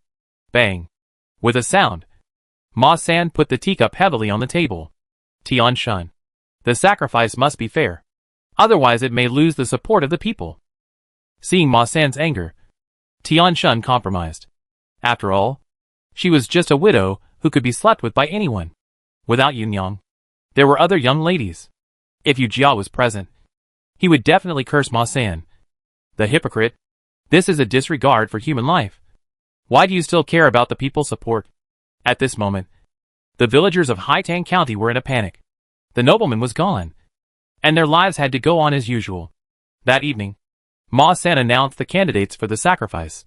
Yunyang almost fainted when she heard the news. Didn't we agree that she would be the one to take the place this time? Why did he go back on his word? That night, the postmen surrounded Yunyang's house to avoid more trouble. The next morning, the chief priest announced the start of the sacrifice, and each household had to pay 1 or 2 taels of silver. Otherwise the Dragon King would not be satisfied with the sacrifice alone. The scene was grand, with red silk hanging on both sides of the main street in the county. The ground was covered with red carpets. which were extremely luxurious and extended all the way to the sea pier. If it weren't for the high priest, others might have thought it was a wedding. But the bride at the wedding seemed a little reluctant. Although she didn't object, she was dragged by the bridesmaid.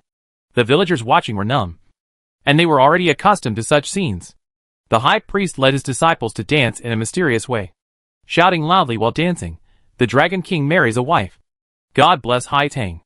After shouting, the onlookers threw copper coins on the altar and knelt down and shouted loudly, asking for the Dragon King's blessing. Seeing that the altar was already covered with copper coins, Ma Sen nodded with satisfaction and winked at the high priest, who understood. He ordered his disciples to tie the bride to a wooden board and was about to put it into the sea when the arrow that came suddenly blocked their way.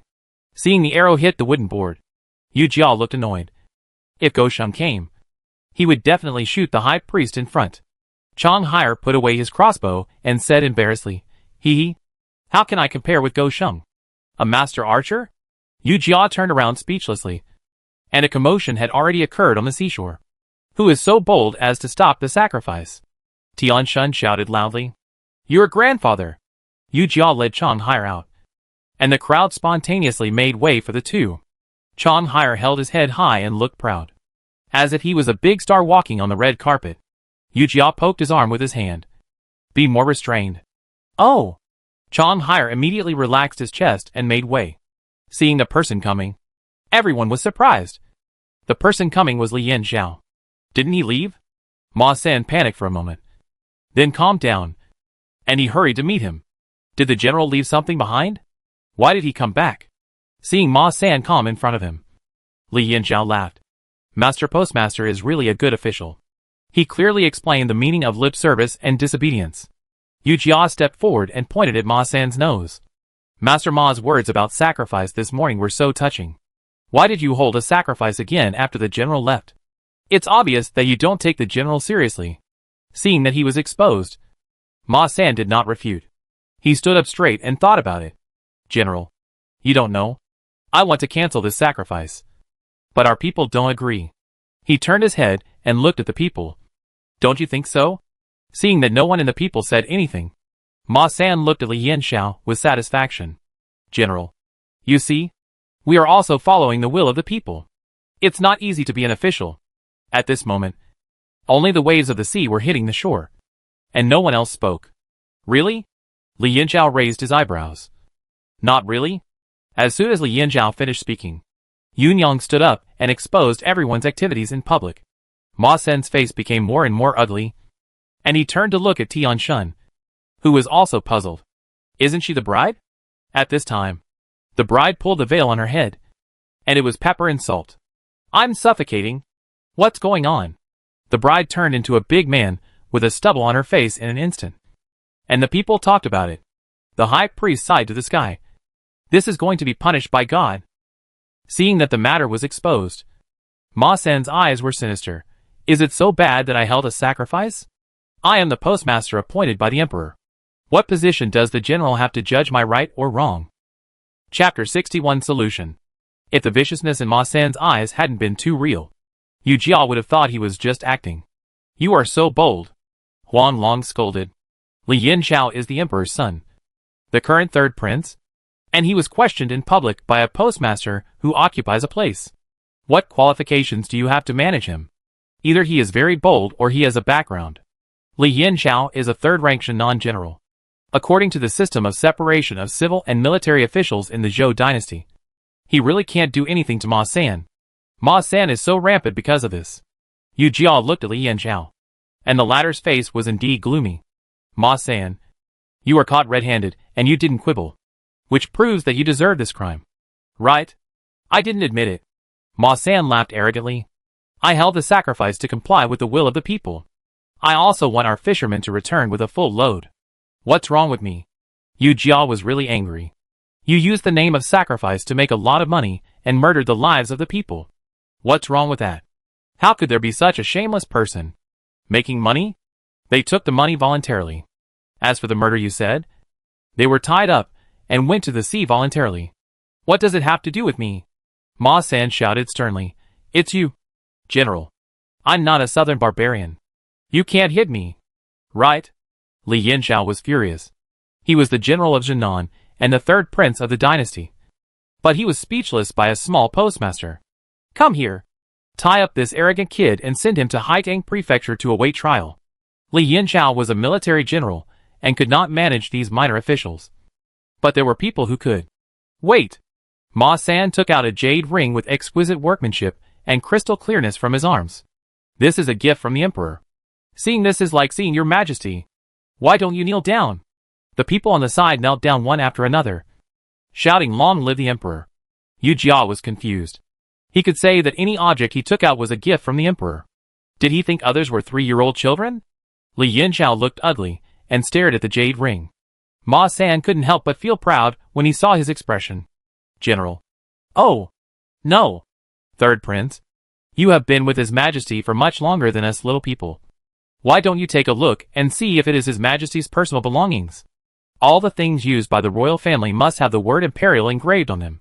Since Ma San dared to say so, no one doubted the authenticity. After all, who would look at something that can be seen at a glance? Yu Jia and others were dumbfounded. They thought that since they had caught Ma San in the act, it was a foregone conclusion that he would be brought to justice. The worst that could happen was a fight with Ma San's men. They were all people who had been on the battlefield and killed people. Would they still be afraid of him? Who knew that there would be more complications? How come you have something given by my father? Ha ha! Hearing Li Yanxiao's question, Ma San laughed arrogantly, and he put away the ring in his hand and said, "In the Battle of Qiling, I was able to protect the emperor. The emperor not only gave me a jade ring, but also a handwritten order, saying that no matter what I did, I would be exempted from the blame." Li Yanxiao remained calm, but a huge wave of shock rose in his heart. His father and his brothers had all told him about this. The Battle of Qiling was not smooth sailing as later generations know, but full of thorns. At that time, all of Li Guoli's personal guards died on the battlefield, and only one soldier was left who was not afraid of life and death and carried the injured Li Guoli from Qiling to the village and hid him. The distance between them was 20 miles long. Later, Li Guoli was grateful for the life-saving grace of the soldier. He not only gave him personal belongings and a pardon, but also let him be a minor official in his hometown to enjoy his old age. This soldier must be Ma San in front of him. Li Guoli never expected that the soldier who was not afraid of life and death would become powerful and do things that bully the villagers and make money and kill people. Humph! I have heard about this from my father since I was a child. But the man who has the merit of protecting the emperor is not a shameless person like you. Li Yanxiao shouted loudly, and then ordered his personal soldiers to arrest Ma San. Ma San saw that Li Yanxiao dared not to believe him. Li Yanxiao, you don't believe me? I want to see the emperor. I want to see the emperor. I want to see how the Li family treats his benefactor. Wouldn't it make people all over the world feel disappointed? What a big tone. Yu Jia got the order from Li Yanxiao, immediately jumped up and swung his fist at the fat and big-eared Ma San in front of him. Suddenly, Ma San's scream shook the earth. The yamen runners at the post station saw Ma San's miserable appearance and immediately surrendered. Wu Kuei kicked Tian Shun. Damn it. You have no backbone. Stand up and resist. This is good. Except Yu Jia. The others feel unsatisfied. Back at the post station, Li Yanxiao called Haitang Prefecture County over, and when he heard that Ma San was thrown into prison, he admitted his guilt before Li Yanxiao asked. It turns out that at the beginning, Ma San did not dare to do so. He was still a diligent postmaster. It was just that the emperor was far away, and he could not resist the temptation of power and money, and gradually lost himself. It seems that a small postmaster, even if he had the emperor's imperial edict of exemption from death, would not dare to be so arrogant. It turned out that there was someone behind him. Li Yanxiao did not intend to make a big deal, but just handed over the prefecture and Ma San to the upper-level capital. After hearing about it, Yu Jia was indignant. She immediately found Li Yanxiao and asked him why he didn't dig deeper. How to dig? This matter involved the emperor. Wouldn't it be a slap in the face of the emperor in the end? Yu Jia suddenly realized. General, do you think what Ma San said is true? Li Yanxiao nodded and admitted the matter. Aren't you afraid of the emperor's blame? After all, Ma San was promoted by him. Wang Long beside him couldn't help asking. But Li Yanxiao didn't answer. He just asked them to pack up and set off quickly. After leaving the room, Huang Long still pulled Yu Jia to discuss. And Yu Jia put her index finger on her lips. Even if the jade ring and the handwritten order were brought to the emperor, he would not admit it. Battle of the Hills. The sacrifice of 100,000 people was the failure of Li Guoli's political career. How could he let these things remind everyone of what happened in the past? Ma San kept shouting in the prison. But unfortunately no one paid attention to him. Master. Ma San took out the gift from the emperor and fought against the third prince. The man in black knelt down respectfully. With a pop, the teacup fell to the ground. Stupid. You are really looking for death. The case will be handed over to the capital tomorrow. Master. There is no need for Ma San to go to that place. The man in black on the ground was stunned. And then understood. I obey the order. Li Yinzhao and others have set off.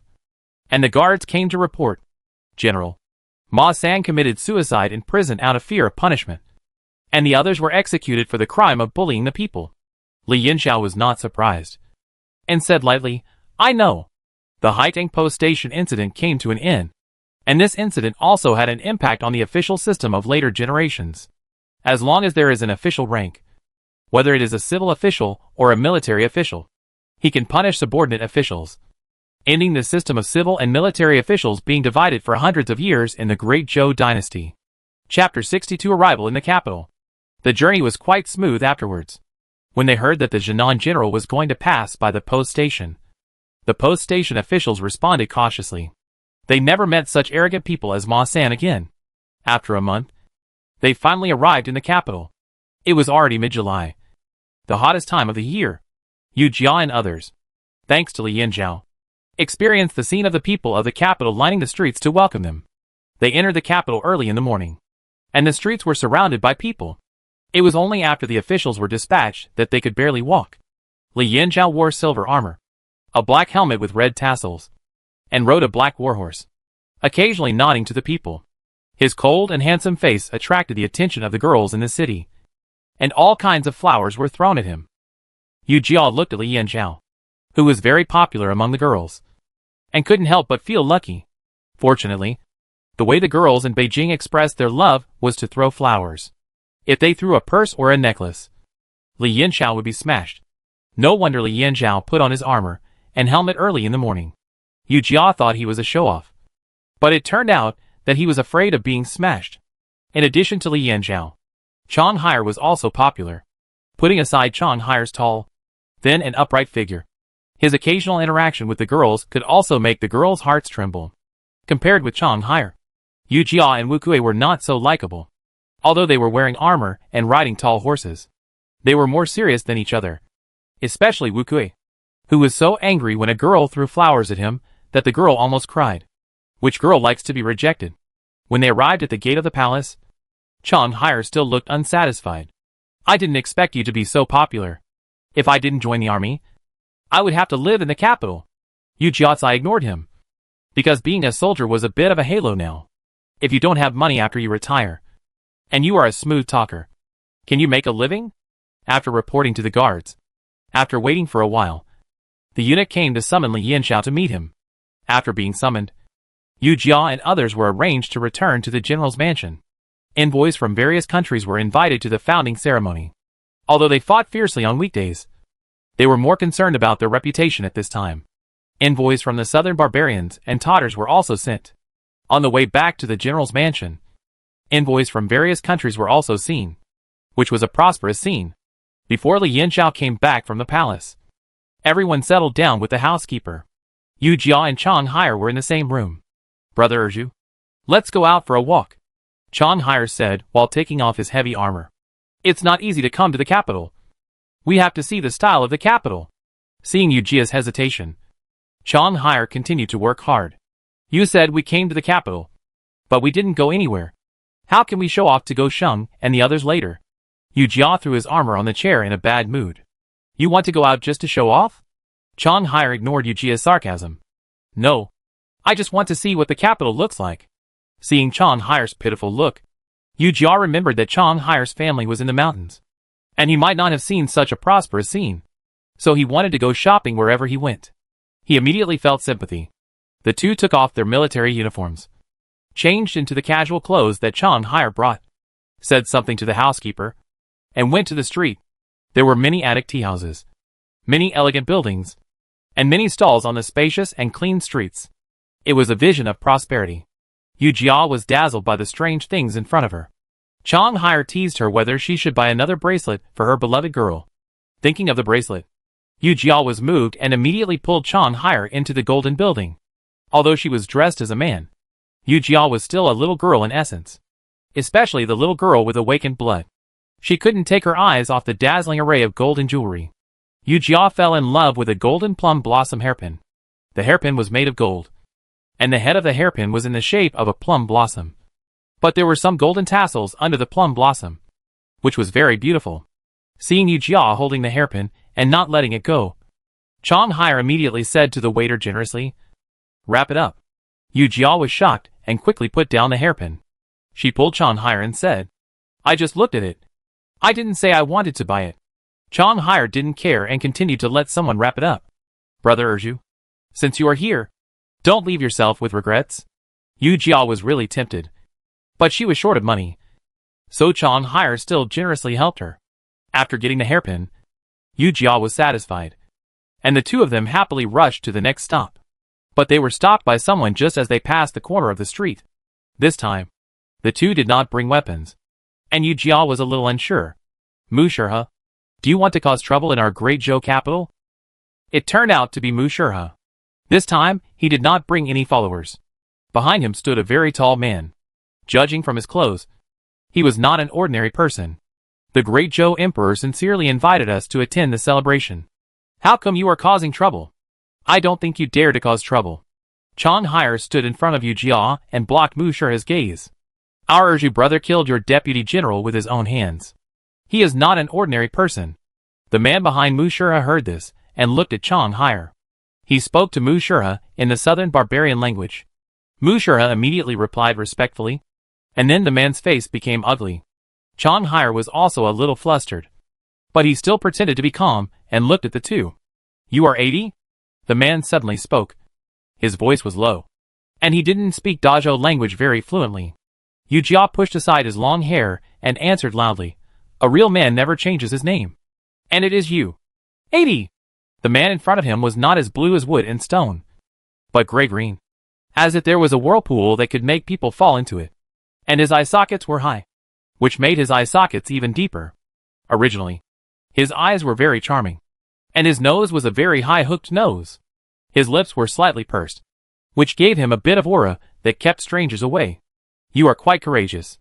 You are obviously a short guy with an unremarkable appearance. How can you kill Jin Bang?"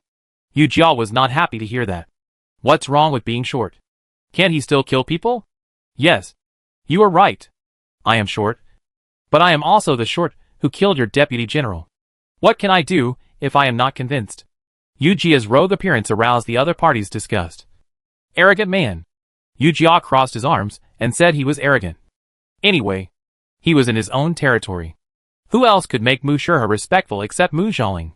Yu Jia guessed the other party's identity at once. A general of a country is so ungentlemanly that he makes things difficult for a soldier like me. You are not much better. Mu Shurha's face looked ugly. 80. Don't talk nonsense. Then he launched an offensive, and Yu Jia rushed forward, and the two fought barehanded. Chapter 63 Fighting. Seeing Yu Jia and Mu Shurha fighting, Chang Hai panicked. He turned to look at Mu Xiaoling, who was standing aside with an indifferent face, thinking that he could not beat this famous general. However, if he fought Yu Jia 2 against 1, he would have some chance of winning. So he immediately joined the battle. Yu Jia's attack was originally ruthless, and Mu Shurha was on guard. With Chang Hai's unconventional moves, he was really at a disadvantage for a while. Seeing Mu Shurha's disorderly tactics, Yu Jia raised his fist and swung it at Mu Shurha's face. Before he hit his face, he was pulled away by a strong force. Yu Jia turned his head and saw that Mu Xiaoling's face was still indifferent, but his eyes were full of emotions. "Let go!" Yu Jia shouted, and seeing that Mu Xiaoling was indifferent, he quickly pulled out a dagger from his boots and swung it at him. Mu Xiaoling was tall, but very agile. He dodged Yu Jia's attack and only increased the strength on his hand.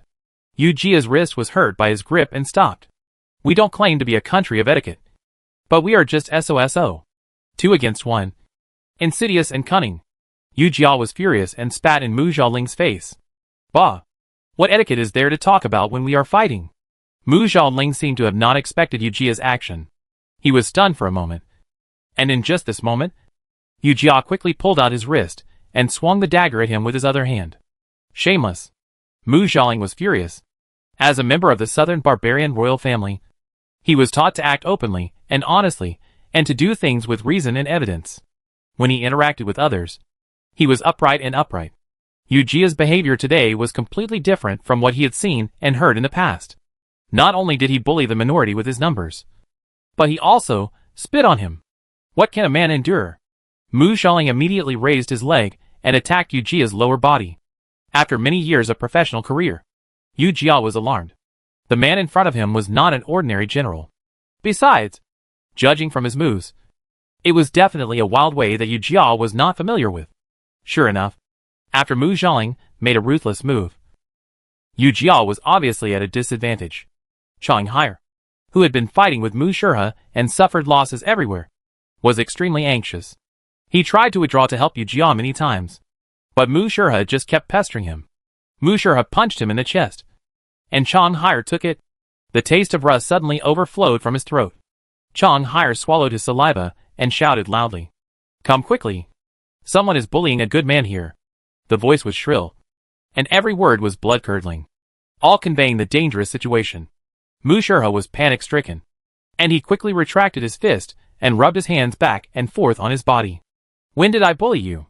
Seeing Mu Xiaoling stop and look at Chang Haier and the others, Yu Jia punched him in the face. "Someone! There is a southern barbarian here who wants to rob a decent man in broad daylight."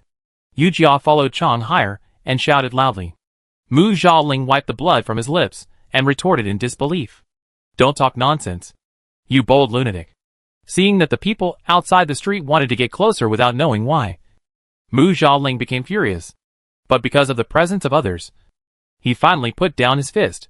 Yu Jia quickly pulled Chang Haier and turned around to run. After the two left, Mu Shirha apologized. "General, I should have told you about this man's despicable behavior long ago." Mu Xiaoling picked up the handkerchief on the ground and saw that it contained a beautifully crafted and intricately patterned gold hairpin. "Never mind. He's just a small soldier anyway. He won't be able to do anything big. Don't forget the main business." Yu Jia and the other man stopped under a big tree, panting, looked at each other and laughed. They didn't stop until they couldn't stand up straight. "Oh, Chang Haier, you are really a talent. You can think of such a bad trick." Yu Jia leaned against the trunk of the big tree and panted, looking at Chang Haier with admiration. "That's right. Don't you see who I am? Who in our place hasn't suffered from me? He can make a general of a country so angry that he can show off. The biggest gain today is to buy a hairpin and fight with the Namman general." Yu Jia touched her chest, but it was empty. She reached for her waist, but still nothing. Seeing Yu Jia touching her body, Chang Haier was confused. "Brother Erju, did that man really touch you? What are you talking about?" Yu Jia looked anxious. "I lost my hairpin." Chang Haier was startled when he heard that, but then he was relieved. "It must have been lost in the alley when I was fighting with those two thieves just now." He remembered the danger just now, and patted his chest to comfort Yu Jia. "Brother Erju, don't panic. Let's go to the gold shop tomorrow, and I'll give you another one, so that you can hold your head high in front of your beloved." A gold hairpin cost a lot of money. Yu Jia felt distressed and wanted to go back to look for them. "Absolutely not." Chang Haier held her back. "If we run into them again, we'll die there." Yu Jia thought, "That's right. How can material possessions be more important than life?" But thinking that she had never even tried the hairpin, she felt distressed. Looking at Yu Jia's wrinkled face, Chang Haier immediately hooked her shoulders. "Brother Erju, don't be sad. Let's go back to the general's mansion. I heard there is good wine given by the emperor." Yu Jia hit Chang Haier in the chest with an elbow, and Chang Haier screamed exaggeratedly. "Just now, Mu Zhe hit my chest, and now you hit my chest again. Why do you always pick on my chest?" Yu Jia rolled his eyes. "It's so hot. You're sweaty, and you still let me lean on you. Next time you lean on me, I won't hit you on the chest." After saying that, Yu Jia looked at Chang Haier's legs, which made Chang Haier go crazy, and he quickly covered that part. If you don't want to lean on me, then don't lean on me. Why are you so fierce? After the two returned to the mansion, they found that Li Yanxiao had returned, and the two of them had received another mission. The prince invited Li Yanxiao to a banquet tomorrow, and asked the two to go together, because it was a private banquet. Li Yanxiao wore casual clothes. He wore a wide-sleeved gauze robe, which fluttered in the wind when he walked, and a small jade statue was casually hung around his waist. He looked like a handsome and elegant young man. After entering the prince's mansion, Yu Jia lowered his head and dared not look around. No matter how beautiful the scenery is, it is not as important as one's life and property. Li Yanao and the prince gathered in the pavilion by the lake, and Yu Jia and other guards were arranged to rest at the rockery not far from the pavilion. Only then did Yu Jia dare to look around the prince's mansion. There was a gurgling stream on the rockery, and there were large mosses at the bottom. The water splashed on the moss and caused waves of water. This place is in the shade and close to the lake, so it doesn't seem hot. The prince picked up the wine pot and poured wine for Li Yanxiao himself. Third brother, you have worked very hard to guard the border. You must have a good rest when you come back this time. Li Yanxiao was flattered and hurriedly held the cup with both hands. How dare I? It is my honor to devote myself to the great Zhou dynasty. Chapter 64 Test. The prince's expression remained unchanged, and he put down the wine pot. Third brother, there is no need to be so formal. How many years have we brothers not had a good drink together? This time there is no monarch and minister. Only brothers. Li Yanxiao was terrified. There is a difference between monarch and minister. How dare I? Ah! The prince looked at Li Yanxiao with a stern face. If third brother calls himself a minister in front of me again, I will be angry. Li Yanxiao smiled awkwardly. Your humble servant obeys. Thinking of his own words, he hurriedly added, Your humble servant obeys. The prince laughed happily. That's right. The two of them toasted each other, and the prince saw that Li Yanxiao's eyes were a little blurry. So he asked him about his opinion of Jizhou's city. Li Yanxiao turned indignant. Master Zhao is a coward. He knows he can't beat the Tartars, but he can't just die. Is this worthy of my father's cultivation and the 100,000 people in Jizhou's city? Then he poured himself a glass of wine and drank again. Don't worry, brother. If there is any trouble at the border of Bashu, I will never kill myself. I can only lose my life on the battlefield. Killing one southern barbarian before I die will make up for it, and killing two will make half of it. The prince narrowed his eyes, as if he was chewing on the truth of this sentence, and he looked at Li Yanxiao. Li Yanxiao was still drinking, as if he didn't notice his gaze. Okay, I am relieved by your words. Let's work together to create a prosperous Zhou dynasty. When the prince's servant reported that Li Yanxiao was drunk, Yu Jia was shocked. It was rumored in the army that Li Yanxiao could drink 100 cups without getting drunk, and 1,000 cups without falling down. How could he be drunk again in the capital this time? When Yu Jia saw Li Yanxiao, he was pestering the prince to drink more. His cheeks were flushed, his eyes were cloudy, and he didn't even care about the etiquette between the monarch and his subjects. Yu Jia murmured, The general is really drunk. Yu Jia and Chang Hai finally lifted Li Yanxiao onto the carriage. She was about to clean the dirt around Li Yanxiao's mouth when she was startled. Li Yanxiao's eyes were clear, and he didn't look like a drunkard just now. He sat up and tidied his clothes. General? Yu Jia held a towel in her hand, neither advancing nor retreating. Then Li Yanxiao took the towel over. It's none of your business. Get out. Yu Jia got out of the carriage quickly, sat in front of the carriage, turned her head, and watched the prince's mansion behind her going farther and farther away. She remembered when she was in the Lin family. Lin's mother would make cotton clothes and cotton shoes for her in winter, and palm leaf fans and sandals for her in summer. Apart from Lin's cowardice, her two brothers treated her like their own sister. Although the eldest sister-in-law always complained that Lin's mother was partial to her, she didn't hold a grudge against her. What about Li Yanxiao? Born in the royal family, the most ruthless imperial family since ancient times, even the most basic brotherly friendship and respect for younger brothers may be difficult to achieve.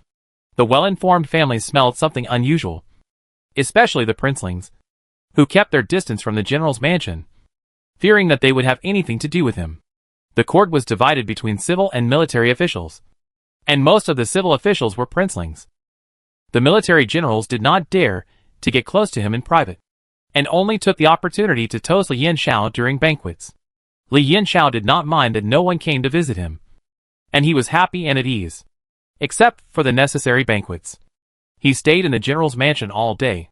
This made the imperial concubine in the palace very anxious. Now Li Yanxiao is 25 years old, but there is not even a concubine to serve him closely in the mansion. The prince was born in the same year as him, and the eldest son is already 10 years old. How can she not be anxious? The imperial concubine took the book in her hand and sighed while reading it. You say, Xiao doesn't want that position. But this girl doesn't want it either. The more she thought about it, the more annoyed she became, and she threw the book on the ground. Mammy, you said that he has been in the military camp all year round, and he only sees men. Can't it be? The nanny next to her was the imperial concubine's wet nurse, who was picking up the book on the ground at this time, and almost fell to the ground when she heard it. Oh, my girl. She didn't care about any etiquette. You usually like to read storybooks. So why do you also include your own son? The imperial concubine's face froze, and then she said embarrassedly, Didn't I guess it? Look, aren't there some handsome guards around Zhao? The imperial concubine thought of Yu Jia, whom she had seen a few days ago. She has delicate skin and tender flesh. Not white, but not dark either. She is thin, and she matches Zhao quite well. What is the poem? She tilted her head and thought about it, scratching her ears and cheeks anxiously. Why can't I remember it? I should have studied hard earlier. The imperial concubine liked to wield spears and sticks since she was a child. She didn't like red makeup but preferred martial makeup. As a result, she was at a loss for words when she used poems now. The nanny saw that she was getting more and more outrageous, so she quickly covered her mouth. My little ancestor, please be quiet for a while. The imperial concubine pulled the nanny's hand down as if nothing had happened. Then what do you say we should do? My son is born with extraordinary heroic spirit, and these women from civil servants are petty. How can they be worthy of my son? The nanny's eyes flashed. Your Majesty, just arrange the banquet and summon unmarried men and women in the capital to attend the banquet. Who knows? Someone may catch the eye of our third prince. The imperial concubine felt that what the nanny said was very reasonable, and she also wanted to take advantage of this banquet to warn the guards around Li Yanxiao. So she sent someone to report to the queen. Generally speaking, except for the queen, the imperial concubines have no right to hold banquets. But who is the imperial concubine? With a prominent family and a son who has made great achievements, she naturally doesn't care about these.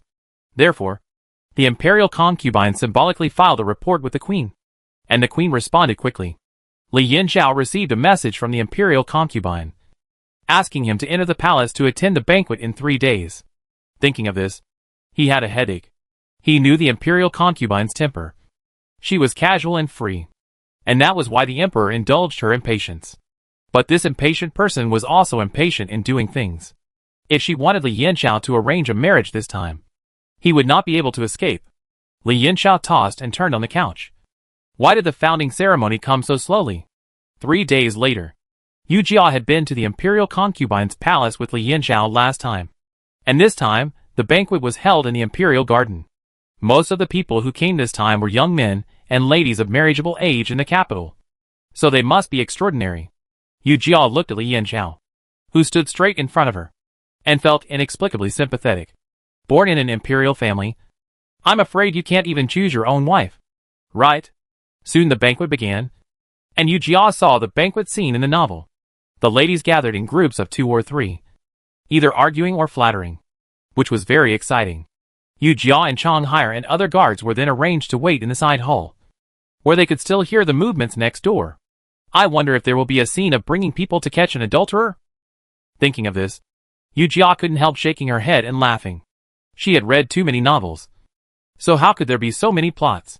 But she forgot a sentence. Drama comes from life. Chapter 65, Setting Up a Trap. While Yu Jia was thinking, she heard a mess in the front hall. Because he was a guard, he had to go out at this time. The guards of all the families also hurried to the front hall. I saw a maid-like woman kneeling on the ground in the hall with a panic on her face. Queen, my young lady just drank and got her clothes wet. I went with her to change clothes, but I met a villain just after entering the side hall. My young lady was kidnapped by the villain. I tried my best to escape. Please save my young lady. Queen, Yu Jia smiled when she heard this. I don't know if this little maid wants to save her young lady or harm her young lady. She went to the side hall to change clothes and was kidnapped by a villain. Does this young lady still have a good reputation? Besides, this is the Imperial Palace. With strict security, how could there be any bad guys? If this little maid hadn't treated everyone as fools, she wouldn't care whether what she said had loopholes or not. She had only one purpose, which was to lead everyone to the side hall. After the other people in the hall explained, the young lady the maid mentioned was Shermolin, the legitimate daughter of Ishihara Mamoru, the minister of the Ministry of Revenue, who was already 16 years old this year. Sure enough, the queen ignored the loopholes in the maid's words and wanted to take people to the side hall with an anxious look on her face. Let's go. Yu Jia watched the excitement, shrugged her shoulders, and looked at the nobles. Suddenly, she saw the imperial concubine's look of understanding, and seeing her raised lips, Yu Jia realized that the imperial concubine might know something inside. When she looked at the imperial concubine again, the latter had a worried expression, which was as fast as changing her face. Which woman in the palace is simple? When everyone rushed to the side hall, they heard the sound of sex in the hall from a long distance. Hearing the indescribable sound coming from the hall, everyone's face changed, and the maid shouted, "Miss!" It seemed that something had happened to her young lady. Just when Yu Jia thought that things had turned around, everyone outside the hall had different expressions. The queen was furious and ordered people to push open the door of the hall. All the young ladies and maids who had not yet married turned their faces away. Yu Jia didn't care. She was old. What had she not seen? Under the dim light, two white bodies were entangled together, doing something that was not clearly stated. How dare you? Who is being so presumptuous? The two seemed not to hear the sound and continued. The guards poured a basin of cold water on their heads, and they stopped. The smell from the palace spread, and Yu Jia fanned the wind with her hands, which was really choking. The two were clear-headed, and everyone was dumbfounded. The woman was the daughter of the minister, and she was panicking and holding her clothes. But the male protagonist was what Yu Jia never expected, and it was the prince of the current dynasty. The prince was also confused, and he called out in a daze, "Mother!" Soon, he understood the situation in front of him. What's going on? How could I be here? He looked up at Shermolin, who was also panicking, and was even more confused. How could I do such a beastly thing? The queen covered her mouth and nose with a handkerchief. What's that smell? Everyone finally reacted and saw the two people on the ground, who were hurriedly getting dressed with the help of eunuchs and palace maids. It turned out that they were bewitched. Rong Fei seemed very anxious. Queen, the prince has been poisoned by the Hahuan powder. How can this be? The queen shook her sleeves with a stern look on her face. The imperial concubine is hosting a banquet today. Who dares to plot against the prince in public? This sentence shifted everyone's attention to the imperial concubine. The imperial concubine yawned. Yes, queen, knowing that you would come. She still did this shameful act under your nose. She was really bold. The emperor has arrived. A shrill voice interrupted the two people's conversation. Everyone knelt on the ground in a hurry. Yu Jia secretly complained that the weather was hot and the clothes were thin. This kneeling was really a pain for her knees. Although Yu Jia was curious about the emperor's face, she didn't dare to look up. She didn't stand up until the emperor asked her to stand up. She secretly glanced at the emperor. He was thin and his face was not very stern, but he exuded a murderous aura. Yes, it was a murderous aura. This made Yu Jia realize that the emperor had also been on the battlefield. At this time, the prince had already knelt on the ground, crying out for injustice, and the queen was sobbing beside him.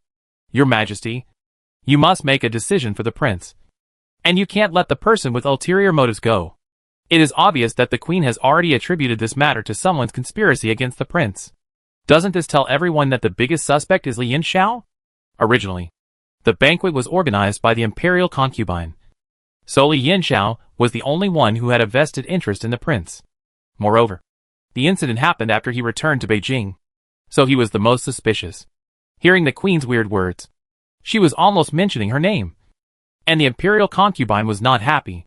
Sister, you can't say that. Who knows if this is what the prince wants? What does the imperial concubine mean? The queen frowned coldly. I hear you mean that the prince deliberately staged such a play? Then the queen knelt on the ground, crying, Your Majesty, the prince's brain is not broken. How could he joke about his innocence? Innocence? Yu Jia's eyelids jumped. As long as the emperor did not deal with him, the country would belong to the prince sooner or later. Who would dare to mention this matter again? The emperor's expression relaxed a little, and he helped the queen up. Look at you. You get anxious when you talk about it. I will thoroughly investigate today's matter to give the prince justice. He did not mention what to do with the other victim. Sure, Mullen. Seeing that the queen wanted to speak, the emperor's face suddenly turned cold, and the queen swallowed her words. Seeing that the emperor had spoken, no one dared to speak again. So everyone was invited to question one by one. This palace banquet ended in a farce, with a strong start but a weak end, which made people confused. 3 days later, Yu Jia heard the news that the prince took Sher Mullen as a concubine. Yu Jia's heart was not stirred at all, and she was even a little tired. She wanted to return to the Yunnan military camp. Congratulations to the prince for getting what he wanted and getting the beauty back. Li Ren, the prince's staff, congratulated loudly. The prince leaned on the low couch with a sluggish look, playing with a wine glass in his hand. It's a pity that Li Yanxiao was not dragged into the water. Li Ren smiled. Your Highness, don't worry. As long as we get the Minister of Revenue on board, we can slowly spread the net. The prince put down his wine glass. Well, it's going in a good way after all. It turned out that the farce in the palace was planned by the prince. The fall of Jizhou City had already annoyed the emperor. If he blatantly took Sher Mullen in, wouldn't that tell the emperor his wolfish ambitions? He teamed up with the queen to set up such a trap. If it went well, he could not only pull Sher Yuanshou into the trap, but also drag Li Yanxiao into the water. However, he still failed to achieve his wish. But it was not completely without gain. Chapter 66 Sacrifice. Yu Jia was bored in the general's mansion. She lay on the couch and fanned herself with a palm leaf fan. The food and clothing in the general's mansion were much better than in the military camp. In the hot summer, she could eat iced watermelon from time to time. But her stomach was in pain. It came fiercely. She put down the palm leaf fan and ran to the toilet. Fortunately, the toilet in the general's mansion was a house. As long as she fastened the bolt inside, she could relieve herself. After the filth in her stomach was discharged, she felt comfortable all over. She pulled up her pants and walked out. The toilet was in a hidden place in the yard. As soon as she turned around, she ran into someone. Yu Jia didn't even raise her head and hurriedly admitted her mistake. You are blind. How dare you bump into the princess's ice bowl? Yu Jia looked up and saw Li Yuanyuan's personal maid Lianer. Recently, Li Yuanyuan would come to the general's mansion from time to time, so Yu Jia knew the maids around her. Sister Lianer, I'm so sorry. I really didn't see it. I apologize to you. Lianer rolled her eyes. Apologize and that's it? If you knock over the princess's ice bowl, you can't afford it with your 8 dog lives. Yu Jia looked at Lianer, who was relying on others' power, and became annoyed. Isn't it overturned? Sister Lianer, you should forgive others. This time Lianer was not happy. She placed the ice bowl on the stone table. One hand on her waist, and the other hand was about to slap Yu Jia in the face. You are a dog slave, and you have learned to talk back. Yu Jia dodged her claws and retorted, Don't talk about dogs. Dogs are not as good as you. What did you say? Lianer looked incredulous. She didn't expect Yu Jia to refute her. She was a first-class maid beside the princess, and the housekeeper in the general's mansion was polite to her. But this ugly boy in front of her actually spoke rudely. I said you are worse than a dog. Yu Jia imitated her and put her hands on her waist. She was not afraid of anyone in a quarrel, let alone a fight. You are a dog who relies on the power of others. The princess must know that you are so arrogant outside under her banner. Right? The princess is a beautiful lady, kind-hearted and kind-hearted. How could she have a maid like you? You? Lianer's face flushed red. You are a sly and cunning little white face. It makes people sick to see you. Then don't look at it. Who asked you to look at it? Yu Jia looked at her leisurely. Is this the level of a maid of a princess? Aunt Lianer, if you don't send the ice bowl to the princess, it will really melt. After saying that, Yu Jia left without caring about Lianer scolding behind her. But Lianer would not let her go. Li Yanxiao and Li Yuanyuan were playing chess in the pavilion when Lianer staggered over. Plop! She knelt on the ground. Princess, you have to make a decision for Lianer. Lianer cried with tears in her eyes, looking so pitiful. What's wrong? Why are you crying when I asked you to get an ice bowl? Princess. I passed by the backyard to get the ice bowl and met a servant who almost knocked me to the ground. I said something to him, and he actually cursed at me. What? Li Yuanyuan stopped what she was doing and looked at Leonard kneeling on the ground. Get up and answer. Who is so bold as to make trouble for you? Wouldn't that be a slap in her face? Then she said to Li Yanxiao, Brother, you haven't been back for a long time, and your servant dares to be so presumptuous. Li Yanxiao glanced at Li Yuanyuan with a half smile, and asked Leonard beside him, Is this true? Leonard was a little flustered for a moment, and said with a stiff face, Reply to the general. It is true. Yu Jia was about to fall asleep when the housekeeper called her to the pavilion. Seeing Leonard, who was smug, she understood. I greet the general and the princess. Before Li Yanxiao could speak, Li Yuanyuan stood up. Is it Leonard you scolded? Yu Jia looked up with a surprised face.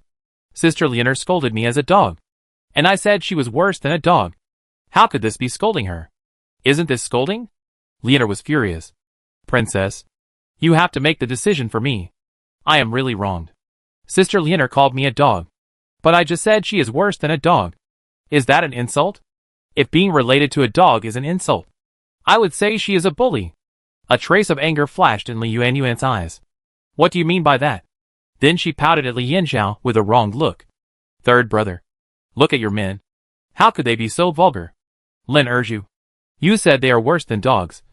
So what? How can you accuse the princess? Li Yanxiao tried hard to hold back his laughter, but he couldn't help it, so he put his fist against his lips. Oh, General, Princess, what I said was that the princess is a beautiful woman with a kind heart. How could there be a bully like her? Yu Jia spoke quickly and urgently. Li Yuanyuan was stunned for a moment and couldn't help but feel proud. Li Yanxiao finally laughed at her expression. Look, people are praising you. What's wrong with that? Seeing that her princess was still proud, Leonard pulled the corner of her clothes. Princess. Li Yuanyuan put away her dark face and said seriously, Then you can't be so presumptuous. After scolding Yu Jia, she turned to Leonard and said, You too. Why are you competing with a soldier on the battlefield? Seeing that Li Yuanyuan's tone softened, Li Yanxiao waved his hand at Yu Jia. Okay. Lin Erju, don't leave the backyard today. The ceremony will be held tomorrow, so as not to cause trouble for me. Yu Jia wanted nothing more than to leave. She walked away before she dared to mutter. Men in the capital are scary. And women are scary too. The day of the grand ceremony finally arrived. With gongs and drums roaring and music blaring, the emperor led the crown prince and the princes to the imperial prayer room. The emperor, Li Guoli, was dressed in formal attire, solemn and dignified. The crown prince and several princes followed the emperor and stood apart. The Taichung, who was in charge of the sacrifice, wearing a light brown official uniform, announced the start of the sacrifice. And the emperor led the princes and ministers to kneel 3 times and count on 9 times to the various gods in the Daiten. It took half a day just to be in the Daiten. There were many gods in the Daiten, and each god had to kneel 3 times and count on 9 times, which meant more than 70 bows and more than 200 kowtows. After finally getting through the Daiten sacrifice, the emperor's face was obviously sluggish. Later, the emperor could only offer sacrifices once a day. After finally kneeling down, the emperor was supported by the eunuch and went to the main hall to rest.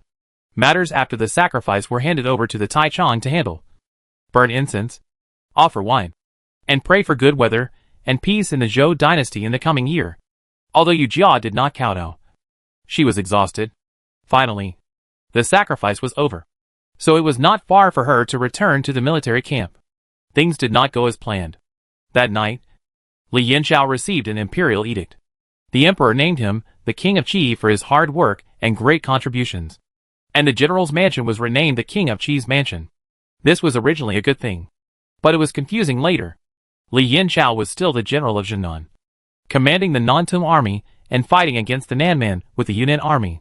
The original Yunnan army was jointly governed by Lin Gongxuan and the former Guidue Gu Wendan. Chapter 67 Return. Isn't this a promotion in name only and a demotion in reality? Although he was given the title of prince, Li Yanxiao was forced to leave the base camp in southern Yunnan. After leaving Beijing, Li Yanxiao led everyone southward, taking the official road. The official road was flat, but the continuous work on horseback for days was exhausting. After finally reaching the post station, Yu Jia was exhausted like a dog.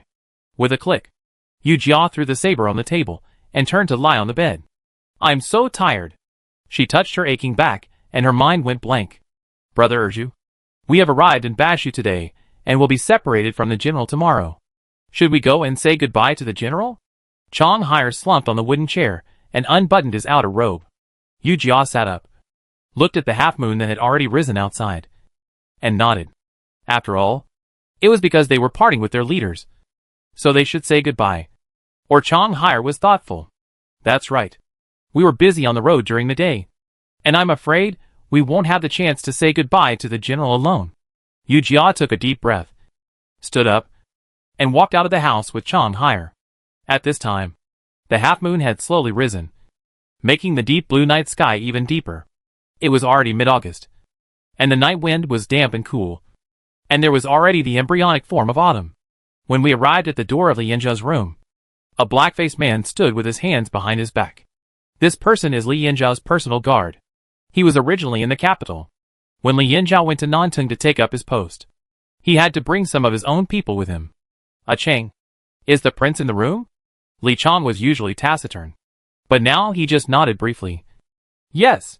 When Yu Jia and the others entered the room, Li Yanxiao was writing in front of the case. "I greet the general." Li Yanxiao did not even raise his head. "If you have something to say, just say it," Yu Jia choked and said with a smile. "The prince is so elegant. He is also practicing calligraphy in the evening." Li Yanxiao raised his head and glanced at Yu Jia. "Why? What do you think? Captain Lin? What happened?" Li Yanxiao must have something on his mind. "That's right. Anyone who is transferred will be unhappy." Yu Jia didn't bother with him so much. "And what's the point of bothering? He is the prince, and I am just a small follower." He? Yu Jia scratched his head. "Tomorrow the prince will part with us, and I don't know when we will meet again." Yu Jia pretended to wipe his tears with his sleeves. "This makes me feel bad, and I really don't want to leave the general." Chang Hire saw the situation in front of him. What a guy. He is still acting. He can't lose. The same goes for me. Seeing the two boys in front of him pretending, Li Yanxiao bit his gums. "Then you will follow me?" After saying that, he stopped what he was doing. "Put you in the kitchen?" "No. Or put you in the equipment warehouse." Yu Jia and Chang Hire looked at each other. "Your Highness, you are joking." Li Yanxiao glared at them unhappily. "Just talking nonsense." Thinking of the undercurrents of various factions in the capital, Li Yanxiao finally became worried. "I wrote a letter. You go back and give it to Gongxuan. He knows how to deal with it. Also, I am not in the Yunnan military camp. You must be careful, and don't be willful anymore.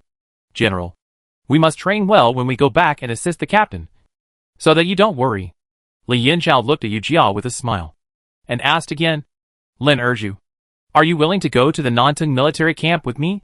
Yu Jia's face froze, and after a pause, he replied, "How dare I disobey the general's order?" Seeing Yu Jia's reluctance, Li Yanxiao smiled helplessly. "Forget it. Go and cause trouble to your superiors. I don't want to worry about it." It was already midnight when Yu Jia and Li Yanxiao said goodbye. She touched the envelope in her hand, feeling a little disappointed. "Chang Hire, there is really no banquet that will never end." Chang Hire followed his gaze and looked at the night sky. "Who said it wasn't? Brother Erju, when you get promoted again in the future, you must appoint me as your personal soldier." Yu Jia was a little shocked. "Oh, this is something that has not been decided yet. It's too early to say it now." Chang Hare looked fierce. "What do you mean early? Our captain was promoted to lieutenant at the age of 15. And he is the head of a battalion. You are 14 years old this year. How long will it take for you to be promoted?" Yu Jia shook his head and did not comment. How many Lin Gongsuns are there in the world? Besides, it is generally difficult to make achievements as a personal soldier. The last time Yu Jia was a personal soldier of Lin Gongxuan, he did not stay by his side to protect his safety. And he also received his separate order. If there is no other order, the personal guard must not leave the side of the superior. Chang Hare, I remember that you had great ambitions before joining the army, and you can't live in a peaceful place. What peace or no peace? I have let it go now. The original ambitions are not worth mentioning in the face of life and death. Chang Hair wanted to put his arm around Yujia's shoulder, but he put down his hand awkwardly when he remembered Yujia's elbow that day. Brother Urju, I'm still standing in front of you now. You may not feel anything in your heart. What if I disappear from your sight one day? Chang Hair sighed. Just like Ding Wuchang and Tai Dan, who you and Gosheng often mentioned. And Chenling Duzing. Yujia turned around quickly and pulled his arm. Quickly. Don't say such unlucky words. Well, I'll listen to you. Bah. Bah. Bah. Chang Hair saw that Yujia was so nervous, and his face was full of smiles. The next day, the two teams of the post station officially separated. Li Yinchao led his personal guards to Nantung, while the soldiers of the Yunnan military camp set off under the leadership of the infantry lieutenant Gao Ming. Gao Ming was more anxious than Li Yinchao. He was so fast that Yu Jia almost suspected that he mistook the post station horse for a 1,000-mile horse. When they reached a place not far from the Changhe mountain forest, they finally stopped to rest. The kitchen dug a hole and built a stove, and started to make a fire to cook. They were dusty all the way, and it was noon, when the sun was at its peak. The sweat dripped down their cheeks, forming white or red marks. Yu Jia came to the river, took out the handkerchief from her waist, and threw it into the river. After it got wet, she carefully wiped her neck. On this trip to the capital, she sneaked out and found the doctor in the clinic, wanting those herbs to regulate her throat. Now her feminine features are becoming more and more obvious, and she can't let it show. The doctor looked at her with a constipated face. Other girls complained that their voices were not gentle, but this girl did the opposite. Girl, if you regret using the medicine for your throat, it will never be cured. Be careful that your husband's family will dislike you in the future. Yu Jia was determined to change her features, and she didn't care whether she would get married in the future. The doctor saw that Yu Jia was determined, so he prescribed her a few medicines and recommended a fake Adam's apple and a fake beard. However, this fake beard was too fake. Who in the military camp could grow such a long beard in an instant? Yu Jia refused immediately, and the doctor recommended her toner. These toners were applied on the cheeks with a specific technique to look like stubble. This one is more reliable, and Yu Jia used it when she came back from the capital. At this time, she did not wipe her face. There was no mirror in this place. If she wiped it off, there would be no place to repair it. When she raised her head to wipe her neck, she suddenly found some movement in the bushes in the distance. She thought someone was going to the toilet.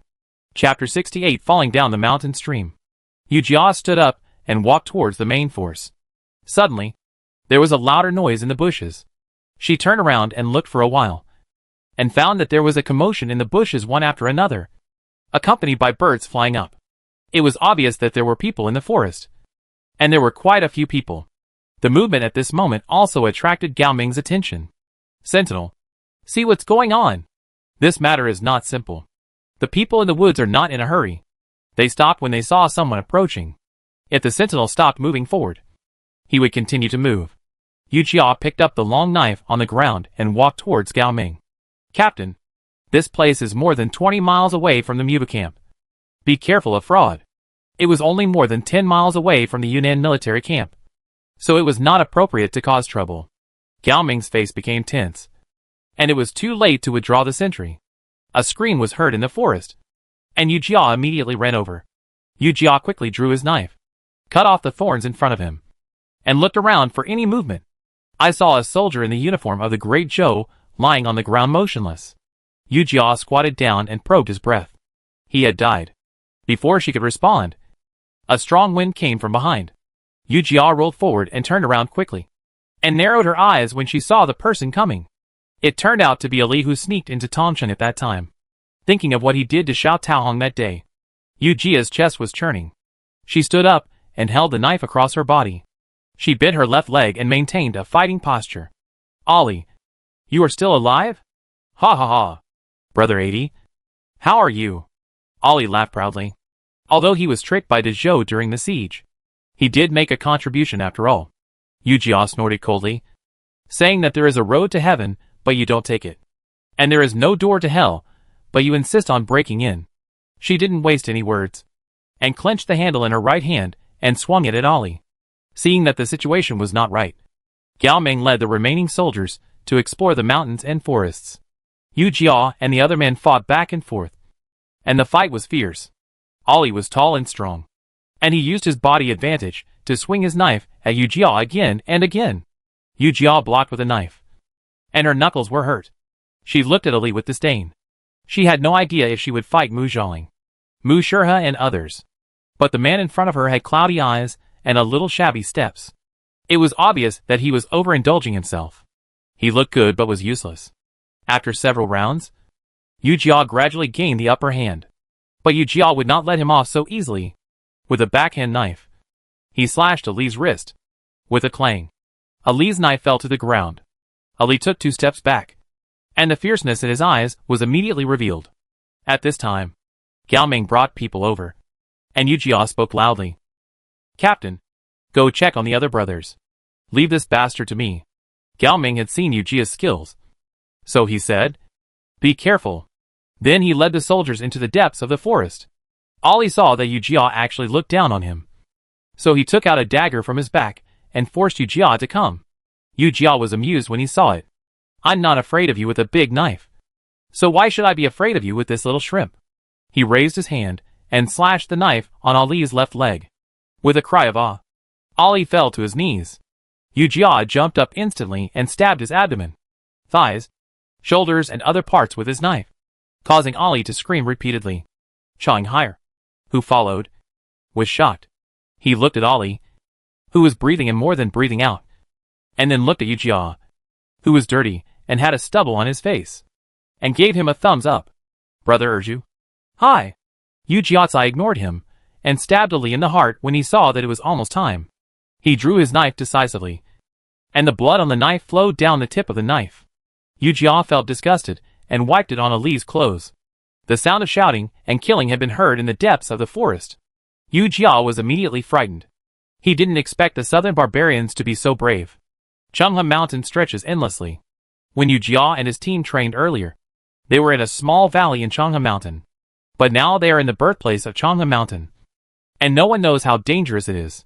Chang Hai saw Yu Jia getting nervous, and he took a deep breath. "Brother Urju, charge." Yu Jia nodded. Now there was no other choice, so he strode into the depths of the forest. Before the two of them joined the main force, they were ambushed by another wave of forces. Mu Shurha? Really haunting. Seeing Mu Shurha in front of them looking at the two of them leisurely, Yu Jia had a bad feeling in his heart. Mu Shurha could ambush here, and Gao Ming and others in front of him didn't know what was going on. When enemies meet, they are particularly jealous. Yu Jia chopped at the soldiers in front of him with a knife without saying a word. Chang Hai followed closely behind, muttering, "May the fox fairy grandmother bless you, and the snake fairy grandfather bless you." But his hands did not stop, and he kept chopped at the southern barbarian soldiers in front of him. After living for dozens of years, it's just a matter of death. The two of them fought the enemy together with all their strength. Mu Shurha looked at the two people who were resisting, and a hint of ridicule appeared at the corner of his mouth. "Don't overestimate your own abilities." He took the scimitar beside him and slashed at Yu Jia's back. Chang Hai caught a glimpse of Mu Shurha's action, dodged and used the long sword in his hand to pick up the scimitar. The two fought and retreated, slowly coming to the mountain stream. At this time, the two were covered in blood. Yu Jia's left arm had been injured, and Chang Hai's leg had been hit hard. The two supported each other and looked at the enemy in front of them weakly. Seeing this, the Naman soldiers surrounded the two in a semicircle. Yu Jia exhaled a foul breath. "Chang Hai, I didn't expect that we were just talking about life and death yesterday, and today we are in such a dead end." Chang Hai was stunned. His hands and feet were cold, and he swallowed a mouthful of saliva with difficulty. Grandpa was able to kill so many southern barbarians today. It's worth it to die. His voice was obviously trembling, so Yu Jia comforted him softly. "Don't be afraid. It's worth it if you die today." While speaking, Yu Jia saw Gao Ming and his men rushing over, and he was happy. He was saved. Mu Shurha saw that the two people looked different, looked behind, and found Gao Ming and others. So he ordered, "Go!" The southern barbarian soldiers received the order and waved at the two people. Yu Jia picked up the spear in front of him, killed a soldier, and attacked Mu Shurha. Mu Shurha dodged and punched Yu Jia in the stomach. Yu Jia wailed, bent down, pulled out the dagger in his boots, and dodged to slash at Mu Shurha. Mu Shurha was stabbed in the abdomen by her without noticing, with a look of disbelief on his face. Hee. All is fair in war. Mu Shurha was furious, repeatedly saying what she said, and picked up the scimitar to chop at Yu Jia. Yu Jia had no strength to resist at this time, and closed her eyes resigned to her fate. The expected pain did not come. It was Chang Haier holding a long sword and trying his best to block Mu Shurha's scimitar. He was already at the end of his strength. Brother Erju, get out of the way. After Yu Jia got out of the way, Chang Haier didn't stop, threw away the long sword, and before Mu Shurha could react, he hugged him and fell down the mountain stream. Yu Jia was shocked. Chang Haier, Gao Ming and others arrived and quickly dealt with the remaining few Nanman soldiers. He looked down the mountain stream, only to see the water rushing, and there was no figure. Chapter 69, Wilderness. Yu Jia ignored her injuries and followed the rest of the people to search at the foot of the mountain. Chungha Mountain is adjacent to the Chungha River, hence the name. After coming down from the cliff, the Chungha River runs from north to south, stretching endlessly. Yu Jia looked up at the cliff. If she fell into the Chungha River from the bottom of the mountain, there would at least be a chance of survival. She tried to suppress other emotions in her heart and continued to search along the river. Lin Erju, Gao Ming called Yu Jia. Yu Jia turned around and looked at him with a raised eyebrow, somewhat puzzled. Go back. Yu Jia was about to refuse, but saw the soldiers behind him squatting or standing weakly, feeling a little guilty. After riding for half a day, they had been through a fierce battle, and had been searching here for half a day, and they were already exhausted. Yu Jia nodded, and could only go back to the Yunnan military camp to make plans. Back in the forest, everyone lost their appetite and rushed to the military camp. Chang Haier had been soaking in the water for half a day and was brought to the shore by the current. When Chang Haier slowly woke up, he looked around and saw nothing but water. The sun had already set, and the sky was stained with red clouds. Damn it! Chang Haier cursed and staggered towards the shore. He picked up a sharp stone on the ground and started looking around without taking a rest. Mu Shurha and the other fell into the mountain stream together, and he had to solve this danger first. He saw a group of people lying on the ground in front of him, and it seemed that they had not woken up yet. Chang Haier suppressed his excitement and limped forward quickly. After pulling the figure aside, it was indeed Mu Shurha. Chang Haier did not hesitate and raised the sharp stone in his hand to stab his head. Before the sharp stone touched Mu Shurha, his wrist was suddenly grabbed with such force that Chang Haier cried out in pain. Mu Shurha's hands did not reduce their strength. He slowly opened his eyes and sneered at Chang Haier's face full of pain. Are you tired of living? Chang Haier endured the severe pain in his wrist. Let go. Let go. Seeing that Mu Shurha ignored him, he hurriedly begged for mercy. Let me go first. Let's stop fighting. Stop fighting. Mu Shurha did not believe him, and Chang Haier glanced at his abdomen. You and I are both injured, and it's getting late now. If we delay any longer, we will both die here. Mu Shurha's mind was turning, but his face didn't show it. Seeing that Mu Shurha didn't say anything, Chang Haier continued to speak with pain. Why don't we put aside our sorrows and grievances for the time being, and fight to the death after we get out of this hellhole? Hearing this, Mu Shurha's men loosened their strength, and Chang Haier took the opportunity to retract his wrist. Chang Haier sat on the ground, moving his wrist back and forth, muttering, what kind of person is this? How can he do these tricks? Obviously, he forgot that he was the one who tried to kill someone first. Mu Shurha didn't intend to tangle with him anymore, so he supported himself with his arms and slowly sat up. At this time, the wound on his abdomen had turned white after being soaked in the river water, and the area around the wound was already red and swollen. If it was delayed any longer, it would become inflamed and could kill people. The sun had completely set in the west, and Mu Shurha stood up and walked towards the forest. The temperature dropped sharply at night, so he had to make a fire quickly to dry his clothes. Chang Haier followed him into the forest. As soon as he entered the forest, Mu Shurha leaned against a pine tree with a huge crown. He became drowsy and lost consciousness. Seeing him like this, Chang Haier thought he was cheating, curled his lips, and went to pick up some dead wood to make a fire. There was no flint, but this was not a problem for Chang Haier, who lived in the forest all year round. The dead wood was dry, and the fire was quickly lit by drilling wood. Chang Haier even found time to kill a pheasant to roast. He took off his clothes and hung them on the wooden rack, flipping them back and forth. Seeing that Mu Shurha still didn't move after he had been busy for a long time, Chong Hire walked towards him, taking advantage of the firelight. Mu Shurha's cheeks flushed, and Chong Hire touched his forehead with the back of his hand, which was burning hot. It's not that Grandpa wants to kill you, but that you have killed too many people, and God wants to take you away. Then he sat in his original position and turned over the roasted chicken on the rack. While hunting, he also picked some herbs, chewed them with his mouth, and spit them on the wound on his leg. It still hurts. Seeing that the fire was getting stronger and his clothes were dried, he got up and put them on. Now the wound was exposed again, and he had to bandage it to prevent it from getting dusty. Suddenly, he set his sights on Mu Shurha. Since you are unconscious, I will tear off some of your clothes to bandage your wound. Mu Shurha was wearing the common clothes of the southern barbarians, with a layer of gold threads on the outside, which was very prickly. Chong Hire took off his outer shirt and tore off the clothes inside. During this back and forth shoving, Mu Shurha woke up slowly and looked into Chong Hire's eyes. Chong Hire was a little embarrassed. He was caught tearing someone's clothes on the spot, and he didn't say anything at the moment. But in Mu Shurha's view, it was a different scene. Why didn't you leave me? He thought Chong Hire wanted to help him bandage his wound.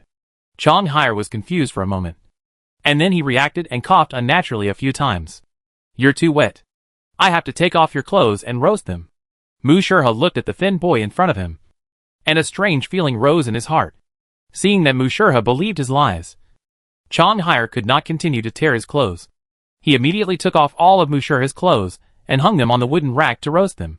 At this time, Mu Shurha was only left with a pair of tight shorts, and the scar on his abdomen looked hideous. Chong Hire saw Mu Shurha staring at him, and his mouth twitched. He had to chew the remaining herbs in his mouth and walk towards Mu Shurha. General Mu, bear with it. It hurts a little. Chong Hire seemed to be doing something bad, and spit all the herbs in his mouth onto Mu Shurha's wound. Even if Mu Shurha could endure it, he was suddenly stimulated and cried out in pain. Oh! How can a man be so inexperienced? At this time, the fragrance of the pheasant drifted towards the two of them, and Chong Hire's stomach growled. Then Mu Shurha's stomach also growled. Chong Hire glanced at him unhappily. You have sharp eyes. He turned around and took the chicken off the rack, smelled it, and smiled. It smells so good. But seeing Mu Shurha staring at the chicken in his hand, he felt a little unhappy. He took off the chicken leg in front of Mu Shurha and took a big bite. Want to eat? He said incoherently. Mu Shurha was stunned for a moment, then nodded quickly. Humph. If it weren't for the kindness of Grandpa Chong Hire, I would have fed you to the wolves long ago if I hadn't seen you die in this wilderness. He took off the other chicken leg and handed it to Mu Shurha. Eat it. Mu Shurha's eyes moved slightly, and he took the chicken leg and ate it in big mouthfuls. The two of them quickly finished the roasted chicken, and Chong Hire threw the clothes on the wooden rack on Mu Shurha. Put them on. Mu Shurha was having a fever at the moment, and it was hard for him to even take a chicken leg, let alone put on clothes. Chong Hire said TSK, and frowned. You're useless. Chapter 70 Help. While mumbling, he put clothes on Mu Shurha. I've bandaged your wound. I can't help you with the fever. It depends on whether you are lucky enough. The temperature dropped rapidly in the evening.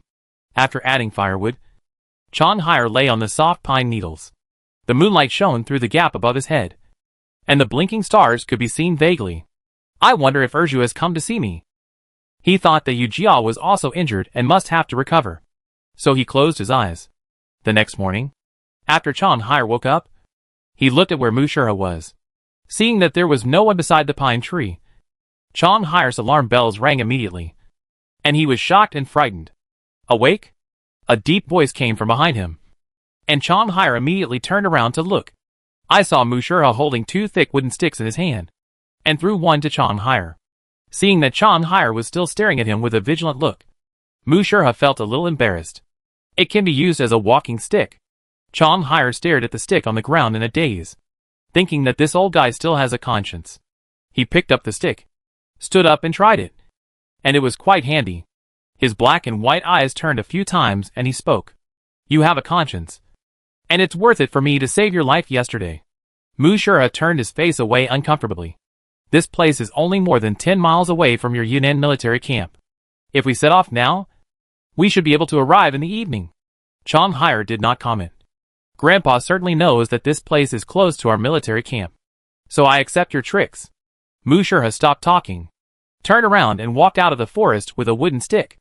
Chang Haier hurriedly caught up and asked behind him, "How are you going back?" In fact, Chang Haier's original intention was to fear that the people from the Nanman military camp would find him first, and then his life and death would be unpredictable. Mu Shurha heard another meaning. "I can do it." TSK. Who asked if you can do it?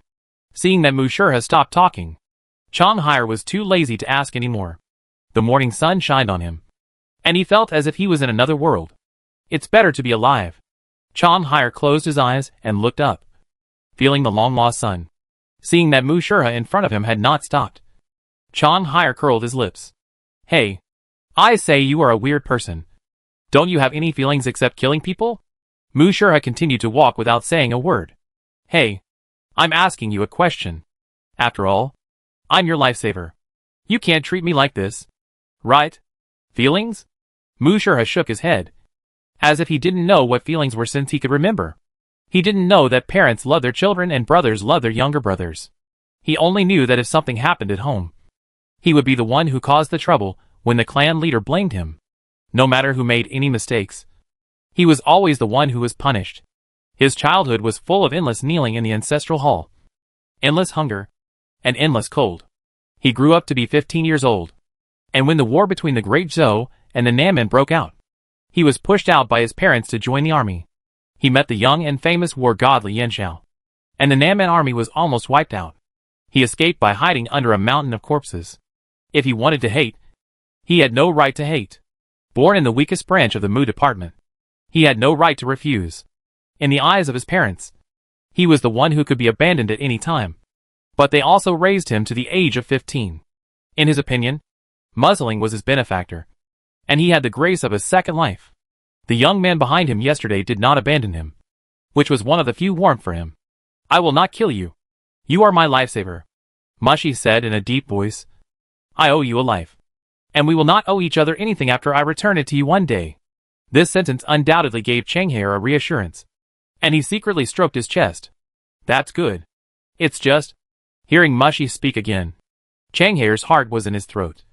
"What's wrong?" At this time, Mushi turned around. "I am a southern barbarian, a general of the southern barbarians, and I will still kill you when I go to the battlefield one day." Chang Haier secretly breathed a sigh of relief. "Who doesn't talk big? Then let's make a deal. When we go to the battlefield one day, you and I will fight for our country and never show mercy." Mu Shurha looked relaxed and laughed. "It's a deal." When Mu Shurha set out on his journey again, Chang Haier looked at him with contempt and muttered, "Who made a deal with you?" There were no soldiers from either side on the road. The two came to the fork in the road at noon. Chang Haier was very excited when he looked at the familiar mountain road. He could really reach the military camp in the evening. He looked at Mu Shurha with a smile on his face. "It's a long time before we meet again. Take care." Then he bowed solemnly with both hands. Mu Shurha returned the courtesy. "Take care." Chang Haier's figure disappeared in the mountain path, and a figure suddenly passed behind Mu Shurha. "My lord, I will kill him." "No problem. Return to the camp." Mu Shurha had contacted his subordinates in the morning, but he still chose to abide by the agreement with Chang Haier. Chang Haier didn't know that his life was almost lost. He walked towards the Yunnan military camp humming a song all the way. He was not taken back to the tent until the sentry found his trace. At this time, he was in Yujia's tent, crying and telling about the sadness of the past 2 days. "Brother Urju, you don't know how terrifying a cruel person like Mushi is." He took a bite of the steamed bread in his hand and said incoherently, "I'm really afraid that I won't see you again." Yujia handed the wild vegetable soup to Chang Haier. "Tell slowly. Don't rush." Chang Haier drank the soup in the bowl with a gulp and continued. "Who do you think my grandfather Chang Haier is? A child who grew up in the mountains. How can he be afraid of a southern barbarian? He is not afraid anymore." He took another bite of the steamed bread in his hand and choked with excitement. "Brother Urju, this steamed bread is too dry and a little choking. Give me another bowl of soup." Yujia quickly gave him another bowl of soup. "Take your time. No one will snatch it from you." Ahem. Chang Haier coughed a few times and continued. "I quickly got rid of him, by relying on my familiarity with the terrain. You haven't been to the foot of Chungha Mountain before. When did you become familiar with the terrain? Gosheng asked him in confusion. Ahem. Gosheng. Look at you. You interrupted me again. Are you still listening? Changhair's face was red and his neck was thick. And he didn't know whether he was choking or anxious. Okay. I won't interrupt you. You continue. Changhair regained his previous expression and continued. But I can't leave like this. If I leave like this, the southern barbarians will think I'm afraid of him. I walked behind him, took advantage of his unpreparedness, and stabbed him in the abdomen. Huh? I remember that before you fell into the mountain stream. I stabbed him. Yu Jia recalled seriously. Changhair was startled. I remembered it wrong. I stabbed him in the shoulder. Chapter 71, Establish Authority. After listening to Changhair's stumbling narration of what happened, Yu Jia felt relieved. After all, Mu Shirha was seriously injured. If he wanted to make any move, he had to wait until his injury healed. The emperor invited envoys from various countries to the court for this sacrifice. After encountering the conflict between the two people from the Mu tribe that day, he always thought that the matter was over. Who knew that they had set up an ambush at the foot of Changha Mountain in advance? Although there were casualties, it was finally over. Yu Jia suddenly came to his senses. This time, he only saw Mu Shirha. Where was Mu Xiaoling? If they acted according to their will, I'm afraid Li Yanzhao, who was going to Nantong, would fight with Mu Xiaoling. Yu Jia's guess was correct. In the tent, Lin Gongxuan looked at the pigeon in his hand and cursed the southern barbarians for being insidious and cunning. Jean Pinon handed him a glass of water. Be patient. Drink water to calm down. Lin Gongxuan did not take it, raised his hand and handed Jean Pinon the letter. Read it yourself. Jean Pinon put down the teacup, picked up the letter and read it. It turned out that Li Yanzhao also encountered a sneak attack led by Musling that day. Fortunately, he had many personal guards, and the death warriors and secret guards, who had been trained since childhood, were extraordinary. So he did not suffer any loss. On the contrary, Musling failed to steal the chicken and was stabbed in the shoulder by Li Yanzhao. Fortunately, the prince was safe. Otherwise the military camps in Yunnan and Nantung would be in danger. Jean Pinon put away the letter in his hand and analyzed. Lin Gongxuan did not speak. Obviously, he also agreed with Jean Pinon's theory. The cavalry camp has taken shape under Aching's training. If the southern barbarians dare to attack again at this time, we must let them taste our power. Lin Gongxuan stood up and prepared to go out. As if he remembered something, he turned and asked Jean Pinon, "Is there any news about the matter I asked you to investigate?" Jean Pinon shook his head. The Jizhou military camp moved south, and all the soldiers' information has been destroyed. From the military registration that was supplemented later, there is nothing unusual about Lin Erju's household registration and family situation. Lin Gongxuan disagreed. Last time she came to my tent to get my words, I felt something was fishy. If it's true, as she said, that she joined the army because she couldn't survive, it's a bit far-fetched. According to what she said, there are many brothers and sisters in her family, whose daughter has been beaten since childhood and has practiced martial arts. Although Lun Yang at home is his child bride, no one in the family has ever beaten her. Lin Gongxuan has a headache when he thinks of Yu Jia. Not to mention the lies. If she really has ulterior motives, what is her purpose in sneaking into the Yunnan military camp? Military advisor. Send someone to check the household registration she left, and make sure to find out her origins. Jean Pinon nodded. This matter is very serious. Yu Jia didn't know that Lin Gongxuan didn't believe her words from beginning to end. She is still wandering around the cavalry camp leisurely. She stood on the high platform, watching the cavalry training their formations again and again under the leadership of Aching. And she was very satisfied. Although Aching was the coach recommended by Yu Jia and protected by Lin Gongxuan, the people in the cavalry camp were dissatisfied. After the training, Aching asked the soldiers to rest for a while, and then someone came to make trouble. I say, Coach, are the eyes of you southern barbarians all colorful? Like that? Another short man with a dark complexion took over. Like what? He. Like a belly band of a young wife. Suddenly, there was a burst of laughter from the crowd, and Aching's hands and feet trembled, and his face was uneasy. Don't say such vulgar words. Oh my, you're using classical Chinese? Coach, if you don't teach us in the barracks, You can go back to your barbaric land to teach. There was another round of laughter. And Ah Chung was so ashamed and angry at this time. He wanted to find a crack in the ground to crawl into. And wanted to find a box to hide in. Which was better than embarrassing himself in front of everyone. Your coach can teach you knowledge now. And tell you not to be too arrogant. Ah Chung saw that it was Yu Jia who came. And he walked quickly to Yu Jia's side, as if he had found a backer. Urju, you are here? Yu Jia pulled the corner of his lips at Ah Chung and continued. Instead of talking here, you might as well think about how to practice riding well. Seeing that it was Yu Jia, several people were concerned. But they were not too terrified. After all, although Yu Jia was the captain, he was not the captain of their cavalry. Captain Lin, we are not convinced by what you said. How can we, the people of the Great Zhou, let a southern barbarian teach knowledge? Yu Jia took a step forward calmly, using his tall figure to put pressure on the short soldiers in front of him. I dare not say whether I am knowledgeable or not, but my horsemanship is definitely better than yours. Why don't we have a match? If you win, you can humiliate Ah Chung as you please. If you lose, Yu Jia suppressed his expression. I will report what happened today to the captain, saying that you relied on your numbers to bully the coach. Lin Gongxuan was strict in his military discipline. Anyone who disrespected the coach would be punished with a stick, and those who were seriously disrespectful would be expelled from the barracks. The short man was not convinced. Captain Lin, we don't agree with what you said. The coach is a southern barbarian, good at riding and shooting. If we compete with the coach again, won't we lose? Yu Jia sneered. You know your coach is good at riding and shooting? How can he be qualified to teach you if he is not good at riding and shooting? Although the few people did not dare to fight back, they still looked dissatisfied. Dissatisfied? Right. Yu Jia turned to Ah Chung and said, Ah Chung, get on the horse and let these guys with needle-like eyes open their eyes. Ah Chung knew that Yu Jia wanted him to establish his authority, so he rode on his mount. Everyone was confused and waited for Yu Jia's next words. Today the coach will show you how to ride and shoot. If anyone can reach this level in the future, just come and challenge him. Then Yu Jia nodded to Ah Chung, who understood, and ran towards the track with his legs tightly clamped on the horse's belly. Ah Chung galloped on his horse, and when he reached the flag, he pulled the reins with one hand and bent down to pick up the flag. His movements were swift and smooth, which made the soldiers scream in surprise.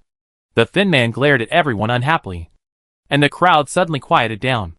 Yu Jia's lips showed a hint of ridicule, which was still far from enough. Ah Chung walked to the arrow, turned sideways, hooked the quiver and put it on his back. Then he sped up his movements, and the horse under him ran faster. He picked up the crossbow and shot at the target in the middle of the track. Every arrow hit the bullseye, and no arrow missed its target. The crowd seemed to be stunned by the scene before them, and no one spoke. Yu Jia leaned over and grabbed a handful of stones. Shouting, Ah Chung! She casually threw the stones into the sky, and saw Ah Chung with a crossbow and many arrows. And the arrows and stones collided with each other, making crackling sounds. These sounds also hit the hearts of the people. Yu Jia patted the dust on her hands with satisfaction, and looked at the crowd, who looked like they were watching a show. You look so unsophisticated. She walked towards the crowd and asked loudly, Are you convinced? Chapter 72 There is a trick. Ah Chung rode in with a hot wind, and he got off the horse with a look of unsatisfied. When everyone looked at Ah Chung again, there were more complicated emotions in their eyes. The boy who reacted quickly immediately said, Coach, how many years have you practiced Kung Fu? If I could have this Kung Fu, I would wake up laughing in my sleep.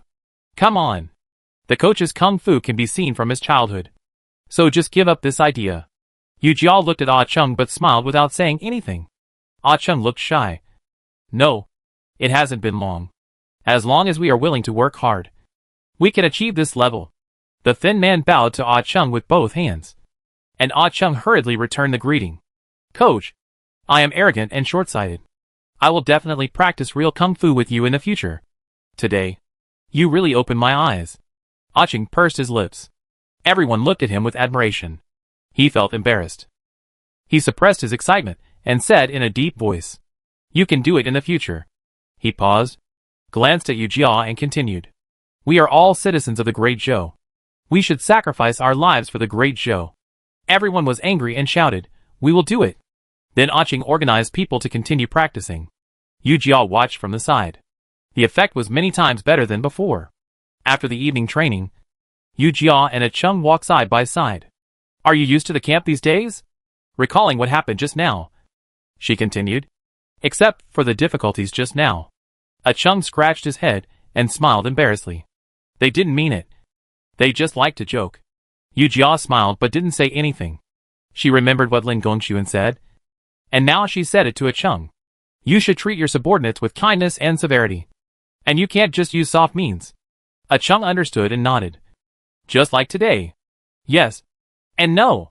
The two continued to walk forward. In the camp, you speak with real ability. If you have a unique skill, you have to show it to convince the crowd. Also, we can't indulge them blindly. They must be punished if they make mistakes. We can't avoid punishment just because they are resentful. Aching seemed to understand. It turns out that being a coach is so complicated. He thought that as long as he taught them the real skills, it would be fine. Seeing that Aching had come to his senses, Yu Jia didn't say much. She patted Aching on the shoulder. Aching, do a good job. Live well. When she returned to the tent, she saw Goshing with an anxious look on his face. He got up quickly when he saw her coming back. You have a wound on your arm. Why are you still running around? You should apply medicine. Yu Jia sat on the stool obediently and let Goshing apply medicine to her. It's okay. It's just a minor injury. Unlike the calm before the storm in the Yunnan military camp, the Nantung military camp was on the verge of a war. The general of the Nantung military camp was Yuan Lang, who had served as a follower of the emperor and had been on the battlefield for more than 30 years. He was suddenly relieved of his military power by the airborne Li Yanzhao. And now, he was dissatisfied with the young general in front of him. He was too old to intervene in everything from decision-making to soldier training. Li Yanzhao was hindered everywhere. And Li Chong complained dissatisfiedly. If the prince really can't stand this person, I will take care of him at night. Li Yanzhao was not in a hurry. In the past, Lin Gongxuan played chess with him in the Yunnan military camp. But now, he can only play chess with himself. Why are you in a hurry? This king asks you. If someone comes to the palace and says that he has the final say in the palace, what should you do? Li Chong lowered his head and thought for a moment. I will listen to this person. What? Li Yanzhao seemed to be unconvinced. Good boy. You betrayed so quickly. I have raised you for so many years in vain. Li Chong felt so wronged. He scratched his head. Prince, the princess has spoken. How can I not obey? He carefully observed Li Yanzhao's expression, and saw that he was stunned for a moment, and suddenly felt that he was very smart. Think about it. The princess entered the mansion, and she has the final say on the affairs of the harem? Ah! Li Chong looked embarrassed. It's really difficult for me. I have to listen to the prince and the princess. Now it was Li Yanzhao's turn to laugh and cry. He pointed at Li Chong helplessly. You are always good at playing tricks. In return, he was not anxious about the current situation. If we really want to talk about good and bad, he has some sympathy. He knows the tricks the prince plays in the dark. Let him leave the base camp of Yunnan military camp. Probably because they are afraid that he will be more powerful than the master. But if he is allowed to take over the Jizhou military camp, the prince will be in a passive position. In addition, the hearts of the generals cannot be chilled. Letting him parachute to the Nantung military camp will weaken Yuan Long's power. Who would be willing to do it? Li Yanzhao watched the changes quietly, and did not care about the world. Seeing that he was doing nothing all day, Yuan Lang despised him even more in his heart. Since the battle with Musling, it has just been quiet for a while. But I didn't expect the Nam man to be dishonest again. According to the scouts, a small number of cavalry secretly marched towards the Nantung military camp. Yuan Lang symbolically convened a combat meeting, which meant to prepare for the battle. As soon as this was said, Yuan Long's confidants responded one after another, and only Li Yanzhao raised doubts. Is this cavalry a smoke bomb released by the Nam man? Seeing this, Yuan Long's face sank. Your Highness has just arrived in Nantung, and does not know the true situation of the Mu tribe. He stroked his beard and continued. These are the advanced troops of the Nam man, coming to explore the strength of our camp. If we ignore them, I'm afraid the big army will follow. If we annihilate them in one fell swoop, it will hurt their spirit and make them quiet for a while.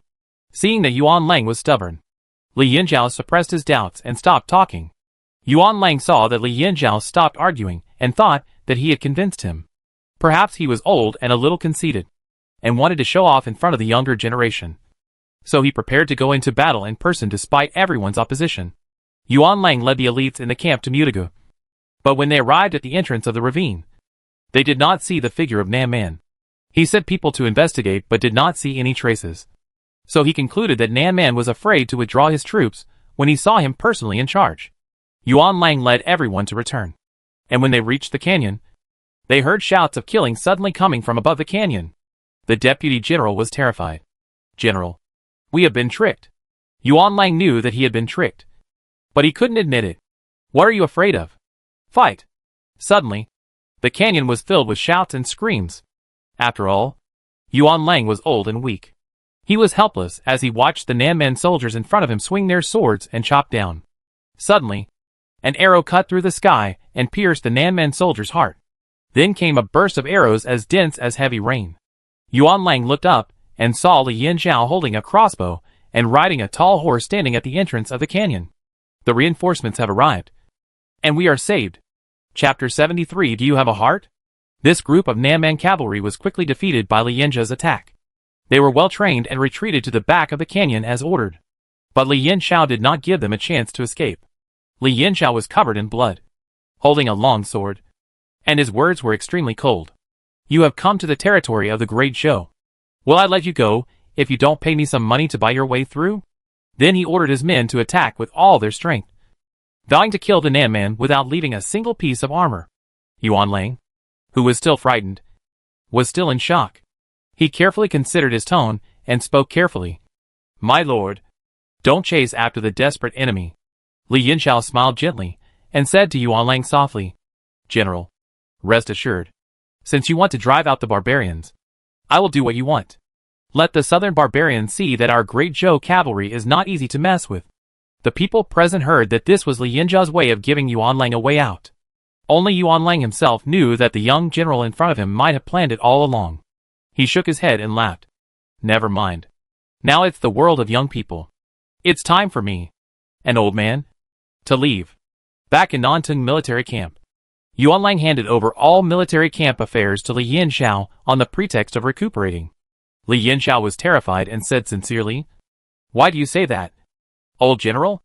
Yanxiao is just a junior. How can I rely on you to make a decision?" Yuan Lang felt his old face flushed, and he was embarrassed. "Your Majesty, please forgive my previous arbitrariness. I will hand over the Nantung military camp to you from now on. I will be convinced." Li Yanxiao looked embarrassed. "This," Yuan Lang continued, "I am old, and I need to rest from my injuries. I hope your Majesty will help me." Then he winked at the commanders of the various camps behind Li Yanxiao, and the others knelt on the ground, shouting for Li Yanxiao to help. Li Yanxiao seemed to have finally made up his mind. "Well, since the general wants to take care of his body, I will take over the affairs of the camp temporarily. If you encounter something you don't understand, you still have to ask the general for advice." After Li Yanxiao left, his personal guards were very puzzled as to why he had to hand over the military power. Yuan Lang looked at the wound on his abdomen and murmured, "Since ancient times, the imperial family has been ruthless. If I don't have good judgment, I may not be able to come back from the battlefield next time."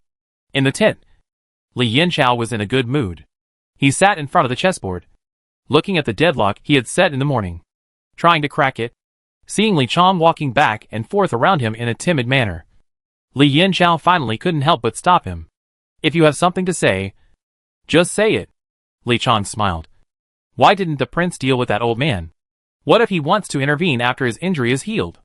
Li Yanxiao sneered and fell in the corner of the chessboard with the black piece in his hand. He dared not. Seeing that Li Chong was still puzzled, Li Yanxiao explained with rare patience. "In this battle, he was stubborn and made a wrong decision, and he almost died in the canyon. This is my warning to him. He should know that I have made full plans for this battle." Li Yanxiao paused and continued. "Letting him get injured is already polite to him. Otherwise, he will die without a burial place next time." Li Chong finally understood, and he looked at Li Yanxiao with admiration. "Your Majesty is really smart. Who in the camp dares to be your enemy now? Sacrificing more than 100 people in exchange for the absolute leadership of the Nantung military camp. This deal is worth it no matter how you do it." When Go Sheng came to inform Yu Jia to go to Lin Gongxuan's tent, She was nervous. Normally, Lin Gongxuan would not take the initiative to look for her. It was always Yu Jia who took the initiative to look for Lin Gongxuan, either to ask for supplies or weapons. Yu Jia lifted the tent curtain and walked in. Seeing Lin Gongxuan writing at the desk, she walked straight over. "Captain, you are looking for me? What are you looking at? Didn't I tell you not to look around when you come to my tent?" Yu Jia quickly retracted her gaze, feeling even more strange in her heart. Sure enough, after Lin Gongxuan put down his brush, he walked towards Yu Jia. "Lin Erju, are you from Texas?" "Captain, I am from Texas." Yu Jia raised her hand respectfully. The man in front of her was like a time bomb, and it would explode if she accidentally angered him. "Lin Erju, 14 years old, from Qinghe County, Dezhou, has an 80-year-old blind mother at home?" Lin Gongxuan touched his chin with his hand, as if thinking about something. Yu Jia's heart trembled suddenly. Later, she used Tiadan's household registration in the military registration. "Then a few days ago, you said that there were many brothers and sisters in your family, and you couldn't survive, and came to the army to join the army. Did you lie to me?" Yu Jia looked up hurriedly, and saw Lin Gongxuan looking at her with a playful face, and her body felt like falling into an ice cave. "Reply to the captain. What I said is the truth. My 80-year-old mother at home really can't afford to raise me, so she sent me to my uncles and aunts to adopt. So my family has many brothers and sisters." As soon as she finished speaking, Yu Jia was kicked to the ground by Lin Gongxuan. When she landed, her body hit the basin on the wooden frame beside her, and she was poured with a basin of water. "Captain?" Yu Jia didn't care about the pain in her stomach and knelt on the ground in a proper manner. "I don't know how I offended the captain." "I offended me?" Lin Gongxuan kicked her, and was still not satisfied. So he kicked Yu Jia again. Yu Jia was also angry. She tried to suppress the anger in her heart, quickly adjusted her posture, and waited for Lin Gongxuan's next words. Seeing that Yu Jia no longer talked back, Lin Gongxuan sat down on the chair with satisfaction. "Lin Erju, your 80-year-old mother only has one son, who died in the Jizhou military camp. Where did you get a daughter like you?" Yu Jia was shocked and frightened, as if she was thrown into a frying pan, and the moisture in her body could not stop coming out. She carefully wiped the sweat from her forehead, and the memories in her mind came flooding in. Heavy snow fell all over the sky, and shrill screams came from the room. Mother Lin protected Lun Yang under her body. Lun Yang could not struggle, and kept calling her mother. The black-clothed man beside her used a sword to pick up Mother Lin's body. Mother Lin fell in a pool of blood, like a kite, with a broken string, and did not move. "Mother!" Lun Yang crawled towards Mother Lin, but was stopped by the black-clothed man. "Who are you? Why do you want to kill my whole family?" Lun Yang was shaking, extremely scared. "Do you know that my husband is a cavalry general?" The man in black laughed as if he had heard a joke. He raised the long sword in his hand, and slashed at Lun Yang. "It is because of your husband that you lost your life." Afterwards, Lun Yang's neck was cut, and the drifting snowflakes fell into her eyes. But before she died, she could still see the miserable state of her family. These scenes seemed to be fixed in her mind. Father Lin fell on a chair in the room and lost his life. The second brother lay on the ground motionless. The eldest brother and his wife fell at the door of the house, and the eldest sister-in-law was holding the child in her arms. She hated it. How could she not hate it? Mute? A voice pulled Yu Jia back from her memories, and she looked at Lin Gongxuan with red eyes. "Lin, bastard. Do you have a heart?" Chapter 74, Caught. "What the hell?" Lin Gongxuan stood up and walked towards Yu Jia. "Are you sick?" Yu Jia stood up straight and said word by word, "Why did you kill them?" Lin Gongxuan was puzzled. "Who did I kill?" "You see clearly. I am Lin Gongxuan." Yu Jia blinked hard, trying to get rid of all the images in her mind. But no matter how hard she tried, she couldn't get out of that scene at that time. Suddenly, she stood up and punched Lin Gongxuan. Lin Gongxuan didn't expect Yu Jia to attack suddenly, and Yu Jia's attack was fast and fierce, so he was really no match. As Yu Jia attacked, she shouted, "Why are you killing them? Why?" Lin Gongxuan was even more confused. Not only was he beaten, but he was also asked some confusing questions. Fang Dashan, who was outside the tent, heard the noise and quickly entered the tent. He saw Lin Gongxuan trying his best to suppress Yu Jia's arm. Yu Jia raised her leg again, and Lin Gongxuan pressed her leg down. This Fang Dashan reacted. These two people really don't care about other people's feelings. From his perspective, the two were just flirting. Fang Dashan felt that his brain was not enough. He had to think of a foolproof plan. When Yu Jia came in the future, he must find a good reason to stay away from the tent. Lin Gongxuan saw Fang Dashan enter the tent as if he saw a savior. But who knew that he turned around and left? Fang Dashan, who was outside, felt even more embarrassed when he heard Lin Gongxuan calling him. The captain was so angry that he decided to find a reason not to return to the tent today. Yu Jia was still attacking quickly here. Her eyes were red. And there was only Lin Gongxuan in her eyes. Lin Gongxuan was scared and shouted loudly. Lin Erju, are you crazy? As soon as the voice fell, Yu Jia's eyes went black and she fainted. Yu Jia's head was dizzy. And she only heard voices coming from the side. Old Wu. This kid suddenly went crazy. What happened? Old Wu looked at Lin Gongxuan with a probing look. She was stimulated and worried too much. Don't irritate her again. Lin Gongxuan was frightened by Wu Lao's look. I didn't say anything. I just questioned her truthfully according to what she filled in on her household registration. Wu Lao stood up from the bed and packed up his medicine box. This was not his concern. After Wu Lao left, Lin Gongxuan looked at Yu Jia, who was still unconscious. I don't know what I did to you. He cursed and left the tent. Yu Jia opened her eyes and breathed a sigh of relief. In fact, she didn't know what happened to her. After returning from Yu Jia's tent, Lin Gongxuan fell into distress. It was obviously him who caught the boy's handle. But in the end, he was the one who was wrong. At this time, Jean Pinon hurried over. Obviously having heard about Yu Jia's fainting. Gongxuan, what's going on? Lin Gongxuan looked at Jean Pinon's anxious face and became even more confused. How the hell do I know what's going on? He stood up from the chair and walked back and forth in annoyance. She suddenly went crazy and punched me. And I couldn't beat her. I don't know when this kid secretly practiced his skills. Then he looked annoyed. This is not the point. The point is that she was questioning me while punching. What did she ask you? Jean Pinon intuitively thought that this was the key to the problem. She asked me why I killed him, and who I killed? Jean Pinon ignored Lin Gongxuan's mumbling.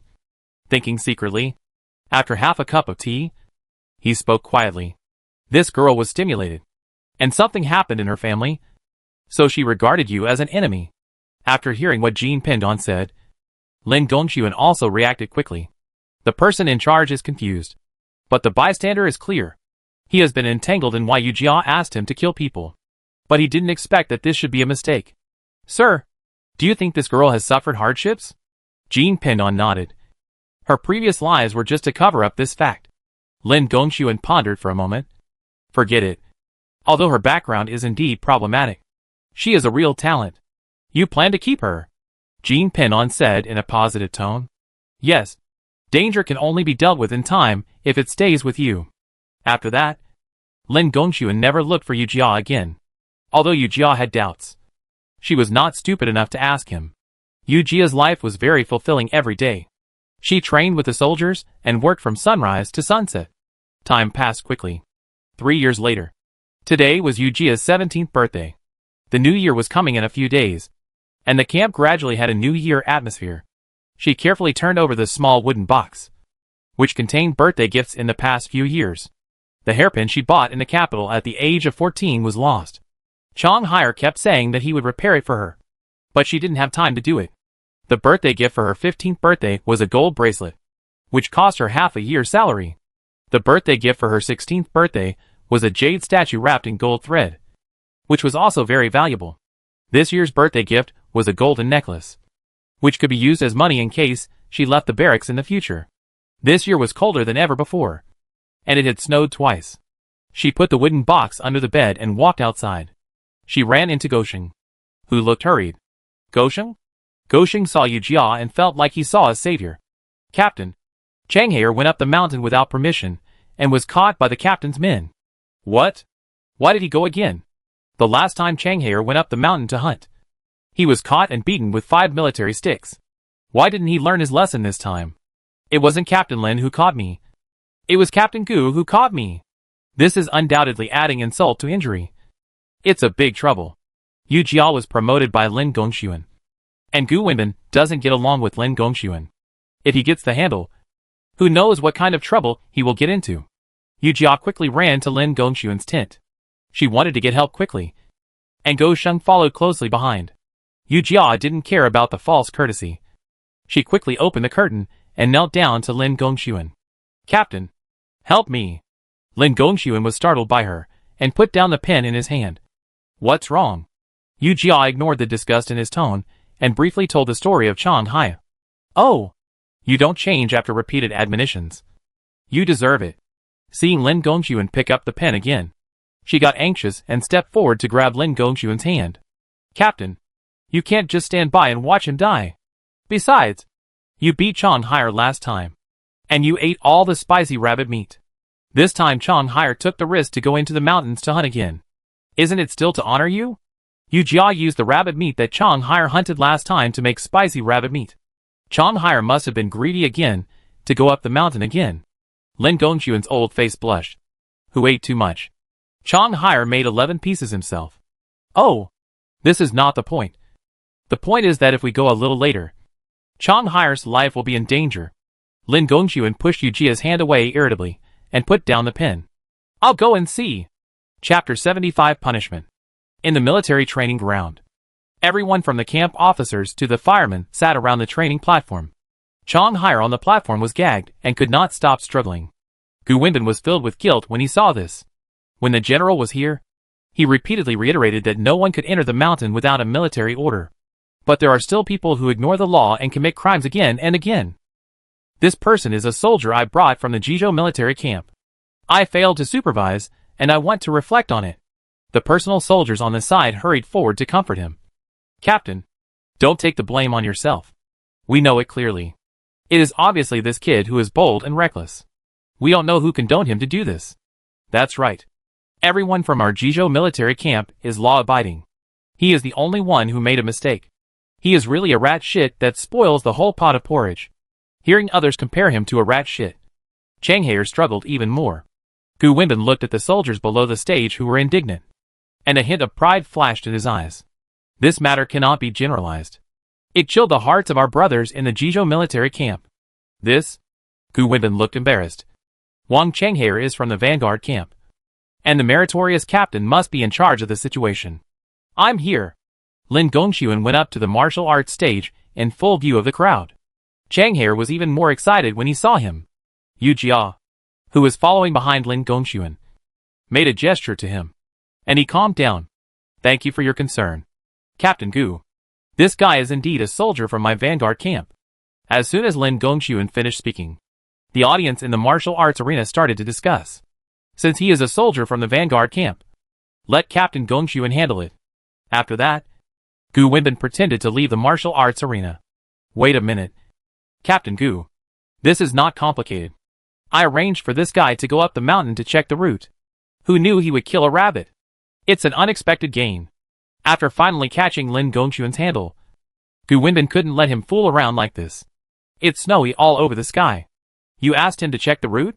Lin Gongxuan nodded seriously. "Yes. Any questions?" Perhaps it was because Lin Gongxuan's eyes were too straightforward. Gu Wenbin froze. "No problem. Don't get me wrong. What can I have a problem with? I just think the decision of the meritorious captain is a bit unbelievable." "Ha ha ha." Lin Gongxuan laughed loudly. "In the Yunnan military camp, when have my decisions not made you unbelievable?"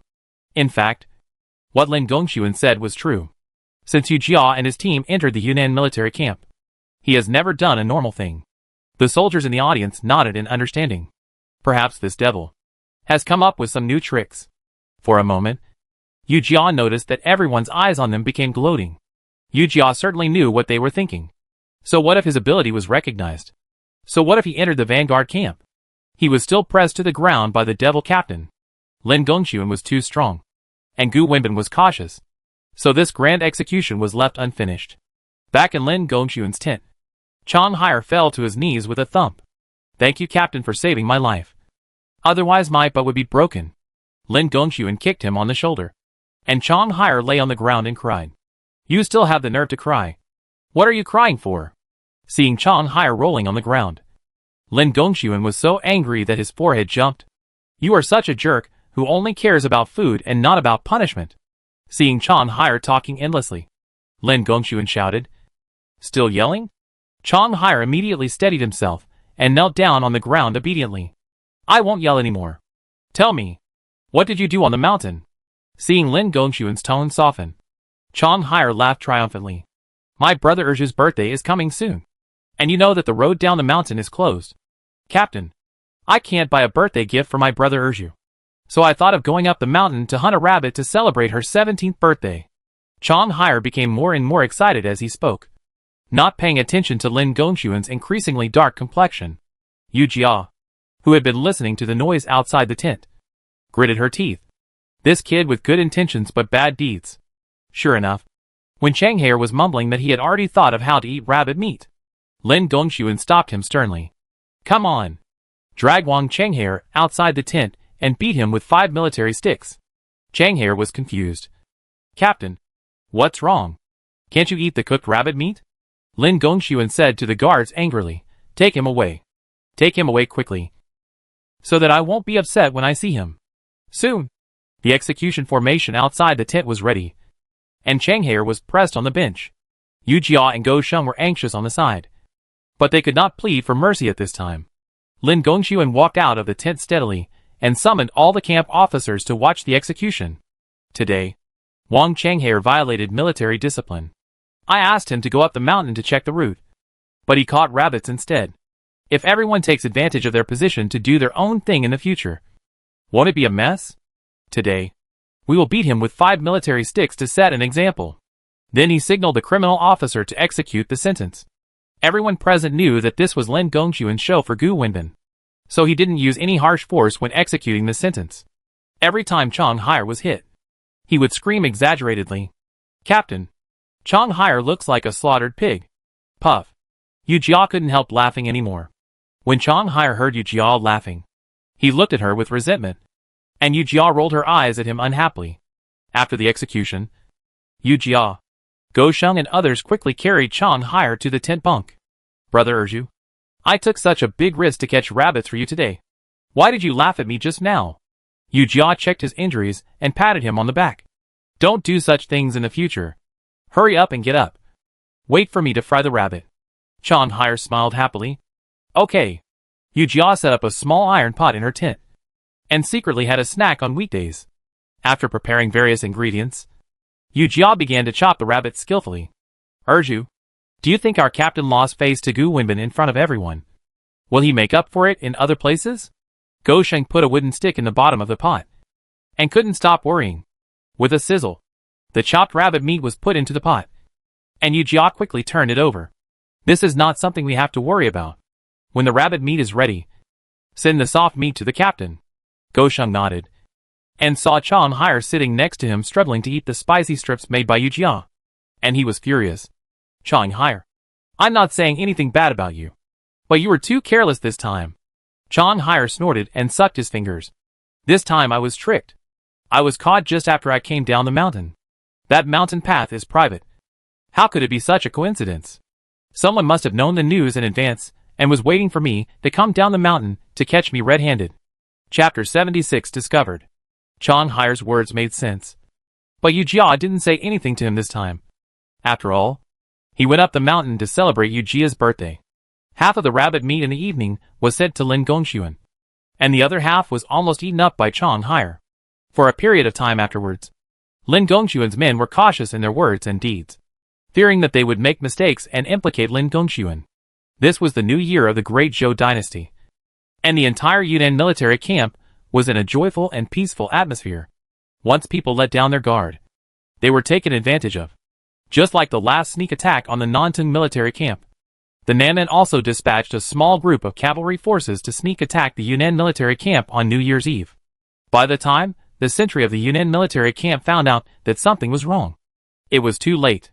The bell rang, and Yu Jia and others were eating hot pot around the iron rack. What's going on? Is there something wrong with the enemy? Yu Jia quickly put down the bowl and walked outside. The cavalry camp soldiers had already set out. Fuck! Yu Jia shouted, and everyone hurried to get their weapons and waited in front of the camp. The two sides had already exchanged fire, and under the flying snow, it was hard to tell which side was the enemy. The shout shook the sky, and blood and flesh flew everywhere, which could be called hell on earth. Looking at the familiar scene in front of him, Yujia's blood boiled instantly. Fong dashed and came to pass the order, and the entire Vanguard camp attacked. Yujia clenched the long knife in his hand, shouted, and joined the battle. She chopped at the nearby horse hooves, and the Nanman soldiers on the horses were knocked off their horses. The knife fell, and the head fell to the ground. Yujia tried hard to open her eyes and distinguish between the enemy and the friend. But the scene of Lun Yang's family being killed flashed in her mind again and again. She held her forehead with her hand. Her head was splitting, and it seemed that there were thousands of ants gnawing in her brain. Go Sheng split the enemy behind Yujia and pulled her body over. "Captain, what's wrong with you?" Go Sheng's face swayed back and forth in front of her eyes, and Yujia couldn't help but fainted. Since being stimulated by Lin Gongxuan, the scene of the whole family being killed flashed more and more frequently. Yujia didn't know what this meant. She was already very careful. Carefully hide your identity, and carefully find out what Lin Gongxuan is thinking. She even decided to stay by his side until he gets promoted. She had no other purpose. Just wanted to change this miserable ending. In her mind, Lun Yang appeared again. "Sister? Have you asked clearly?" Lun Yang's face showed a trace of tension, and her expression was a little urgent. "I didn't dare to ask," Yujia answered truthfully. "I was afraid that if I asked him now, he would be angry and kill the whole family in advance." Lun Yang looked up after a moment of silence. "Sister is right to worry. You must save our whole family." Yujia finally figured out why she was in a bad state during this period, and Lun Yang was already anxious. "Lun Yang, listen to me. Don't be impatient now." Yujia patiently analyzed the current situation with Lun Yang. "Don't worry. I will do my best to protect the whole family. Not for anything else. Just want to grasp the moment of warmth given to her by the Lin family. I believe my sister." Then Lun Yang disappeared from Yujia's consciousness, and Yujia woke up. Go Sheng in front of him was worried, and he laughed as soon as he saw Yujia wake up. "Zhu, you scared me to death. I thought you couldn't wake up." While Go Sheng was talking, tears as big as beans fell from his eyes, and Yujia was moved, crying and laughing at the same time. "What's wrong with you? Hurry up and wipe your tears. By the way, how is the situation?" Go Sheng wiped his tears with his sleeve and said, "The enemy is just here to cause trouble. Don't spare any of them. Kill them all." Yujia was relieved now. She asked Go Sheng to get some hot water. Blood sprayed from his neck, and he felt uncomfortable. Go Sheng got up and walked quickly out of the tent. Yujia got out of bed, took off her fake Adam's apple, and loosened her collar. Hearing a noise behind her, she thought it was Go Sheng who came back. "Put the water on the shelf. I'll use it later." Yujia turned around without hearing a reply. Seeing the person coming, Yujia quickly gathered her collar and saluted. "Captain!" And this captain was not Lin Gongxuan, but Gu Wenbin. He looked at the young man in front of him with a sharp look, and at this time, he had confirmed Yujia's identity. "Lin Zhu, you dare to hide the truth in the military camp." Yujia put down his hand. Gu Wenbin was already 60 years old. What had he not seen? Since the captain knew, then I will not hide it from you. I am a woman. Gu Wenbin was angry, and then he laughed, stroking his beard proudly. Lin Gongxuan is really enjoying the blessing of heaven and man, messing with a woman under everyone's nose. Yujia raised his eyebrows. This is really unpleasant to hear. Gu Wenbin was worried that he could not catch Lin Gongxuan's handle, and now he has it. The surprise came too unexpectedly, and he was a little overjoyed. If this matter was reported to the emperor, he would not only be able to get rid of Lin Gongxuan, but also take down Li Yanxiao, so that he could regain the trust of the crown prince. But before he could figure out how to write the military report, he was brought back to reality by the pain in his abdomen. There was a dagger stuck in his stomach, and it was Lin Zhu who was holding the dagger. "You?" Before Gu Wenbin could say anything, Yujia covered his mouth and quickly pulled out the dagger and stabbed it again. After repeating it several times, he was sure that Gu Wenbin had no chance of survival, so he cut his arm. Then he lay on the ground and shouted, "Help! Someone! There is an assassin!" Gu Wenbin's personal soldiers outside the tent filed in, and were shocked by the scene in front of them. Gu Wenbin fell in a pool of blood. His face was ashen, and he had already died. Yujia's hair was disheveled, and her clothes were in disarray. It was obvious that she had fought a desperate battle with the criminals. "Quick! Save the captain!" In the panic, everyone had time to call for help. Lin Gongxiu had received the news quickly, and he hurried to Yujia's tent, wanting to know what happened. Yujia's face was full of tears, as if she couldn't believe what had just happened. Captain, the Lord blamed me. Lin Erju, there is no outsider here. What's going on? Seeing that Lin Gongxiu had already doubted him, Yujia put away his emotions and wiped the tears from his face woodenly. He found out that I am a woman, and he wants to report to the court to bring you and His Royal Highness the King of Qi down. Lin Gongxiu took over the conversation. So you killed him? He stood up and grabbed Yujia's collar. When you were in trouble, the soldiers outside the tent didn't hear anything. Let me see how you can make up this lie. Yujia looked at him fearlessly. Captain, Gu Wendan and I are both from the Jizhou military camp. Why should I kill him? Oh, there is a reason. Now I am your subordinate. If it is exposed, I will say that you ordered me to do it. Lin Gongxiu's hand moved to Yujia's neck, and the delicate feeling of his hand made him pause. Seeing Yujia's calm eyes, he quickly retracted his thoughts. Are you tired of living? Yujia was a little out of breath, and she tried to stay calm. If Gu Wenban is dead, can't the King of Qi and the captain rest assured? Chapter 77. Pay attention to hygiene. Yujia spoke very slowly, pausing after each sentence to give Lin Gongxiu time to react. Lin Gongxiu's Adam's apple rolled, and seeing Yujia's calmness and relief, he suddenly felt bored, and after a moment, he let go of Yujia's neck. His neck felt relieved, and Yujia's heart slowly settled down. Lin Erju, if it is as you said, you have solved a big problem for Bindu. Yujia did not comment. May I ask if the adults have any rewards? And am I qualified for a promotion? This question stumped Lin Gongxiu, and he looked cold. Lin Erju, you have been showing off for the past 3 years, always wanting to be promoted. Are you so obsessed with power? Here he comes again. He's testing her again, Yujia said, as if it was a matter of course. Of course. Which soldier doesn't want to be promoted? And which soldier who doesn't want to be a general is not a good cook? What the hell? Lin Gongxiu was confused. What generals cook? Don't think that you can get carried away just because I ate a few bites of your food. Yujia ignored him and got off the bed directly. If the captain is too idle, why not think about how to explain the cause of Gu Wendan's death to everyone? This is a difficult problem. If it is done hastily, it may be difficult to convince everyone. Thinking of this, Lin Gongxiu turned and left the tent. The cold and stern atmosphere suddenly disappeared, and Yujia felt dry in the mouth. He picked up the teacup on the table and drank it suddenly, shivering with cold. On the night of New Year's Eve, the Nanman army attacked by surprise. Gu Wenban led his army to resist, shed blood on the battlefield, and died heroically for his country. The emperor remembered his hard work and great achievements, and his lifelong military campaigns, and posthumously conferred him the title of General Hanan. The weather in Bashu is really abnormal. After the new year, the snow has never stopped. The cold wind carried the snowflakes like a thin blade hitting people's faces. It stands to reason that the timely snowfall at this time can solve the problem of crop drought and ensure a bumper year. But it has been snowing for days. Not only countless crops have been killed and injured, but even houses and livestock have been affected. Mother Lin looked at the heavy snow in the yard and couldn't help but worry. I wonder how Lin Yang is doing at the border.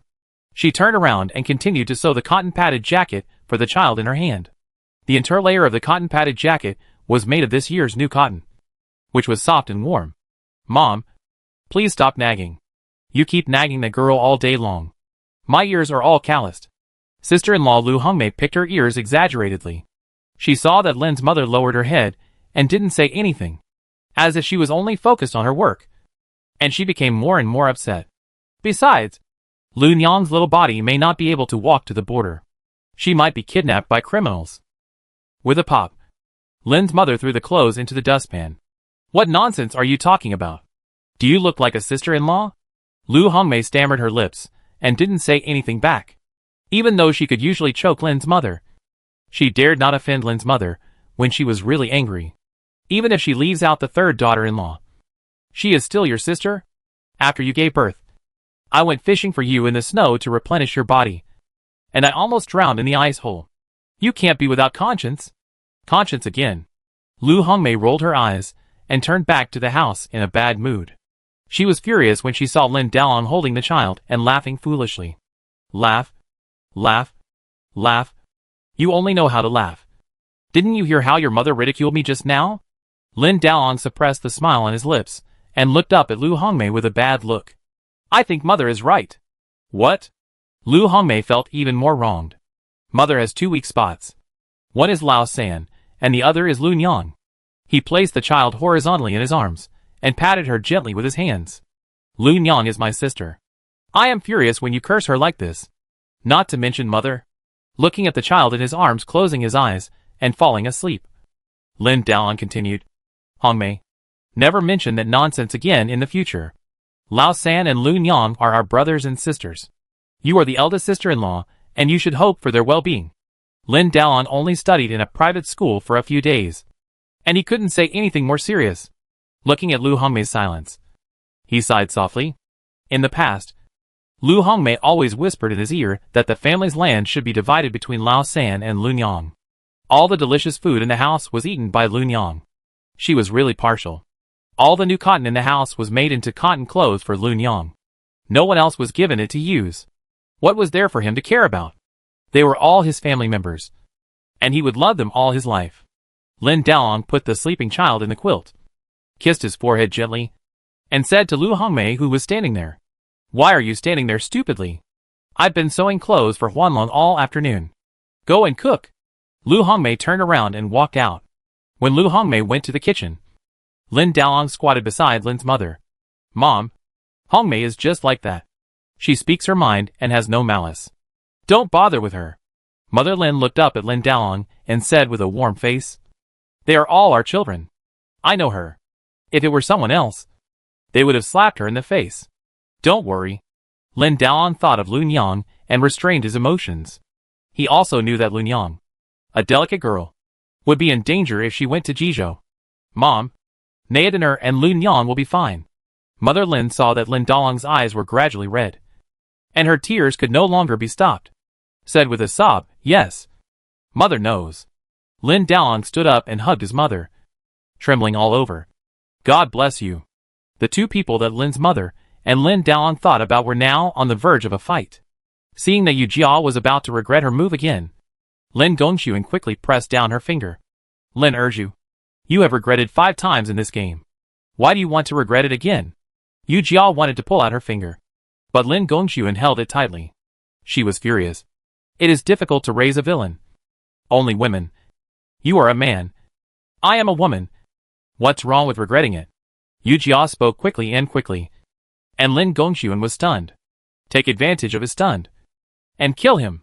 Yu Jia quickly placed the chess piece in her hand in the middle and shouted, Ha! I won again! Looking at the woman in front of him with curved eyebrows and laughing heartily, Lin Gongxuan actually felt a strange sense of familiarity. He suddenly thought of Lun Yang.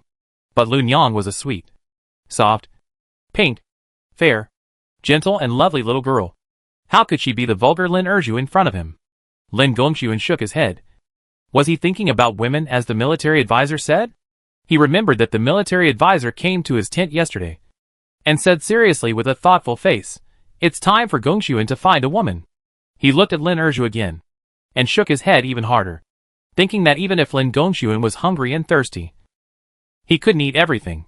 Yu Jia looked at Lin Gongxuan, who was shaking his head, looking her up and down, and looked constipated, and asked him in surprise, Captain, you are shaking your head back and forth because you have lice on your head? Lin Gongxuan glared at her angrily. Get out. You have lice.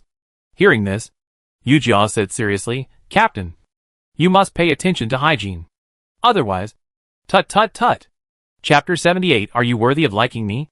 Lin Gongxuan gritted his teeth and picked up Yu Jia and threw him outside the tent.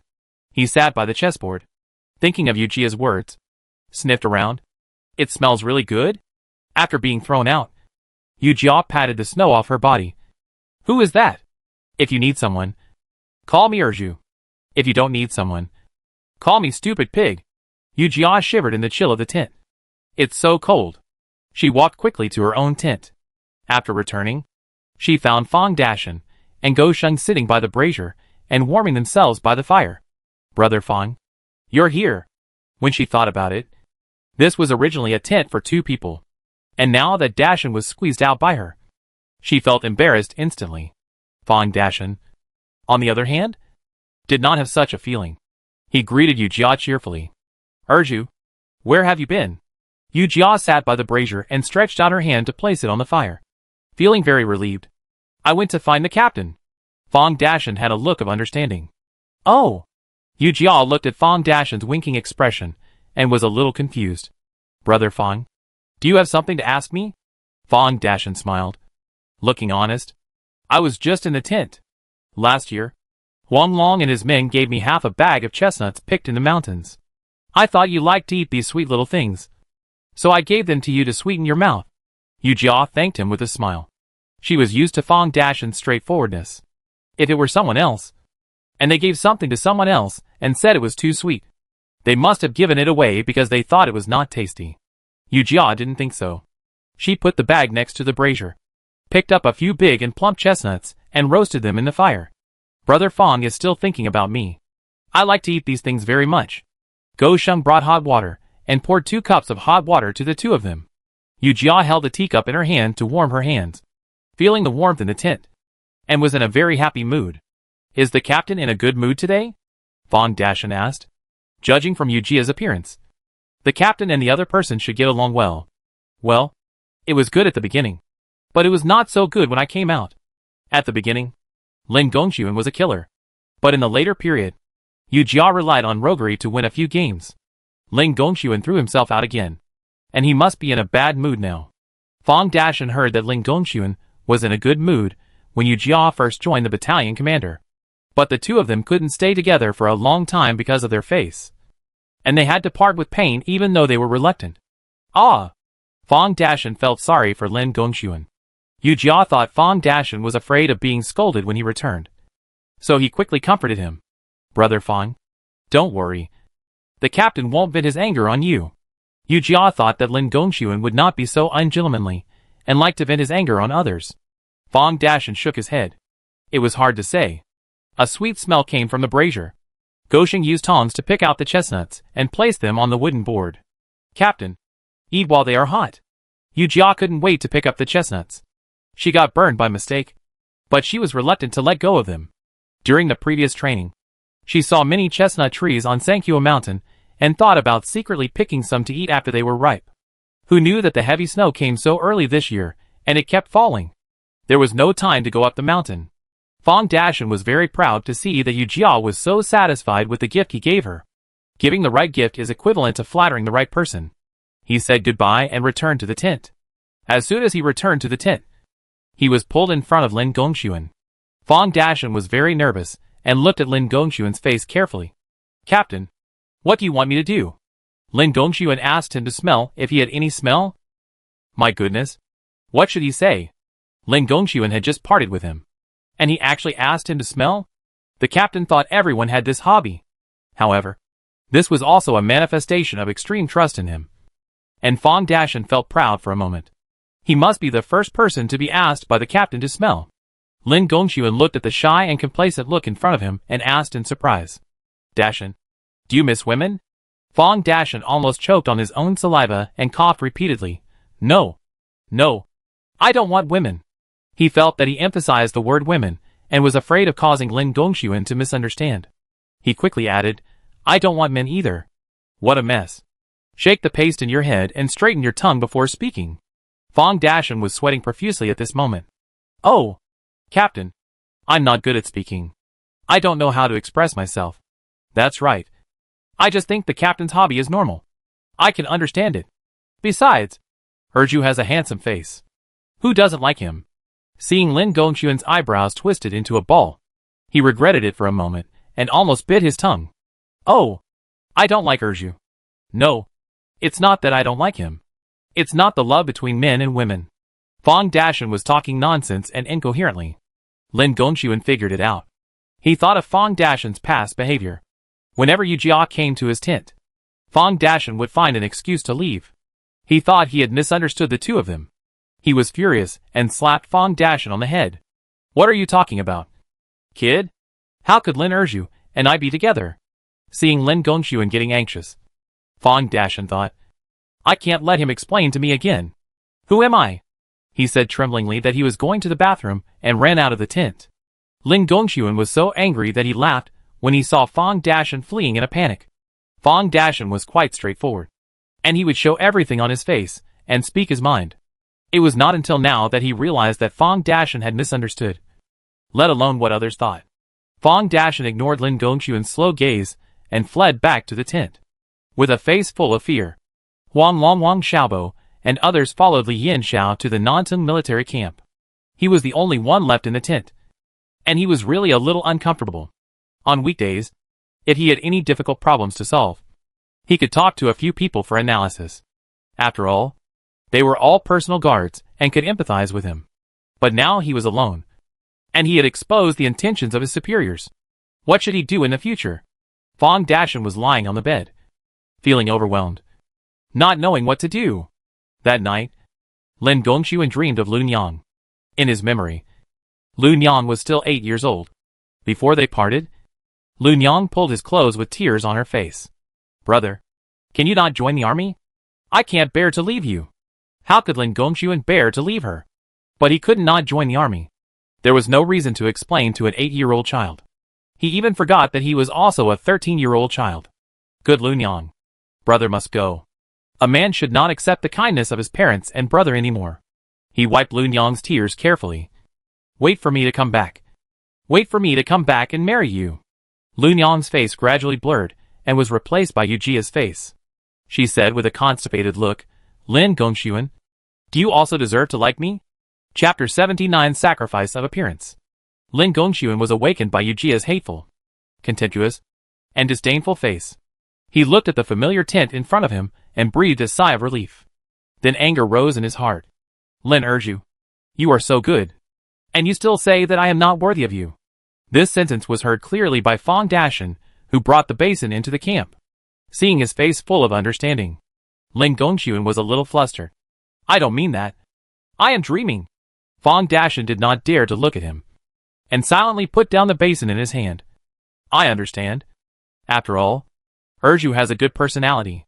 There should be many people who like her." "She has a good personality?" Lin Gongxuan obviously did not agree with this sentence. He lifted the quilt and got out of bed, wearing only a middle shirt, and washed up. Fang Dashan suddenly realized that it was not only because Lin Erju came to the captain yesterday that the captain was reluctant to let her leave. She also said some flirtatious words between lovers. That's why the captain was so angry. Fang Dashan stood behind Lin Gongxuan and nodded silently. He must hold on to Lin Erju's thigh in the future. If he offended Lin Gongxuan, Lin Erju would deal with him.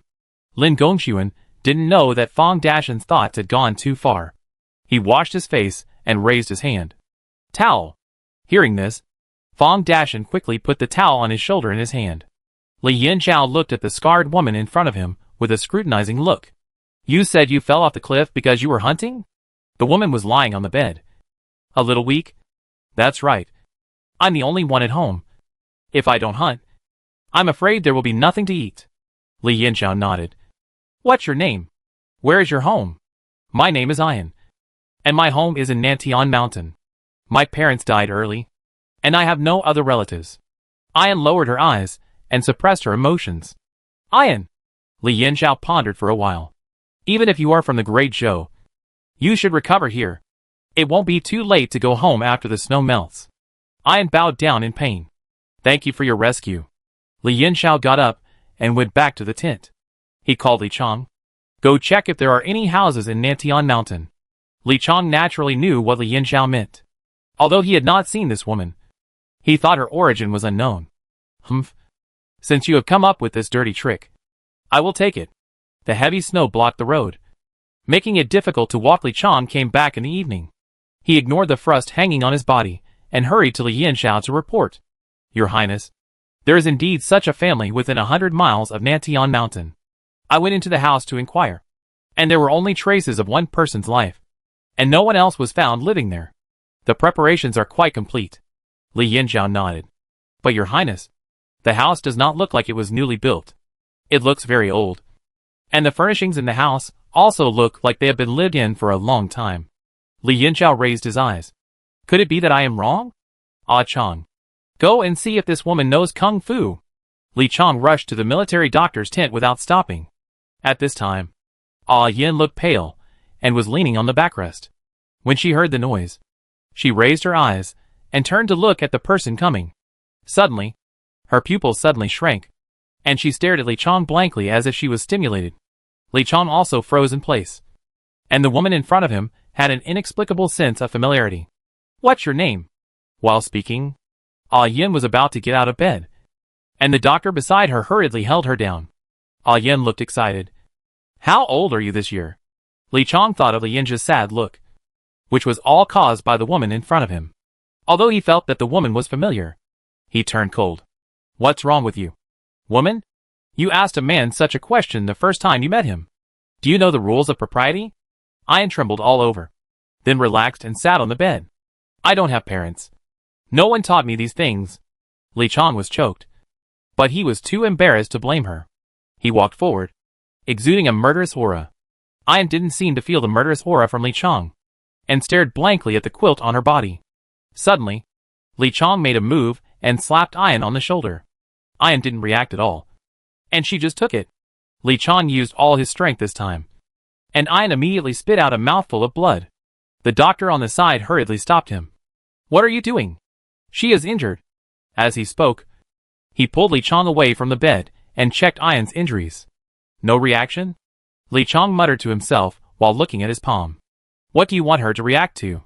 Although the doctor was angry and anxious, he didn't dare to say harsh words because Li Chong was Li Yanzhao's personal soldier.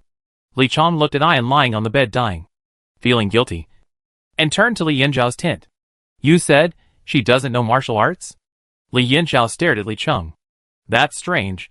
Why did the Mu department send someone who doesn't know martial arts?" Thinking of Yin's weak face, Li Chong couldn't help but speak. "Your Majesty, is this woman really a hunter?" Hearing this, Li Yanzhao snorted coldly. "How can she go hunting in the snow?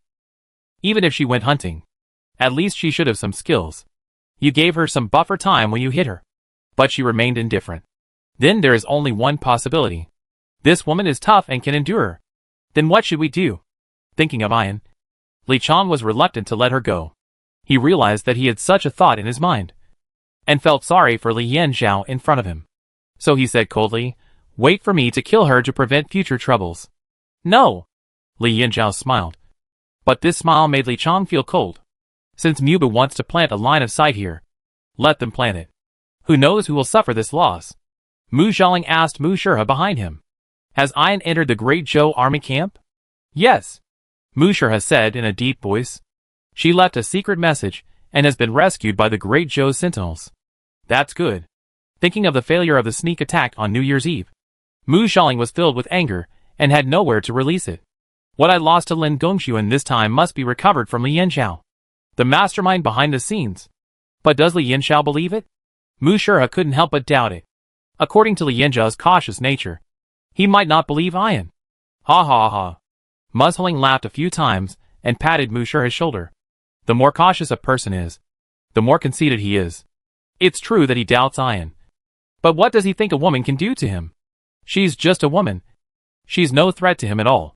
This is the loophole that Yin wants to exploit. Mu Shurha looked at Mu Xiaoling with admiration. "Your Excellency is wise. Yin's brother is in our hands. I don't think she will betray us." Yin felt pain all over her body, especially in her shoulders. She looked at the tent in front of her quietly. At this time, the doctor was no longer in the tent. So she got off the bed and went to the door. She gently lifted a corner of the tent and observed the movement outside the tent. It was already dark, and a bonfire was lit in the camp. The sentinels and patrol soldiers each had their own responsibilities. She lowered the tent door curtain and turned back to bed.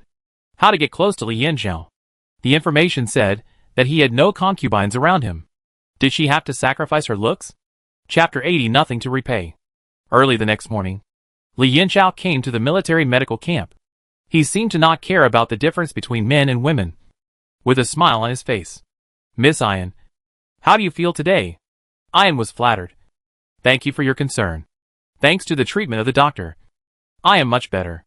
Li Yanzhao's emotions flashed through his mind, looking at the quiet and gentle woman in front of him, and said calmly, "I guess the girl was also loved at home in the past.